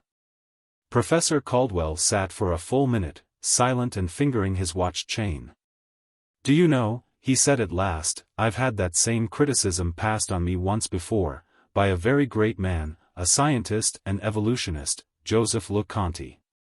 But he is dead, and I thought to remain undetected, and now you come along and expose me. Seriously, though, and this is confession, I think there is something in your contention, a great deal, in fact. I am too classical, not enough up-to-date in the interpretative branches of science. And I can only plead the disadvantages of my education and a temperamental slothfulness that prevents me from doing the work. I wonder if you'll believe that I've never been inside a physics or chemistry laboratory? It is true, nevertheless. LeConte was right, and so are you, Mr. Eden, at least to an extent, how much I do not know." Ruth drew Martin away with her on a pretext. When she had got him aside, whispering, "You shouldn't have monopolized Professor Caldwell that way. There may be others who want to talk with him." "My mistake," Martin admitted contritely. "But I'd got him stirred up, and he was so interesting that I did not think. Do you know, he is the brightest, the most intellectual, man I have ever talked with. And I'll tell you something else. I once thought that everybody who went to universities, or who sat in the high places in society, was just as brilliant and intelligent as he." "He's an exception," she answered. "I should say so. Whom do you want me to talk to now? Oh, say, bring me up against that cashier fellow." Martin talked for 15 minutes with him, nor could Ruth have wished better behavior on her lover's part. Not once did his eyes flash nor his cheeks flush, while the calmness and poise with which he talked surprised her. But in Martin's estimation the whole tribe of bank cashiers fell a few 100%. And for the rest of the evening he labored under the impression that bank cashiers and talkers of platitudes were synonymous phrases. The army officer he found good-natured and simple, a healthy, wholesome young fellow, content to occupy the place in life into which birth and luck had flung him. On learning that he had completed 2 years in the university, Martin was puzzled to know where he had stored it away. Nevertheless Martin liked him better than the platitudinous bank cashier. "I really don't object to platitudes," he told Ruth later.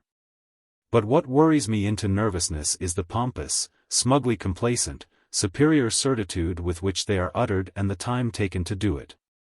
Why, I could give that man the whole history of the Reformation in the time he took to tell me that the Union Labor Party had fused with the Democrats. Do you know, he skins his words as a professional poker player skins the cards that are dealt out to him. Some day I'll show you what I mean." "I'm sorry you don't like him," was her reply. "He's a favorite of Mr. Butler's. Mr. Butler says he is safe and honest, calls him the Rock, Peter, and says that upon him any banking institution can well be built. I don't doubt it, from the little I saw of him and the less I heard from him, but I don't think so much of banks as I did. You don't mind my speaking my mind this way, dear?" "No, no. It is most interesting." "Yes," Martin went on heartily, "I'm no more than a barbarian getting my first impressions of civilization. Such impressions must be entertainingly novel to the civilized person." "What did you think of my cousins?" Ruth queried. "I liked them better than the other women. There's plenty of fun in them along with paucity of pretense." "Then you did like the other women?" He shook his head. "That social settlement woman is no more than a sociological poll-parrot. I swear, if you winnowed her out between the stars, like Tomlinson, there would be found in her not one original thought. As for the portrait painter, she was a positive bore. She'd make a good wife for the cashier. And the musician woman. I don't care how nimble her fingers are, how perfect her technique, how wonderful her expression, the fact is, she knows nothing about music." "She plays beautifully," Ruth protested. "Yes, she's undoubtedly gymnastic in the externals of music, but the intrinsic spirit of music is unguessed by her. I asked her what music meant to her. You know I'm always curious to know that particular thing. And she did not know what it meant to her, except that she adored it, that it was the greatest of the arts, and that it meant more than life to her. "You were making them talk shop," Ruth charged him. "I confess it. And if they were failures on shop, imagine my sufferings if they had discoursed on other subjects. Why, I used to think that up here, where all the advantages of culture were enjoyed." He paused for a moment, and watched the youthful shade of himself, in stiff rim and square cut, enter the door and swagger across the room. "As I was saying, up here I thought all men and women were brilliant and radiant. But now, from what little I've seen of them, they strike me as a pack of ninnies, most of them, and 90% of the remainder as bores. Now there's Professor Caldwell, he's different. He's a man, every inch of him and every atom of his gray matter." Ruth's face brightened. "Tell me about him," she urged. "Not what is large and brilliant, I know those qualities. But whatever you feel is adverse. I am most curious to know. Perhaps I'll get myself in a pickle." Martin debated humorously for a moment. "Suppose you tell me first. Or maybe you find in him nothing less than the best. I attended 2 lecture courses under him, and I have known him for 2 years, that is why I am anxious for your first impression." "Bad impression, you mean?" "Well, here goes. He is all the fine things you think about him, I guess. At least, he is the finest specimen of intellectual man I have met. But he is a man with a secret shame." "Oh, no, no," he hastened to cry. "Nothing paltry nor vulgar. What I mean is that he strikes me as a man who has gone to the bottom of things, and is so afraid of what he saw that he makes believe to himself that he never saw it. Perhaps that's not the clearest way to express it. Here's another way. A man who has found the path to the hidden temple but has not followed it. Who has, perhaps, caught glimpses of the temple and striven afterward to convince himself that it was only a mirage of foliage. Yet another way. A man who could have done things but who placed no value on the doing, and who, all the time, in his innermost heart, is regretting that he has not done them. Who has secretly laughed at the rewards for doing, and yet, still more secretly, has yearned for the rewards and for the joy of doing." "I don't read him that way," she said. "And for that matter, I don't see just what you mean." "It is only a vague feeling on my part," Martin temporized. "I have no reason for it. It is only a feeling, and most likely it is wrong. You certainly should know him better than I." From the evening at Ruth's, Martin brought away with him strange confusions and conflicting feelings. He was disappointed in his goal, in the persons he had climbed to be with. On the other hand, he was encouraged with his success. The climb had been easier than he expected. He was superior to the climb, and, he did not, with false modesty, hide it from himself, he was superior to the beings among whom he had climbed, with the exception, of course, of Professor Caldwell. About life and the books he knew more than they, and he wondered into what nooks and crannies they had cast aside their educations. He did not know that he was himself possessed of unusual brain vigor. Nor did he know that the persons who were given to probing the depths and to thinking ultimate thoughts were not to be found in the drawing rooms of the world's Morses. Nor did he dream that such persons were as lonely eagles sailing solitary in the azure sky far above the earth and its swarming freight of gregarious life. Chapter 28. But success had lost Martin's address, and her messengers no longer came to his door. For 25 days, working Sundays and holidays, he toiled on The Shame of the Sun, a long essay of some 30,000 words. It was a deliberate attack on the mysticism of the Maeterlinck school, an attack from the citadel of positive science upon the wonder-dreamers. But an attack nevertheless that retained much of beauty and wonder of the sort compatible with ascertained fact. It was a little later that he followed up the attack with 2 short essays, The Wonder-Dreamers, and The Yardstick of the Ego. And on essays, long and short, he began to pay the traveling expenses from magazine to magazine. During the 25 days spent on The Shame of the Sun, he sold hackwork to the extent of $6.50. A joke had brought in 50 cents, and a second one, sold to a high-grade comic weekly, had fetched $1. Then 2 humorous poems had earned $2 and $3 respectively. As a result, having exhausted his credit with the tradesman, though he had increased his credit with the grocer to $5, his wheel and suit of clothes went back to the pawnbroker. The typewriter people were again clamoring for money, insistently pointing out that according to the agreement rent was to be paid strictly in advance. Encouraged by his several small sales, Martin went back to hackwork. Perhaps there was a living in it, after all. Stored away under his table were the 20 storiettes which had been rejected by the newspaper short story syndicate. He read them over in order to find out how not to write newspaper storiettes, and so doing, reasoned out the perfect formula. He found that the newspaper storiette should never be tragic, should never end unhappily, and should never contain beauty of language, subtlety of thought, nor real delicacy of sentiment. Sentiment it must contain, plenty of it, pure and noble. Of the sort that in his own early youth had brought his applause from "Nigger Heaven," the "For God my country and the Tsar," and "I may be poor but I am honest" brand of sentiment. Having learned such precautions, Martin consulted the Duchess for tone, and proceeded to mix according to formula. The formula consists of 3 parts. 1. A pair of lovers are jarred apart. 2. By some deed or event they are reunited. 3. Marriage bells. The third part was an unvarying quantity, but the first and second parts could be varied an infinite number of times. Thus, the pair of lovers could be jarred apart by misunderstood motives, by accident of fate, by jealous rivals, by irate parents, by crafty guardians, by scheming relatives. And so forth and so forth. They could be reunited by a brave deed of the man-lover, by a similar deed of the woman-lover, by change of heart in one lover or the other, by forced confession of crafty guardian. Scheming relative, or jealous rival, by voluntary confession of same, by discovery of some unguessed secret, by lover storming girl's heart, by lover making long and noble self-sacrifice, and so on. Endlessly.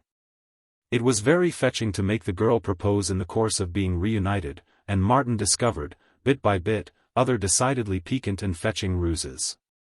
But marriage bells at the end was the one thing he could take no liberties with. Though the heavens rolled up as a scroll and the stars fell, the wedding bells must go on ringing just the same. In quantity, the formula prescribed 1,200 words minimum dose, 1,500 words maximum dose. Before he got very far along in the art of the storiette, Martin worked out half a dozen stock forms, which he always consulted when constructing storiettes.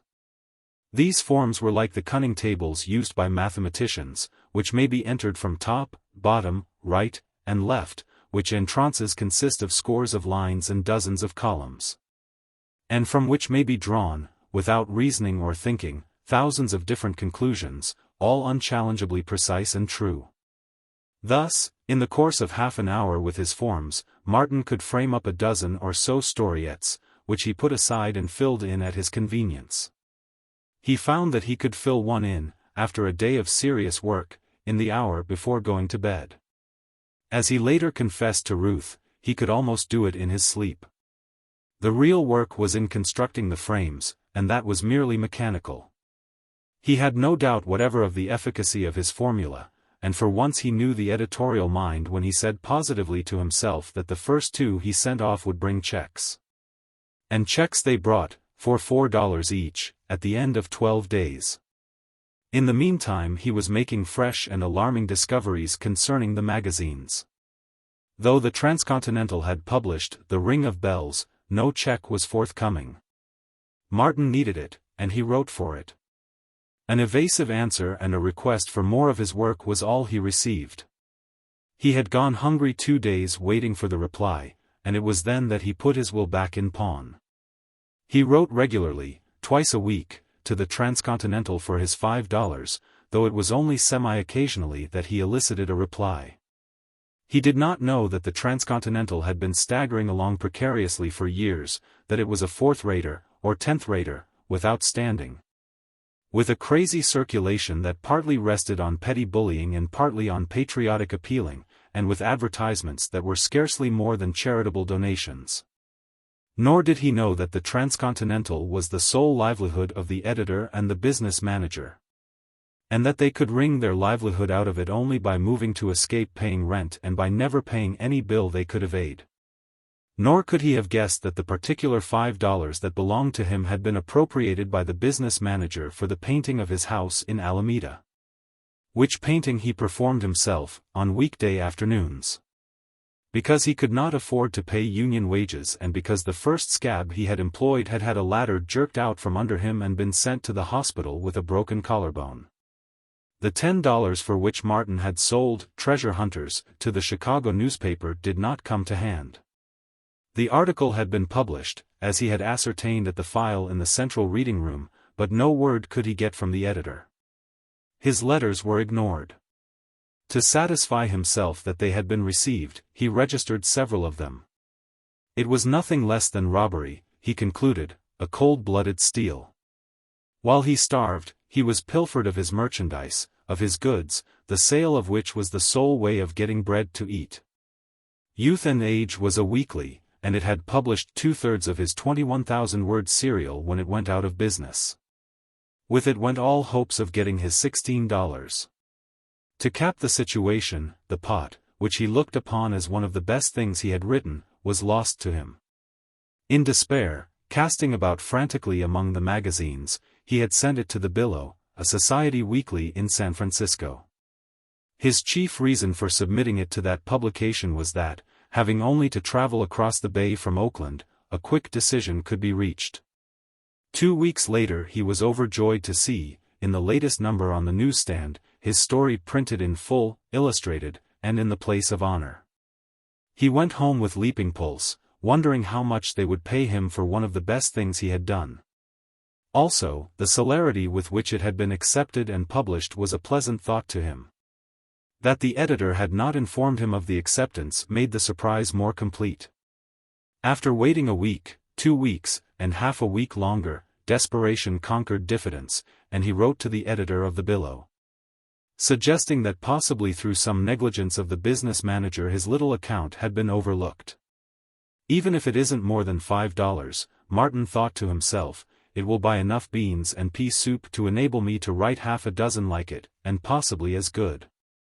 Back came a cool letter from the editor that at least elicited Martin's admiration. "We thank you," it ran, "for your excellent contribution. All of us in the office enjoyed it immensely, and, as you see, it was given the place of honor and immediate publication. We earnestly hope that you liked the illustrations. On rereading your letter it seems to us that you are laboring under the misapprehension that we pay for unsolicited manuscripts. This is not our custom, and of course yours was unsolicited. We assumed, naturally, when we received your story, that you understood the situation. We can only deeply regret this unfortunate misunderstanding, and assure you of our unfailing regard. Again, thanking you for your kind contribution, and hoping to receive more from you in the near future, we remain, etc." There was also a postscript to the effect that though the Billow carried no free list, it took great pleasure in sending him a complimentary subscription for the ensuing year.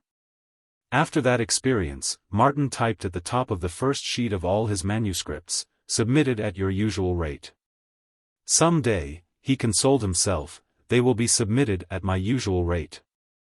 He discovered in himself, at this period, a passion for perfection, under the sway of which he rewrote and polished The Jostling Street, The Wine of Life, Joy, the Sea Lyrics, and others of his earlier work.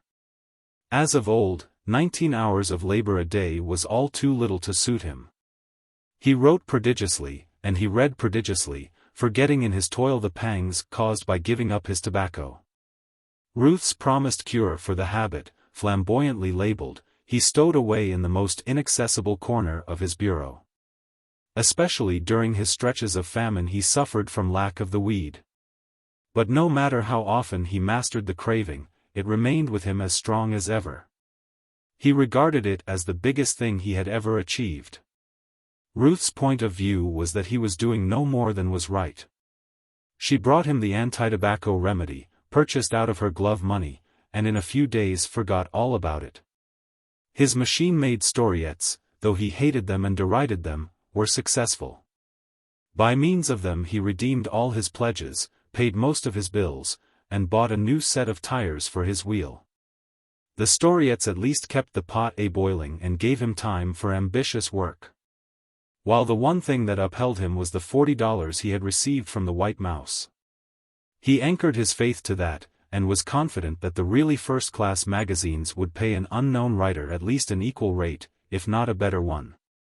But the thing was, how to get into the first-class magazines. His best stories, essays, and poems went begging among them, and yet, each month, he read reams of dull, prosy, inartistic stuff between all their various covers. If only one editor, he sometimes thought, would descend from his high seat of pride to write me one cheering line. No matter if my work is unusual, no matter if it is unfit, for prudential reasons, for their pages, surely there must be some sparks in it, somewhere, a few, to warm them to some sort of appreciation. And thereupon he would get out one or another of his manuscripts, such as Adventure, and read it over and over in a vain attempt to vindicate the editorial silence. As the sweet California spring came on, his period of plenty came to an end. For several weeks he had been worried by a strange silence on the part of the newspaper Storiette syndicate. Then, one day, came back to him through the mail 10 of his immaculate machine-made storiettes. They were accompanied by a brief letter to the effect that the syndicate was overstocked, and that some months would elapse before it would be in the market again for manuscripts. Martin had even been extravagant on the strength of those 10 storiettes. Toward the last the syndicate had been paying him $5 each for them and accepting every one he sent. So he had looked upon the 10 as good as sold, and he had lived accordingly, on a basis of $50 in the bank. So it was that he entered abruptly upon a lean period, wherein he continued selling his earlier efforts to publications that would not pay and submitting his later work to magazines that would not buy. Also, he resumed his trips to the pawnbroker down in Oakland. A few jokes and snatches of humorous verse, sold to the New York weeklies, made existence barely possible for him. It was at this time that he wrote letters of inquiry to the several great monthly and quarterly reviews, and learned in reply that they rarely considered unsolicited articles, and that most of their contents were written upon order by well-known specialists who were authorities in their various fields. Chapter 29. It was a hard summer for Martin. Manuscript readers and editors were away on vacation, and publications that ordinarily returned a decision in 3 weeks now retained his manuscript for 3 months or more. The consolation he drew from it was that a saving in postage was effected by the deadlock. Only the robber publications seemed to remain actively in business, and to them Martin disposed of all his early efforts, such as Pearl Diving, The Sea as a Career, Turtle Catching, and The Northeast Trades. For these manuscripts he never received a penny. It is true, after 6 months' correspondence, he effected a compromise, whereby he received a safety razor for Turtle Catching, and that the Acropolis, having agreed to give him $5 cash and 5 yearly subscriptions, for The Northeast Trades, fulfilled the second part of the agreement. For a sonnet on Stevenson he managed to wring $2 out of a Boston editor who was running a magazine with a Matthew Arnold taste and a penny dreadful purse. The Peri and the Pearl, a clever skit of a poem of 200 lines, just finished, white-hot from his brain, won the heart of the editor of a San Francisco magazine published in the interest of a great railroad. When the editor wrote, offering him payment in transportation, Martin wrote back to inquire if the transportation was transferable. It was not, and so, being prevented from peddling it, he asked for the return of the poem. Back it came, with the editor's regrets, and Martin sent it to San Francisco again, this time to the Hornet, a pretentious monthly that had been fanned into a constellation of the first magnitude by the brilliant journalist who founded it.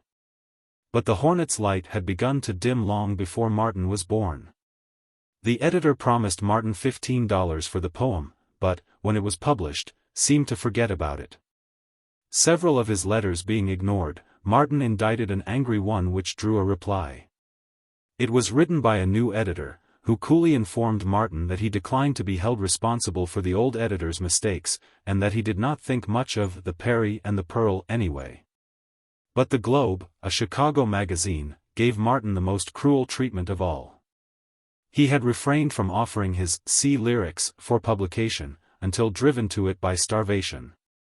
After having been rejected by a dozen magazines, they had come to rest in the Globe office. There were 30 poems in the collection, and he was to receive $1 apiece for them. The first month 4 were published, and he promptly received a check for $4, but when he looked over the magazine, he was appalled at the slaughter. In some cases the titles had been altered, Finus, for instance, being changed to The Finish, and The Song of the Outer Reef to The Song of the Coral Reef. In one case, an absolutely different title, a misappropriate title, was substituted. In place of his own, Medusa Lights, the editor had printed The Backward Track. But the slaughter in the body of the poems was terrifying. Martin groaned and sweated and thrust his hands through his hair. Phrases, lines, and stanzas were cut out, interchanged, or juggled about in the most incomprehensible manner. Sometimes lines and stanzas not his own were substituted for his. He could not believe that a sane editor could be guilty of such maltreatment, and his favorite hypothesis was that his poems must have been doctored by the office boy or the stenographer. Martin wrote immediately, begging the editor to cease publishing the lyrics and to return them to him. He wrote again and again, begging, entreating, threatening, but his letters were ignored. Month by month the slaughter went on till the 30 poems were published, and month by month he received a check for those which had appeared in the current number. Despite these various misadventures, the memory of the White Mouse $40 check sustained him, though he was driven more and more to hackwork. He discovered a bread-and-butter field in the agricultural weeklies and trade journals, though among the religious weeklies he found he could easily starve.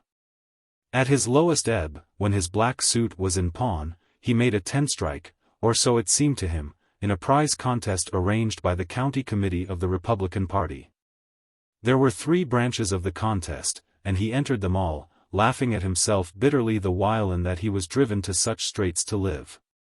His poem won the first prize of $10, his campaign song the second prize of $5, his essay on the principles of the Republican Party the first prize of $25. Which was very gratifying to him until he tried to collect. Something had gone wrong in the county committee, and, though a rich banker and a state senator were members of it, the money was not forthcoming. While this affair was hanging fire, he proved that he understood the principles of the Democratic Party by winning the first prize for his essay in a similar contest. And, moreover, he received the money, $25. But the $40 won in the first contest he never received. Driven to shifts in order to see Ruth, and deciding that the long walk from North Oakland to her house and back again consumed too much time, he kept his black suit in pawn in place of his bicycle. The latter gave him exercise, saved him hours of time for work, and enabled him to see Ruth just the same. A pair of knee-duck trousers and an old sweater made him a presentable wool costume, so that he could go with Ruth on afternoon rides.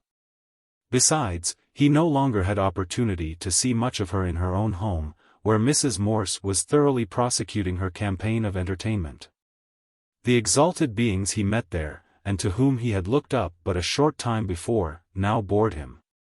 They were no longer exalted. He was nervous and irritable, what of his hard times, disappointments, and close application to work, and the conversation of such people was maddening. He was not unduly egotistic. He measured the narrowness of their minds by the minds of the thinkers in the books he read. At Ruth's home he never met a large mind, with the exception of Professor Caldwell, and Caldwell he had met there only once.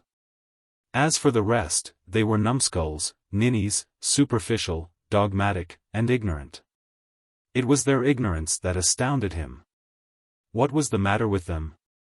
What had they done with their educations? They had had access to the same books he had. How did it happen that they had drawn nothing from them? He knew that the great minds, the deep and rational thinkers, existed. He had his proofs from the books, the books that had educated him beyond the Morse standard. And he knew that higher intellects than those of the Morse circle were to be found in the world. He read English society novels, wherein he caught glimpses of men and women talking politics and philosophy. And he read of salons in great cities, even in the United States, where art and intellect congregated. Foolishly, in the past, he had conceived that all well-groomed persons above the working class were persons with power of intellect and vigor of beauty. Culture and collars had gone together, to him, and he had been deceived into believing that college educations and mastery were the same things. Well, he would fight his way on and up higher. And he would take Ruth with him. Her he dearly loved, and he was confident that she would shine anywhere. As it was clear to him that he had been handicapped by his early environment, so now he perceived that she was similarly handicapped. She had not had a chance to expand. The books on her father's shelves, the paintings on the walls, the music on the piano, all was just so much meretricious display. To real literature, real painting, real music, the Morses and their kind were dead. And bigger than such things was life, of which they were densely, hopelessly ignorant. In spite of their Unitarian proclivities and their masks of conservative broad-mindedness, they were 2 generations behind interpretative science. Their mental processes were medieval. While their thinking on the ultimate data of existence and of the universe struck him as the same metaphysical method that was as young as the youngest race, as old as the caveman. And older, the same that moved the first Pleistocene ape-man to fear the dark. That moved the first hasty Hebrew savage to incarnate Eve from Adam's rib, that moved Descartes to build an idealistic system of the universe out of the projections of his own puny ego. And that moved the famous British ecclesiastic to denounce evolution in satire so scathing as to win immediate applause and leave his name a notorious scrawl on the page of history.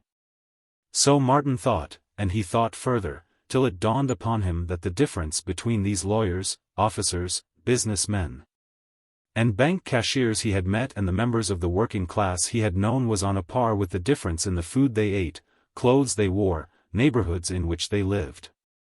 Certainly, in all of them was lacking the something more which he found in himself and in the books.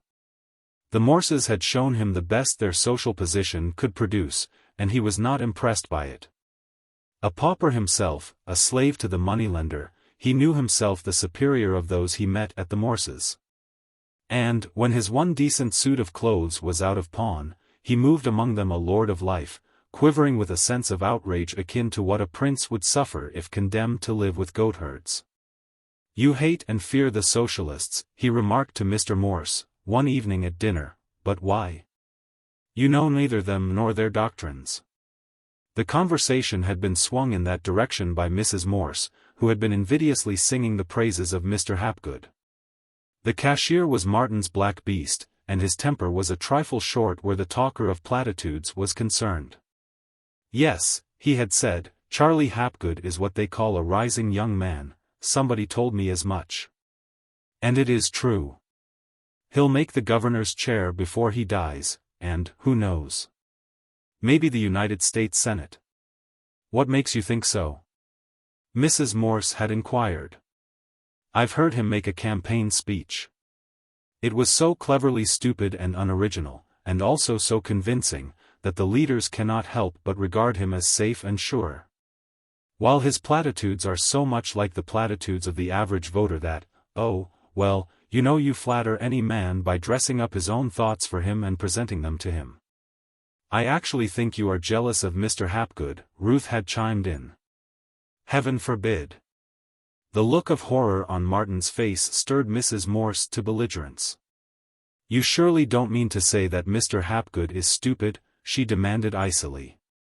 "No more than the average Republican," was the retort, "or average Democrat, either. They are all stupid when they are not crafty, and very few of them are crafty. The only wise Republicans are the millionaires and their conscious henchmen. They know which side their bread is buttered on, and they know why."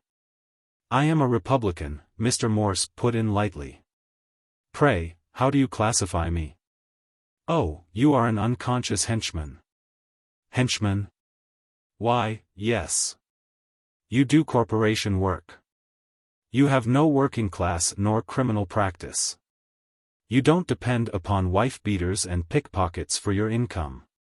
You get your livelihood from the masters of society, and whoever feeds a man is that man's master. Yes, you are a henchman. You are interested in advancing the interests of the aggregations of capital you serve. Mr. Morse's face was a trifle red. I confess, sir, he said, that you talk like a scoundrelly socialist. Then it was that Martin made his remark. You hate and fear the socialists, but why? You know neither them nor their doctrines. Your doctrine certainly sounds like socialism, Mr. Morse replied, while Ruth gazed anxiously from one to the other. And Mrs. Morse beamed happily at the opportunity afforded of rousing her liege lord's antagonism. Because I say Republicans are stupid, and hold that liberty, equality, and fraternity are exploded bubbles, does not make me a socialist, Martin said with a smile. Because I question Jefferson and the unscientific Frenchman who informed his mind, does not make me a socialist. Believe me, Mr. Morse, you are far nearer socialism than I who am its avowed enemy. Now you please to be facetious, was all the other could say. Not at all. I speak in all seriousness. You still believe in equality, and yet you do the work of the corporations, and the corporations, from day to day, are busily engaged in burying equality. And you call me a socialist because I deny equality, because I affirm just what you live up to. The Republicans are foes to equality, though most of them fight the battle against equality with the very word itself the slogan on their lips. In the name of equality they destroy equality. That was why I called them stupid. As for myself, I am an individualist. I believe the race is to the swift, the battle to the strong. Such is the lesson I have learned from biology, or at least think I have learned. As I said, I am an individualist, and individualism is the hereditary and eternal foe of socialism. But you frequent socialist meetings, Mr. Morse challenged. Certainly, just as spies frequent hostile camps. How else are you to learn about the enemy? Besides, I enjoy myself at their meetings. They are good fighters, and, right or wrong, they have read the books. Any one of them knows far more about sociology and all the other ologies than the average captain of industry. Yes, I have been to half a dozen of their meetings, but that doesn't make me a socialist any more than hearing Charlie Hapgood orate made me a Republican. I can't help it, Mr. Morse said feebly, but I still believe you incline that way. Bless me, Martin thought to himself, he doesn't know what I was talking about. He hasn't understood a word of it. What did he do with his education, anyway? Thus, in his development, Martin found himself face to face with economic morality, or the morality of class. And soon it became to him a grisly monster. Personally, he was an intellectual moralist, and more offending to him than platitudinous pomposity was the morality of those about him, which was a curious hodgepodge of the economic, the metaphysical, the sentimental, and the imitative. A sample of this curious messy mixture he encountered nearer home. His sister Marion had been keeping company with an industrious young mechanic, of German extraction, who, after thoroughly learning the trade, had set up for himself in a bicycle repair shop. Also, having got the agency for a low-grade make-of-will, he was prosperous. Marion had called on Martin in his room a short time before to announce her engagement, during which visit she had playfully inspected Martin's palm and told his fortune. On her next visit she brought Hermann von Schmidt along with her. Martin did the honors and congratulated both of them in language so easy and graceful as to affect disagreeably the peasant mind of his sister's lover. This bad impression was further heightened by Martin's reading aloud the half-dozen stanzas of verse with which he had commemorated Marion's previous visit. It was a bit of society verse, airy and delicate, which he had named the palmist. He was surprised, when he finished reading it, to note no enjoyment in his sister's face. Instead, her eyes were fixed anxiously upon her betrothed, and Martin, following her gaze, saw spread on that worthy's asymmetrical features nothing but black and sullen disapproval. The incident passed over, they made an early departure, and Martin forgot all about it, though for the moment he had been puzzled that any woman, even of the working class, should not have been flattered and delighted by having poetry written about her. Several evenings later Marian again visited him, this time alone. Nor did she waste time in coming to the point, upbraiding him sorrowfully for what he had done. "Why, Marian," he chided, "you talk as though you were ashamed of your relatives, or of your brother at any rate." "And I am, too," she blurted out. Martin was bewildered by the tears of mortification he saw in her eyes. The mood, whatever it was genuine. "But, Marian, why should your Hermann be jealous of my writing poetry about my own sister?" "He ain't jealous," she sobbed. "He says it was indecent, obscene." Martin emitted a long, low whistle of incredulity, then proceeded to resurrect and read a carbon copy of The Palmist. "I can't see it," he said finally, proffering the manuscript to her. "Read it yourself and show me whatever strikes you as obscene, that was the word, wasn't it?" "He says so, and he ought to know," was the answer, with a wave aside of the manuscript, accompanied by a look of loathing. "And he says you've got to tear it up. He says he won't have no wife of his with such things written about her which anybody can read. He says it's a disgrace, and he won't stand for it." "Now, look here, Marian, this is nothing but nonsense," Martin began, then abruptly changed his mind.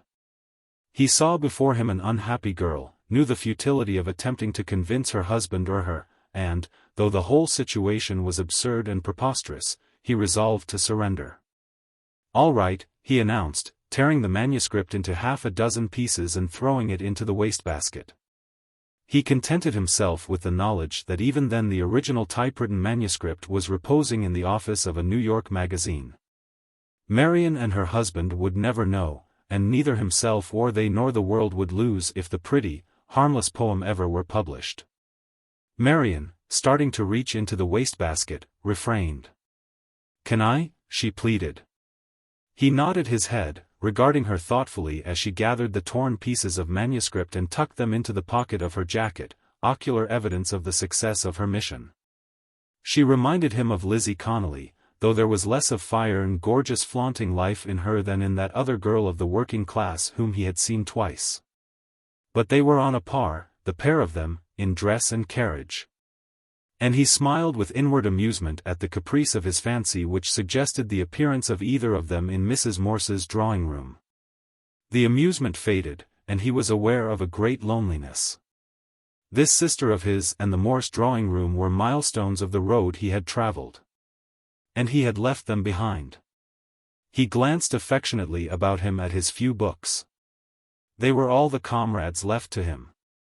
"Hello, what's that?" he demanded in startled surprise. Marian repeated her question. "Why don't I go to work?" He broke into a laugh that was only half-hearted. "That Hermann of yours has been talking to you." She shook her head. "Don't lie," he commanded, and the nod of her head affirmed his charge. "Well, you tell that Hermann of yours to mind his own business. That when I write poetry about the girl he's keeping company with it's his business, but that outside of that he's got no say-so. Understand? So you don't think I'll succeed as a writer, eh?" He went on. "You think I'm no good, that I've fallen down and am a disgrace to the family? I think it would be much better if you got a job," she said firmly, and he saw she was sincere. "Hermann says." "Damn Hermann," he broke out good-naturedly. "What I want to know is when you're going to get married. Also, you find out from your Hermann if he will deign to permit you to accept a wedding present from me." He mused over the incident after she had gone, and once or twice broke out into laughter that was bitter as he saw his sister and her betrothed. All the members of his own class and the members of Ruth's class, directing their narrow little lives by narrow little formulas, herd creatures. Flocking together and patterning their lives by one another's opinions, failing of being individuals and of really living life because of the childlike formulas by which they were enslaved. He summoned them before him in apparitional procession, Bernard Higginbotham arm in arm with Mr. Butler, Hermann von Schmidt cheek by jowl with Charlie Hapgood. And one by one and in pairs he judged them and dismissed them, judged them by the standards of intellect and morality he had learned from the books. Vainly he asked, where are the great souls, the great men and women? He found them not among the careless, gross, and stupid intelligences that answered the call of vision to his narrow room. He felt a loathing for them such as Circe must have felt for her swine. When he had dismissed the last one and thought himself alone, a latecomer entered, unexpected and unsummoned. Martin watched him and saw the stiff rim, the square-cut, double-breasted coat and the swaggering shoulders, of the youthful hoodlum who had once been he. "You were like all the rest, young fellow," Martin sneered. "Your morality and your knowledge were just the same as theirs. You did not think and act for yourself. Your opinions, like your clothes, were ready-made, your acts were shaped by popular approval. You were cock of your gang because others acclaimed you the real thing. You fought and ruled the gang, not because you liked to, you really despised it, but because the other fellows patted you on the shoulder. You licked Cheeseface because you wouldn't give in, and you wouldn't give in partly because you were an abysmal brute and for the rest because you believed what everyone about you believed. That the measure of manhood was the carnivorous ferocity displayed in injuring and marring fellow creatures' anatomies. Why, you whelp, you even won other fellows' girls away from them, not because you wanted the girls, but because in the marrow of those about you, those who set your moral pace, was the instinct of the wild stallion and the bull seal. Well, the years have passed, and what do you think about it now?" As if in reply, the vision underwent a swift metamorphosis. The stiff rim and the square cut vanished, being replaced by milder garments, the toughness went out of the face, the hardness out of the eyes. And, the face, chastened and refined, was irradiated from an inner life of communion with beauty and knowledge. The apparition was very like his present self, and, as he regarded it, he noted the student lamp by which it was illuminated, and the book over which it pored. He glanced at the title and read, "The Science of Aesthetics." Next, he entered into the apparition, trimmed the student lamp, and himself went on reading The Science of Aesthetics. Chapter 30. On a beautiful fall day, a day of similar Indian summer to that which had seen their love declared the year before, Martin read his love cycle to Ruth. It was in the afternoon, and, as before, they had ridden out to their favorite knoll in the hills.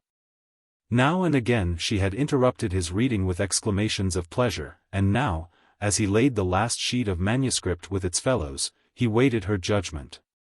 She delayed to speak, and at last she spoke haltingly, hesitating to frame in words the harshness of her thought. "I think they are beautiful, very beautiful," she said. "But you can't sell them, can you?"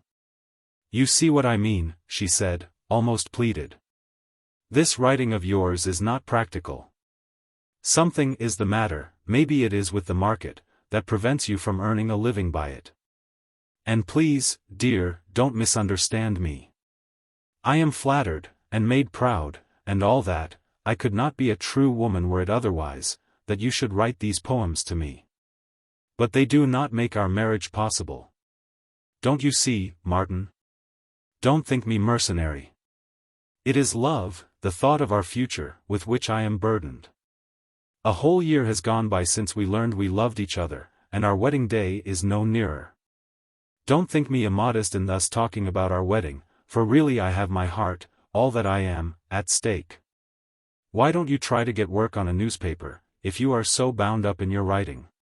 Why not become a reporter, for a while, at least?" "It would spoil my style," was his answer, in a low, monotonous voice. "You have no idea how I've worked for style." "But those storiettes," she argued. "You called them hackwork. You wrote many of them. Didn't they spoil your style?" "No, the cases are different. The storiettes were ground out, jaded, at the end of a long day of application to style. But a reporter's work is all hack from morning till night, is the one paramount thing of life. And it is a whirlwind life, the life of the moment, with neither past nor future, and certainly without thought of any style but repertorial style, and that certainly is not literature. To become a reporter now, just as my style is taking form, crystallizing, would be to commit literary suicide. As it is, every storiette, every word of every storiette, was a violation of myself, of my self-respect, of my respect for beauty. I tell you it was sickening. I was guilty of sin. And I was secretly glad when the markets failed, even if my clothes did go into pawn. But the joy of writing the love cycle. The creative joy in its noblest form. That was compensation for everything. Martin did not know that Ruth was unsympathetic concerning the creative joy. She used the phrase, it was on her lips he had first heard it. She had read about it, studied about it, in the university in the course of earning her bachelorship of arts. But she was not original, not creative, and all manifestations of culture on her part were but harpings of the harpings of others. May not the editor have been right in his revision of your XXIII lyrics, she questioned. Remember, an editor must have proved qualifications or else he would not be an editor. That's in line with the persistence of the established, he rejoined, his heat against the editor folk getting the better of him. What is not only right, but is the best possible.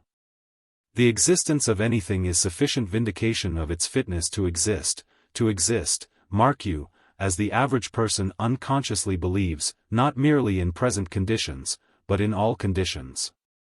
It is their ignorance, of course, that makes them believe such rot, their ignorance, which is nothing more nor less than the henitical mental process described by Weininger. They think, and such thinkless creatures are the arbiters of the lives of the few who really think. He paused, overcome by the consciousness that he had been talking over Ruth's head. I'm sure I don't know who this Weininger is, she retorted. And you are so dreadfully general that I fail to follow you. What I was speaking of was the qualification of editors. And I'll tell you, he interrupted. The chief qualification of 99% of all editors is failure. They have failed as writers. Don't think they prefer the drudgery of the desk and the slavery to their circulation and to the business manager to the joy of writing. They have tried to write, and they have failed. And right there is the cursed paradox of it. Every portal to success in literature is guarded by those watchdogs, the failures in literature. The editors, sub-editors, associate editors, most of them, and the manuscript readers for the magazines and book publishers, most of them, nearly all of them, are men who wanted to write and who have failed. And yet they, of all creatures under the sun the most unfit, are the very creatures who decide what shall and what shall not find its way into print, they, who have proved themselves not original. Who have demonstrated that they lack the divine fire, sit in judgment upon originality and genius. And after them come the reviewers, just so many more failures. Don't tell me that they have not dreamed the dream and attempted to write poetry or fiction, for they have, and they have failed. Why, the average review is more nauseating than cod liver oil. But you know my opinion on the reviewers and the alleged critics. There are great critics, but they are as rare as comets. If I fail as a writer, I shall have proved for the career of editorship. There's bread and butter and jam, at any rate. Ruth's mind was quick, and her disapproval of her lover's views was buttressed by the contradiction she found in his contention. But, Martin, if that be so, if all the doors are closed as you have shown so conclusively, how is it possible that any of the great writers ever arrived? They arrived by achieving the impossible, he answered. They did such blazing, glorious work as to burn to ashes those that opposed them. They arrived by course of miracle, by winning 1,000-to-1 wager against them. They arrived because they were Carlyle's battle-scarred giants who will not be kept down. And that is what I must do, I must achieve the impossible. But if you fail? You must consider me as well, Martin. If I fail? He regarded her for a moment as though the thought she had uttered was unthinkable. Then intelligence illumined his eyes. If I fail, I shall become an editor, and you will be an editor's wife. She frowned at his facetiousness, a pretty, adorable frown that made him put his arm around her and kiss it away. There, that's enough, she urged, by an effort of will withdrawing herself from the fascination of his strength. I have talked with father and mother. I never before asserted myself so against them. I demanded to be heard. I was very undutiful. They are against you, you know. But I assured them over and over of my abiding love for you, and at last father agreed that if you wanted to, you could begin right away in his office. And then, of his own accord, he said he would pay you enough at the start so that we could get married and have a little cottage somewhere. Which I think was very fine of him, don't you? Martin, with the dull pain of despair at his heart, mechanically reaching for the tobacco and paper, which he no longer carried, to roll a cigarette, muttered something inarticulate. And Ruth went on. Frankly, though, and don't let it hurt you, I tell you, to show you precisely how you stand with him, he doesn't like your radical views, and he thinks you are lazy. Of course I know you are not. I know you work hard. How hard, even she did not know, was the thought in Martin's mind. Well, then, he said, how about my views? Do you think they are so radical? He held her eyes and waited the answer. I think them, well, very disconcerting, she replied. The question was answered for him, and so oppressed was he by the grayness of life that he forgot the tentative proposition she had made for him to go to work. And she, having gone as far as she dared, was willing to wait the answer till she should bring the question up again. She had not long to wait. Martin had a question of his own to propound to her. He wanted to ascertain the measure of her faith in him, and within the week each was answered. Martin precipitated it by reading to her his The Shame of the Sun. Why don't you become a reporter? She asked when he had finished. You love writing so, and I am sure you would succeed. You could rise in journalism and make a name for yourself. There are a number of great special correspondents. Their salaries are large, and their field is the world. They are sent everywhere, to the heart of Africa, like Stanley, or to interview the Pope, or to explore unknown Tibet. Then you don't like my essay, he rejoined.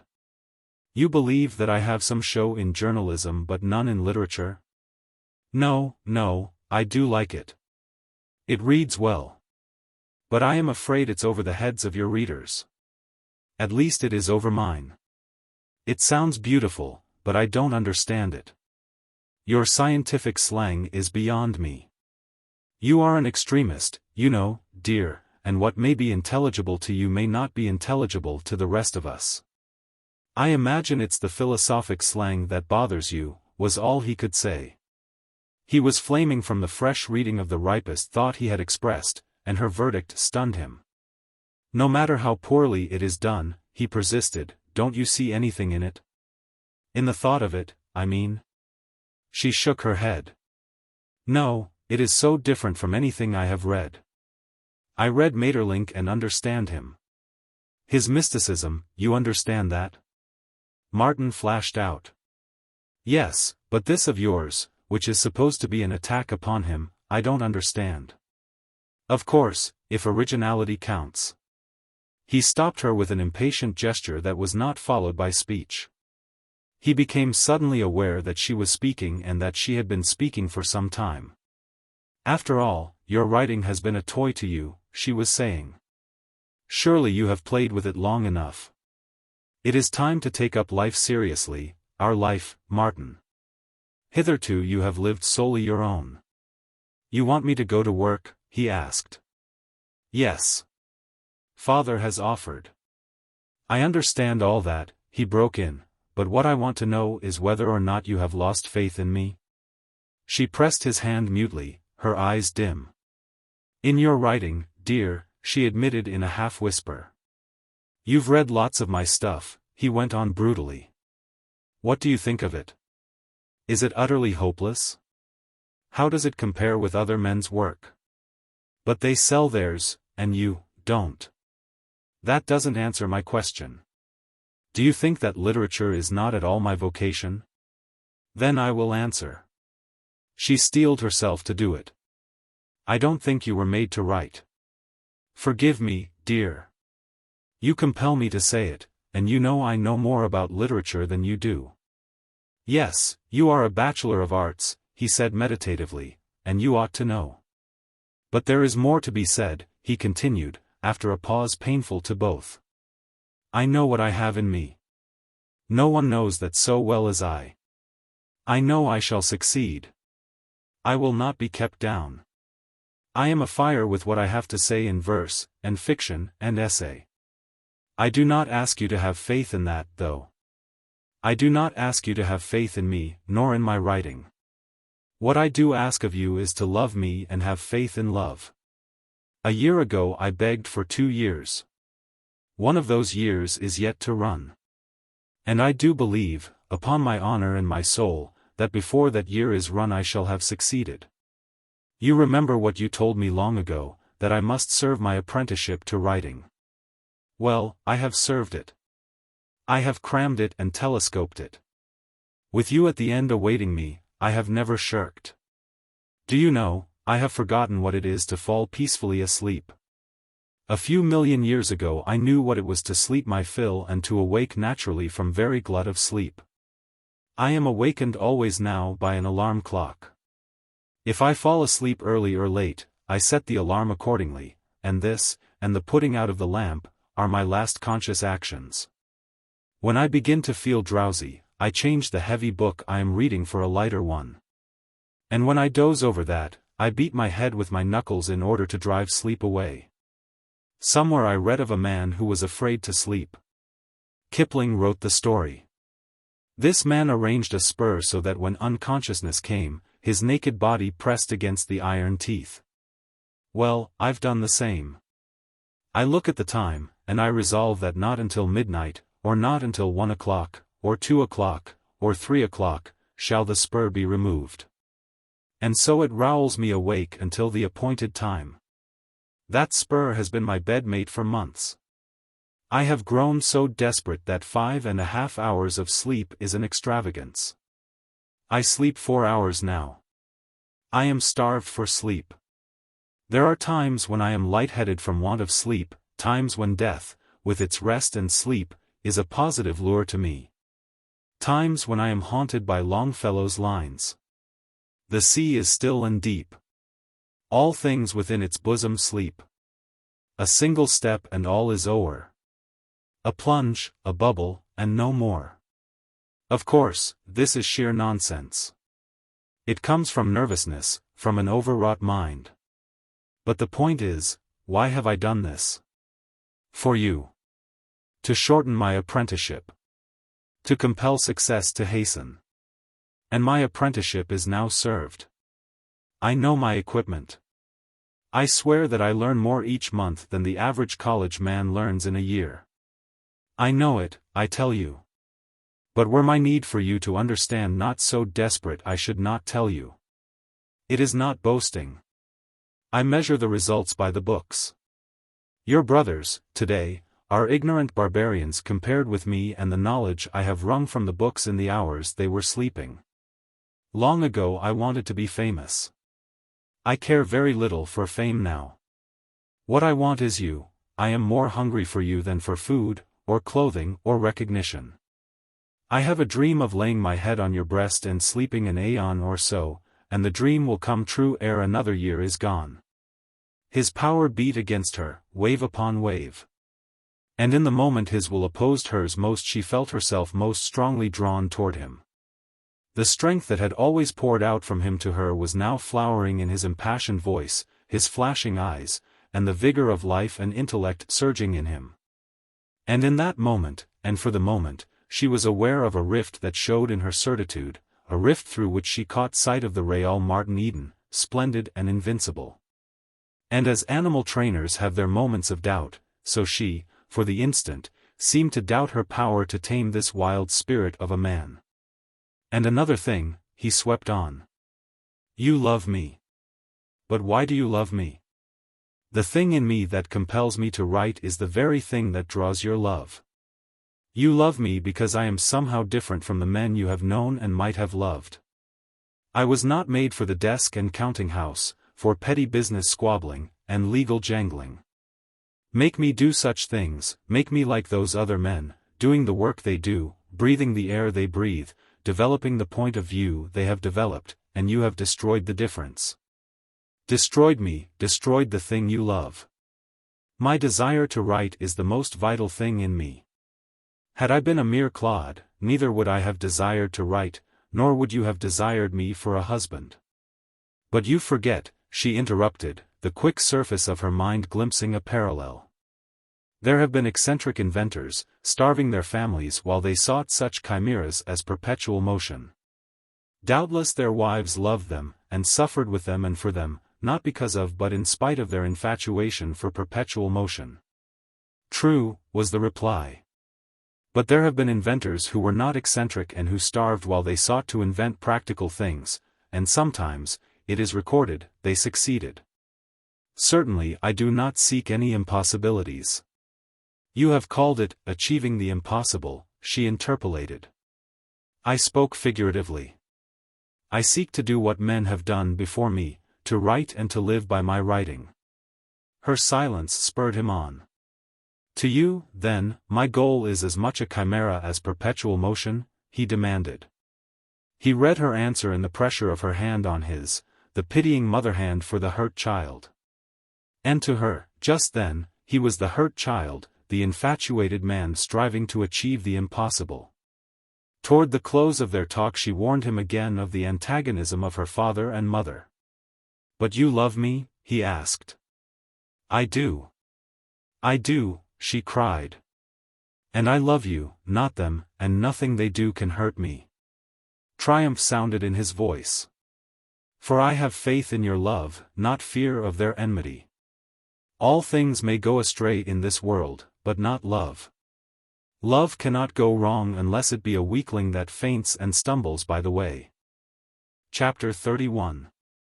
Martin had encountered his sister Gertrude by chance on Broadway, as it proved, a most propitious yet disconcerting chance. Waiting on the corner for a car, she had seen him first, and noted the eager, hungry lines of his face and the desperate, worried look of his eyes. In truth, he was desperate and worried. He had just come from a fruitless interview with the pawnbroker, from whom he had tried to wring an additional loan on his wheel. The muddy fall weather having come on, Martin had pledged his will some time since and retained his black suit. There's the black suit, the pawnbroker, who knew his every asset, had answered. You needn't tell me you've gone and pledged it with that Jew, Lipka. Because if you have. The man had looked the threat, and Martin hastened to cry. No, no, I've got it. But I want to wear it on a matter of business. All right, the mollified usurer had replied. And I want it on a matter of business before I can let you have any more money. You don't think I'm in it for my health? But it's a $40 wheel, in good condition, Martin had argued. And you've only let me have $7 on it. No, not even 7. 6 1/4, you took the interest in advance. If you want some more, bring the suit, had been the reply that sent Martin out of the stuffy little den, so desperate at heart as to reflect it in his face and touch his sister to pity. Scarcely had they met when the Telegraph Avenue car came along and stopped to take on a crowd of afternoon shoppers. Mrs. Higginbotham divined from the grip on her arm as he helped her on, that he was not going to follow her. She turned on the step and looked down upon him. His haggard face smote her to the heart again. Ain't you comin'? She asked. The next moment she had descended to his side. I'm walking, exercise, you know, he explained. Then I'll go along for a few blocks, she announced. Meb, it'll do me good. I ain't been feelin' any too spry these last few days.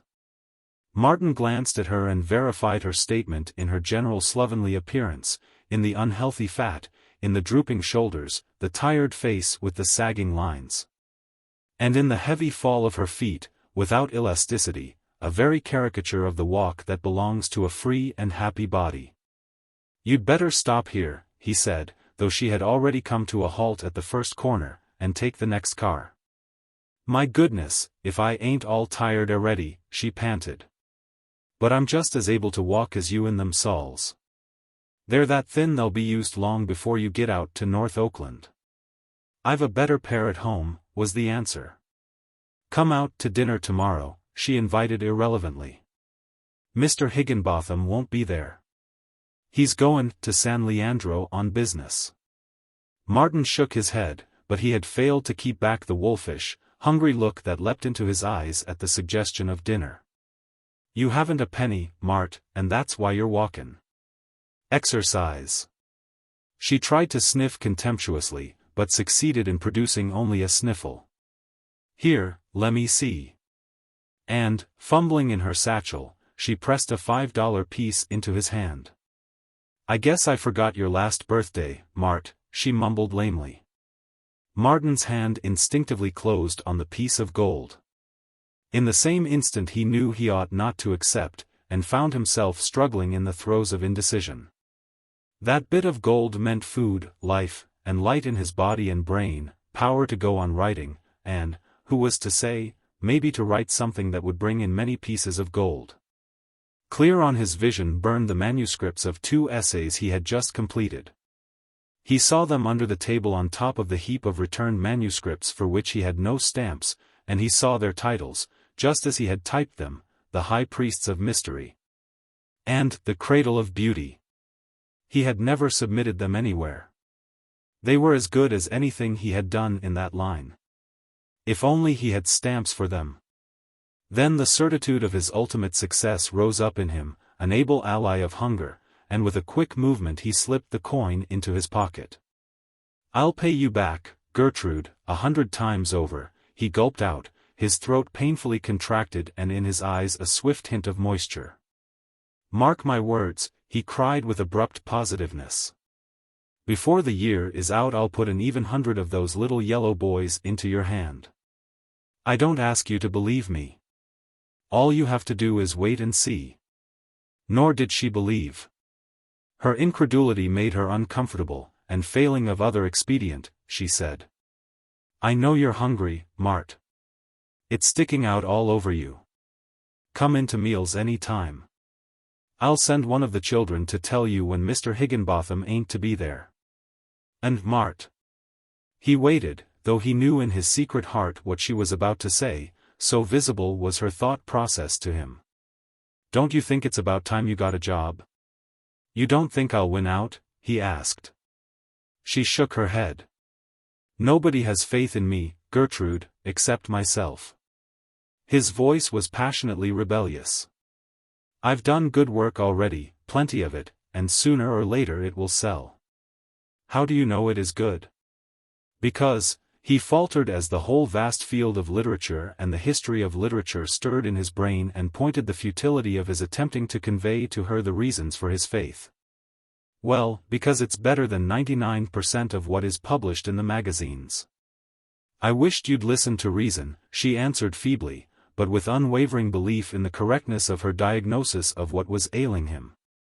"I wished you'd listen to reason," she repeated, "and come to dinner tomorrow." After Martin had helped her on the car, he hurried to the post office and invested 3 of the $5 in stamps. And when, later in the day, on the way to the Morse home, he stopped in at the post office to weigh a large number of long, bulky envelopes, he affixed to them all the stamps save 3 of the 2-cent denomination. It proved a momentous night for Martin, for after dinner he met Russ Brissenden. How he chanced to come there, whose friend he was or what acquaintance brought him, Martin did not know. Nor had he the curiosity to inquire about him of Ruth. In short, Brissenden struck Martin as anemic and featherbrained, and was promptly dismissed from his mind. An hour later he decided that Brissenden was a bore as well, what of the way he prowled about from one room to another, staring at the pictures or poking his nose into books and magazines he picked up from the table or drew from the shelves. Though a stranger in the house he finally isolated himself in the midst of the company, huddling into a capacious Morris chair and reading steadily from a thin volume he had drawn from his pocket. As he read, he abstractedly ran his fingers, with a caressing movement, through his hair. Martin noticed him no more that evening, except once when he observed him chaffing with great apparent success with several of the young women. It chanced that when Martin was leaving, he overtook Brissenden already half down the walk to the street. "Hello, is that you?" Martin said. The other replied with an ungracious grunt, but swung alongside. Martin made no further attempt at conversation, and for several blocks unbroken silence lay upon them. Pompous old ass. The suddenness and the virulence of the exclamation startled Martin. He felt amused, and at the same time was aware of a growing dislike for the other. "What do you go to such a place for?" was abruptly flung at him after another block of silence.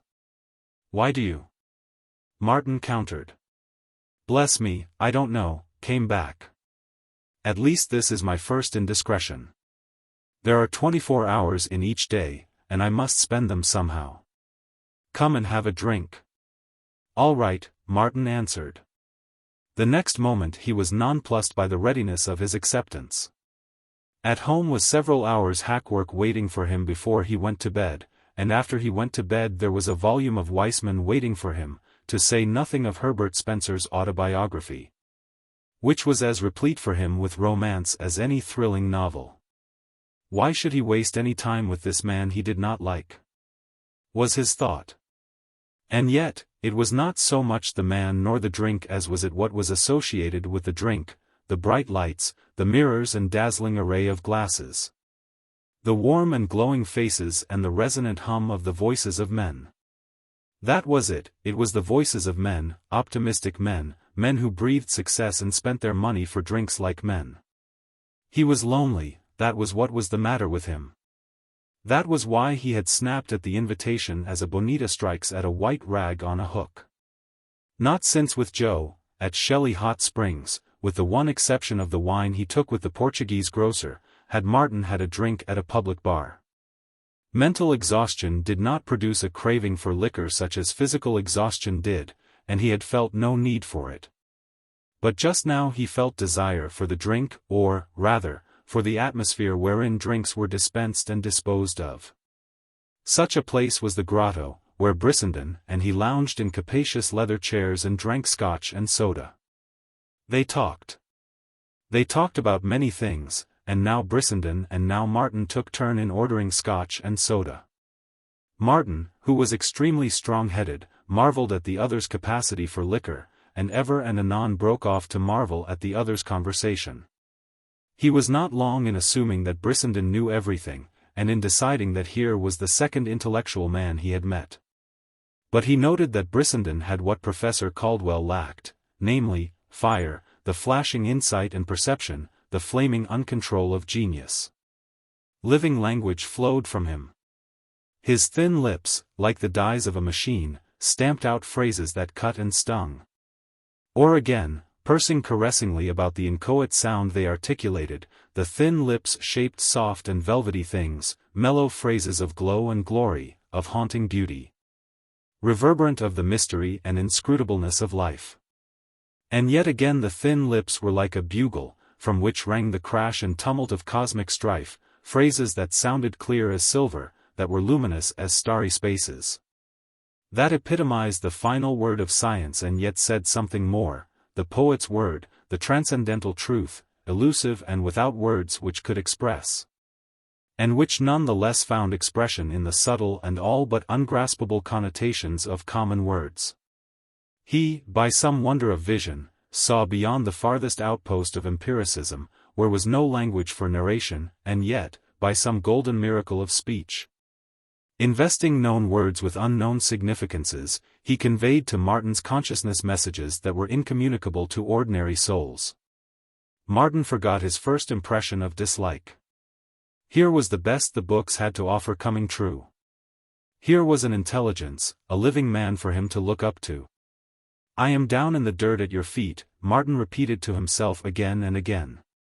"You've studied biology," he said aloud, in significant allusion.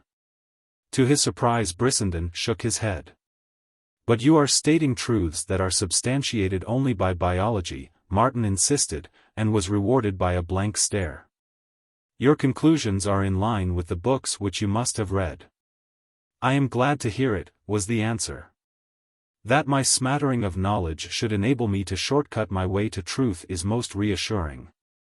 As for myself, I never bother to find out if I am right or not. It is all valueless anyway. Man can never know the ultimate verities. You are a disciple of Spencer. Martin cried triumphantly. I haven't read him since adolescence, and all I read then was his education. I wish I could gather knowledge as carelessly, Martin broke out half an hour later. He had been closely analyzing Brissenden's mental equipment. You are a sheer dogmatist, and that's what makes it so marvelous. You state dogmatically the latest facts which science has been able to establish only by a posteriori reasoning. You jump at correct conclusions. You certainly shortcut with a vengeance. You feel your way with the speed of light, by some hyperrational process, to truth. Yes, that was what used to bother Father Joseph, and Brother Dutton, Brissenden replied. Oh, no, he added. I am not anything. It was a lucky trick of fate that sent me to a Catholic college for my education. Where did you pick up what you know? And while Martin told him, he was busy studying Brissenden, ranging from a long, lean, aristocratic face and drooping shoulders to the overcoat on a neighboring chair. Its pockets sagged and bulged by the freightage of many books. Brissenden's face and long, slender hands were browned by the sun, excessively browned, Martin thought. This sunburn bothered Martin. It was patent that Brissenden was no outdoor man. Then how had he been ravaged by the sun? Something morbid and significant attached to that sunburn, was Martin's thought as he returned to a study of the face, narrow, with high cheekbones and cavernous hollows. And graced with as delicate and fine an aquiline nose as Martin had ever seen. There was nothing remarkable about the size of the eyes. They were neither large nor small, while their color was a nondescript brown. But in them smoldered a fire, or, rather, lurked an expression dual and strangely contradictory. Defiant, indomitable, even harsh to excess, they at the same time aroused pity. Martin found himself pitying him he knew not why, though he was soon to learn. Oh, I'm a lunger, Brissenden announced, offhand, a little later, having already stated that he came from Arizona. I've been down there a couple of years living on the climate. Aren't you afraid to venture it up in this climate? Afraid?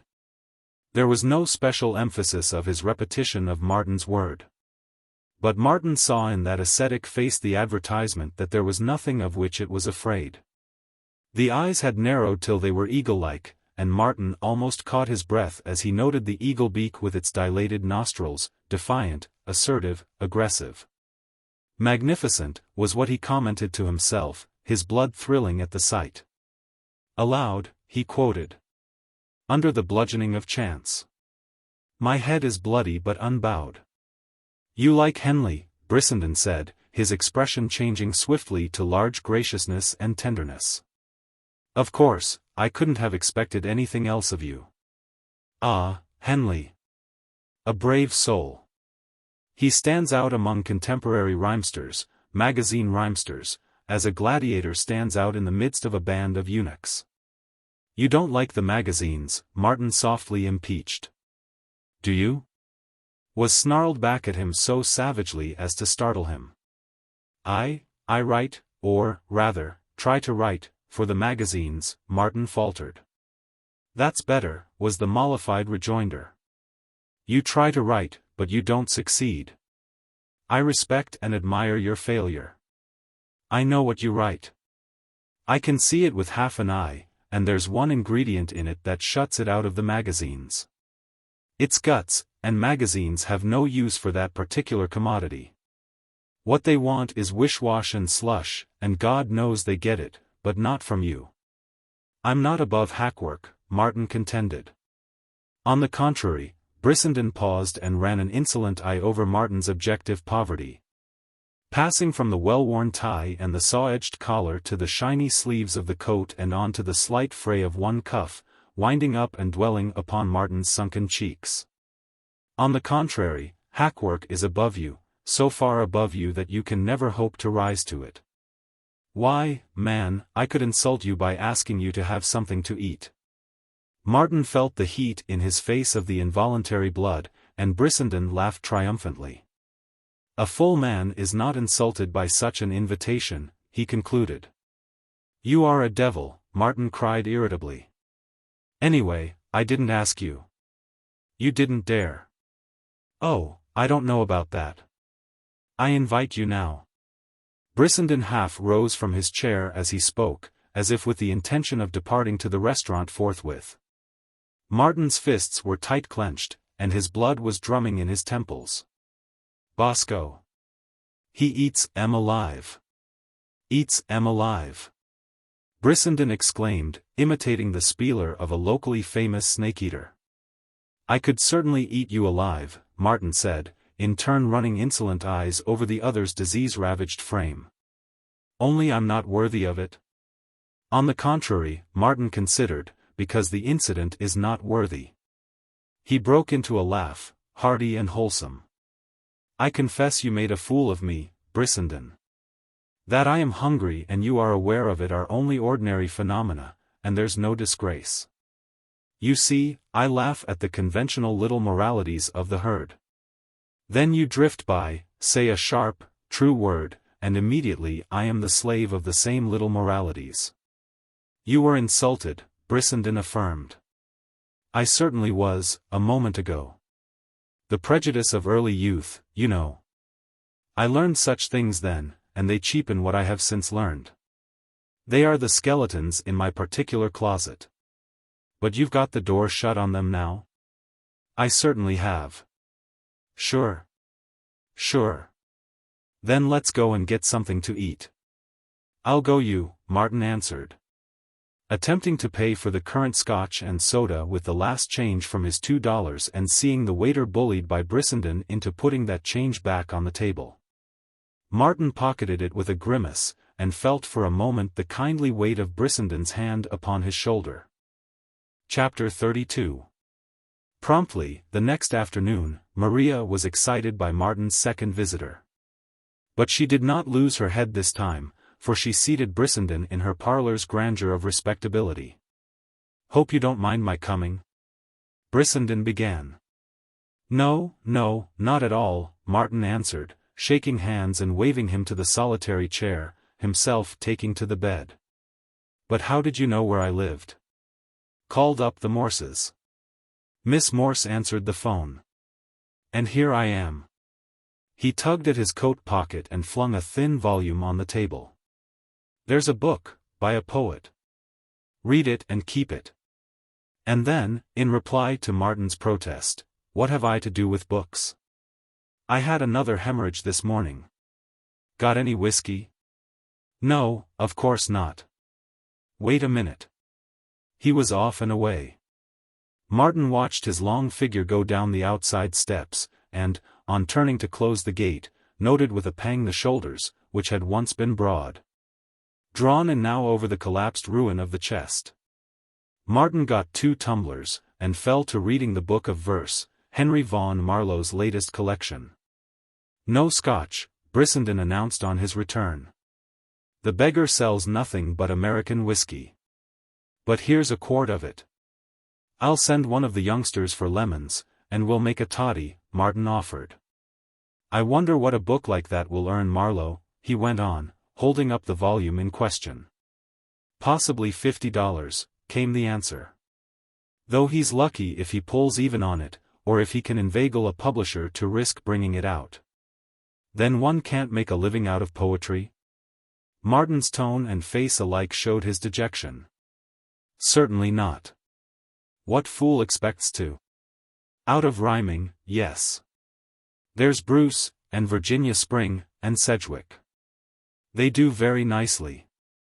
But poetry, do you know how Vaughan Marlowe makes his living, teaching in a boys' cramming joint down in Pennsylvania, and of all private little hells such a billet is the limit.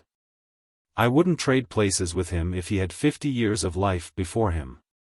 And yet his work stands out from the ruck of the contemporary versifiers as a balas ruby among carrots. And the reviews he gets. Damn them, all of them, the crass mannequins. Too much is written by the men who can't write about the men who do write, Martin concurred. Why, I was appalled at the quantities of rubbish written about Stevenson and his work. Ghouls and harpies. Brissenden snapped out with clicking teeth. Yes, I know the spawn, complacently pecking at him for his Father Damien letter, analyzing him, weighing him, measuring him by the yardstick of their own miserable egos, Martin broke in. Yes, that's it, a good phrase, mouthing and besliming the true, and beautiful, and good, and finally patting him on the back and saying, "Good dog, Fido." Faugh. The little chattering daws of men, Richard Riaff called them the night he died. Pecking at stardust, Martin took up the strain warmly, at the meteoric flight of the mastermen. I once wrote a squib on them, the critics, or the reviewers, rather. Let's see it, Brissenden begged eagerly. So Martin unearthed a carbon copy of Stardust, and during the reading of it Brissenden chuckled, rubbed his hands, and forgot to sip his toddy. "Strikes me you're a bit of stardust yourself, flung into a world of cowled gnomes who cannot see," was his comment at the end of it. Of course it was snapped up by the first magazine. Martin ran over the pages of his manuscript book. It has been refused by 27 of them. Brissenden essayed a long and hearty laugh, but broke down in a fit of coughing. "Say, you needn't tell me you haven't tackled poetry," he gasped. "Let me see some of it." "Don't read it now," Martin pleaded. "I want to talk with you. I'll make up a bundle and you can take it home." Brissenden departed with the Love Cycle, and the Peri and the Pearl, returning next day to greet Martin with, "I want more." Not only did he assure Martin that he was a poet, but Martin learned that Brissenden also was one. He was swept off his feet by the other's work, and astounded that no attempt had been made to publish it. "A plague on all their houses," was Brissenden's answer to Martin's volunteering to market his work for him. "Love beauty for its own sake," was his counsel, "and leave the magazines alone. Back to your ships and your sea, that's my advice to you, Martin Eden. What do you want in these sick and rotten cities of men? You are cutting your throat every day you waste in them trying to prostitute beauty to the needs of magazine-dom. What was it you quoted me the other day? Oh, yes, man, the latest of the ephemera. Well, what do you, the latest of the ephemera, want with fame? If you got it, it would be poison to you. You are too simple, too elemental, and too rational, by my faith, to prosper on such pap. I hope you never do sell a line to the magazines. Beauty is the only master to serve. Serve her and damn the multitude. Success. What in hell's success if it isn't right there in your Stevenson sonnet, which outranks Henley's Apparition, in that Love Cycle, in those sea poems? It is not in what you succeed in doing that you get your joy, but in the doing of it. You can't tell me. I know it. You know it. Beauty hurts you. It is an everlasting pain in you, a wound that does not heal, a knife of flame. Why should you palter with magazines? Let beauty be your end. Why should you mint beauty into gold? Anyway, you can't. So there's no use in my getting excited over it. You can read the magazines for 1,000 years and you won't find the value of one line of Keats. Leave fame and coin alone, sign away on a ship tomorrow, and go back to your sea. Not for fame, but for love, Martin laughed. Love seems to have no place in your cosmos. In mine, beauty is the handmaiden of love. Brissenden looked at him pityingly and admiringly. You are so young, Martin boy, so young. You will flutter high, but your wings are of the finest gauze, dusted with the fairest pigments. Do not scorch them. But of course you have scorched them already. It required some glorified petticoat to account for that love cycle, and that's the shame of it. It glorifies love as well as the petticoat, Martin laughed. The philosophy of madness, was the retort. So have I assured myself when wandering in hashish dreams. But beware. These bourgeois cities will kill you. Look at that den of traitors where I met you. Dry rot is no name for it. One can't keep his sanity in such an atmosphere. It's degrading. There's not one of them who is not degrading, man and woman. all of them animated stomachs guided by the high intellectual and artistic impulses of clams. He broke off suddenly and regarded Martin. Then, with a flash of divination, he saw the situation. The expression on his face turned to wondering horror. "And you wrote that tremendous love cycle to her, that pale, shriveled, female thing?" The next instant Martin's right hand had shot to a throttling clutch on his throat, and he was being shaken till his teeth rattled. But Martin, looking into his eyes, saw no fear there, naught but a curious and mocking devil. Martin remembered himself, and flung Brissenden, by the neck, sidelong upon the bed, at the same moment releasing his hold. Brissenden panted and gasped painfully for a moment, then began to chuckle. "You had made me eternally your debtor had you shaken out the flame," he said. "My nerves are on a hair-trigger these days," Martin apologized. "Hope I didn't hurt you.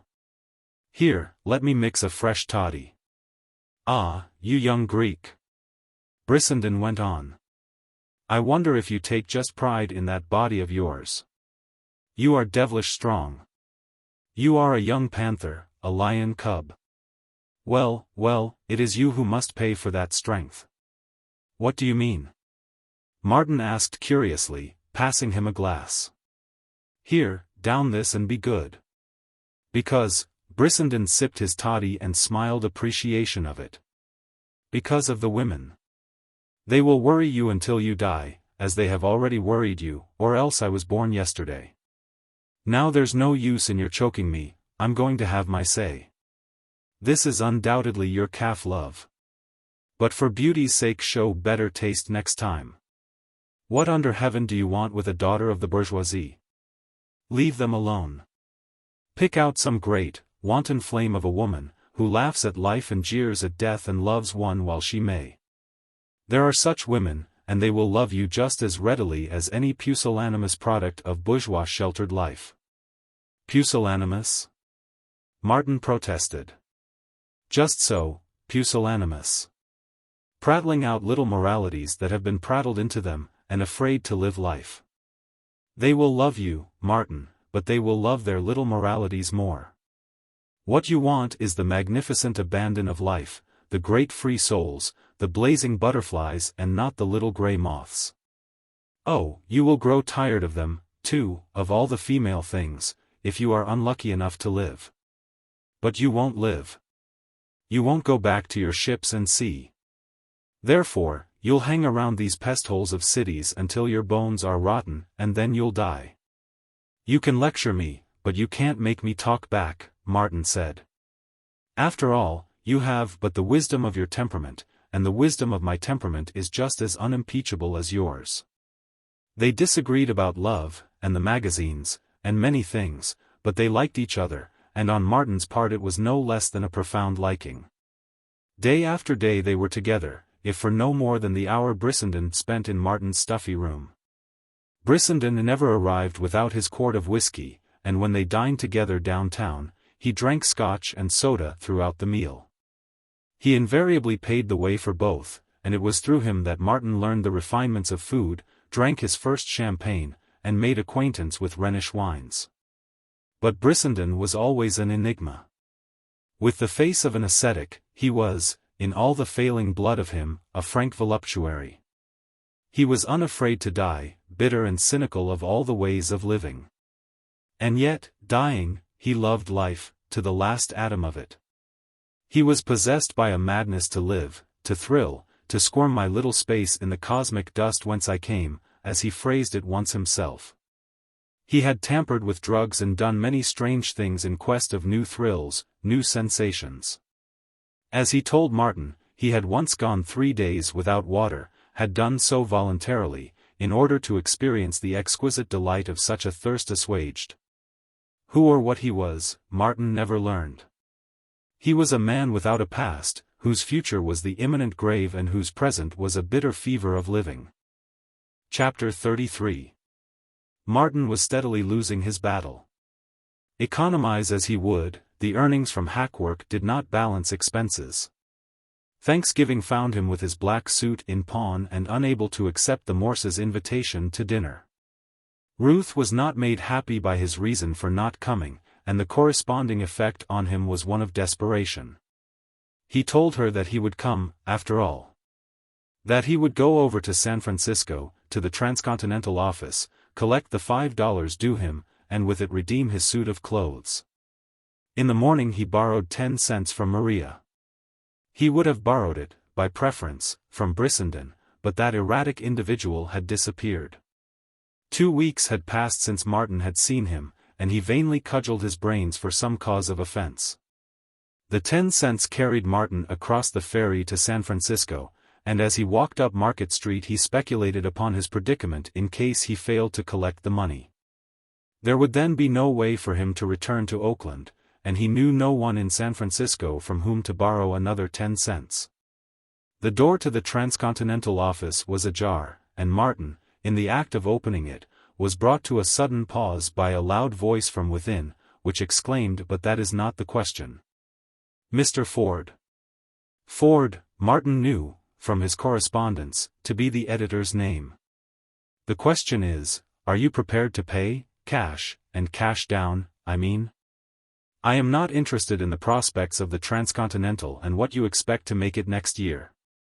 What I want is to be paid for what I do. And I tell you, right now, the Christmas Transcontinental don't go to press till I have the money in my hand. Good day. When you get the money, come and see me." The door jerked open, and the man flung past Martin, with an angry countenance, and went down the corridor, muttering curses and clenching his fists. Martin decided not to enter immediately, and lingered in the hallways for a quarter of an hour.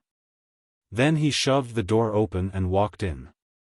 It was a new experience, the first time he had been inside an editorial office. Cards evidently were not necessary in that office, for the boy carried word to an inner room that there was a man who wanted to see Mr. Ford. Returning, the boy beckoned him from halfway across the room and led him to the private office, the editorial sanctum. Martin's first impression was of the disorder and cluttered confusion of the room. Next he noticed a bewhiskered, youthful-looking man, sitting at a roll-top desk, who regarded him curiously. Martin marveled at the calm repose of his face. It was evident that the squabble with the printer had not affected his equanimity. I am Martin Eden," Martin began the conversation. "And I want my $5, was what he would have liked to say. But this was his first editor, and under the circumstances he did not desire to scare him too abruptly. To his surprise, Mr. Ford leaped into the air with a, "You don't say so," and the next moment, with both hands, was shaking Martin's hand effusively. "Can't say how glad I am to see you, Mr. Eden. Often wondered what you were like." Here he held Martin off at arm's length and ran his beaming eyes over Martin's second-best suit, which was also his worst suit, and which was ragged and past repair. Though the trousers showed the careful crease he had put in with Maria's flatirons. "I confess, though, I conceived you to be a much older man than you are. Your story, you know, showed such breadth, and vigor, such maturity and depth of thought. A masterpiece, that story. I knew it when I had read the first half-dozen lines. Let me tell you how I first read it. But no, first let me introduce you to the staff." Still talking, Mr. Ford led him into the general office, where he introduced him to the associate editor, Mr. White, a slender, frail little man whose hand seemed strangely cold, as if he were suffering from a chill, and whose whiskers were sparse and silky. "And Mr. Enns, Mr. Eden. Mr. Enns is our business manager, you know." Martin found himself shaking hands with a cranky-eyed, bald-headed man, whose face looked youthful enough from what little could be seen of it, for most of it was covered by a snow-white beard, carefully trimmed, by his wife, who did it on Sundays, at which time she also shaved the back of his neck. The three men surrounded Martin, all talking admiringly and at once, until it seemed to him that they were talking against time for a wager. "We often wondered why you didn't call," Mr. White was saying. "I didn't have the car fare, and I live across the bay," Martin answered bluntly, with the idea of showing them his imperative need for the money. Surely, he thought to himself, my glad rags in themselves are eloquent advertisement of my need. Time and again, whenever opportunity offered, he hinted about the purpose of his business. But his admirers' ears were deaf. They sang his praises, told him what they had thought of his story at first sight, what they subsequently thought, what their wives and families thought. But not one hint did they breathe of intention to pay him for it. "Did I tell you how I first read your story?" Mr. Ford said. "Of course I didn't. I was coming west from New York, and when the train stopped at Ogden, the train boy on the new run brought aboard the current number of the Transcontinental." My God! Martin thought. You can travel in a Pullman while I starve for the paltry $5 you owe me. A wave of anger rushed over him. The wrong done him by the Transcontinental loomed colossal, for strong upon him were all the dreary months of vain yearning, of hunger and privation, and his present hunger awoke and gnawed at him, reminding him that he had eaten nothing since the day before, and little enough then. For the moment he saw red. These creatures were not even robbers. They were sneak thieves. By lies and broken promises they had tricked him out of his story. Well, he would show them. And a great resolve surged into his will to the effect that he would not leave the office until he got his money. He remembered, if he did not get it, that there was no way for him to go back to Oakland. He controlled himself with an effort, but not before the wolfish expression of his face had awed and perturbed them. They became more voluble than ever.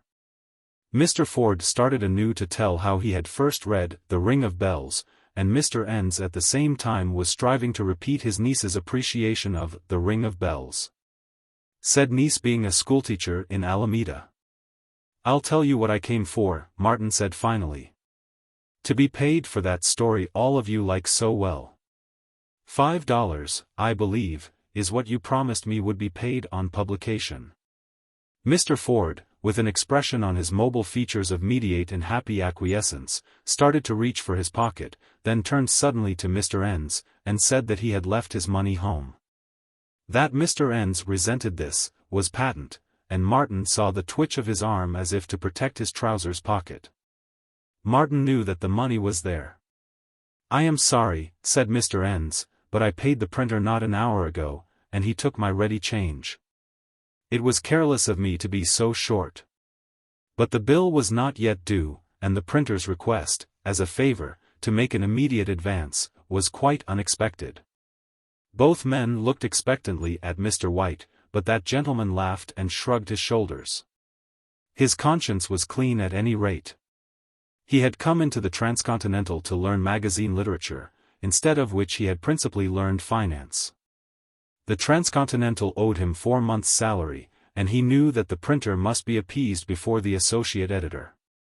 "It's rather absurd, Mr. Eden, to have caught us in this shape," Mr. Ford preambled airily. "All carelessness, I assure you. But I'll tell you what we'll do. We'll mail you a check the first thing in the morning. You have Mr. Eden's address, haven't you, Mr. Enns?" Yes, Mr. Enns had the address, and the check would be mailed the first thing in the morning. Martin's knowledge of banks and checks was hazy, but he could see no reason why they should not give him the check on this day just as well as on the next. "Then it is understood, Mr. Eden, that we'll mail you the check tomorrow?" Mr. Ford said. "I need the money today," Martin answered stolidly. "The unfortunate circumstances, if you had chanced here any other day," Mr. Ford began suavely, only to be interrupted by Mr. Enns, whose cranky eyes justified themselves in his shortness of temper. "Mr. Ford has already explained the situation," he said with asperity. "And so have I. The check will be mailed." "I also have explained," Martin broke in, "and I have explained that I want the money today." He had felt his pulse quicken a trifle at the business manager's brusqueness, and upon him he kept an alert eye. For it was in that gentleman's trousers pocket that he divined the Transcontinental's ready cash was reposing. "It is too bad," Mr. Ford began. But at that moment, with an impatient movement, Mr. Enns turned as if about to leave the room. At the same instant Martin sprang for him, clutching him by the throat with one hand in such fashion that Mr. N's snow-white beard, still maintaining its immaculate trimness, pointed ceilingward at an angle of 45 degrees. To the horror of Mr. White and Mr. Ford, they saw their business manager shaken like an astrakhan rug.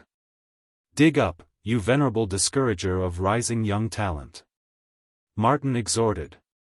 "Dig up, or I'll shake it out of you, even if it's all in nickels." Then, to the two affrighted onlookers, "Keep away. If you interfere, somebody's liable to get hurt."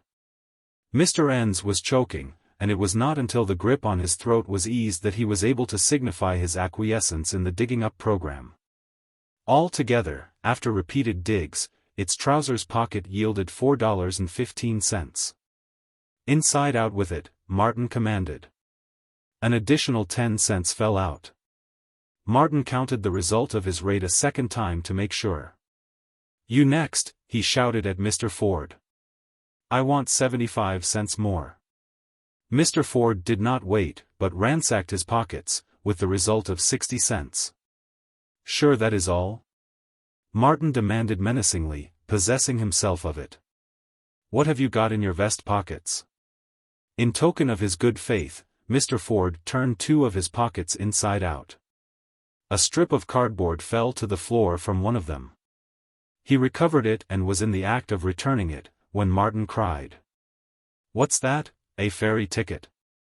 Here, give it to me. It's worth 10 cents. I'll credit you with it. I've now got $4.95, including the ticket. 5 cents is still due me." He looked fiercely at Mr. White, and found that fragile creature in the act of handing him a nickel. "Thank you," Martin said, addressing them collectively. "I wish you a good day." "Robber!" Mr. N snarled after him. "Sneak thief!" Martin retorted, slamming the door as he passed out. Martin was elated, so elated that when he recollected that the Hornet owed him $15 for the Peri and the Pearl, he decided forthwith to go and collect it. But the Hornet was run by a set of clean-shaven, strapping young men, frank buccaneers who robbed everything and everybody, not excepting one another. After some breakage of the office furniture, the editor, an ex-college athlete, ably assisted by the business manager, an advertising agent, and the porter, succeeded in removing Martin from the office and in accelerating, by initial impulse, his descent of the first flight of stairs. "Come again, Mr. Eden, glad to see you any time," they laughed down at him from the landing above. Martin grinned as he picked himself up. "Phew," he murmured back. "The transcontinental crowd were nanny-goats, but you fellows are a lot of prize-fighters." More laughter greeted this. "I must say, Mr. Eden," the editor of the Hornet called down, "that for a poet you can go some yourself. Where did you learn that right cross, if I may ask?" "Where you learned that half Nelson," Martin answered. "Anyway, you're going to have a black eye. I hope your neck doesn't stiffen up," the editor wished solicitously. "What do you say we all go out and have a drink on it, not the neck, of course, but the little roughhouse?"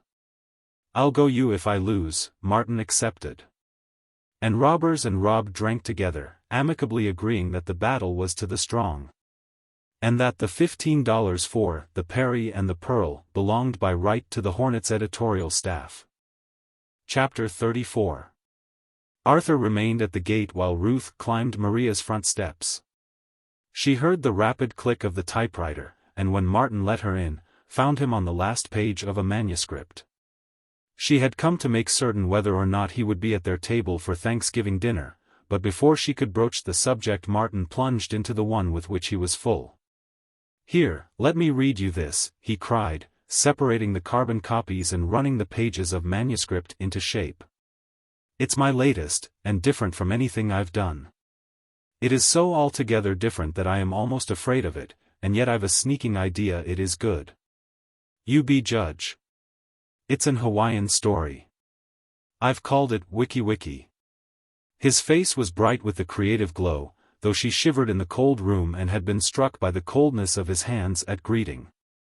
She listened closely while he read, and though he from time to time had seen only disapprobation in her face, at the close he asked, "Frankly, what do you think of it?" I don't know," she answered. "Will it, do you think it will sell?" "I'm afraid not," was the confession. "It's too strong for the magazines." "But it's true, on my word it's true." "But why do you persist in writing such things when you know they won't sell?" she went on inexorably. "The reason for your writing is to make a living, isn't it?" "Yes, that's right. But the miserable story got away with me. I couldn't help writing it. It demanded to be written." "But that character, that Wiki, why do you make him talk so roughly? Surely it will offend your readers, and surely that is why the editors are justified in refusing your work. Because the real Wiki would have talked that way. But it is not good taste." "It is life," he replied bluntly. "It is real. It is true. And I must write life as I see it." She made no answer, and for an awkward moment they sat silent. It was because he loved her that he did not quite understand her, and she could not understand him because he was so large that he bulked beyond her horizon. "Well, I've collected from the Transcontinental," he said in an effort to shift the conversation to a more comfortable subject. The picture of the bewhiskered trio, as he had last seen them, mulcted of $4.90 and a ferry ticket, made him chuckle. "Then you'll come," she cried joyously. "That was what I came to find out." "Come," he muttered absently. "Where?" "Why, to dinner tomorrow. You know you said you'd recover your suit if you got that money." "I forgot all about it," he said humbly. "You see, this morning the pound man got Maria's 2 cows and the baby calf, and, well, it happened that Maria didn't have any money, and so I had to recover her cows for her." That's where the Transcontinental fiver went. The ring of bells went into the poundman's pocket. "Then you won't come?" He looked down at his clothing. "I can't." Tears of disappointment and reproach glistened in her blue eyes, but she said nothing. "Next Thanksgiving you'll have dinner with me in Delmonico's," he said cheerily. "Or in London, or Paris, or anywhere you wish." "I know it. I saw in the paper a few days ago," she announced abruptly, "that there had been several local appointments to the railway mail. You passed first, didn't you?" He was compelled to admit that the call had come for him, but that he had declined it. "I was so sure, I am so sure, of myself," he concluded. "A year from now I'll be earning more than a dozen men in the railway mail. You wait and see." "Oh," was all she said, when he finished. She stood up, pulling at her gloves. "I must go, Martin. Arthur is waiting for me." He took her in his arms and kissed her, but she proved a passive sweetheart. There was no tenseness in her body, her arms did not go around him, and her lips met his without their wonted pressure. She was angry with him, he concluded, as he returned from the gate. But why? It was unfortunate that the pound man had gobbled Maria's cows. But it was only a stroke of fate. Nobody could be blamed for it. Nor did it enter his head that he could have done aught otherwise than what he had done. Well, yes, he was to blame a little, was his next thought, for having refused the call to the railway mail. And she had not liked Wiki. He turned at the head of the steps to meet the letter carrier on his afternoon round. The ever-recurrent fever of expectancy assailed Martin as he took the bundle of long envelopes. One was not long. It was short and thin, and outside was printed the address of the New York Outview. He paused in the act of tearing the envelope open. It could not be an acceptance. He had no manuscripts with that publication. Perhaps, his heart almost stood still at the wild thought, perhaps they were ordering an article from him, but the next instant he dismissed the surmise as hopelessly impossible. It was a short, formal letter, signed by the office editor, merely informing him that an anonymous letter which they had received was enclosed. And that he could rest assured the Outview staff never under any circumstances gave consideration to anonymous correspondence. The enclosed letter Martin found to be crudely printed by hand. It was a hodgepodge of illiterate abuse of Martin, and of assertion that the so-called Martin Eden, who was selling stories to magazines, was no writer at all. And that in reality he was stealing stories from old magazines, typing them, and sending them out as his own. The envelope was postmarked San Leandro. Martin did not require a second thought to discover the author. Higginbotham's grammar, Higginbotham's colloquialisms, Higginbotham's mental quirks and processes, were apparent throughout. Martin saw in every line, not the fine Italian hand, but the coarse grocer's fist, of his brother-in-law. But why? He vainly questioned. What injury had he done Bernard Higginbotham? The thing was so unreasonable, so wanton. There was no explaining it. In the course of the week a dozen similar letters were forwarded to Martin by the editors of various Eastern magazines. The editors were behaving handsomely, Martin concluded. He was wholly unknown to them, yet some of them had even been sympathetic. It was evident that they detested anonymity. He saw that the malicious attempt to hurt him had failed. In fact, if anything came of it, it was bound to be good, for at least his name had been called to the attention of a number of editors. Sometime, perhaps, reading a submitted manuscript of his, they might remember him as the fellow about whom they had received an anonymous letter. And who was to say that such a remembrance might not sway the balance of their judgment just a trifle in his favor? It was about this time that Martin took a great slump in Maria's estimation. He found her in the kitchen one morning groaning with pain, tears of weakness running down her cheeks, vainly endeavoring to put through a large ironing.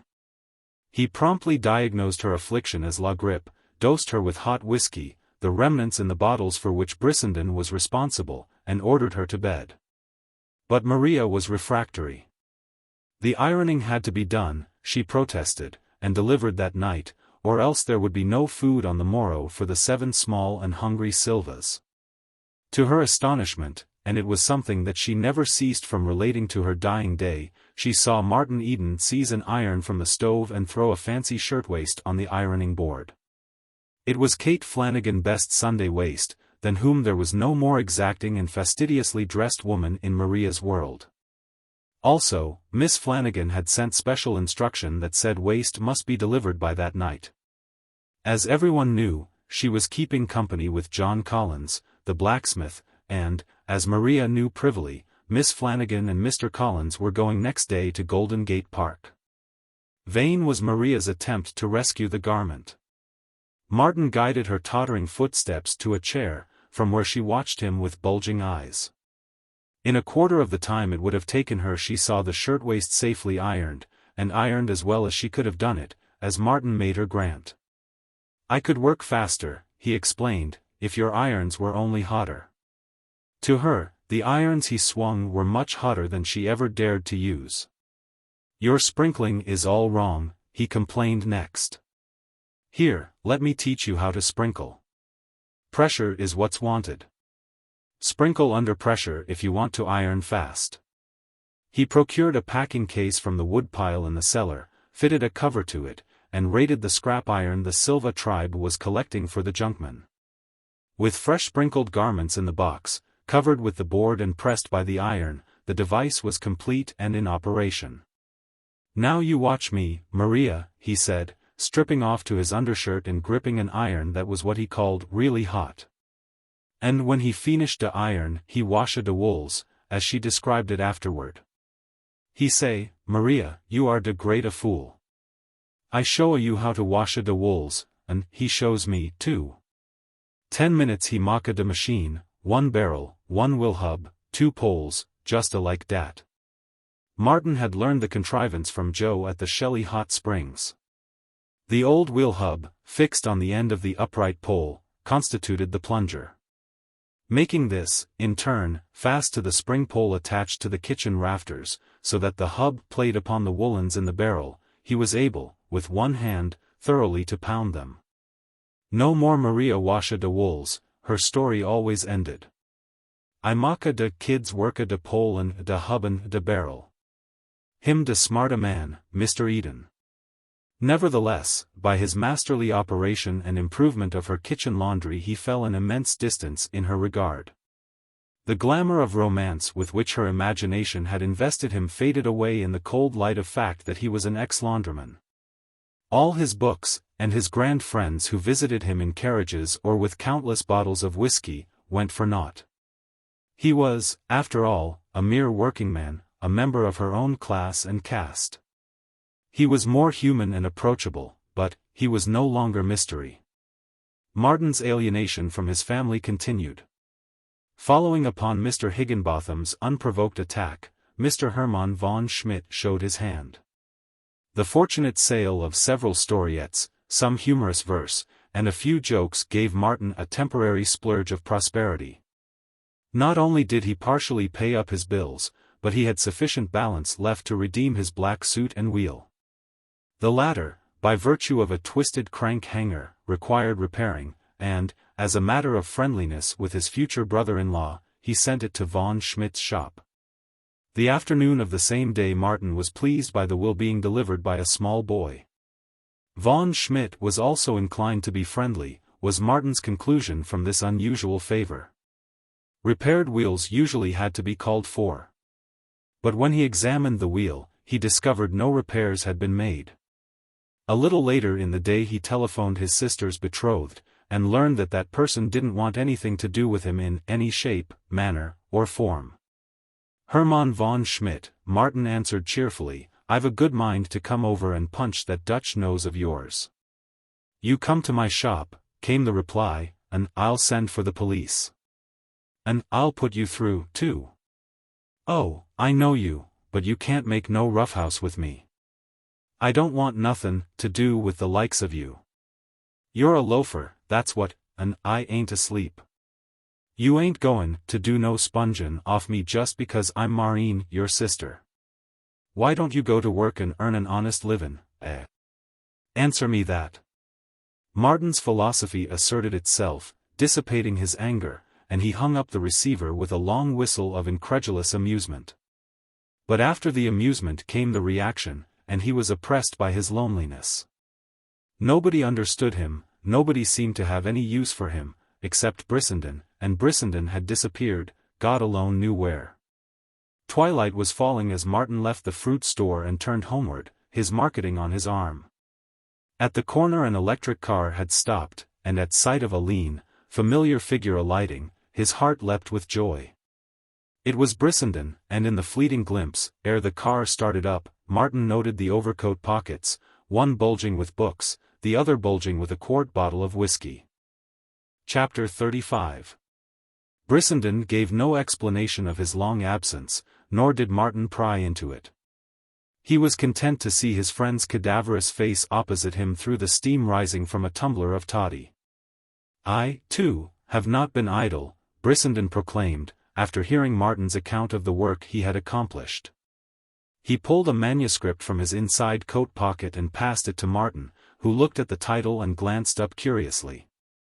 "Yes, that's it," Brissenden laughed. "Pretty good title, eh? Ephemera, it is the one word. And you're responsible for it, what of your man, who is always the erected, the vitalized inorganic, the latest of the ephemera. The creature of temperature strutting his little space on the thermometer. It got into my head and I had to write it to get rid of it. Tell me what you think of it." Martin's face, flushed at first, paled as he read on. It was perfect art. Form triumphed over substance, if triumph it could be called where the last conceivable atom of substance had found expression in so perfect construction as to make Martin's head swim with delight. To put passionate tears into his eyes, and to send chills creeping up and down his back. It was a long poem of 600 or 700 lines, and it was a fantastic, amazing, unearthly thing. It was terrific, impossible. And yet there it was, scrawled in black ink across the sheets of paper. It dealt with man and his soul gropings in their ultimate terms, plumbing the abysses of space for the testimony of remotest suns and rainbow spectrums. It was a mad orgy of imagination, wassailing in the skull of a dying man who half sobbed under his breath and was quick with the wild flutter of fading heartbeats. The poem swung in majestic rhythm to the cool tumult of interstellar conflict, to the onset of starry hosts, to the impact of cold suns and the flaming up of nebulae in the darkened void. And through it all, unceasing and faint, like a silver shuttle, ran the frail, piping voice of man, a querulous chirp amid the screaming of planets and the crash of systems. "There is nothing like it in literature," Martin said, when at last he was able to speak. "It's wonderful, wonderful. It has gone to my head. I am drunken with it. That great, infinitesimal question, I can't shake it out of my thoughts. That questing, eternal, ever-recurring, thin little wailing voice of man is still ringing in my ears. It is like the dead march of a gnat amid the trumpeting of elephants and the roaring of lions. It is insatiable with microscopic desire. I'm making a fool of myself, but the thing has obsessed me. I don't know what you are wonderful, that's all. But how do you do it? How do you do it?" Martin paused from his rhapsody, only to break out afresh. "I shall never write again. I am a dauber in clay.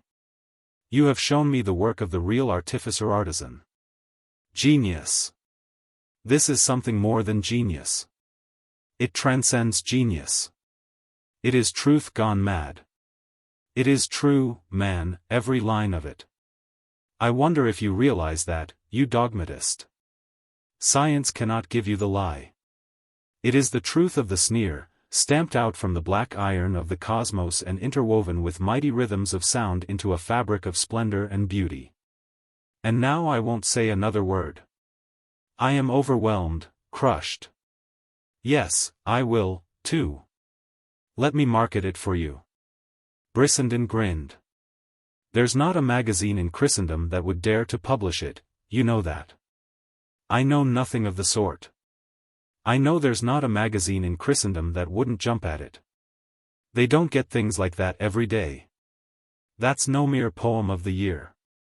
It's the poem of the century. I'd like to take you up on the proposition."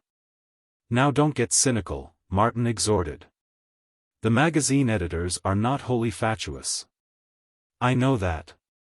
And I'll close with you on the bet. I'll wager anything you want that Ephemera is accepted either on the first or second offering. There's just one thing that prevents me from taking you." Brissenden waited a moment. "The thing is big, the biggest I've ever done. I know that. It's my swan song. I am almighty proud of it. I worship it. It's better than whiskey. It is what I dreamed of, the great and perfect thing, when I was a simple young man, with sweet illusions and clean ideals. And I've got it, now, in my last grasp, and I'll not have it pawed over and soiled by a lot of swine. No, I won't take the bet. It's mine. I made it, and I've shared it with you." "But think of the rest of the world," Martin protested. "The function of beauty is joy-making. It's my beauty. Don't be selfish." "I'm not selfish." Brissenden grinned soberly in the way he had when pleased by the thing his thin lips were about to shape. "I'm as unselfish as a famished hog." In vain Martin strove to shake him from his decision. Martin told him that his hatred of the magazines was rabid, fanatical, and that his conduct was 1,000 times more despicable than that of the youth who burned the temple of Diana at Ephesus. Under the storm of denunciation Brissenden complacently sipped his toddy and affirmed that everything the other said was quite true, with the exception of the magazine editors. His hatred of them knew no bounds, and he excelled Martin in denunciation when he turned upon them. "I wish you'd type it for me," he said. "You know how 1,000 times better than any stenographer. And now I want to give you some advice." He drew a bulky manuscript from his outside coat pocket. "Here's your Shame of the Sun. I've read it not once, but twice and 3 times, the highest compliment I can pay you. After what you've said about ephemera, I must be silent. But this I will say, when the Shame of the Sun is published, it will make a hit. It will start a controversy that will be worth thousands to you just in advertising." Martin laughed. I suppose your next advice will be to submit it to the magazines. By all means no, that is, if you want to see it in print. Offer it to the first-class houses. Some publisher's reader may be mad enough or drunk enough to report favorably on it. You've read the books. The meat of them has been transmuted in the alembic of Martin Eden's mind and poured into the shame of the sun, and one day Martin Eden will be famous. And not the least of his fame will rest upon that work. So you must get a publisher for it, the sooner the better. Brissenden went home late that night. And just as he mounted the first step of the car, he swung suddenly back on Martin and thrust into his hand a small, tightly crumpled wad of paper. Here, take this, he said. I was out to the races today, and I had the right dope. The bell clanged and the car pulled out, leaving Martin wondering as to the nature of the crinkly, greasy wad he clutched in his hand. Back in his room he unrolled it and found $100 bill. He did not scruple to use it. He knew his friend had always plenty of money, and he knew also, with profound certitude, that his success would enable him to repay it. In the morning he paid every bill, gave Maria 3 months' advance on the room, and redeemed every pledge at the pawn shop. Next he bought Marion's wedding present, and simpler presents, suitable to Christmas, for Ruth and Gertrude. And finally, on the balance remaining to him, he herded the whole Silva tribe down into Oakland. He was a winter late in redeeming his promise, but redeemed it was, for the least Silva got a pair of shoes, as well as Maria herself. Also, there were horns, and dolls, and toys of various sorts, and parcels and bundles of candies and nuts that filled the arms of all the Silvas to overflowing. It was with this extraordinary procession trooping at his and Maria's heels into a confectioner's in quest of the biggest candy cane ever made, that he encountered Ruth and her mother. Mrs. Morse was shocked. Even Ruth was hurt, for she had some regard for appearances, and her lover, cheek by jowl with Maria, at the head of that army of Portuguese ragamuffins, was not a pretty sight. But it was not that which hurt so much as what she took to be his lack of pride and self-respect. Further, and keenest of all, she read into the incident the impossibility of his living down his working-class origin. There was stigma enough in the fact of it, but shamelessly to flaunt it in the face of the world, her world, was going too far. Though her engagement to Martin had been kept secret, their long intimacy had not been unproductive of gossip. And in the shop, glancing covertly at her lover and his following, had been several of her acquaintances. She lacked the easy largeness of Martin and could not rise superior to her environment. She had been hurt to the quick, and her sensitive nature was quivering with the shame of it. So it was, when Martin arrived later in the day, that he kept her present in his breast pocket, deferring the giving of it to a more propitious occasion. Ruth in tears, passionate, angry tears, was a revelation to him. The spectacle of her suffering convinced him that he had been a brute, yet in the soul of him he could not see how nor why. It never entered his head to be ashamed of those he knew, and to take the Silvas out to a Christmas treat could in no way, so it seemed to him, show lack of consideration for Ruth. On the other hand, he did see Ruth's point of view, after she had explained it, and he looked upon it as a feminine weakness, such as afflicted all women and the best of women. Chapter 36. Come on, I'll show you the real dirt, Brissenden said to him, one evening in January. They had dined together in San Francisco, and were at the Ferry Building, returning to Oakland, when the whim came to him to show Martin the real dirt. He turned and fled across the waterfront, a meager shadow in a flapping overcoat, with Martin straining to keep up with him. At a wholesale liquor store he bought 2-gallon demijohns of old port, and with one in each hand boarded a Mission Street car, Martin at his heels burdened with several quart bottles of whiskey. If Ruth could see me now, was his thought, while he wondered as to what constituted the real dirt. Maybe nobody will be there, Brissenden said, when they dismounted and plunged off to the right into the heart of the working-class ghetto, south of Market Street. In which case you'll miss what you've been looking for so long. And what the deuce is that? Martin asked. Men, intelligent men, and not the gibbering nonentities I found you consorting with in that trader's den. You read the books and you found yourself all alone. Well, I'm going to show you tonight some other men who've read the books, so that you won't be lonely anymore. Not that I bother my head about their everlasting discussions, he said at the end of a block. I'm not interested in book philosophy. But you'll find these fellows intelligences and not bourgeois swine. But watch out, they'll talk an arm off of you on any subject under the sun. Hope Norton's there, he panted a little later, resisting Martin's effort to relieve him of the two demijohns. Norton's an idealist, a Harvard man. Prodigious memory. Idealism led him to philosophic anarchy, and his family threw him off.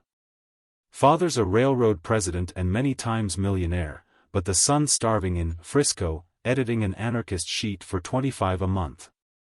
Martin was little acquainted in San Francisco, and not at all south of Market, so he had no idea of where he was being led. Go ahead, he said, tell me about them beforehand. What do they do for a living? How do they happen to be here? Hope Hamilton's there. Brissenden paused and rested his hands. Strawn Hamilton's his name, hyphenated, you know, comes of old Southern stock. He's a tramp, laziest man I ever knew, though he's clerking, or trying to, in a socialist cooperative store for $6 a week. But he's a confirmed hobo. Tramped into town. I've seen him sit all day on a bench and never a bite pass his lips, and in the evening, when I invited him to dinner, restaurant 2 blocks away, have him say, too much trouble, old man. Buy me a package of cigarettes instead. He was a Spencerian like you till Christ turned him to materialistic monism. I'll start him on monism if I can. Norton's another monist, only he affirms naught but spirit. He can give Christ and Hamilton all they want, too. Who is Christ? Martin asked. His rooms were going to. One-time professor, fired from university, usual story. A mind like a steel trap. Makes his living any old way. I know he's been a street fakir when he was down. Unscrupulous. Rob a corpse of a shroud, anything. Difference between him and the bourgeoisie is that he robs without illusion. He'll talk Nietzsche, or Schopenhauer, or Kant, or anything, but the only thing in this world, not excepting Mary, that he really cares for, is his monism. Haeckel is his little tin god. The only way to insult him is to take a slap at Haeckel. Here's the hangout. Brissenden rested his demijohn at the upstairs entrance, preliminary to the climb. It was the usual 2-story corner building, with a saloon and grocery underneath. The gang lives here, got the whole upstairs to themselves. But Christ is the only one who has 2 rooms. Come on. No lights burned in the upper hall, but Brissenden threaded the utter blackness like a familiar ghost. He stopped to speak to Martin. There's one fellow, Stevens, a theosophist. Makes a pretty tangle when he gets going. Just now he's dishwasher in a restaurant. Likes a good cigar. I've seen him eat in a 10-cent hash house and pay 50 cents for the cigar he smoked afterward. I've got a couple in my pocket for him, if he shows up. And there's another fellow, Perry, an Australian, a statistician and a sporting encyclopedia. Ask him the grain output of Paraguay for 1903, or the English importation of sheetings into China for 1890, or at what weight Jimmy Britt fought battling Nelson. Or who was welterweight champion of the United States in '68, and you'll get the correct answer with the automatic celerity of a slot machine. And there's Andy, a stonemason, has ideas on everything, a good chess player, and another fellow, Harry, a baker, red-hot socialist and strong union man. By the way, you remember cooks and waiters' strike. Hamilton was the chap who organized that union and precipitated the strike, planned it all out in advance, right here in Christ's rooms. Did it just for the fun of it, but was too lazy to stay by the union. Yet he could have risen high if he wanted to. There's no end to the possibilities in that man, if he weren't so insuperably lazy. Brissenden advanced through the darkness till a thread of light marked the threshold of a door. A knock and an answer opened it, and Martin found himself shaking hands with Chryse, a handsome brunette man, with dazzling white teeth, a drooping black mustache, and large, flashing black eyes. Mary, a matronly young blonde, was washing dishes in the little back room that served for kitchen and dining room. The front room served as bedchamber and living room. Overhead was the week's washing, hanging in festoons so low that Martin did not see at first the two men talking in a corner. They hailed Brissenden and his demijohns with acclamation, and, on being introduced, Martin learned they were Andy and Perry. He joined them and listened attentively to the description of a prize fight Perry had seen the night before. While Brissenden, in his glory, plunged into the manufacture of a toddy and the serving of wine and whiskey and sodas. At his command, "Bring in the clan," Andy departed to go the round of the rooms for the lodgers. "We're lucky that most of them are here," Brissenden whispered to Martin. "There's Norton and Hamilton, come on and meet them. Stevens isn't around, I hear. I'm going to get them started on monism if I can. Wait till they get a few jolts in them and they'll warm up." At first the conversation was desultory. Nevertheless Martin could not fail to appreciate the keen play of their minds. They were men with opinions, though the opinions often clashed, and, though they were witty and clever, they were not superficial. He swiftly saw, no matter upon what they talked, that each man applied the correlation of knowledge and had also a deep-seated and unified conception of society and the cosmos. Nobody manufactured their opinions for them, they were all rebels of one variety or another, and their lips were strangers to platitudes. Never had Martin, at the Morses, heard so amazing a range of topics discussed. There seemed no limit save time to the things they were alive to. The talk wandered from Mrs. Humphrey Ward's new book to Shaw's latest play, through the future of the drama to reminiscences of Mansfield. They appreciated or sneered at the morning editorials, jumped from labor conditions in New Zealand to Henry James and Brander Matthews. Passed on to the German designs in the Far East and the economic aspect of the Yellow Peril, wrangled over the German elections and Babel's last speech, and settled down to local politics. The latest plans and scandals in the Union Labor Party administration, and the wires that were pulled to bring about the coast seaman strike. Martin was struck by the inside knowledge they possessed. They knew what was never printed in the newspapers, the wires and strings and the hidden hands that made the puppets dance. To Martin's surprise, the girl, Mary, joined in the conversation, displaying an intelligence he had never encountered in the few women he had met. They talked together on Swinburne and Rossetti, after which she led him beyond his depth into the bypaths of French literature. His revenge came when she defended Maeterlinck and he brought into action the carefully thought-out thesis of The Shame of the Sun. Several other men had dropped in, and the air was thick with tobacco smoke, when Brissenden waved the red flag. "Here's fresh meat for your axe, Chryse," he said. A rose-white youth with the ardor of a lover for Herbert Spencer. "Make a Heckelite of him, if you can." Chryse seemed to wake up and flash like some metallic, magnetic thing, while Norton looked at Martin sympathetically, with a sweet, girlish smile, as much as to say that he would be amply protected. Chryse began directly on Martin, but step by step Norton interfered, until he and Chryse were off and away in a personal battle. Martin listened and fain would have rubbed his eyes. It was impossible that this should be, much less in the labor ghetto south of Market. The books were alive in these men. They talked with fire and enthusiasm, the intellectual stimulant stirring them as he had seen drink and anger stir other men. What he heard was no longer the philosophy of the dry, printed word, written by half-mythical demigods like Kant and Spencer. It was living philosophy, with warm, red blood, incarnated in these two men till its very features worked with excitement. Now and again other men joined in, and all followed the discussion with cigarettes going out in their hands and with alert, intent faces. Idealism had never attracted Martin, but the exposition it now received at the hands of Norton was a revelation. The logical plausibility of it, that made an appeal to his intellect, seemed missed by Chryse and Hamilton, who sneered at Norton as a metaphysician, and who, in turn, sneered back at them as metaphysicians. phenomenon and noumenon were bandied back and forth. They charged him with attempting to explain consciousness by itself.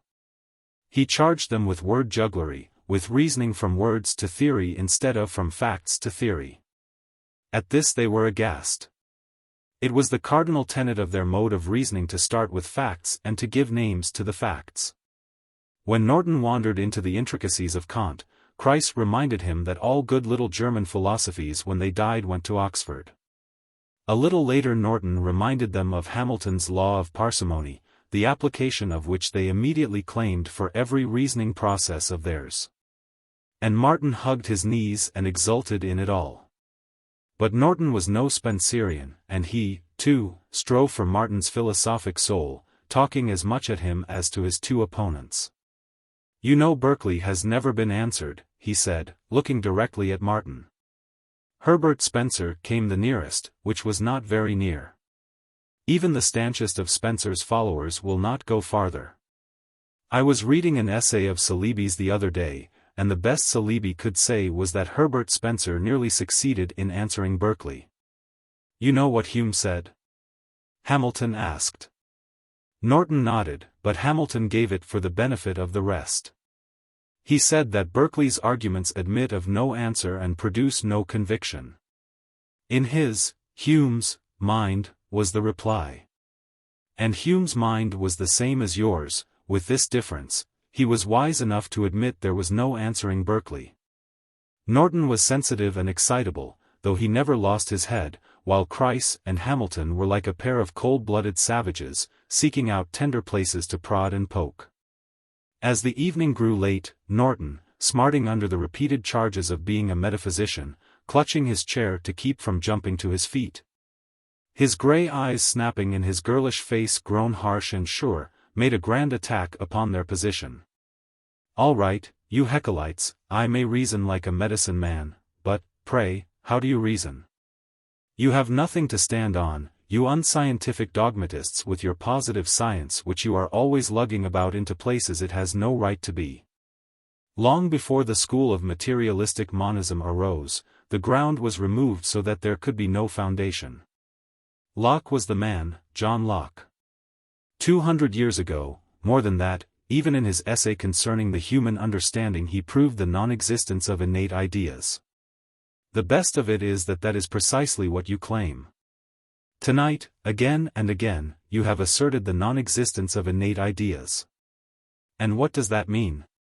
It means that you can never know ultimate reality. Your brains are empty when you are born. Appearances, or phenomena, are all the content your minds can receive from your five senses. Then noumena, which are not in your minds when you are born, have no way of getting in. I deny, Christ started to interrupt. "You wait till I'm done," Norton shouted. "You can know only that much of the play and interplay of force and matter as impinges in one way or another on our senses. You see, I am willing to admit, for the sake of the argument, that matter exists, and what I am about to do is to efface you by your own argument. I can't do it any other way, for you are both congenitally unable to understand a philosophic abstraction. And now, what do you know of matter, according to your own positive science?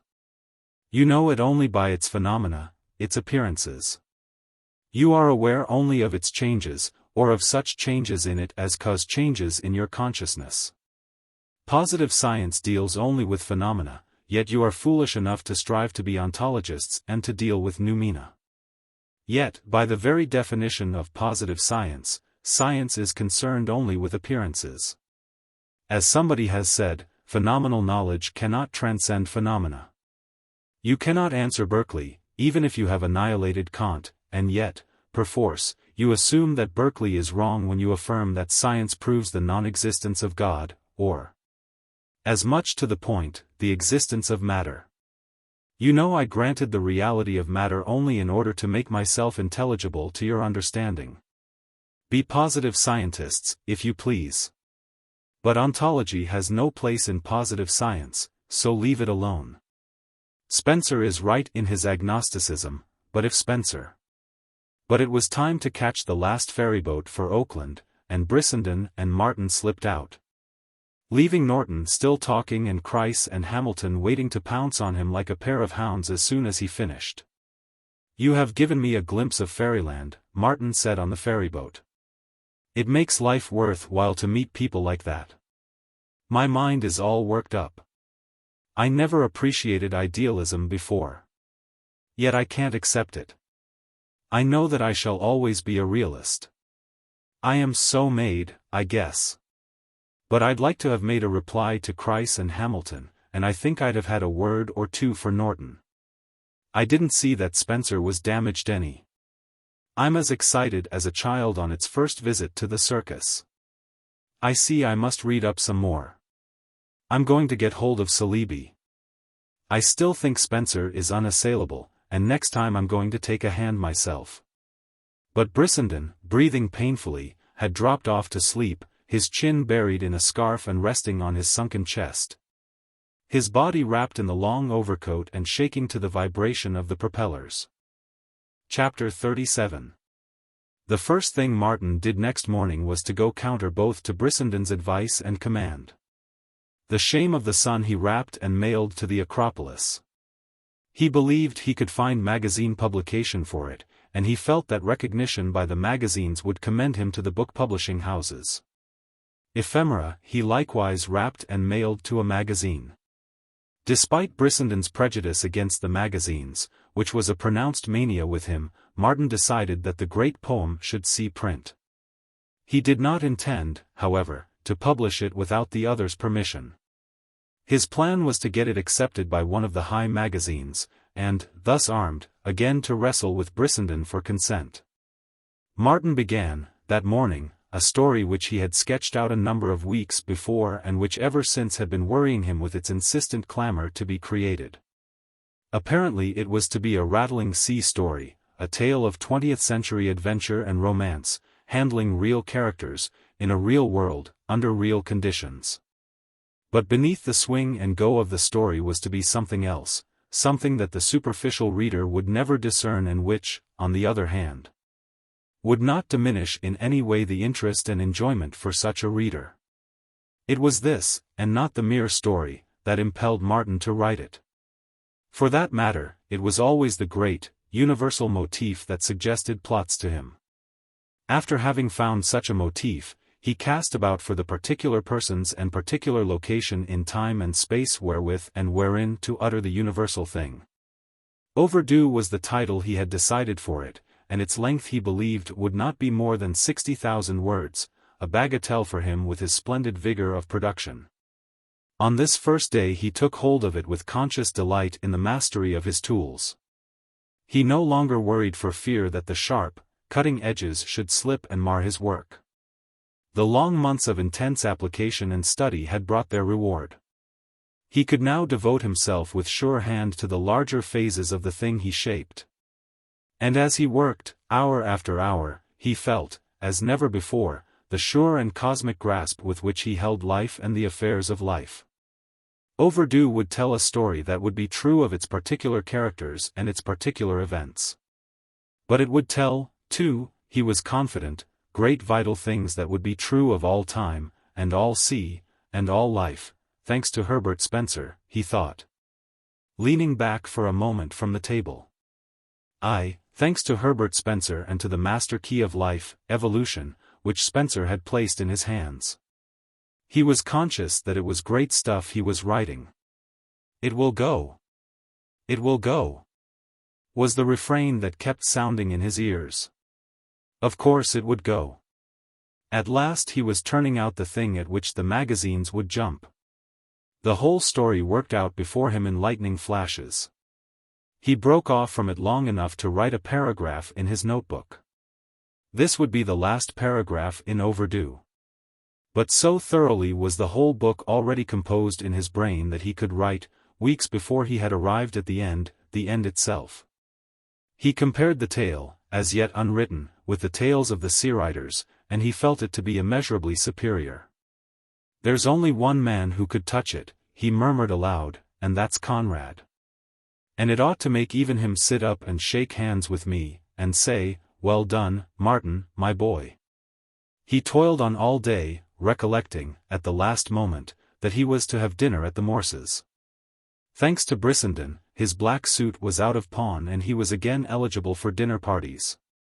Downtown he stopped off long enough to run into the library and search for Saleeby's books. He drew out The Cycle of Life, and on the car turned to the essay Norton had mentioned on Spencer. As Martin read, he grew angry. His face flushed, his jaw set, and unconsciously his hand clenched, unclenched, and clenched again as if he were taking fresh grips upon some hateful thing out of which he was squeezing the life. When he left the car, he strode along the sidewalk as a wrathful man will stride, and he rang the Morse bell with such viciousness that it roused him to consciousness of his condition.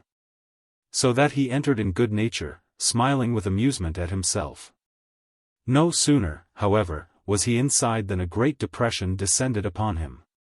He fell from the height where he had been upborne all day on the wings of inspiration. Bourgeois, trader's den, Brissenden's epithets repeated themselves in his mind. But what of that? He demanded angrily. He was marrying Ruth, not her family. It seemed to him that he had never seen Ruth more beautiful, more spiritual and ethereal and at the same time more healthy. There was color in her cheeks, and her eyes drew him again and again, the eyes in which he had first read immortality.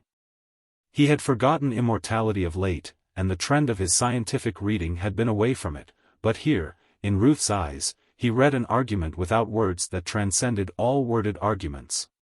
He saw that in her eyes before which all discussion fled away, for he saw love there. And in his own eyes was love, and love was unanswerable. Such was his passionate doctrine. The half hour he had with her, before they went in to dinner, left him supremely happy and supremely satisfied with life. Nevertheless, at table, the inevitable reaction and exhaustion consequent upon the hard day seized hold of him. He was aware that his eyes were tired and that he was irritable. He remembered it was at this table, at which he now sneered and was so often bored, that he had first eaten with civilized beings in what he had imagined was an atmosphere of high culture and refinement. He caught a glimpse of that pathetic figure of him, so long ago, a self-conscious savage, sprouting sweat at every pore in an agony of apprehension. Puzzled by the bewildering minutiae of eating implements, tortured by the ogre of a servant, striving at a leap to live at such dizzy social altitude, and deciding in the end to be frankly himself. Pretending no knowledge and no polish he did not possess. He glanced at Ruth for reassurance, much in the same manner that a passenger, with sudden panic thought of possible shipwreck, will strive to locate the life-preservers. Well, that much had come out of it, love and Ruth. All the rest had failed to stand the test of the books. But Ruth and love had stood the test, for them he found a biological sanction. Love was the most exalted expression of life. Nature had been busy designing him, as she had been busy with all normal men, for the purpose of loving. She had spent 10,000 centuries, 100,000 and a million centuries, upon the task, and he was the best she could do. She had made love the strongest thing in him, increased its power a myriad % with her gift of imagination, and sent him forth into the ephemera to thrill and melt and mate. His hand sought Ruth's hand beside him hidden by the table, and a warm pressure was given and received. She looked at him a swift instant, and her eyes were radiant and melting. So were his in the thrill that pervaded him, nor did he realize how much that was radiant and melting in her eyes had been aroused by what she had seen in his. Across the table from him, cater-cornered, at Mr. Morse's right, sat Judge Blunt, a local superior court judge. Martin had met him a number of times and had failed to like him. He and Ruth's father were discussing labor union politics, the local situation, and socialism, and Mr. Morse was endeavoring to twit Martin on the latter topic. At last Judge Blunt looked across the table with benignant and fatherly pity. Martin smiled to himself. "You'll grow out of it, young man," he said soothingly. "Time is the best cure for such youthful distempers." He turned to Mr. Morse. "I do not believe discussion is good in such cases. It makes the patient obstinate." "That is true," the other assented gravely. But it is well to warn the patient occasionally of his condition. Martin laughed merrily, but it was with an effort. The day had been too long, the day's effort too intense, and he was deep in the throes of the reaction. "Undoubtedly you are both excellent doctors," he said. "But if you care a whit for the opinion of the patient, let him tell you that you are poor diagnosticians. In fact, you are both suffering from the disease you think you find in me. As for me, I am immune. The socialist philosophy that riots half-baked in your veins has passed me by." "Clever, clever," murmured the judge. "An excellent ruse in controversy, to reverse positions. Out of your mouth." Martin's eyes were sparkling, but he kept control of himself. "You see, Judge, I've heard your campaign speeches. By some hanitical process, hanitical, by the way, is a favorite word of mine which nobody understands. By some hanitical process you persuade yourself that you believe in the competitive system and the survival of the strong. And at the same time you endorse with might and main all sorts of measures to shear the strength from the strong. My young man. Remember, I've heard your campaign speeches," Martin warned. "It's on record, your position on interstate commerce regulation, on regulation of the Railway Trust and Standard Oil, on the conservation of the forests. On 1,001 restrictive measures that are nothing else than socialistic. Do you mean to tell me that you do not believe in regulating these various outrageous exercises of power? That's not the point. I mean to tell you that you are a poor diagnostician. I mean to tell you that I am not suffering from the microbe of socialism. I mean to tell you that it is you who are suffering from the emasculating ravages of that same microbe. As for me, I am an inveterate opponent of socialism just as I am an inveterate opponent of your own mongrel democracy that is nothing else than pseudo-socialism masquerading under a garb of words that will not stand the test of the dictionary. I am a reactionary, so complete a reactionary that my position is incomprehensible to you who live in a veiled lie of social organization and whose sight is not keen enough to pierce the veil. You make believe that you believe in the survival of the strong and the rule of the strong. I believe. That is the difference. When I was a trifle younger, a few months younger, I believed the same thing. You see, the ideas of you and yours had impressed me. But merchants and traders are cowardly rulers at best. They grunt and grub all their days in the trough of money-getting, and I have swung back to aristocracy, if you please. I am the only individualist in this room. I look to the state for nothing. I look only to the strong man, the man on horseback, to save the state from its own rotten futility. Nietzsche was right. I won't take the time to tell you who Nietzsche was, but he was right. The world belongs to the strong who are noble as well and who do not wallow in the swine trough of trade and exchange. The world belongs to the true noblemen, to the great blond beasts, to the non-compromisers, to the yes-sayers. And they will eat you up, you socialists, who are afraid of socialism and who think yourselves individualists. Your slave morality of the meek and lowly will never save you. Oh, it's all Greek, no, and I won't bother you any more with it. But remember one thing. There aren't half a dozen individualists in Oakland, but Martin Eden is one of them. He signified that he was done with the discussion, and turned to Ruth. I'm wrought up today, he said in an undertone. All I want to do is to love, not talk. He ignored Mr. Morse, who said, I am unconvinced. All socialists are Jesuits. That is the way to tell them. We'll make a good Republican out of you yet, said Judge Blunt. The man on horseback will arrive before that time, Martin retorted with good humor, and returned to Ruth. But Mr. Morse was not content.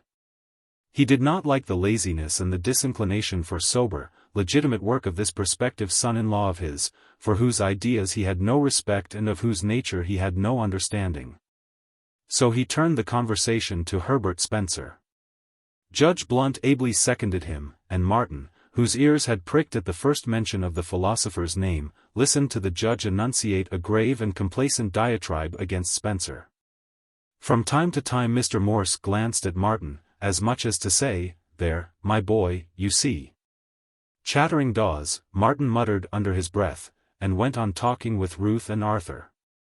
But the long day and the real dirt of the night before were telling upon him, and, besides, still in his burnt mind was what had made him angry when he read it on the car. "What is the matter?" Ruth asked, suddenly alarmed by the effort he was making to contain himself. "There is no God but the unknowable, and Herbert Spencer is its prophet," Judge Blunt was saying at that moment. Martin turned upon him. "A cheap judgment," he remarked quietly. "I heard it first in the City Hall Park, on the lips of a working man who ought to have known better. I have heard it often since, and each time the claptrap of it nauseates me. You ought to be ashamed of yourself. To hear that great and noble man's name upon your lips is like finding a dewdrop in a cesspool. You are disgusting." It was like a thunderbolt. Judge Blunt glared at him with apoplectic countenance, and silence reigned. Mr. Morse was secretly pleased. He could see that his daughter was shocked. It was what he wanted to do, to bring out the innate ruffianism of this man he did not like. Ruth's hand sought Martin's beseechingly under the table, but his blood was up. He was inflamed by the intellectual pretense and fraud of those who sat in the high places. A superior court judge. It was only several years before that he had looked up from the mire at such glorious entities and deemed them gods. Judge Blunt recovered himself and attempted to go on, addressing himself to Martin with an assumption of politeness that the latter understood was for the benefit of the ladies. Even this added to his anger. Was there no honesty in the world? "You can't discuss Spencer with me," he cried. "You do not know any more about Spencer than do his own countrymen. But it is no fault of yours, I grant. It is just a phase of the contemptible ignorance of the times. I ran across a sample of it on my way here this evening. I was reading an essay by Saleeby on Spencer. You should read it. It is accessible to all men. You can buy it in any bookstore or draw it from the public library. You would feel ashamed of your paucity of abuse and ignorance of that noble man compared with what Saleeby has collected on the subject. It is a record of shame that would shame your shame. The philosopher of the half-educated, he was called by an academic philosopher who was not worthy to pollute the atmosphere he breathed. I don't think you have read 10 pages of Spencer, but there have been critics, assumably more intelligent than you, who have read no more than you of Spencer. Who publicly challenged his followers to adduce one single idea from all his writings, from Herbert Spencer's writings. The man who has impressed the stamp of his genius over the whole field of scientific research and modern thought. The father of psychology, the man who revolutionized pedagogy, so that today the child of the French peasant is taught the 3 R's according to principles laid down by him. And the little gnats of men sting his memory when they get their very bread and butter from the technical application of his ideas. What little of worth resides in their brains is largely due to him. It is certain that had he never lived, most of what is correct in their parrot-learned knowledge would be absent. And yet a man like Principal Fairbanks of Oxford, a man who sits in an even higher place than you, Judge Blunt, has said that Spencer will be dismissed by posterity as a poet and dreamer rather than a thinker. Yappers and blatherskites, the whole brood of them. First Principles is not wholly destitute of a certain literary power, said one of them. And others of them have said that he was an industrious plodder rather than an original thinker. Yappers and blatherskites. Yappers and blatherskites.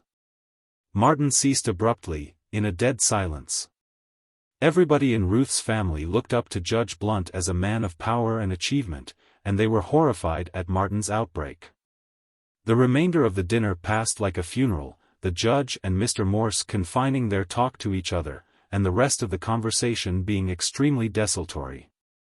Then afterward, when Ruth and Martin were alone, there was a scene. "You are unbearable," she wept. But his anger still smoldered, and he kept muttering, "The beasts! The beasts!"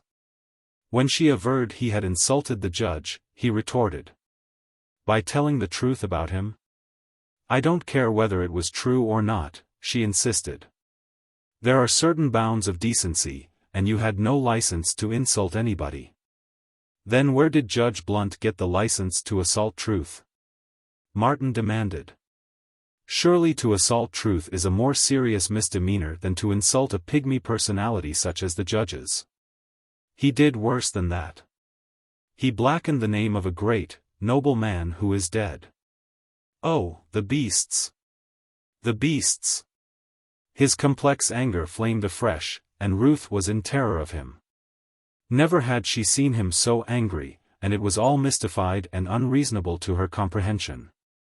And yet, through her very terror ran the fibers of fascination that had drawn and that still drew her to him, that had compelled her to lean towards him, and, in that mad, culminating moment, lay her hands upon his neck. She was hurt and outraged by what had taken place, and yet she lay in his arms and quivered while he went on muttering, "The beasts! The beasts!" And she still lay there when he said, "I'll not bother your table again, dear.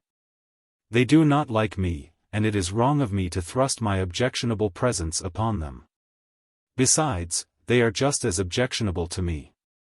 Faugh! They are sickening. And to think of it, I dreamed in my innocence that the persons who sat in the high places, who lived in fine houses and had educations and bank accounts, were worth while." Chapter 38. "Come on, let's go down to the local." So spoke Brissenden, faint from a hemorrhage of half an hour before, the second hemorrhage in 3 days. The perennial whiskey glass was in his hands, and he drained it with shaking fingers. "What do I want with socialism?" Martin demanded. "Outsiders are allowed 5-minute speeches," the sick man urged. "Get up and spout. Tell them why you don't want socialism. Tell them what you think about them and their ghetto ethics. Slam Nietzsche into them and get walloped for your pains. Make a scrap of it. It will do them good. Discussion is what they want, and what you want, too. You see, I'd like to see you a socialist before I'm gone. It will give you a sanction for your existence. It is the one thing that will save you in the time of disappointment that is coming to you.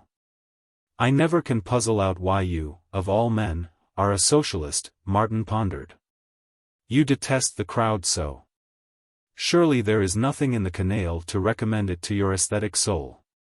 He pointed an accusing finger at the whiskey glass which the other was refilling. "Socialism doesn't seem to save you." "I'm very sick," was the answer. "With you it is different. You have health and much to live for, and you must be handcuffed to life somehow. As for me, you wonder why I am a socialist. I'll tell you. It is because socialism is inevitable. Because the present rotten and irrational system cannot endure, because the day is past for your man on horseback. The slaves won't stand for it. They are too many, and willy-nilly they'll drag down the would-be equestrian before ever he gets astride. You can't get away from them, and you'll have to swallow the whole slave morality. It's not a nice mess, I'll allow. But it's been brewing, and swallow it you must. You are antediluvian anyway, with your Nietzsche ideas.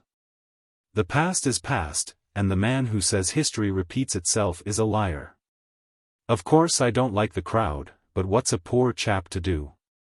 We can't have the man on horseback, and anything is preferable to the timid swine that now rule. But come on, anyway. I'm loaded to the guards now, and if I sit here any longer, I'll get drunk. And you know the doctor says, damn the doctor. I'll fool him yet." It was Sunday night, and they found the small hall packed by the Oakland socialists, chiefly members of the working class. The speaker, a clever Jew, won Martin's admiration at the same time that he aroused his antagonism. The man's stooped and narrow shoulders and weazened chest proclaimed him the true child of the crowded ghetto, and strong on Martin was the age-long struggle of the feeble, wretched slaves against the lordly handful of men who had ruled over them and would rule over them to the end of time. To Martin this withered wisp of a creature was a symbol. He was the figure that stood forth representative of the whole miserable mass of weaklings and inefficients who perished according to biological law on the ragged confines of life. They were the unfit. In spite of their cunning philosophy and of their ant-like proclivities for cooperation, nature rejected them for the exceptional man.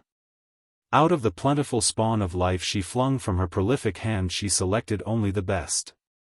It was by the same method that men, aping her, bred racehorses and cucumbers.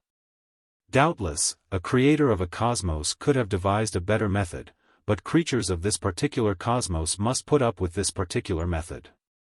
Of course, they could squirm as they perished, as the socialists squirmed. As the speaker on the platform and the perspiring crowd were squirming even now as they counseled together for some new device with which to minimize the penalties of living and outweed the cosmos. So Martin thought, and so he spoke when Brissenden urged him to give them hell. He obeyed the mandate, walking up to the platform, as was the custom, and addressing the chairman. He began in a low voice, haltingly, forming into order the ideas which had surged in his brain while the Jew was speaking. In such meetings 5 minutes was the time allotted to each speaker.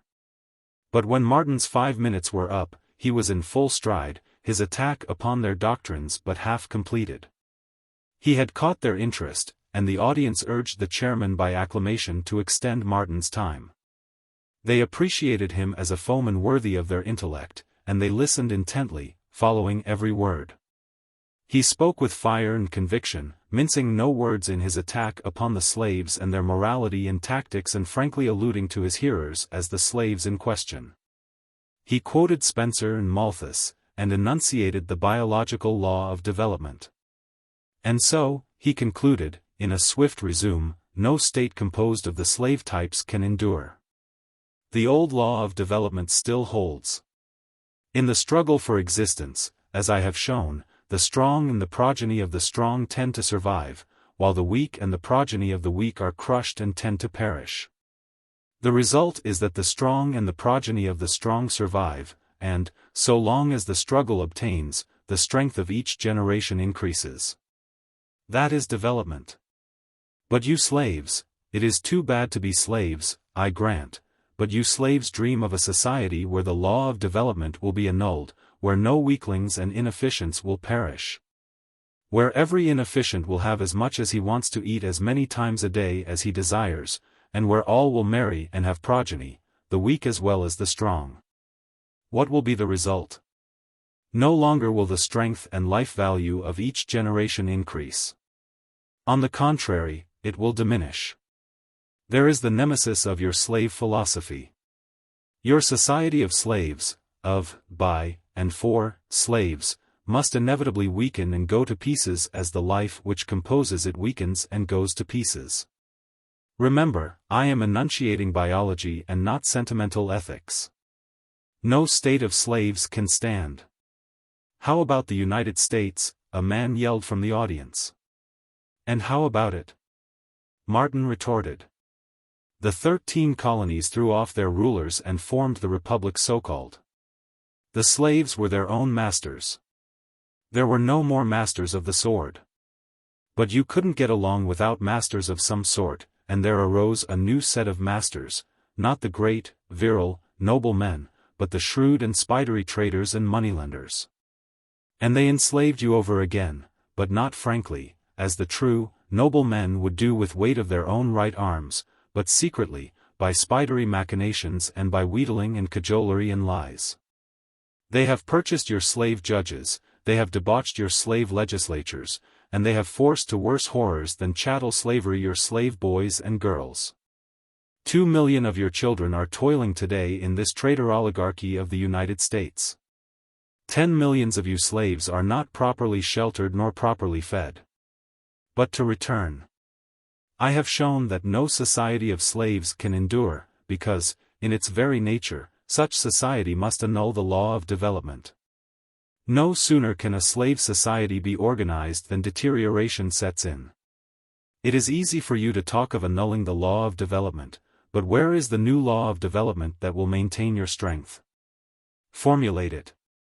Is it already formulated? Then state it. Martin took his seat amidst an uproar of voices. A score of men were on their feet clamoring for recognition from the chair.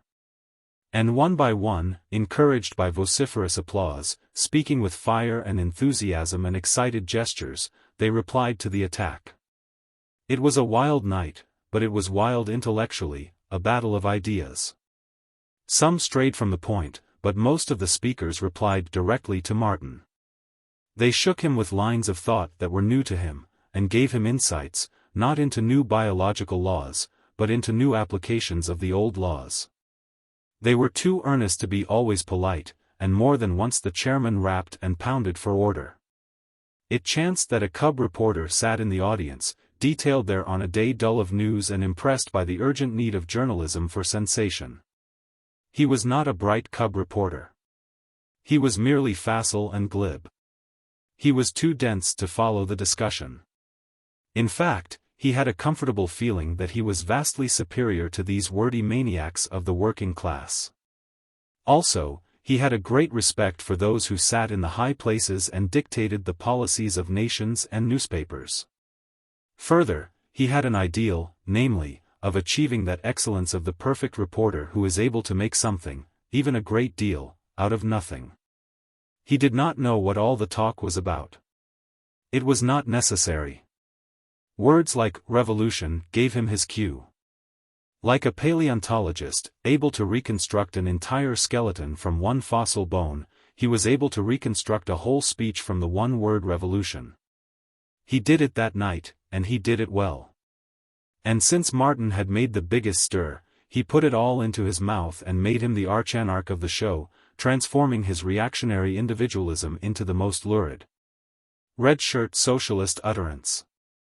The cub reporter was an artist, and it was a large brush with which he laid on the local color, wild-eyed long-haired men, neurasthenic and degenerate types of men, voices shaken with passion, clenched fists raised on high, and all projected against a background of oaths, yells, and the throaty rumbling of angry men. Chapter 39. Over the coffee, in his little room, Martin read next morning's paper.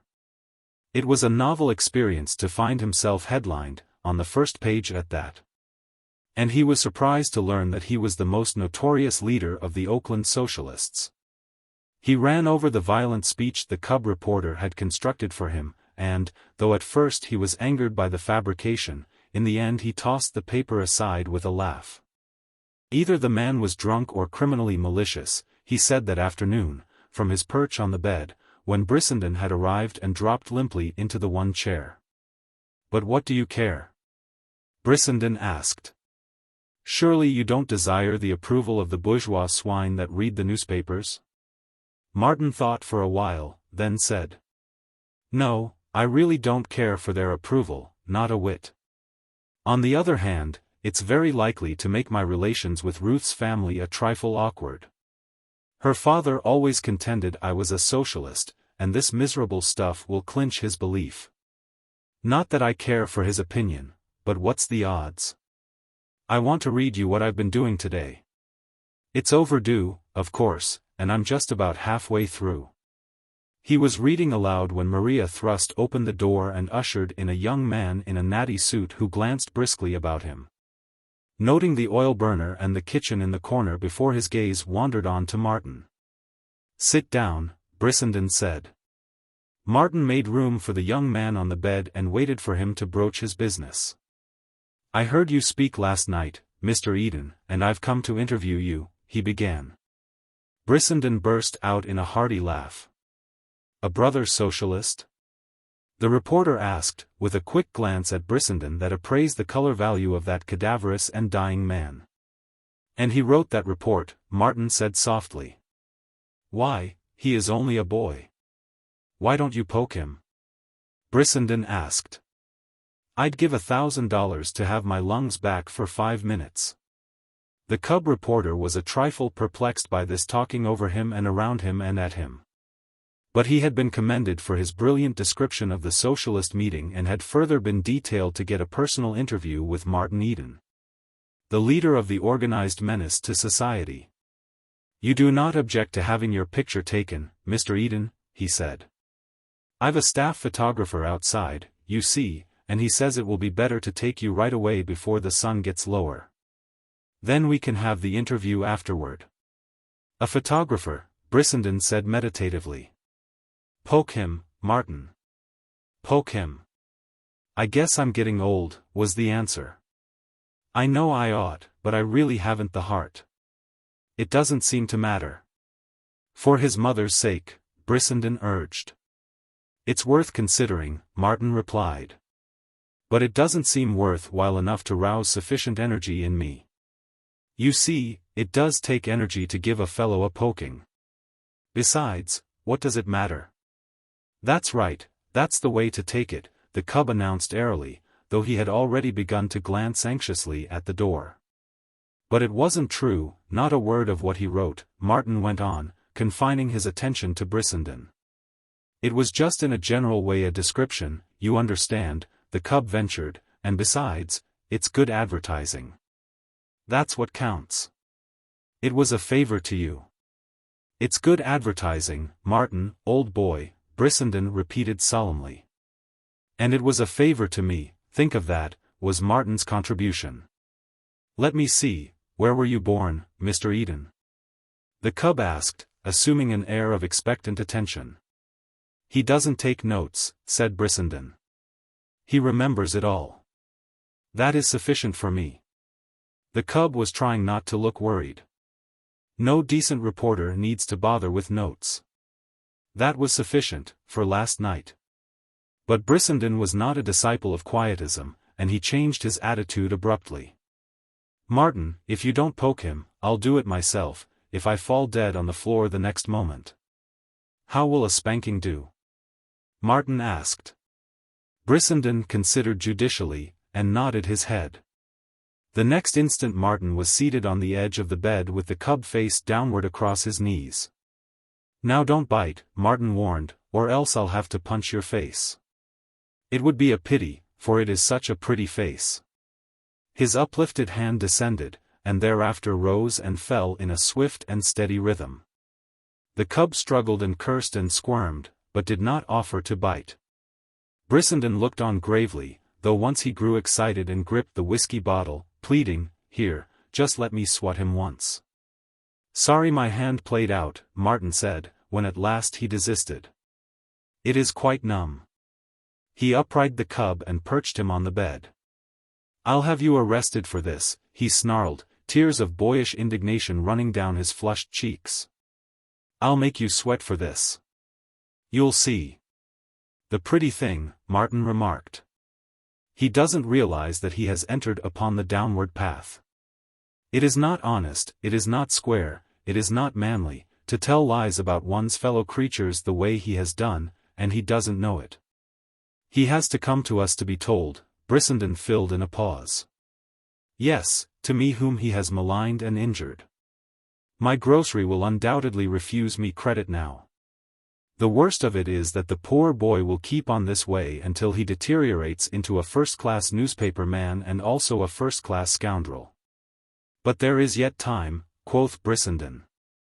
Who knows but what you may prove the humble instrument to save him? Why didn't you let me swat him just once? I'd like to have had a hand in it. I'll have you arrested, the pair of you, you big brutes, sobbed the erring soul. No, his mouth is too pretty and too weak. Martin shook his head lugubriously. I'm afraid I've numbed my hand in vain. The young man cannot reform. He will become eventually a very great and successful newspaper man. He has no conscience. That alone will make him great. With that the cub passed out the door in trepidation to the last for fear that Brissenden would hit him in the back with the bottle he still clutched. In the next morning's paper Martin learned a great deal more about himself that was new to him. We are the sworn enemies of society, he found himself quoted as saying in a column interview. No, we are not anarchists but socialists. When the reporter pointed out to him that there seemed little difference between the two schools, Martin had shrugged his shoulders in silent affirmation. His face was described as bilaterally asymmetrical, and various other signs of degeneration were described. Especially notable were his thug-like hands and the fiery gleams in his bloodshot eyes. He learned, also, that he spoke nightly to the workmen in the City Hall Park. And that among the anarchists and agitators that there inflamed the minds of the people he drew the largest audiences and made the most revolutionary speeches. The cub painted a highlight picture of his poor little room, its oil stove and the one chair. And of the death's head tramp who kept him company and who looked as if he had just emerged from 20 years of solitary confinement in some fortress dungeon. The cub had been industrious. He had scurried around and nosed out Martin's family history, and procured a photograph of Higginbotham's cash store with Bernard Higginbotham himself standing out in front. That gentleman was depicted as an intelligent, dignified businessman who had no patience with his brother-in-law's socialistic views, and no patience with the brother-in-law either. Whom he was quoted as characterizing as a lazy good-for-nothing who wouldn't take a job when it was offered to him and who would go to jail yet. Hermann von Schmidt, Marion's husband, had likewise been interviewed. He had called Martin the black sheep of the family and repudiated him. He tried to sponge off of me, but I put a stop to that good and quick, von Schmidt had said to the reporter. He knows better than to come bumming around here. A man who won't work is no good, take that from me. This time Martin was genuinely angry. Brissenden looked upon the affair as a good joke, but he could not console Martin, who knew that it would be no easy task to explain to Ruth.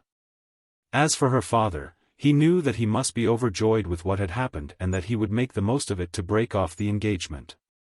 How much he would make of it he was soon to realize. The afternoon mail brought a letter from Ruth.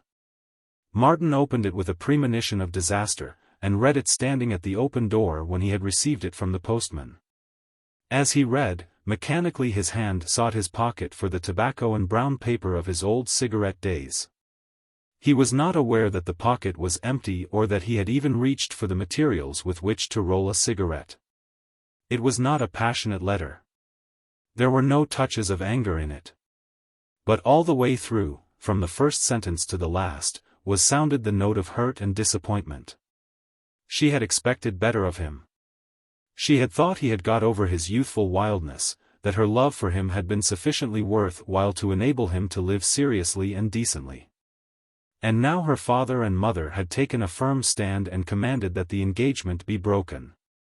That they were justified in this she could not but admit. Their relation could never be a happy one. It had been unfortunate from the first. But one regret she voiced in the whole letter, and it was a bitter one to Martin. If only you had settled down to some position and attempted to make something of yourself, she wrote. But it was not to be. Your past life had been too wild and irregular. I can understand that you are not to be blamed. You could act only according to your nature and your early training. So I do not blame you, Martin. Please remember that. It was simply a mistake. As father and mother have contended, we were not made for each other, and we should both be happy because it was discovered not too late. There is no use trying to see me, she said toward the last. It would be an unhappy meeting for both of us, as well as for my mother. I feel, as it is, that I have caused her great pain and worry. I shall have to do much living to atone for it. He read it through to the end, carefully, a second time, then sat down and replied. He outlined the remarks he had uttered at the socialist meeting, pointing out that they were in all ways the converse of what the newspaper had put in his mouth. Toward the end of the letter he was God's own lover pleading passionately for love. Please answer, he said, and in your answer you have to tell me but one thing. Do you love me? That is all, the answer to that one question. But no answer came the next day, nor the next. Overdue lay untouched upon the table, and each day the heap of returned manuscripts under the table grew larger. For the first time Martin's glorious sleep was interrupted by insomnia, and he tossed through long, restless nights. 3 times he called at the Morse home, but was turned away by the servant who answered the bell. Brissenden lay sick in his hotel, too feeble to stir out, and, though Martin was with him often, he did not worry him with his troubles. For Martin's troubles were many. The aftermath of the cub reporter's deed was even wider than Martin had anticipated. The Portuguese grocer refused him further credit, while the greengrocer, who was an American and proud of it, had called him a traitor to his country and refused further dealings with him, carrying his patriotism to such a degree that he cancelled Martin's account and forbade him ever to attempt to pay it. The talk in the neighborhood reflected the same feeling, and indignation against Martin ran high. No one would have anything to do with a socialist traitor. Poor Maria was dubious and frightened, but she remained loyal. The children of the neighborhood recovered from the awe of the grand carriage which once had visited Martin, and from safe distances they called him hobo and bum. The Silva tribe, however, stanchly defended him, fighting more than one pitched battle for his honor. And black eyes and bloody noses became quite the order of the day and added to Maria's perplexities and troubles. Once, Martin met Gertrude on the street, down in Oakland, and learned what he knew could not be otherwise, that Bernard Higginbotham was furious with him for having dragged the family into public disgrace, and that he had forbidden him the house. "Why don't you go away, Martin?" Gertrude had begged. "Go away and get a job somewhere and steady down. Afterwards, when this all blows over, you can come back." Martin shook his head, but gave no explanations. How could he explain? He was appalled at the awful intellectual chasm that yawned between him and his people. He could never cross it and explain to them his position, the Nietzschean position, in regard to socialism. There were not words enough in the English language, nor in any language, to make his attitude and conduct intelligible to them. Their highest concept of right conduct, in his case, was to get a job. That was their first word and their last. It constituted their whole lexicon of ideas. Get a job. Go to work. Poor, stupid slaves, he thought, while his sister talked. Small wonder the world belonged to the strong. The slaves were obsessed by their own slavery. A job was to them a golden fetish before which they fell down and worshipped. He shook his head again, when Gertrude offered him money, though he knew that within the day he would have to make a trip to the pawnbroker. "Don't come near Bernard now," she admonished him. "After a few months, when he is cooled down, if you want to, you can get the job of driving delivery wagon for him. Any time you want me, just send for me and I'll come. Don't forget." She went away weeping audibly, and he felt a pang of sorrow shoot through him at sight of her heavy body and uncouth gait. As he watched her go, the Nietzschean edifice seemed to shake and totter. The slave class in the abstract was all very well, but it was not wholly satisfactory when it was brought home to his own family. And yet, if there was ever a slave trampled by the strong, that slave was his sister Gertrude. He grinned savagely at the paradox. A fine Nietzscheman he was, to allow his intellectual concepts to be shaken by the first sentiment or emotion that strayed along, to be shaken by the slave morality itself. For that was what his pity for his sister really was. The true noble men were above pity and compassion. Pity and compassion had been generated in the subterranean barracoons of the slaves and were no more than the agony and sweat of the crowded miserables and weaklings. Chapter 40. Overdue still continued to lie forgotten on the table. Every manuscript that he had had out now lay under the table. Only one manuscript he kept going, and that was Brissenden's Ephemera. His bicycle and black suit were again in pawn, and the typewriter people were once more worrying about the rent. But such things no longer bothered him. He was seeking a new orientation, and until that was found his life must stand still. After several weeks, what he had been waiting for happened. He met Ruth on the street. It was true, she was accompanied by her brother, Norman, and it was true that they tried to ignore him and that Norman attempted to wave him aside. "If you interfere with my sister, I'll call an officer," Norman threatened. "She does not wish to speak with you, and your insistence is insult. If you persist, you'll have to call that officer, and then you'll get your name in the papers," Martin answered grimly. "And now, get out of my way and get the officer if you want to. I'm going to talk with Ruth." "I want to have it from your own lips," he said to her. She was pale and trembling, but she held up and looked inquiringly. "The question I asked in my letter," he prompted. Norman made an impatient movement, but Martin checked him with a swift look. She shook her head. Is all this of your own free will? He demanded. It is. She spoke in a low, firm voice and with deliberation. It is of my own free will. You have disgraced me so that I am ashamed to meet my friends. They are all talking about me, I know. That is all I can tell you. You have made me very unhappy, and I never wish to see you again. Friends. Gossip. Newspaper misreports. Surely such things are not stronger than love. I can only believe that you never loved me. A blush drove the pallor from her face. After what has passed, she said faintly.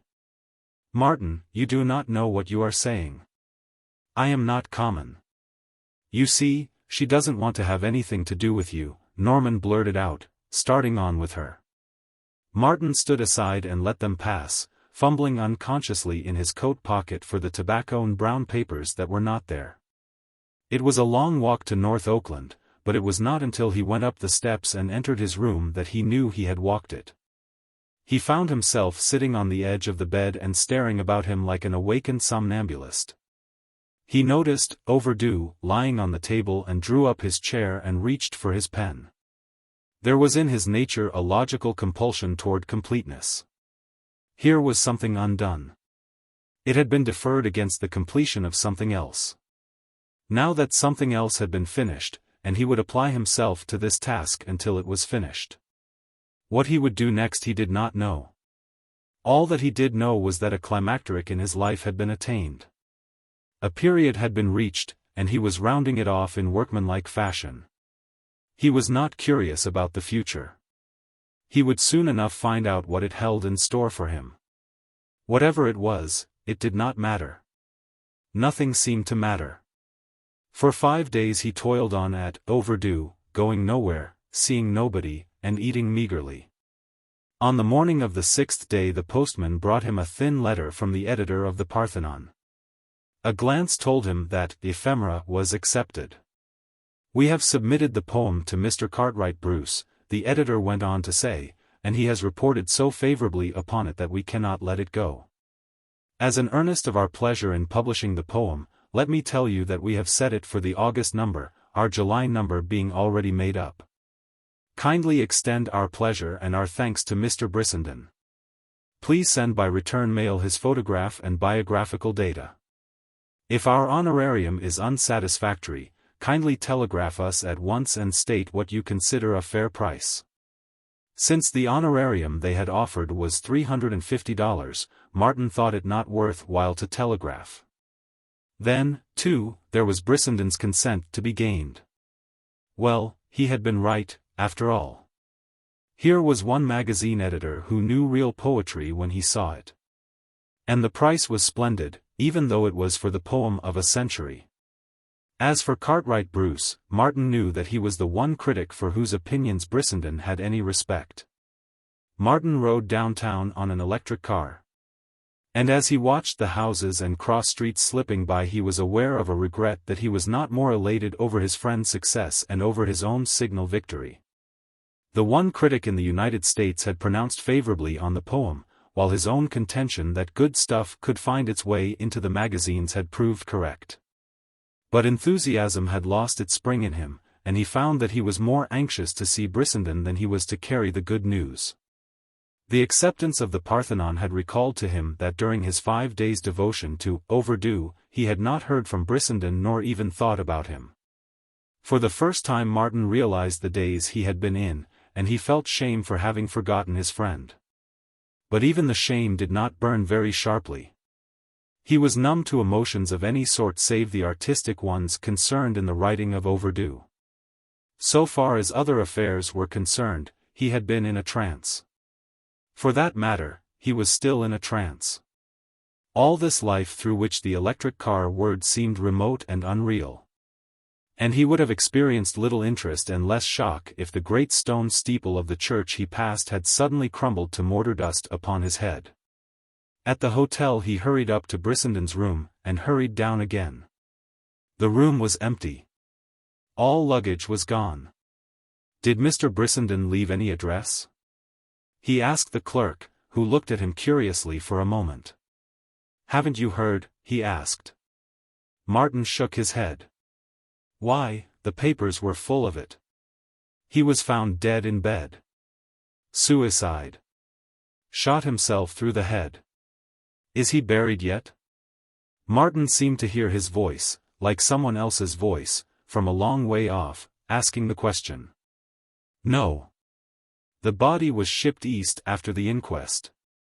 Lawyers engaged by his people saw to the arrangements. They were quick about it, I must say, Martin commented. Oh, I don't know. It happened 5 days ago. 5 days ago? Yes, 5 days ago.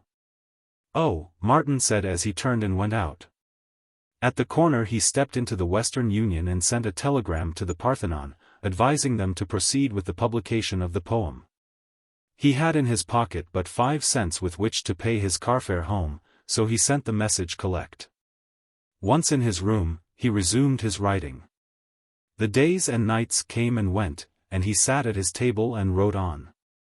He went nowhere, save to the pawnbroker, took no exercise, and ate methodically when he was hungry and had something to cook, and just as methodically went without when he had nothing to cook. Composed as the story was, in advance, chapter by chapter, he nevertheless saw and developed an opening that increased the power of it, though it necessitated 20,000 additional words. It was not that there was any vital need that the thing should be well done, but that his artistic canons compelled him to do it well. He worked on in the days, strangely detached from the world around him, feeling like a familiar ghost among these literary trappings of his former life. He remembered that someone had said that a ghost was the spirit of a man who was dead and who did not have sense enough to know it. And he paused for the moment to wonder if he were really dead and unaware of it. Came the day when Overdue was finished. The agent of the typewriter firm had come for the machine, and he sat on the bed while Martin, on the one chair, typed the last pages of the final chapter. Finus, he wrote, in capitals, at the end, and to him it was indeed finus. He watched the typewriter carried out the door with a feeling of relief, then went over and lay down on the bed. He was faint from hunger. Food had not passed his lips in 36 hours, but he did not think about it. He lay on his back, with closed eyes, and did not think at all, while the daze or stupor slowly welled up, saturating his consciousness. Half in delirium, he began muttering aloud the lines of an anonymous poem Brissenden had been fond of quoting to him.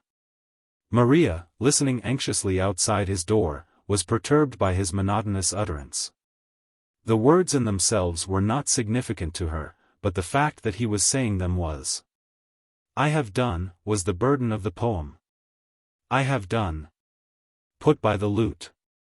Song and singing soon are over. As the airy shades that hover in among the purple clover. I have done. Put by the lute. Once I sang as early thrushes sing among the dewy bushes. Now I'm mute. I am like a weary linnet, for my throat has no song in it. I have had my singing minute. I have done. Put by the lute. Maria could stand it no longer, and hurried away to the stove, where she filled a quart bowl with soup, putting into it the lion's share of chopped meat and vegetables which her ladle scraped from the bottom of the pot. Martin roused himself and sat up and began to eat, between spoonfuls reassuring Maria that he had not been talking in his sleep and that he did not have any fever.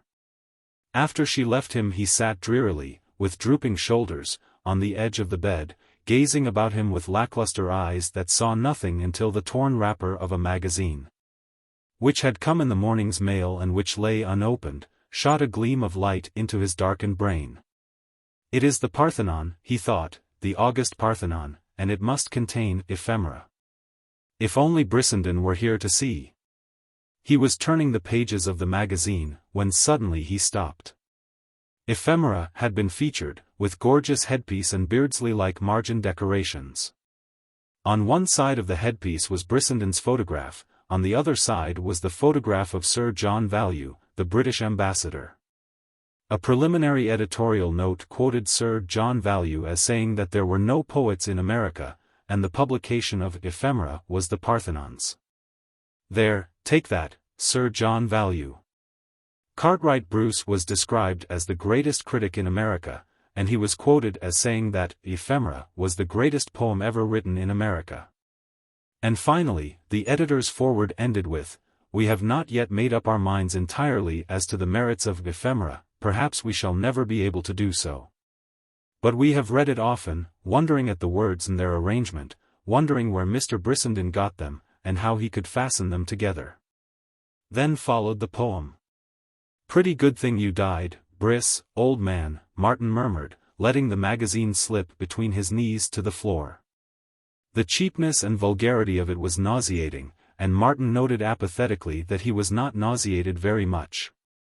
He wished he could get angry, but did not have energy enough to try. He was too numb. His blood was too congealed to accelerate to the swift tidal flow of indignation. After all, what did it matter? It was on a par with all the rest that Brissenden had condemned in bourgeois society. Poor Briss, Martin communed, he would never have forgiven me. Rousing himself with an effort, he possessed himself of a box which had once contained typewriter paper. Going through its contents, he drew forth 11 poems which his friend had written. These he tore lengthwise and crosswise and dropped into the waste-basket. He did it languidly, and, when he had finished, sat on the edge of the bed staring blankly before him. How long he sat there he did not know, until, suddenly, across his sightless vision he saw form a long horizontal line of white. It was curious. But as he watched it grow in definiteness he saw that it was a coral reef smoking in the white Pacific surges. Next, in the line of breakers he made out a small canoe, an outrigger canoe. In the stern he saw a young bronzed god in scarlet hipcloth dipping a flashing paddle. He recognized him. He was Modi, the youngest son of Toddy, the chief, and this was Tahiti, and beyond that smoking reef lay the sweet land of Papera and the chief's grass house by the river's mouth. It was the end of the day, and Modi was coming home from the fishing. He was waiting for the rush of a big breaker whereon to jump the reef. Then he saw himself, sitting forward in the canoe as he had often sat in the past, dipping a paddle that waited Modi's word to dig in like mad when the turquoise wall of the great breaker rose behind them. Next, he was no longer an onlooker but was himself in the canoe. Modi was crying out, they were both thrusting hard with their paddles, racing on the steep face of the flying turquoise. Under the bow the water was hissing as from a steam jet, the air was filled with driven spray, there was a rush and rumble and long echoing roar. And the canoe floated on the placid water of the lagoon. Modi laughed and shook the salt water from his eyes, and together they paddled into the pounded coral beach where Toddy's grass walls through the coconut palms showed golden in the setting sun. The picture faded, and before his eyes stretched the disorder of his squalid room. He strove in vain to see Tahiti again. He knew there was singing among the trees and that the maidens were dancing in the moonlight, but he could not see them. He could see only the littered writing table, the empty space where the typewriter had stood, and the unwashed windowpane. He closed his eyes with a groan, and slept.